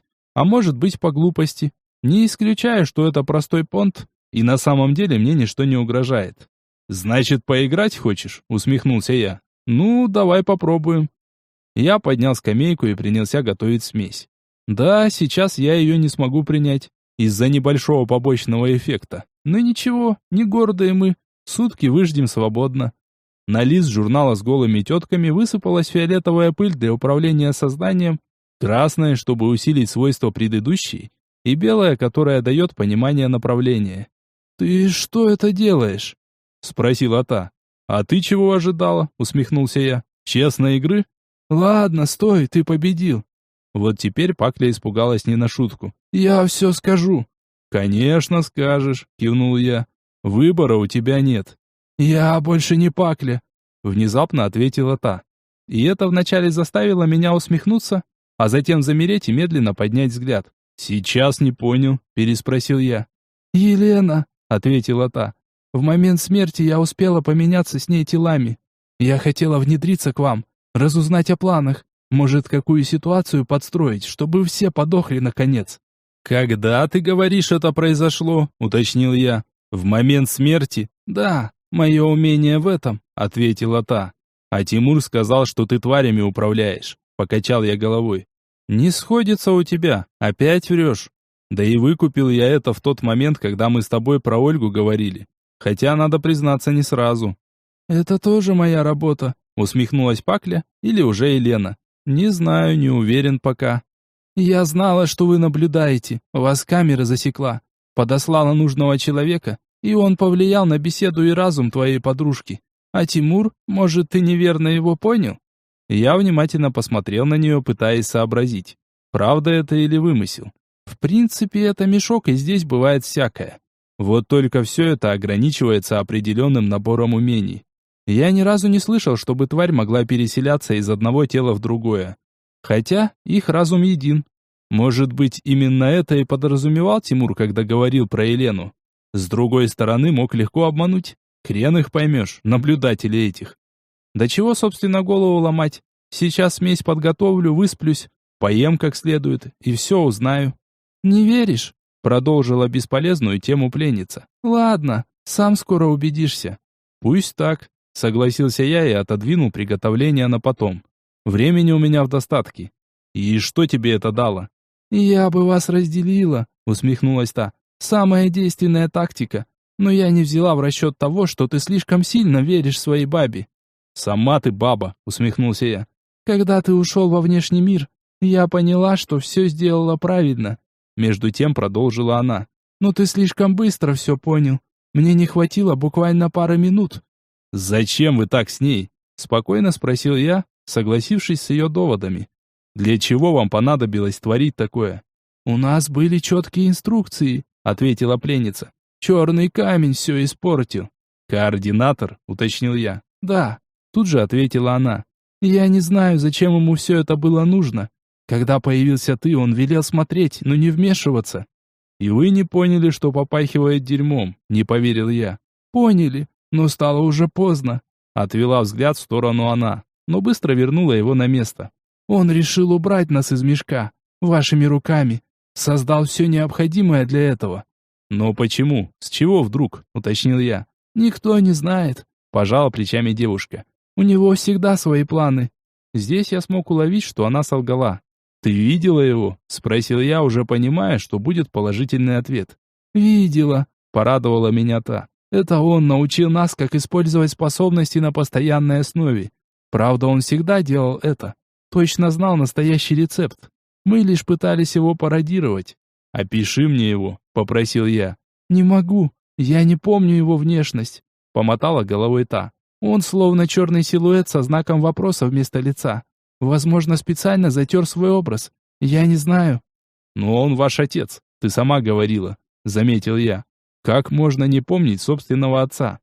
«Ты не понимаешь», – вздохнула она. «Мы виделись в последний раз лет 300 назад. Попробуй вспомнить себя в детстве. Или представь лицо своей матери. Я делала миллион попыток. Ничего не выходит». «Ничего, скоро я помогу тебе вспомнить». Я снова вернулся к приготовлению смеси. «Может, попробуем договориться?» Снова завела свою песню она. «Я, кажется, внятно дал понять, что ваша херня меня не интересует», ответил я и рассыпал полученную смесь обратно в трубочки. Получились те же 3 дозы. Думаю, этого хватит, чтобы получить всю необходимую информацию. «Я помогу тебе, организую все так, что вы встретитесь», быстро затараторила она. «Смогу, познакомлю тебя с человеком». «Ты на почтальона намекаешь?» уточнил я, и она окончательно скисла. «Так я его уже нашел. Это череп, и работает он на Мазая. Покопайся в памяти Пакли. Там должна быть информация об этом». Рванулась вперед та. Вот только непонятно, на что она надеялась. «Ты меня за ботинок укусить собиралась?» С улыбкой спросил я после того, как она, связанная по рукам и ногам, лишь упала носом в пол и взревела от отчаяния. «Не надо, пожалуйста, я не хочу умирать!» Вдруг заскулила она. «Я не хочу, дай мне уйти, ты больше никогда обо мне не услышишь. Отпусти меня, а?» «Обязательно отпущу, честная пионерская», улыбнулся я. «А теперь давай я тебя вон к той трубе привяжу и пасть заклею». Пару раз пришлось ей всыпать, потому как при попытке вставить кляп, она меня больно укусила. Затем сжала зубы, и затолкать тряпку стало невозможно. Пришлось взять в руки автомат с обещанием выбить их. Только после этого, наконец, удалось совершить задуманное. Я крепко привязал ее руки к трубе, несколько раз проверил остальные путы, и только убедившись в надежности, расстелил свой спальник и улегся на раскладушку. Вначале она мычала, не давая мне заснуть, но я старался не обращать на это внимания. Затем она чем-то шуршала, видимо, пытаясь освободиться, но быстро поняла глупость затеи и затихла. Постепенно я задремал, однако все равно спать получалось в полглаза. Встал по будильнику и вначале угостил себя завтраком. Девушка все это время провожала меня молчаливым взглядом, а судя по ее лицу, поспать ей не удалось вовсе. Ну, это даже хорошо, меньше сопротивляться будет. К тому же она сейчас полностью деморализована, что опять же дает неоспоримый плюс в моей затее. Наконец будильник пропиликал 2-й раз, оповещая меня о том, что минули сутки с момента приема зеленой пыли. Да, мне придется сидеть здесь еще столько же, чтобы после в очередной раз принять смесь на переход между мирами. Но это ничего, проведу ночь с пользой. Да и сама информация может стоить гораздо дороже всего затраченного времени. Я снова уселся напротив и вытянул изо рта пленницы кляп. Затем оторвал края трубочки, и прежде чем она успела что-то сказать, резко втянул в себя смесь. Он был знатным господином, а она еще совсем юная. Кавалеры со всех ближайших королевств слетались как пчелы на мед, дабы выказать ей свое почтение. Ведь породниться с их династией считалось очень престижным. Это как прорубить окно в затхлом помещении и получить глоток свежего воздуха. Приближение к королевской семье давало просто невероятные перспективы. Глава семьи имел статус человека, который вхож всюду. Одно его имя стоило всех состояний на свете. Это и многое другое, включая деньги, позволяло посещать различные тайные общества, коих в то время развелось множество. Большинство из них, конечно, балаган, клоунские наряды и пустая болтовня о величии. Но среди них имелись и другие. На них решались человеческие судьбы, свергались целые империи и перестраивались государства. И даже они не могли сравниться лишь с одним. Здесь шла речь о бессмертии. Не философские беседы на тему, как увековечить свое имя, а о настоящем. Волшебное средство помогает преодолеть старость и болезни. Нужно лишь иногда посещать другой мир. Цена, конечно, высока. Да и тайну хранить не так просто. Каждый раз приходится начинать все сначала. Один человек умирает, рождается новый. Все бы ничего, но имущество. Все, что нажито непосильным трудом, заработано потом и кровью. Это придется оставить. Наследство всегда должно переходить детям.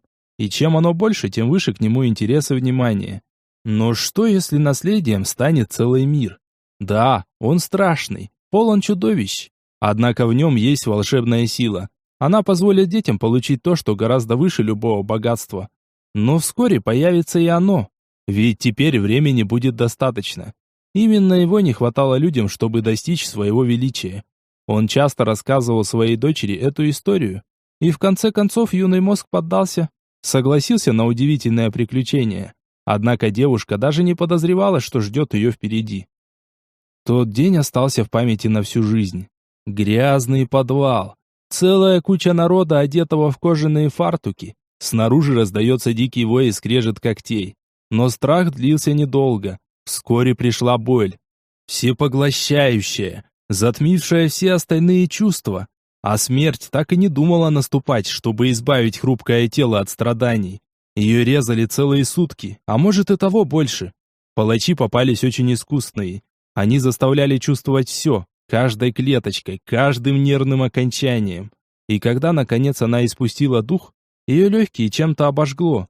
Но все пошло не так. И вскоре она ощутила испуг. Не свой, тех людей, что стояли возле истерзанного куска мяса. Она смотрела на него и не узнавала свое прекрасное молодое тело. Зато увидела выход, нашла замену. В общем сознании людей, что пребывали в грязном помещении, находилась еще одна девушка. Внезапно пришло осознание того, что она и есть эта девушка, потому и видит собственное тело со стороны. Теперь она поняла. Только выгнав чужое сознание и уничтожив другую личность, она познала всю жажду жизни. Теперь она бессмертна. Отныне, даже если ей отрубят голову, главное, чтобы рядом находился кто-то еще женского пола. Только так цикл никогда не прервется. Отец стоял среди них. Он был напуган, не знал, что случилось. Ведь все, что ему рассказали, тайну, которую ему поведали, все это не могло не сработать. Так делали множество раз. Каждый из присутствующих проделывал подобное с одной лишь целью – удержать часть мешка под своим контролем. Но было одно отличие. Никто не поступал так со своими детьми. Всегда выбирали просто доверенное лицо и наделяли его уникальной способностью и полномочиями. Но за эти сутки девушка повзрослела. Боль рассказала ей о смысле. Смерть поведала о жажде жизни. Она поняла желание своего отца. Ее так воспитывали. Она показала ему себя. Рассказала, что за сила теперь в ее руках. «Отныне этот мир принадлежит тебе», — произнес он. «Ты вольна делать с ним все, что захочешь, а я стану править там». И он ушел. Оставил ей верных слуг и исчез. Прошло много лет, когда он появился снова и привел первого брата. А затем поведал о новых планах. Общества больше нет. Никто не узнает об этом мире. Но здесь остались их люди. Они не должны помешать планам семьи. Отныне их существование обречено. Теперь их стало двое, а весь внешний мир работал на достижение цели. Война длилась недолго. Всего каких-то лет 10. Когда все было закончено, появился третий. Его звали Горхард. И его способность помогла наладить контроль и восстановить мир. Они создали собственную власть и разделили владения. Время шло. Отец появлялся все реже, а затем и вовсе забыл о них. Однажды появился четвертый. Тимур. Он был преисполнен амбиций. Его рвение и жажда власти вначале забавляли остальных, но постепенно проникали в глубину души, оставляя после себя смутные недобрые мысли. Первым сдался Олег. Он поддержал своего младшего брата. Затем они вместе склонили на свою сторону Елену. Горхард был труслив. Он очень боялся перечить воле отца. Но даже ему не удалось удержаться от соблазна. Ведь на кону стояли оба мира. Появилась возможность меняться, чтобы каждый мог испытать все прелести другой жизни, пока трое правят в мешке. Они так и договорились. Делать это по очереди. Вот только для начала придется убить отца. Дети даже близко не осознавали всей опасности своей затеи. В одном они были сильны. Мешок принадлежал им, хотя это также оказалось ошибкой. Он нашел способ продлить себе жизнь без их помощи, а затем ударил. Даже под давлением на психику мне не удалось вытянуть хоть что-то похожее на описание его внешности. Теперь я знал историю, но все еще не нашел того, кто это начал. Мы лишь оружие в его руках и действуем не в собственных интересах, как бы нам этого не хотелось. Сколько он прожил? Однозначно достаточно, чтобы научиться так четко манипулировать людьми.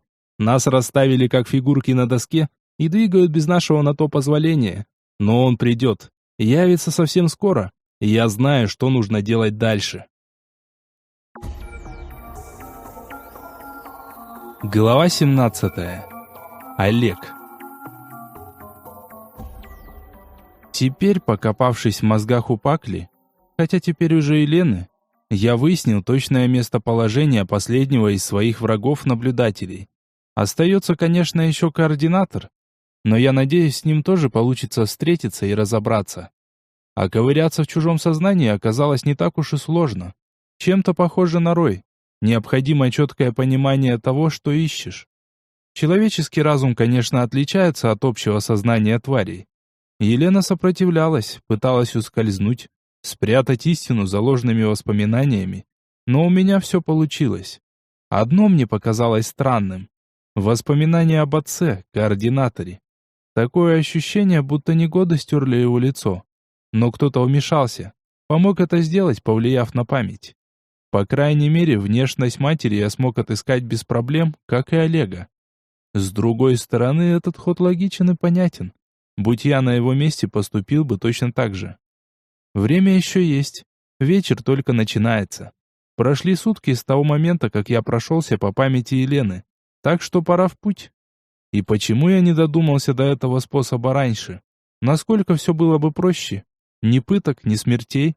Даже наемники, чье массовое убийство я до сих пор вспоминаю с содроганием, могли бы остаться живы. Но теперь уже ничего не исправить, увы. Я покинул бункер, который был моим убежищем все это время. Дождь приятно охладил лицо, даже взбодрил немного. Надо же, противная мерзкая погода, а мне она уже нравится. Пыль улетела в легкие, облако почернело, и я шагнул в него. Мне почему-то снова захотелось на то озеро, и пыль привела меня сюда. Пара минут есть, чтобы насладиться покоем, который исходит от ровной поверхности воды. И почему я так любил думать под шум голосов? Ведь именно здесь мои мысли сразу приходят в порядок. Мешок изменил меня. Валера прав.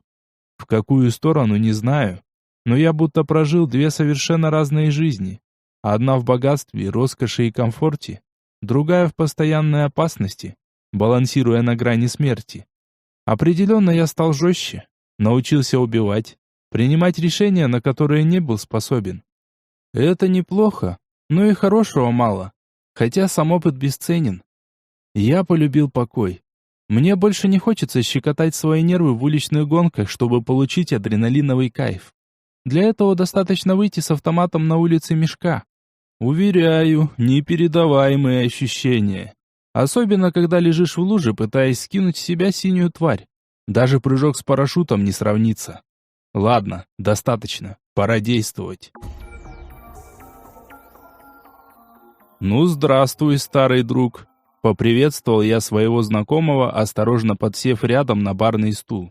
«О, пес!» — искренне обрадовался тот. «Я не знать, что ты здесь. Какая судьба тебя принести в наше скромное обитель?» «Дела, Звон», — улыбнулся я. «И я тоже рад тебя видеть, дружище. Все с допотопным железом ходишь?» «Хо-хо-хо!» — вежливо посмеялся тот. «Мой железка в 100 раз круче автомат. Я не единожды это доказывать». «Я шучу, ты же знаешь». Похлопал я его по спине. «Как семья, Чук?» «Все есть прекрасно», — улыбнулся в ответ Звон. «Что за дело тебя привести? Я могу помогать». «Не знаю, Звон», — пожал я плечами. «Я ищу одного человека. Раньше его звали Олег, но сейчас у него может быть какое угодно имя. Знаю лишь то, что он собрал свою артель и прекрасно владеет самурайским мечом. А еще он быстр, быстрее ветра. Кажется, я знать, кто тебе необходим. Сделался серьезным тот. «Этот человек очень опасен и невероятна удача. Сейчас его звать Ронин, что-то типа воин без генерала». «Я знаю, что означает это слово», — кивнул я. «Где мне его найти?» «Ты знать? Примерно дня 4, как он уйти, и никто не видит его», — пожал плечами Звон. «Может, Чук знать, где он? Мой друг несколько раз ходил с ними на охоту. Он первоклассный лучник. Хотя что я тебе говорить, ведь ты и так это знать». «А где сейчас Чук?» — осмотрел я помещение бара. «На охота, где же еще?» — усмехнулся он. «Ближе к утру вернуться, сам понимать, ночь сейчас слишком короткий». «Что есть, то есть», — согласился я. «А этот Ронин, он ушел один или со своей артелью?» «Нет, его парни здесь», — покачал головой Звон. «Вон тот столик, там 6 человек, это и есть его артель». «Спасибо тебе», — поблагодарил его я. «Извини, я еще вернусь. Пойду попробую пообщаться». «Будь осторожна», — искренне напутствовал тот. «Эти парни очень серьезно и опасно. Здесь с ними стараться не связываться». «Ничего, я тоже не пальцем делан», — усмехнулся я в ответ. «Как это понимать?» — округлил глаза на мою фразу Звон. «Не бери в голову, дружище», — засмеялся я. «Всего лишь обычная метафора». «Я, наверное, ваш язык никогда не выучить», — вздохнул он. «Очень сложно понять многие вещи. Ты, кстати, найти свой женщина».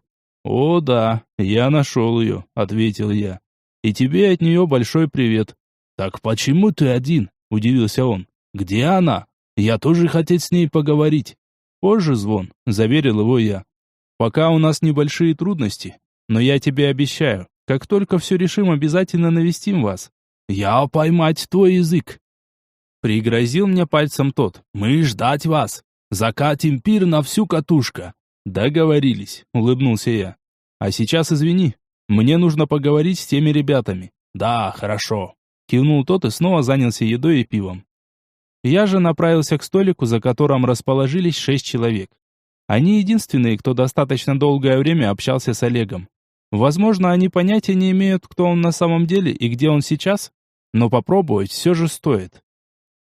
Если вдруг это ничего не даст, и я зайду в тупик, тогда направлюсь к Мазаю. Попробую поговорить с Черепом и выйти на след координатора. На данный момент других зацепок все равно нет. «Доброй ночи», — поздоровался я.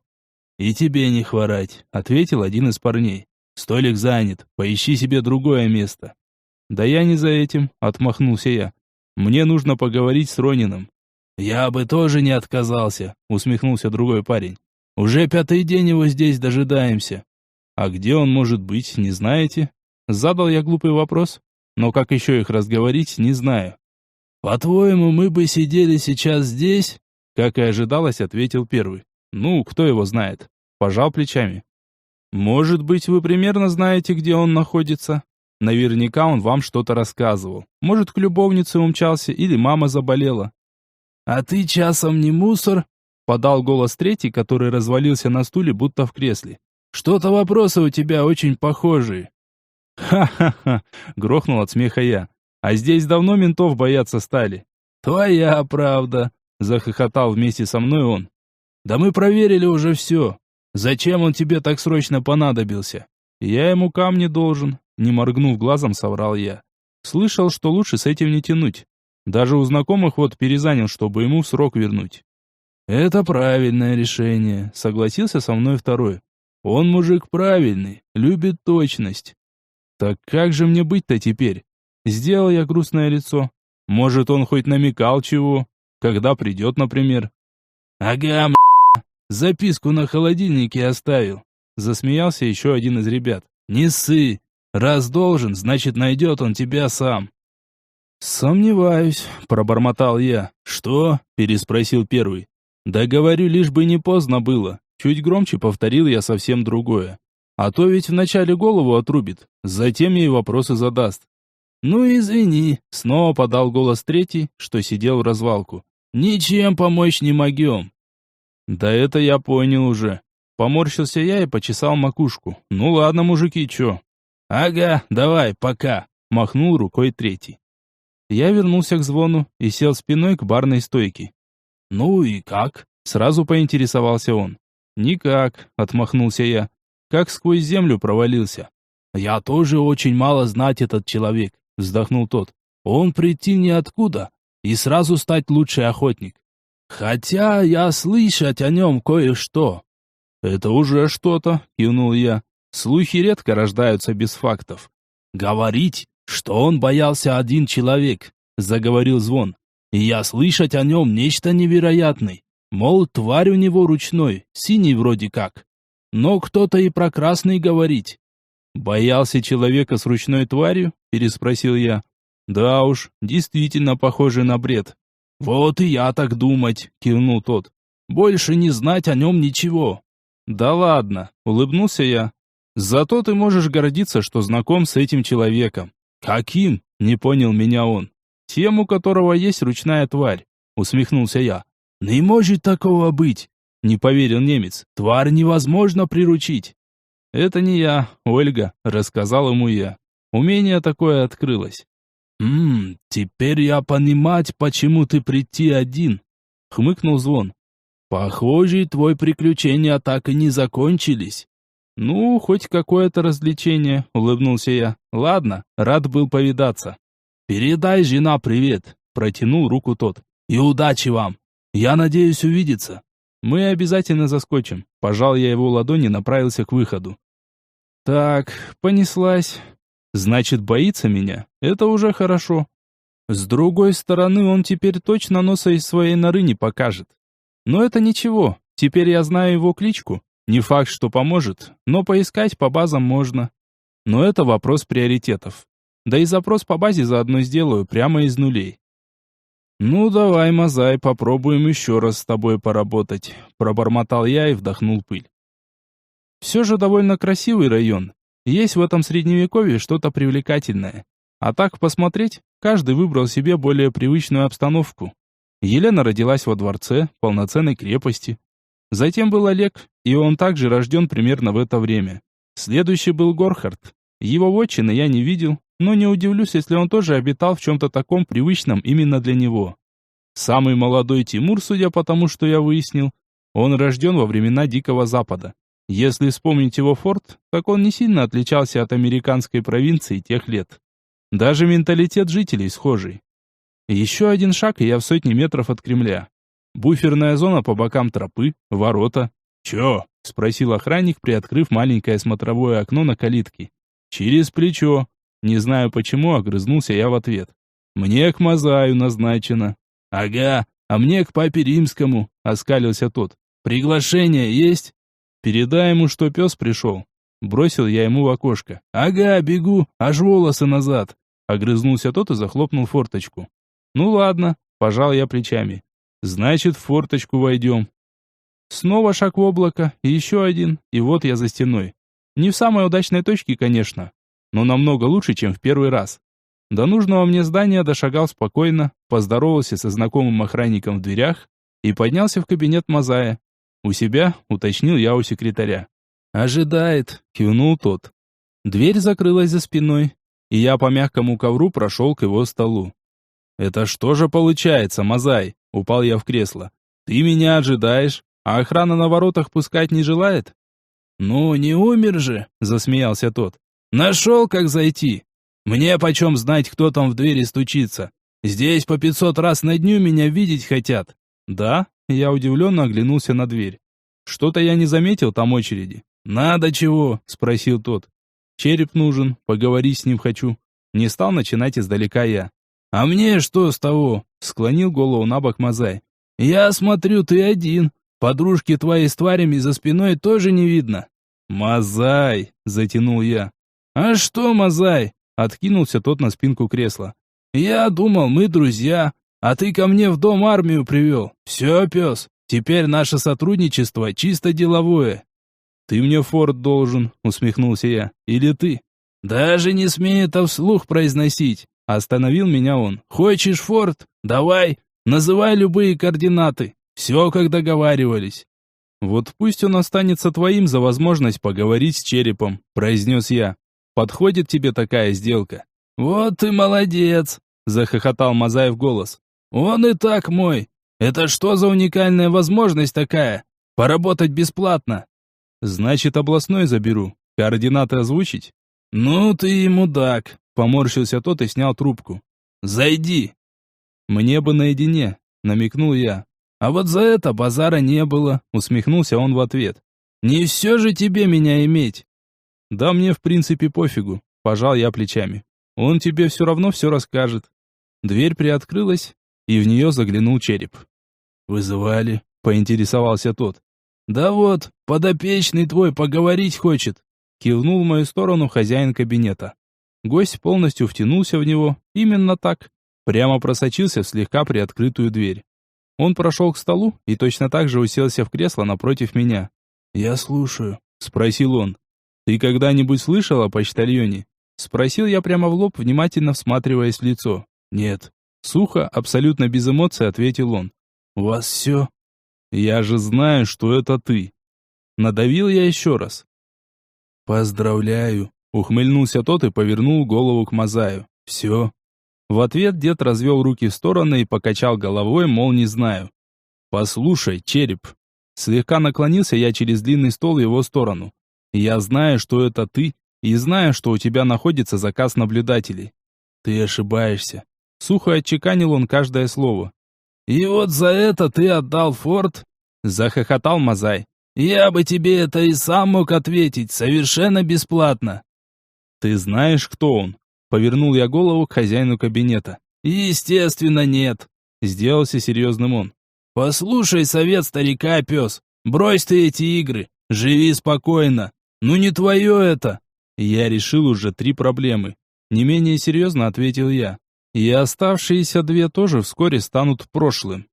«Знаю, пес, потому до сих пор с тобой разговариваю», кивнул Мазай. «Но череп — это череп. Неужели ты думаешь, мне бы позволили держать при себе почтальона?» «Иногда проще прятать на самом видном месте», усмехнулся я. «А здесь мешок, тут всякое возможно». «Нет, это 100% не он», заверил меня хозяин кабинета. «Ты можешь идти». Череп поднялся и вышел. Я проводил его спину взглядом и еще раз прикинул в уме все совпадения. Ну, может быть, я и в самом деле ошибаюсь. В жизни не такое случается. Помню, у моего знакомого свадьба сорвалась по той причине, что подружка невесты напела той, мол, будущий супруг был замечен с другой девушкой. Даже фото в подтверждение показала. А мы поверить не могли, потому как он в тот момент с нами находился. С бабами, конечно, тоже, но явно не с той, что на фотографии. Мы даже нашли его после всего. Он словно брат-близнец выглядел. Одет, конечно, бедновато, да и машина так себе, но прям копия. Помню, как мы ржали, когда их обоих бывшей невесте представили. Свадьба все же состоялась. Ну вот прожили они месяца 3, если я не ошибаюсь. А здесь я почтальона и в лицо не видел. Лишь предположение имел, притом без единого факта. Ну тогда кто? Кажется, я в обеих ситуациях нахожусь в полном тупике. Как жаль, что здесь нет сотовых телефонов. Бакс бы меня сразу предупредил, если бы кто-нибудь явился за товаром.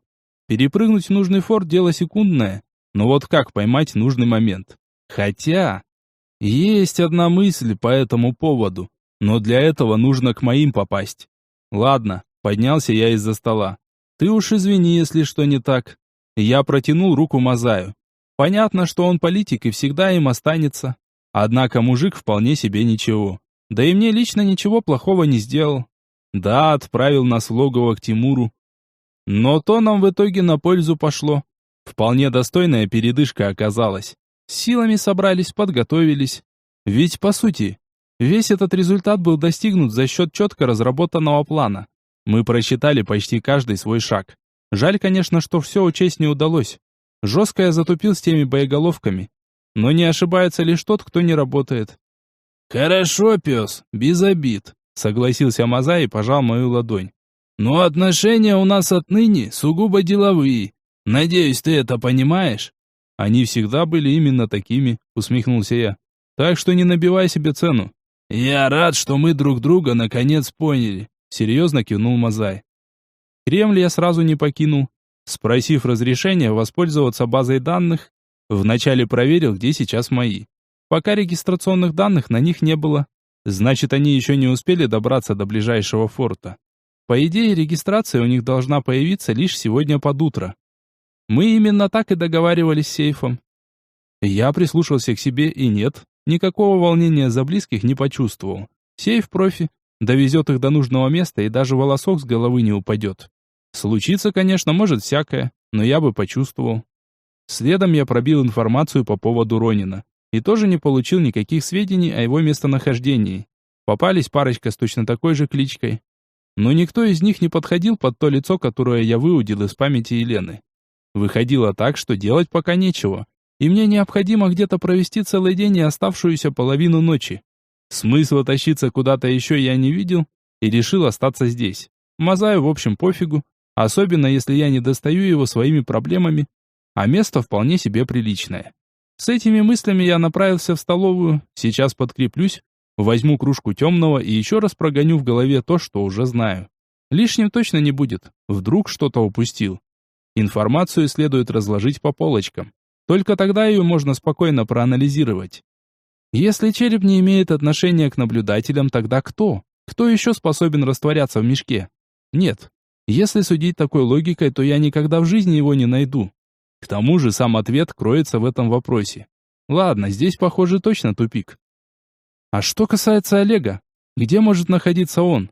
Ведь я копался в ее памяти. Неужели там больше не было ни одной подсказки? Думай, голова, думай лучше. Самурайский меч. Точно такая же кличка. Все эти вещи неспроста. То, что он увлекается данной культурой, понятно. Но что им движет? Почему именно Япония? Красиво, не спорю. Это вполне может привлекать. Однако место для жизни он выбрал в европейском стиле. Артель, опять же. Любит охоту, удачлив и считается очень крутым в этом плане. Что там Звон сказал? Он боялся человека с ручной тварью? То есть меня? Но охотники любят убивать опасных хищников.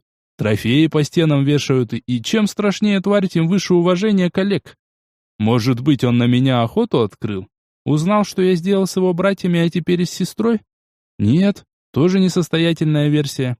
Он прекрасно знает, кто я такой, и уже наверняка явился бы за моей головой. Нет, он определенно прячется, скрывается. Остается последняя надежда, Бакс. Но нужно, чтобы все получилось. Чтобы сработало то, что я задумал. Как только появится почтальон, мы должны это знать. Только так, других вариантов нет. Можно, конечно, продолжать ждать, постоянно оглядываясь. Но такое точно не по мне. Бегать от проблем бессмысленно, их нужно решать. Иначе в один прекрасный день они настигнут тебя все разом, и вот тогда хоть в петлю лезь. Тут как с машиной, да, впрочем, и с любым другим механизмом.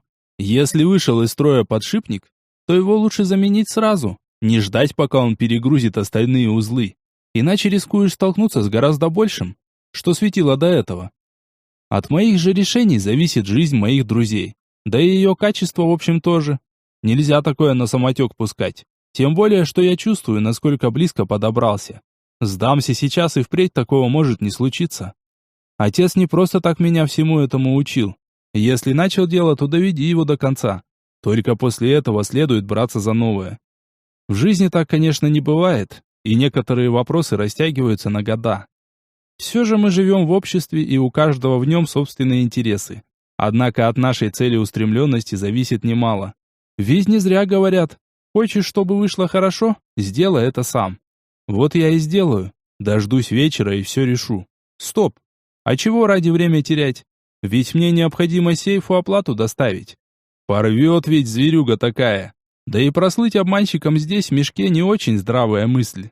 Я быстро доел ужин, в несколько больших глотков осушил кружку с пивом и направился к выходу. «Как?» — раскрыл от удивления рот охранник на воротах. «Хером об косяк», — усмехнулся я. «К утру жди выговор с занесением в личное дело». «Да я же не знал!» «Ну вот, теперь знаешь». Похлопал я его по плечу и вышел в услужливо открытую дверь. Несколько минут, и я уже за пределами видимости Кремля. Пыль улетела в легкие, и вот моего носа коснулся едкий запах выхлопа. Я снова в Москве. Надеюсь, отец еще жив и сможет мне помочь. Глава 18. Что-то подозрительно. Вывалился я неподалеку от отцовского дома, минутах в 20 пешком. Ну а где мне его еще искать посреди ночи? Оружие сложил в небольшом лесочке, что раскинулся вдоль дороги, ведущей к поселку. Нарубил при помощи мачете соснового лапника и прикрыл свое добро. Отошел чуть в сторонку, присмотрелся. Вроде нормально. Да и кто здесь станет шляться посреди ночи? Днем-то никогда никого не видно. До кованых ворот отцовского особняка добрался без проблем. Внутрь меня тоже пропустили без лишних вопросов. Вот только охранник на входе ошарашил меня новостью. Оказалось, что хозяина нет дома. «А где он?» – уточнил я. «Никто не знает», – пожал он плечами. «Пропал дней 5 назад. Никаких распоряжений или сообщений не оставил. Не похоже на Василича». «Согласен, не похоже». С задумчивым видом почесал я макушку. «И что, никто ничего не знает?» «А мне почем знать?» – пожал плечами тот. «Мое дело маленькое, чтоб посторонние не входили. Попробуйте управляющего спросить, может, он в курсе».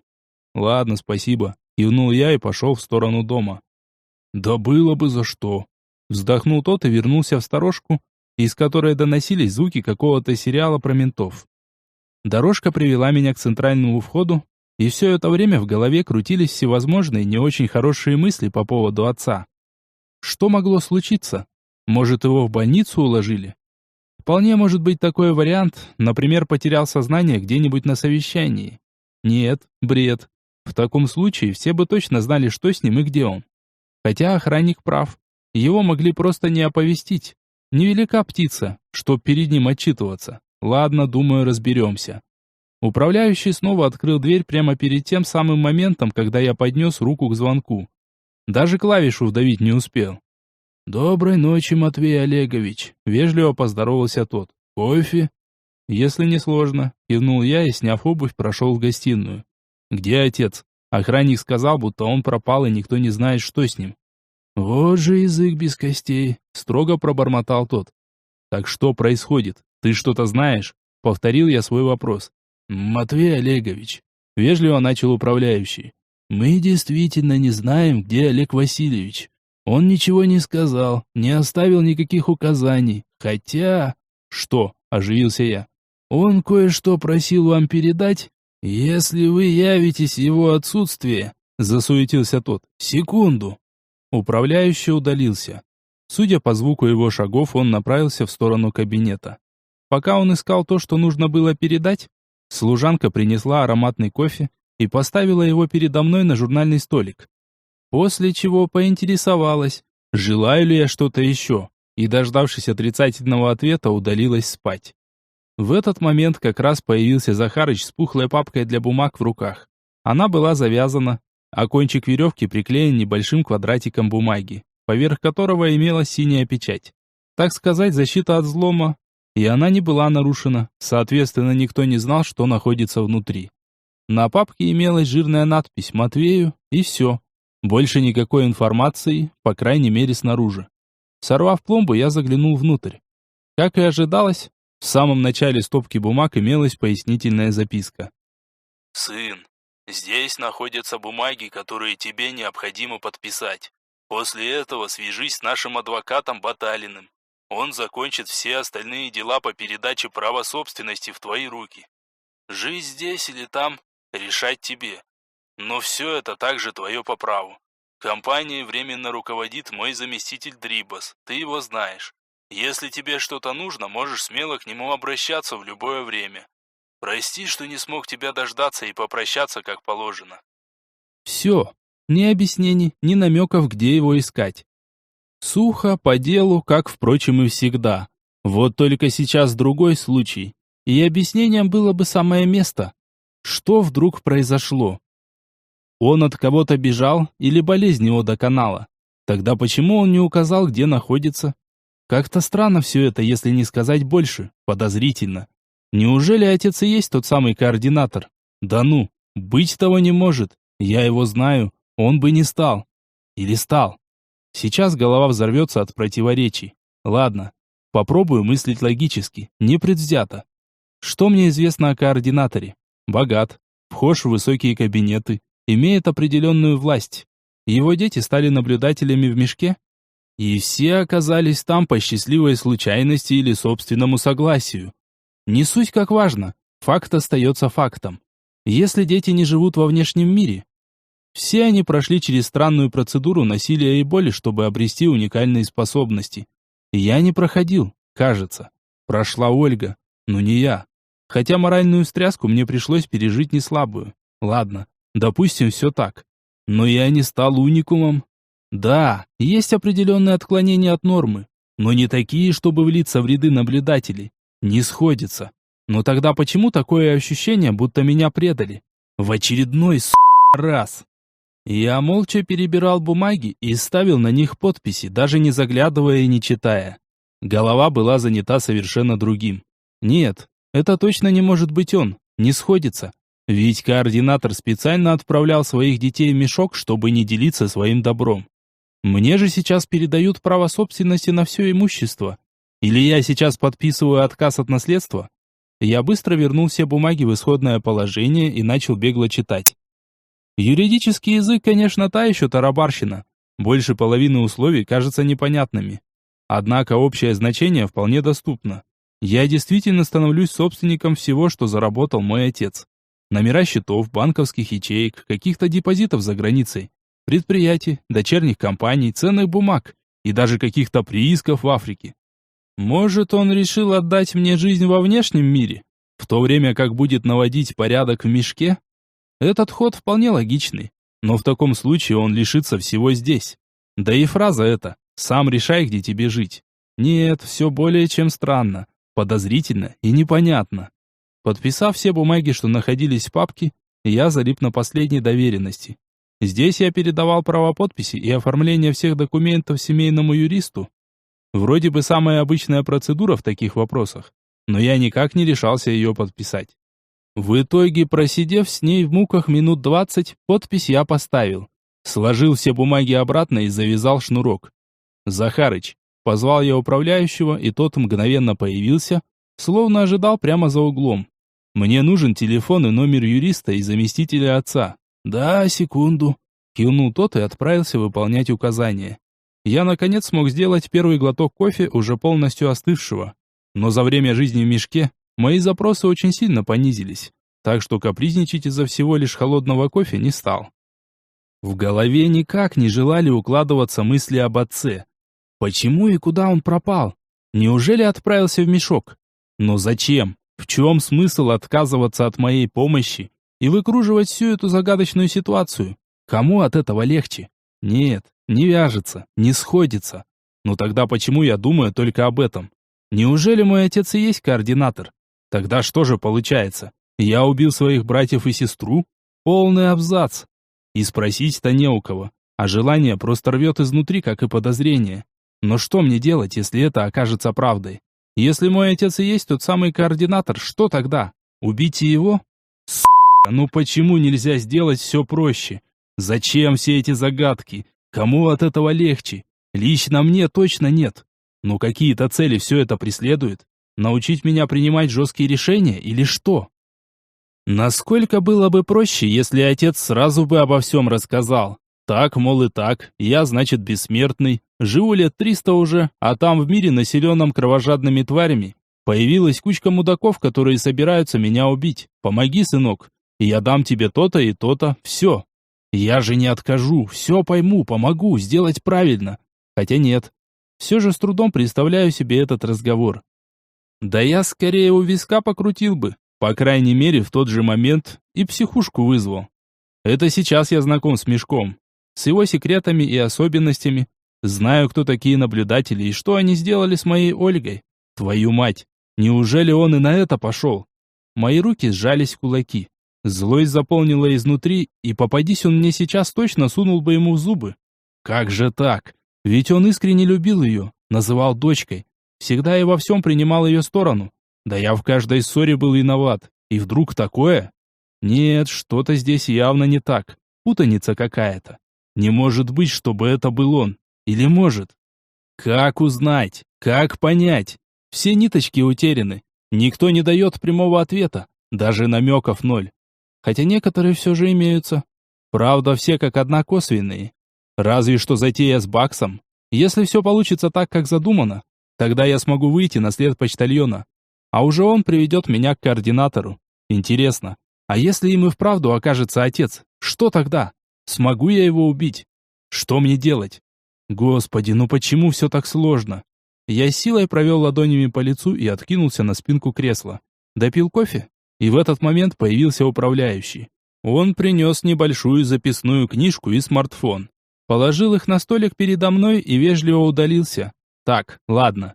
Здесь вопрос тоже решить необходимо, иначе ведь растащат все. Пока имущество в подвешенном состоянии. Прошло всего 5 дней с момента пропажи отца. Но через месяц уже очень многое может измениться. И в итоге я легко останусь у разбитого корыта. «Алло, Федор Михайлович», – произнес я в трубку. «Простите за поздний звонок, это Матвей Лаврентьев.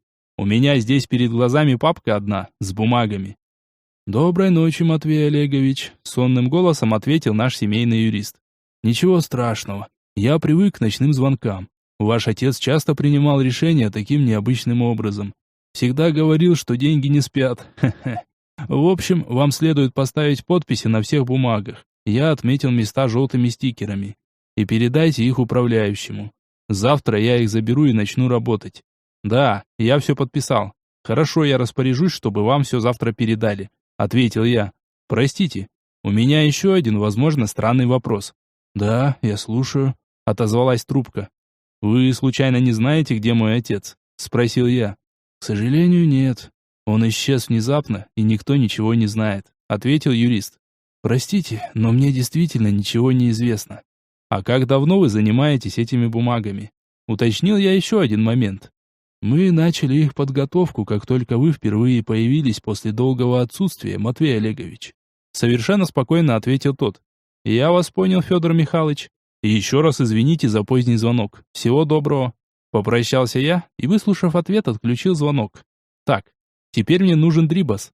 Раз уж он исполняет роль старшего, то пусть и решит вопрос с БТРами для сейфа. Думаю, с этим у него проблем не будет. «Алло, Андрей Викторович, доброй ночи, это Лаврентьев». Поприветствовал я заместителя. «У вас есть под рукой ручка или карандаш?» «Доброй ночи, Матвей», — сонным голосом поздоровался тот. «Да, сейчас, минутку». В трубке раздался вздох, затем какой-то шорох, и вскоре я вновь услышал голос заместителя. «Да, говорите», — уже более бодро произнесла трубка. «Через 3 дня мне нужно, чтобы в Егорьевске на трассе стояла техника», — начал я. 5 единиц БТР-80, желательно старого образца, но в хорошем состоянии. 10 военных Уралов, тоже старых, но в отличном состоянии. А теперь относительно груза. Я перечислил несколько видов патрон, заказал пулеметы, запасные стволы к ним, несколько ящиков гранат, мины. В общем, все необходимое, чтобы обеспечить хорошую защиту форта в течение 2 недель. «Боюсь, это займет несколько больше времени», — задумчиво пробормотала трубка. «Вы что, на войну собрались?» «Почти», — уклонился я от прямого ответа. «Как быстро сможете все это собрать?» «Ну, для начала нужно выбить разрешение на перевозку такого груза. Это не так просто». «Сколько?» — сухо переспросил я. «Олег Васильевич в курсе, что ты такое затеваешь?» Проигнорировал мой вопрос тот. «Андрей Викторович», — вздохнув, продолжил я. «Вы не хуже меня знаете, что отец пропал. Только что я подписал бумаги, и, можно сказать, являюсь полноценным владельцем всего имущества, включая холдинг. Вскоре Баталин уладит остальные формальности». «Я вас услышал, Матвей Олегович». Мгновенно перестроился Дрибас. «Приблизительно месяц уйдет на подготовку бумаг. У вас 3 дня», — сухо бросил я в трубку и отключил звонок. «Ничего, пусть немного посуетится. Уверен, что у него все получится. В крайнем случае просто купит кого нужно, и весь товар доставит в срок. Тьфу, забыл время указать». Я взял в руки смартфон и быстро набрал СМС-сообщение заместителю. «Через 3 дня, Егорьевск, в 23:00. Не прошло и пары секунд, как мне прилетел ответ. «Сделаю». Ну вот и все, кажется. С делами тут покончено. Было бы, конечно, неплохо отыскать отца, но пока на это нет времени. Хотя, возможно, я смогу найти его там, в мешке. И если такое произойдет, то все мои подозрения окажутся правдой. Не сказать, что я этому обрадуюсь, но появится некоторая определенность, что уже не так плохо. Что со всем этим делать, буду решать позже. Ночь близится к финалу, пора возвращаться. Я попрощался с Захарычем, не забыв предупредить о бумагах, и покинул дом. Немного времени еще есть. Да и уходить в мешок под присмотром камер не очень хорошая затея. Так что я решил немного прогуляться до окраин частного сектора. Дальше на трассе будет небольшой лесок, вот там можно спокойно, без лишних свидетелей, перейти границу миров. Да и оружие свое я как раз там оставил, чтобы не смущать своим видом домашних.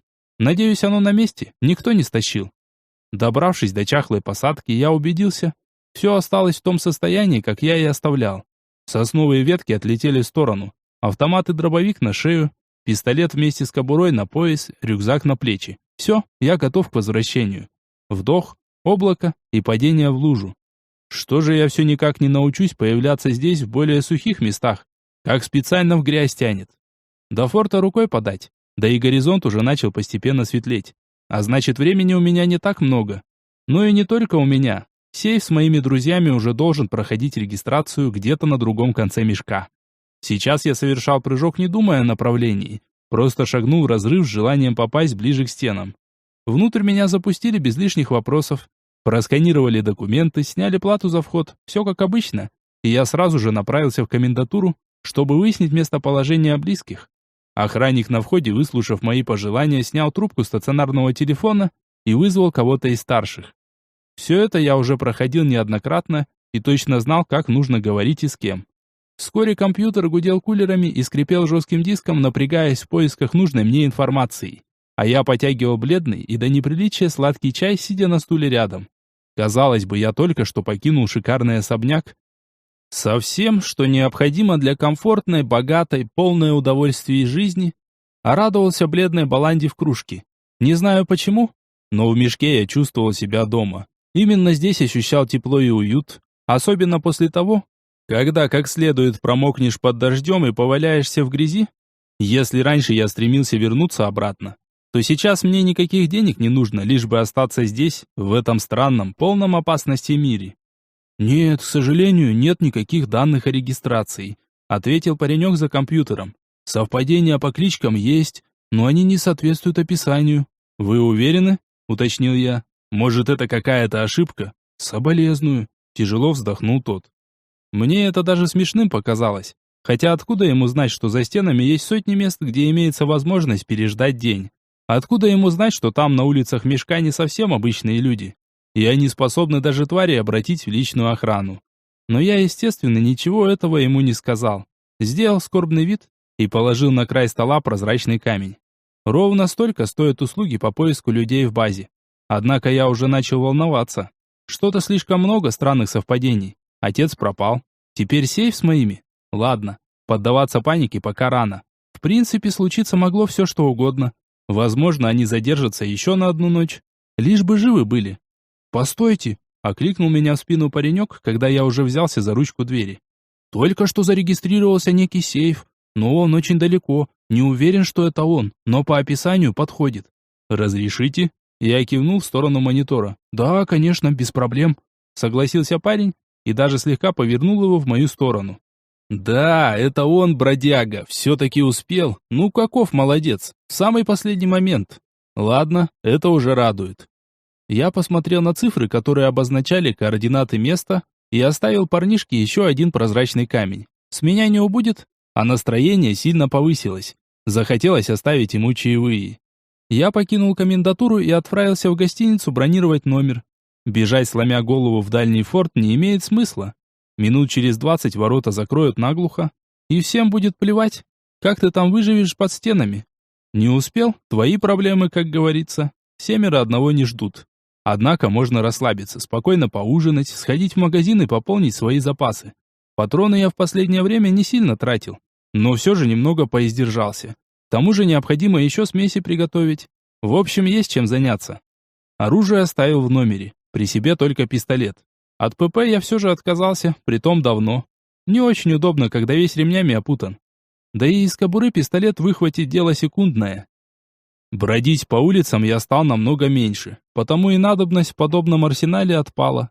Верный дробовик с зажигательными, автомат, пистолет и мачете, на котором множество карманов под различную пыль. Вот и весь мой скарб. Как показал опыт, этого более чем достаточно, чтобы выжить в мешке. Ужин обошелся мне в 5 камней. При моем нынешнем кошельке это мелочи. 800 тысяч, что я получил за ядерные боеголовки от Мазая, Это настолько баснословная сумма, что я теперь вообще могу не покидать форт и жить ни в чем себе не отказывая. Но сейчас меня посещала еще одна странная мысль. Я не просто так заказал чуть больше, чем просил сейф. Уж не знаю, как там дела у Гвоздя, но скоро я привезу ему очень хороший подарок. Надеюсь, он не забыл меня, и все наши договоренности в силе. Раз уж не вышло решить с Мазаем, пришлось отдать ему форт. В общем, попробую присоединиться к ребятам из бункера. Надеюсь, они не забросили его окончательно. А даже если и так, сил и средств на его восстановление у меня хватит. Я вообще задумываюсь о том, чтобы обернуть все деньги внешнего мира в оружие, патроны и технику, забросить сюда и перевести их таким образом в камни. На выходе должна получиться очень солидная сумма. Ладно, всем этим я займусь позже.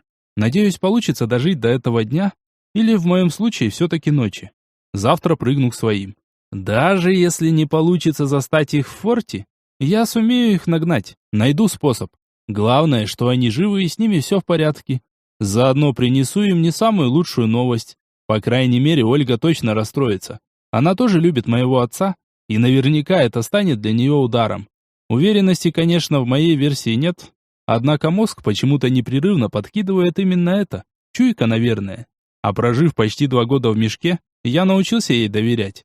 Доказательства будут. Если все так, как мне думается, и пройдет по плану, то вскоре почтальон, а за ним и координатор покажут нам свое лицо. Никуда не денутся.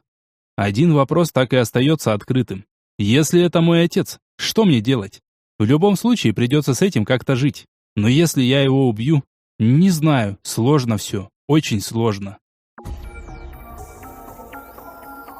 Глава 19. Невозможное. К своим я отправился ранним вечером, прямо из форта. На самом деле, зимой в это время улицы Мешка уже кишат людьми. Но сейчас лето, и ранний вечер начинается часов с 10. А за пределы стен вообще раньше 11 не выйти. Есть в этом и свои плюсы. Например, многие даже не дергаются к выходу, сидят себе спокойно по кабакам и пропивают честно нажитое. Само собой, это прерогатива удачливых охотников. Или тех же торговцев. Однако людей у ворот скапливается гораздо меньше. Чтобы не привлекать излишнего внимания, я отошел к стоянке, затерялся среди ровных рядов машин и шагнул в потемневшее облако. Теперь меня ожидают проблемы с регистрацией. Но это решаемо. Пара десятков камней штрафа и минут 10 нервотрепки. Все понимают, ошибки неизбежны в любой системе. Так что прикроют глаза. Тем более со мной это впервые. Можно было все сделать по-другому, по правилам. Но я боялся упустить своих. А так были все шансы поймать их при выезде. Во внешнем мире я задерживаться не стал. Шаг обратно, и в кои-то веки я развалился на относительно сухой мостовой. Очень на меня не похоже. Обычно все в луже да грязь тянет. Будем надеяться, что это к удаче. Несколько поворотов, и я уже на окраине буферной зоны. Ворота все еще закрыты. Значит, я вовремя. Пришлось даже ожидать минут этак 20. Не зря говорят, что можно вечно наблюдать за тем, как работает другой человек. Именно этим я и занимался, сидя чуть в стороне на обломке кирпичной стены. Первыми из форта всегда выходят сборщики. За день вокруг набивают столько камней, что не каждая артель за свою карьеру видит. Естественно, ни одна администрация по собственной воле не откажется от прибавки в бюджете. Вот и вменяют обязанности охранникам, которые должны заступить на вечернюю смену. Само собой, все это не бесплатно. Да и заныкать пару-тройку камней всегда удается. Так что все охотно соглашаются на дополнительную работу. Я наблюдал, как ультрафиолетовые фонари играют на фоне вечерних сумерек. Люди, словно грибники, лазают по битому кирпичу, то и дело пригибаясь, чтобы подобрать блеснувший камень. Как правило, в течение часа они успевают протрясти всю территорию. Конечно, собрать удается далеко не все. Некоторые ценные трофеи проваливаются в щели строительного мусора и остаются там навсегда. Что-то пропускают намеренно, но завтрашняя смена, скорее всего, подберет и эти. В общем, система отлажена и работает на отлично. Ворота загудели, и на выход потянулся скудный поток транспорта и людей. Где-то среди них мои. Третий по счету УАЗ замер напротив меня, и из него высунулась знакомая морда гриба. «Сидишь?» — с ухмылкой спросил тот. «Сижу», — ответил я. «Ну, поехали, что ли? А то вон сейф уже в рацию орет». Он поднес ее к рту и доложил. «Прием, пес явился». «Пшш, пусть задницей шевелит, пшш», выкрикнула рация в ответ под наши с Грибом улыбки. «У нас график, пш, мать, пш!» «О, понял», — назидательно поднял палец вверх водитель. «Запрыгивай давай». «Мои как?» — поинтересовался я, захлопывая заднюю дверь. «Здорово, гусля». «Ага», — буркнул тот, — «и тебе не хворать. Вчера, по твоей милости, в такую жопу попали». «Что было-то?» Включился я в разговор, придерживаясь за спинку водительского сиденья на крутом повороте. «Чё, твари напали?» — отмахнулся тот. «Только они какие-то странные были. Желтого еле выбил, половину ленты на него истратил». «Понятно», — ухмыльнулся я. «Теперь в той зоне такое нормой будет». «Мы уже догадались», — кивнул Гриб. «Вчера 4 микса ушло, сейф орал как бешеный. Грозился яйца тебе оторвать». «Ну, так-то тоже ничего нового», — растянул я губы в улыбке. А затем мы все дружно грохнули от смеха. «Мои-то как?» «Да нормально все с ними», — наконец ответил водитель. «Кстати, если бы не тузик ваш вчера, нам бы вообще абзац был. Хороший боец. Где бы мне для себя такого намутить?» «Так поговорил бы с Ольгой, глядишь, придумали бы чего», — посоветовал я. «Не, ну нахер», — тут же отмахнулся тот. «Форт с ним не пустят. Да и мы вечно в дороге. Хотя, если как ротную собаку, одного на всех...» «Мне оно точно не нужно», — высказал свое мнение Гусля и хлопнул ладонью по корпусу пулемета. «У меня уже есть верный друг». «Мне бы к своим пересесть», — попросил я ребят. «Они в какой машине?» «Двое в Беттери едут, остальные кто где. В Уралах на месте жены водителя», — отозвался Гриб. «Не дрейф, где-нибудь по-любому остановимся, успеешь еще наговориться». «Тузик с вами?» — уточнил я еще один момент. «Что-то встречать меня не выбежал». «Не, сейчас подсадить где-то здесь должны», — ответил тот. «Кто нас с тварью в форт запустит?» «Скорость 30», — шикнула рация. «Сейчас попутчика подберем». «Во, я же говорил», — улыбнулся в зеркало заднего вида Гриб и поднес переговорное устройство к рту. «Принял». Я словно домой вернулся. Мы разговаривали и разговаривали, будто и не расставались на целый год. Никто не задавал глупых вопросов, не лез в душу. Обычная беседа ни о чем, и это было очень здорово. Я уже и забыл, каково это вот так мчаться в колонне, ожидать обычного нападения тварей и не думать обо всех тех бедах, что свалились на наши головы. Мне стало спокойно, негативные мысли ушли, осталась лишь пустая болтовня и периодический хохот. Когда все закончится, я точно останусь здесь, в мешке. Плевать на фирмы, деньги, на всю ту жизнь внешнего мира. Тут мой дом. И теперь я понял это окончательно. «Слева!» — выкрикнул Гусля и грохнул пулеметной очередью. Машины ускорились, но ненадолго. Путь перегородил завал, и мы вынуждены были дать бой. Однако меня это только порадовало. Я уже забыл, как это, вот так отбивать толпу. В последнее время такое доводилось делать нечасто. Народ высыпал из машин. То здесь, то там раздавались короткие прицельные очереди. Меня же сразу понесло на передовую к замыкающему БТРу. «Ну, наконец-то!» — услышал я знакомый голос справа. «А Пакля где?» «Позже объясню», — бросил я Дикому на ходу. «Лады!» — согласился тот и устремился к эпицентру сражения вместе со мной. Ольга, лежа на броне, вела прицельный огонь по двойке синих, что стремительно приближались к нам. Одного из них прямо в прыжке остановил Тузик, с рычанием вцепившись тому прямо в глотку. Второго сняла девушка, вбив тому в пасть короткую очередь. Его туша грохнулась в грязь и проскользила по инерции до самого БТРа, уткнувшись развороченной головой в кресло. «Привет, любимый!» — коротко поздоровалась она и махнула мне рукой, после чего снова припала к прицелу и вдавила спуск, сбивая желтого с крыши пятиэтажного дома. Я послал ей воздушный поцелуй и присоединился к бою. В этот момент как раз показалась группа красных. Один из них, завывая, пер на нас, размахивая фонарным столбом. Нет, все же они определенно тупые, но от этого не становятся менее опасными. Этот самый столб легко может превратиться в копье, так что лучше с него и начать. Очередь по коленям и здоровенная каланча с маленькой головой рухнула, выронив свое грозное оружие. Дикий сразу добил его в голову из своего автомата, а оставшихся двоих покрошил пулемет. Бой длился недолго.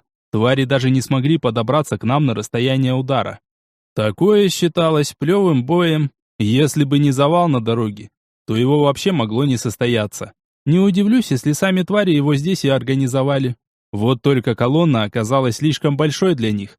Будь вместо нас всего пара машин, Скорее всего, это закончилось бы иначе. «Все, по машинам!» — рявкнул голос сейфа.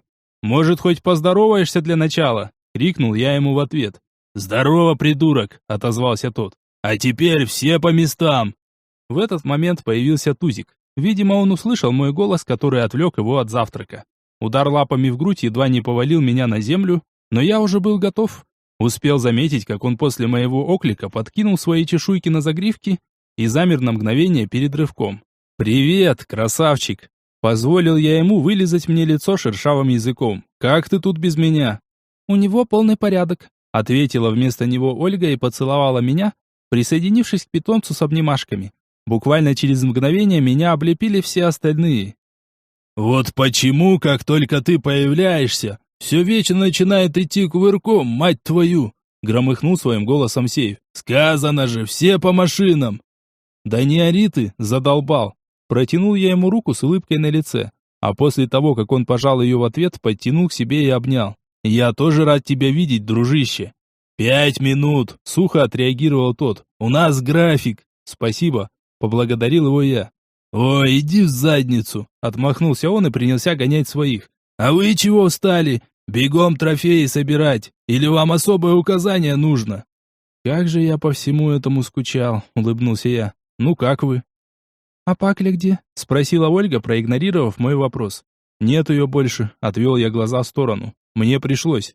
«Ладно, после расскажешь», — остановил мои объяснения Дикий. «Новости есть?»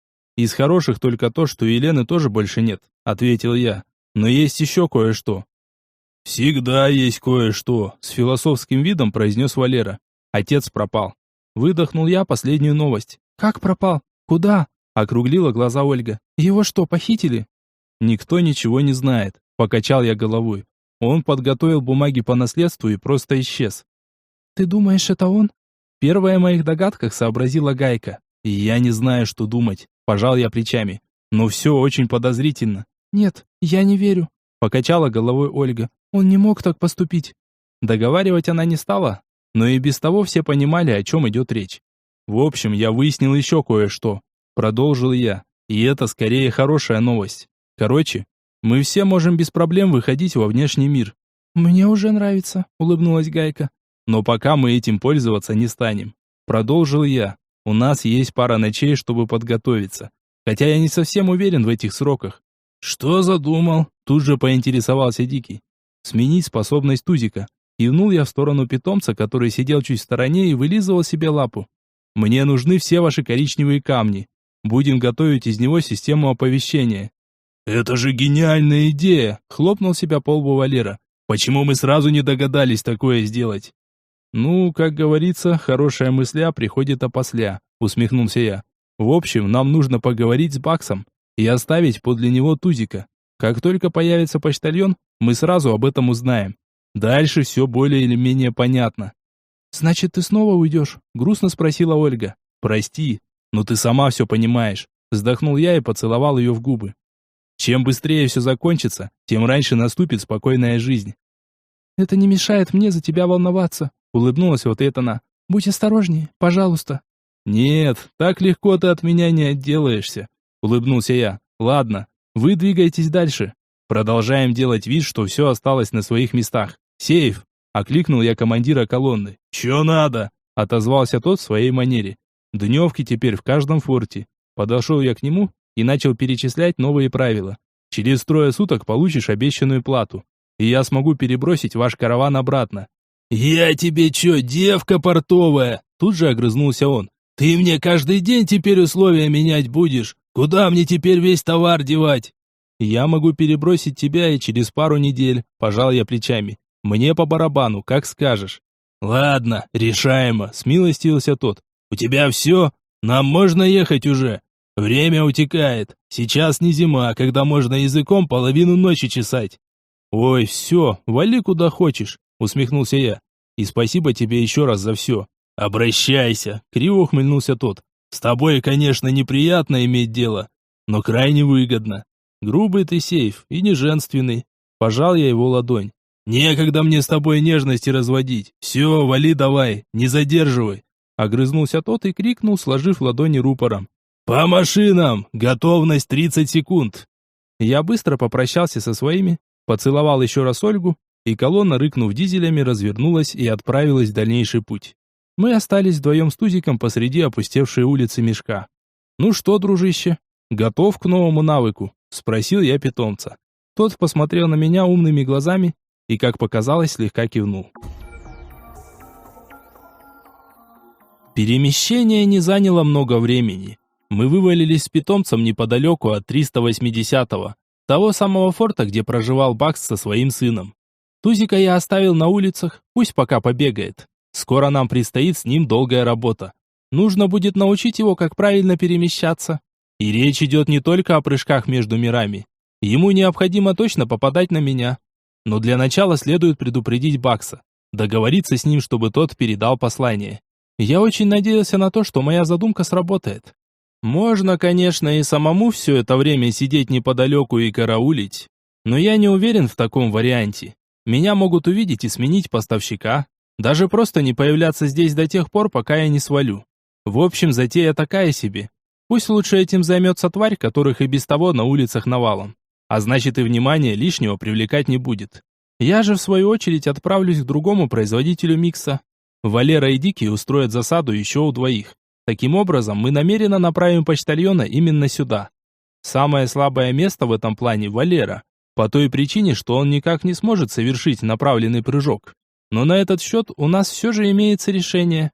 Я несколько раз в день стану навещать его, тем самым только подтверждая, форт находится под наблюдением. Конечно, противоборствующая сторона тоже не дураки, и наверняка быстро сообразит, что с Баксом мы договорились. 100% они знают о нашей дружбе. Однако отсутствие наблюдения за фортом, скорее всего, сделает свое. Ведь пока мы узнаем о появлении почтальона, он может уйти очень далеко. Лавку Бакса я также не собираюсь убирать из-под контроля. Планирую появляться у него раз в сутки, но чтобы окончательно не сделать его самым подозрительным из всех. А то это как так получается. Остальные, значит, под постоянным наблюдением, а он нет. В общем, моя ставка была именно на это. Бакс мой друг, и это известно. Я появляюсь у него каждый вечер в одно и то же время, и это нормально. Само собой, он расскажет мне о том, что микс забрали. Однако, зная мой график, легко получится спланировать фору и оторваться от преследования. А остальные находятся под постоянным контролем, и здесь уже шанс сделать все незаметно приближается к нулю. Да и профессионализм этих производителей под большим вопросом.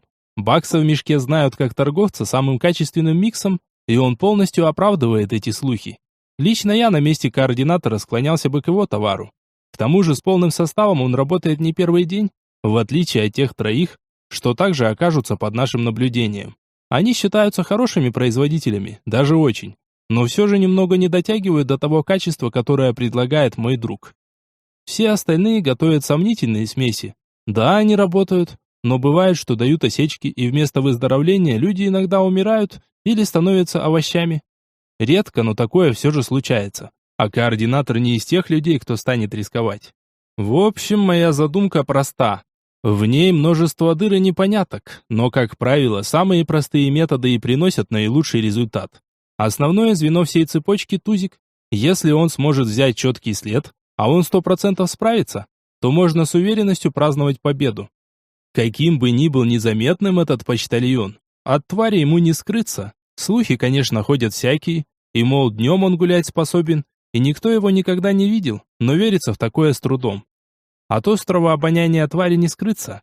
К тому же эти создания даже ментальный след чувствуют. В этом я убедился, пока путешествовал по сознанию Роя, и каждый раз находил нужных мне людей именно таким образом. Тузику достаточно одного взгляда, чтобы запомнить человека и отыскать его где угодно.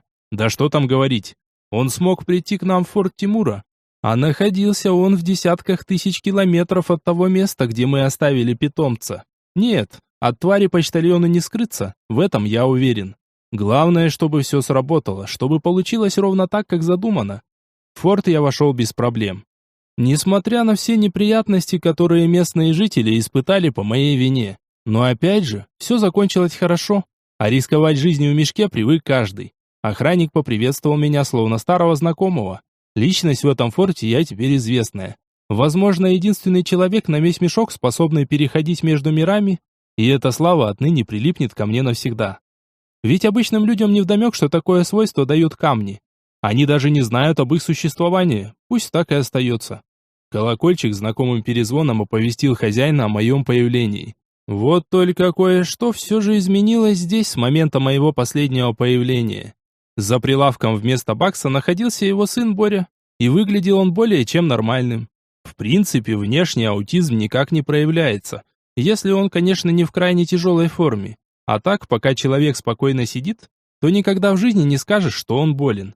Однако именно поведение Бори изменилось. Он не смотрел мимо меня, как это обычно происходило. Не прыгал и не хлопал в ладоши.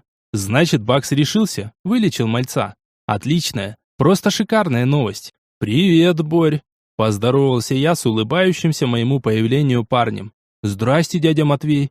Впервые за все время нашего знакомства я услышал его речь. «Отец наверху. Позвать?» «Боря, с кем это ты там?» Послышался голос в подсобке, а вскоре показался и его обладатель. «Пес, какими судьбами?» «Вижу, ты не рад меня видеть», — усмехнулся я. «В отличие от твоего сына». «А чего же, рад?» — натянуто улыбнулся в ответ Бакс. «Просто в последнее время каждый твой приход сулит неприятности». «Этот, скорее всего, не будет исключением», — сделав серьезное лицо, произнес я. «Мне твоя помощь нужна». «Ну, пойдем, поговорим», — кивнул тот и пригласил за собой в подсобку. Мы прошли через шкаф и спустились в подвал. Раньше здесь располагалась мастерская Бори. Сейчас это место больше напоминало склад. Рабочий стул убрали и помещение полностью заставили стеллажами, на которых покоились патроны, оружие, а в дальнем углу в коробках находились знакомые трубочки с миксом. «Что-то случилось?» — спросил Бак сразу, как только мы остались наедине. «Не совсем», — покачал я головой. «Скажи, тот заказ для координатора, его еще не забрали?» «Пока нет», — ответил тот. «Но я тебе уже говорил, что они могут и не прийти, не я один». «Подозреваю, что просто время не подошло», — перебил я друга. «Эти люди действуют по строгому графику, так что несколько дней в запасе у нас есть». «У нас?» — скинул бровь тот. «Ты можешь выражаться немного яснее?» «Нужно, чтобы ты предупредил меня сразу же, как только появится почтальон». Начал выкладывать я свой план. Точнее, даже не меня, Тузика. Я оставлю его здесь неподалеку. Он должен взять след. «И как ты себе это представляешь?» Совершенно серьезно спросил тот. «Вы здесь потерпите немного. Я пойду доложу о вас куда следует, так?» «Ты мог бы отправить Борю?» «Нет, об этом даже речи быть не может», — сразу отрезал Бакс. «Я не стану рисковать своим сыном». «Хорошо, извини». Хлопнул я его по плечу. «Ты прав. Это мои трудности, и решать их мне». «Без обид, пес». Немного помолчав, добавил он. «Но так не пойдет. Придумай что-нибудь еще, где не участвует Борька, и я с радостью помогу». «Я тебя услышал, Бакс», — кивнул я. «Никаких обид, все нормально. Это что-то со мной не так, не подумал». «Кажется, я знаю, как поступить». Внезапно лицо друга просветлело.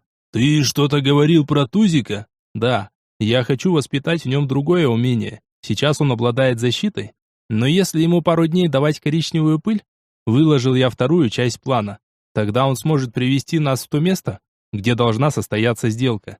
«Похоже на рабочую версию», — усмехнулся Бакс. «Значит так, у тебя есть 2 суток, чтобы его переучить. Затем я помогу тебе провести зверя за стены. Мы покажем ему почтальона прямо здесь, если он, конечно, придет». «У тебя самый лучший микс на весь мешок», — улыбнулся я. «Думаю, они придут именно за ним. Здесь вопрос статуса и демонстрации возможностей. Они все еще чувствуют себя хозяевами, так что, скорее всего, постараются лишний раз на это намекнуть». «Возможно, ты прав», – пожал плечами тот. «Но ведь до этого они брали микс где-то еще. Почему бы не воспользоваться уже известным поставщиком? Кто знает. Может быть, они не входят дважды в одну и ту же реку», – ответил я и покрутил пальцами в воздухе. «Но это все догадки. Они ничем не подтверждены». «У тебя 2 суток», – повторил Бакс. «Там как раз смена одного моего должника. Думаю, он согласится и будет молчать. И надеюсь, за это время ко мне никто не явится». «Спасибо тебе», — искренне поблагодарил друга я. «Надеюсь, у нас все получится». Тузик совершенно свободно скакал между мирами уже к концу первой ночи. Если зеленую пыль мы давали ему раз в день, и для того, чтобы сделать его полностью неуязвимым, потратили почти месяц, то сейчас я перетирал коричневые камни каждый час. Ближе к утру питомец полностью овладел способностью перемещаться в пространстве, при этом ему совершенно не требовалось наличие белого порошка. Он рожден в этом мире и знает его законы получше нас всех вместе взятых. Наблюдать за ним приносило немалое удовольствие. Теперь он не просто быстро двигался, он действительно телепортировался. В отличие от меня или любого другого человека, ему удавалось переходить границу в любой момент, даже во время прыжка. Питомец исчезал в одном месте и в следующее мгновение выскакивал в другом, моментально меняя направление атаки. Единственным минусом было то, что пара минут тренировок собрала в квартале целую толпу тварей под предводительством зеленых. Пришлось сваливать и делать это при помощи перемещения между мирами. Для этого мне даже пыль не требовалась. Достаточно было придерживать питомца за хвост. Следующая ночь доказала, что Тузик способен отыскать меня даже в самых отдаленных частях мешка. Мало того, и внешний мир не являлся для него преградой. Помимо всего прочего, перемещения питомца были настолько точные, что он легко выходил из разрыва прямо перед моим носом и сходу закидывал свои лапы на мои плечи. Пару раз даже в грязь меня уложил. Настолько неожиданно появился. Уж не знаю, могут ли твари испытывать эмоции, но мне показалось, будто Тузику нравится его новая способность, и он действительно радуется. А как иначе объяснить его периодические хулиганские выходки? Он даже записку от Ольги принес, пропав перед этим минут на 10 и заставив меня неслабо волноваться. Человеческую речь он понимал без лишних объяснений. В этом я тоже убедился, несколько раз дав ему конкретное задание, с которым тот справился на 5 баллов. В общем, мы уже были полностью готовы. Вместо того, чтобы дожидаться третьих суток, я направился в форт, настрого приказав Тузику явиться ко мне ровно через 20 минут. Не стоило вплетать в наши дела третьего постороннего человека, раз уж есть хорошая возможность обойтись своими силами. Питомец исполнил мою команду ровно в срок, когда мы с Баксом находились на втором этаже его лавки. Ну а стоило Боре увидеть того, кто появился, все, бардак в доме был обеспечен в считанные секунды. Радости у обоих, как говорится, полные штаны. Пришлось даже ругаться начать, чтобы они успокоились и прекратили шуточную борьбу. Решив все вопросы и дав Тузику четкие инструкции, я отправился в комендатуру. Необходимо было выяснить координаты моих друзей, чтобы завтра ранним вечером перейти ко второй части плана. На улице уже наступал рассвет, и народ вовсю спешил попасть под защиту стен. Кажется, даже кто-то новенький пожаловал. Стоит возле администрации, глаза испуганные, по сторонам смотрит и ничего понять не может. А ведь совсем недавно я выглядел точно так же. До сих пор помню те эмоции, что переживал в первые дни. Все вокруг казалось кошмарным сном, и хотелось поскорее отсюда выбраться. А оно вон как в итоге вышло. Свой питомец теперь. А о жизни во внешнем мире даже думать не хочется. Ничего, парень, привыкнешь. С улыбкой похлопал я новичка по плечу в тот момент, когда проходил мимо.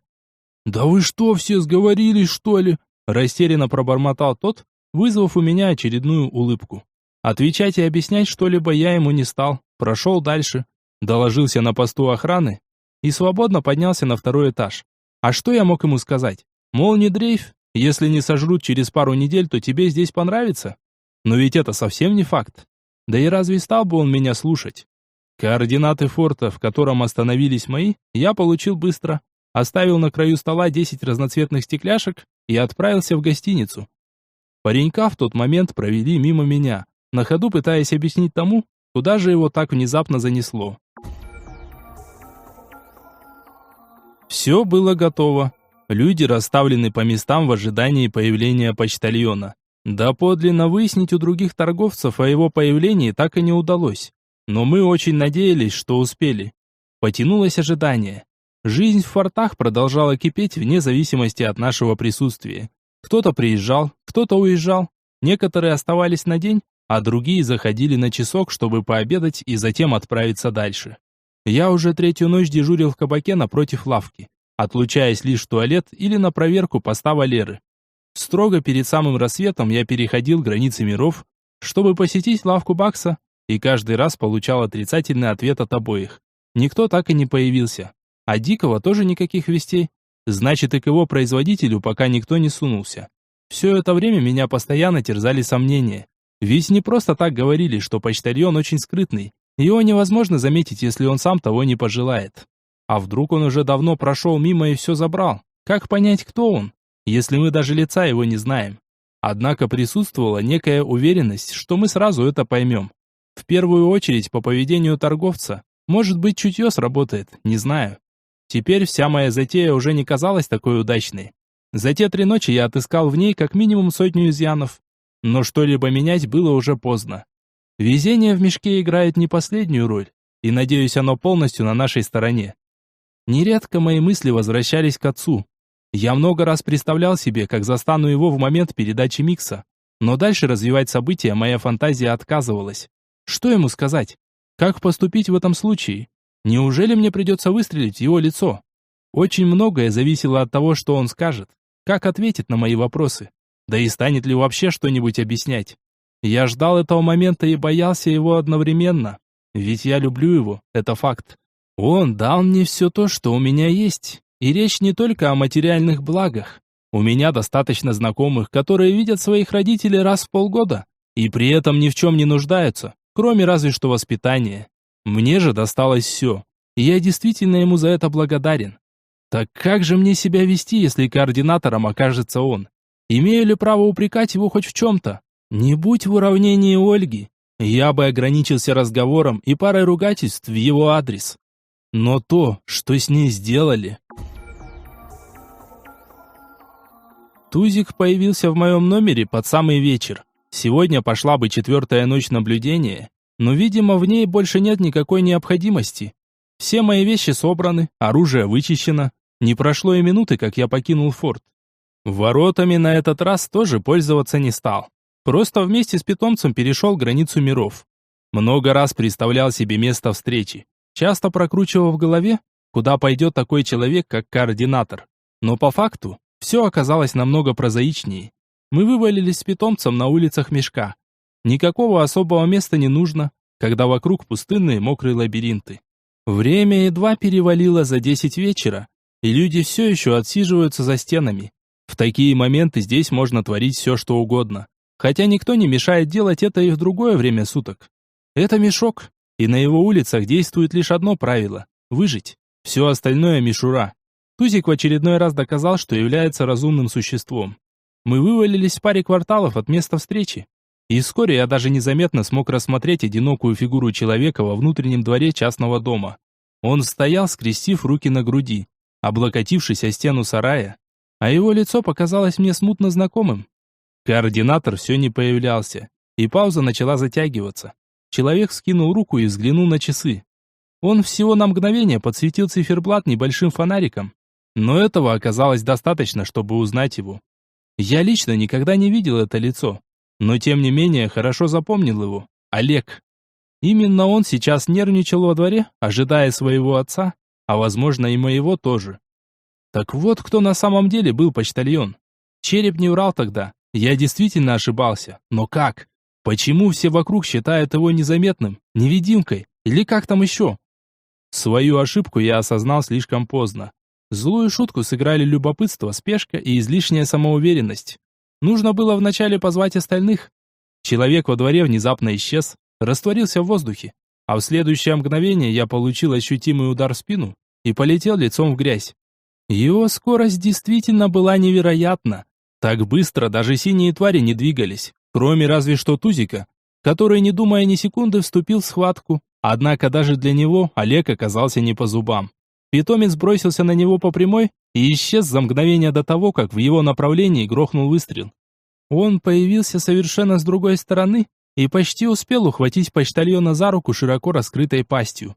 Однако скорости были разные, и тот увернулся от атаки твари, не забыв ударить его рукояткой пистолета по голове. В это время я уже отрывал краешки трубки, что содержала в себе смесь синей, зеленой и красной пыли. Она помогла бы мне справиться с Олегом. Но и здесь он оказался гораздо быстрее. Удар ботинком по рукам выбил спасительную трубочку, и та отлетела в лужу, рассыпав в грязь порошок. Враг снова растворился, сбив атаку питомца. А уже через мгновение грохнул прицельный выстрел, который уложил Тузика рядом со мной. Он был еще жив, когда Олег, схватив за грудки, рывком поднял меня на ноги и смотрелся в лицо. «Ты?» – удивленно протянул он. А ты кого ожидал здесь увидеть? Даже находясь в таком положении, я старался говорить нагло. Уж не нашего ли отца ты ждешь? Нашего? Вдруг отпустил меня он. Так это правда? Выходит, что так. Оправил я куртку, что скомкалась под ремнями разгрузки, когда Олег держал меня за отворот.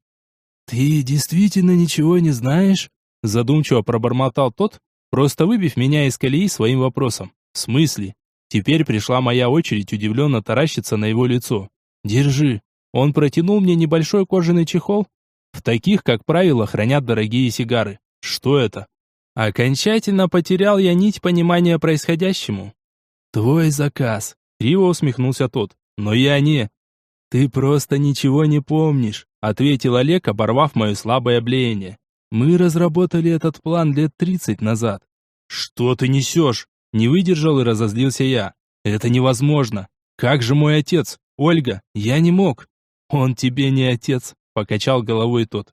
«Ты сам нашел его, точнее их с женой, и дал им все, что имел». «Но почему я ничего не помню?»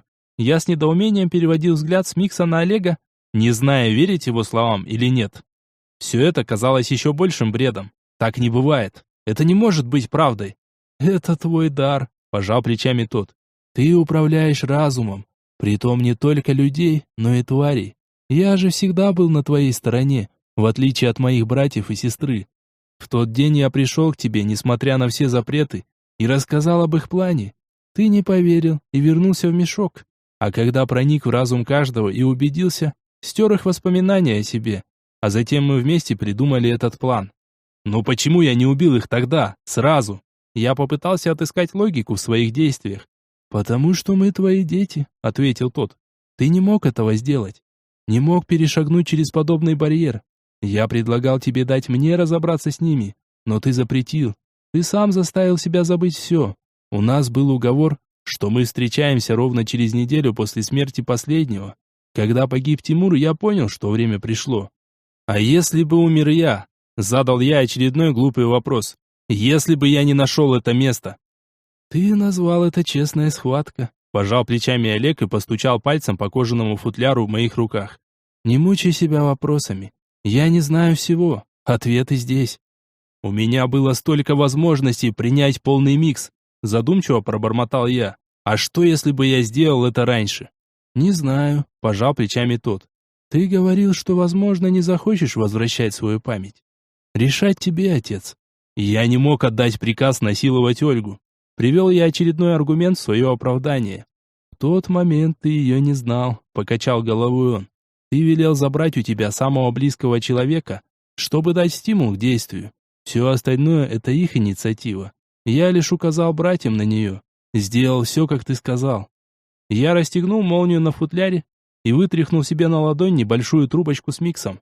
«Так значит, выбор за мной?» — задумчиво произнес я, отрывая краешки. «Как всегда», — пожал плечами тот. Я вставил один кончик себе в губы, сделал глубокий вдох через нос и силой выдохнул лекарство в пасть своему питомцу. Тот мгновенно взвыл от боли, но уже через пару секунд рана на его боку затянулась, и он смог подняться на лапы. «Я только что его сделал», — ответил я. «Рано или поздно ты все равно захочешь все вернуть», — пожал плечами Олег. «Ты всегда возвращаешься». «Это что, происходит не впервые?» Снова удивился я. «Таких масштабов еще, конечно, не было, но ты любил посещать этот мир так, будто впервые», — улыбнулся в ответ тот. «Называл это отпуск». «На этот раз все иначе», — покачал я головой. «Я люблю ее и не хочу иметь с координатором ничего общего». «Это твое право», — снова пожал плечами Олег. «Мешок принадлежит тебе, и так было всегда, сколько я себя помню». «Никогда, ни при каких обстоятельствах больше не упоминай этого вслух», — тихо произнес я. «Да, отец, ты можешь мне доверять. Надеюсь, я в очередной раз доказал тебе это», — совершенно серьезно ответил Олег. Эпилог.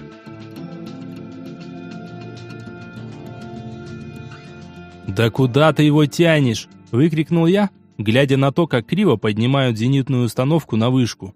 «А я говорил, давайте кран вызовем!» — крикнул в ответ гвоздь. «Так вам же камней жалко!» «Ты мне поговори еще!» — пригрозил я ему пальцем. «Дотяните уже! Скоро пыль перестанет действовать!» Форт оживал на глазах. За время моего отсутствия Гвоздь с друзьями так и не оставили его, продолжая жить в бункере и лелеять мечту о его восстановлении. Кое-что они уже успели сделать, но все же до полного окончательного завершения оставалось еще очень-очень далеко. Своим друзьям я рассказал историю о том, кто на самом деле является координатором. Сказать, что они были в шоке, это ничего не говорить. Они сыпали вопросами и требовали объяснений. Но что я мог им дать? Лишь те жалкие обрывки информации, которые вытянул из Олега, или собственные догадки. Этого им казалось мало, но большего у меня нет. Полный микс я отказался принимать наотрез. Не хотел больше той жизни. Что на это повлияло, не знаю. Возможно, Ольга, которая приняла мои слова на веру, хоть и ушла, исчезла почти на месяц. Может быть, то, что я убил собственных детей, защищая собственную жизнь? Скорее всего, все в совокупности. Друзья переварили информацию, смогли принять ее. Ольга вернулась и простила меня. Даже тот человек, которого я считал своим отцом, наконец нашелся. Оказывается, его просто ограбили, а скорая, что обнаружила на улице старика с травмой головы и без документов, не сразу сообразила, кто он такой. Пока полиция опознала личность, прошло чуть больше недели, а всему виной обыкновенная лень и бюрократия. Теперь вот он помогает мне восстанавливать форт. Хоть и лечиться отказывается все так же. Он перебрасывает по первому требованию груз, иногда даже в обход закона. Но в мешке таковое уже не действует. Здесь свои правила. Возможно, иногда странные, иногда слишком жестокие. Но одно работает в обоих мирах. Когда тебя окружают верные друзья, когда рядом находится любимый человек, способный простить и понять все, это помогает свернуть горы. Кажется, нет ничего невозможного.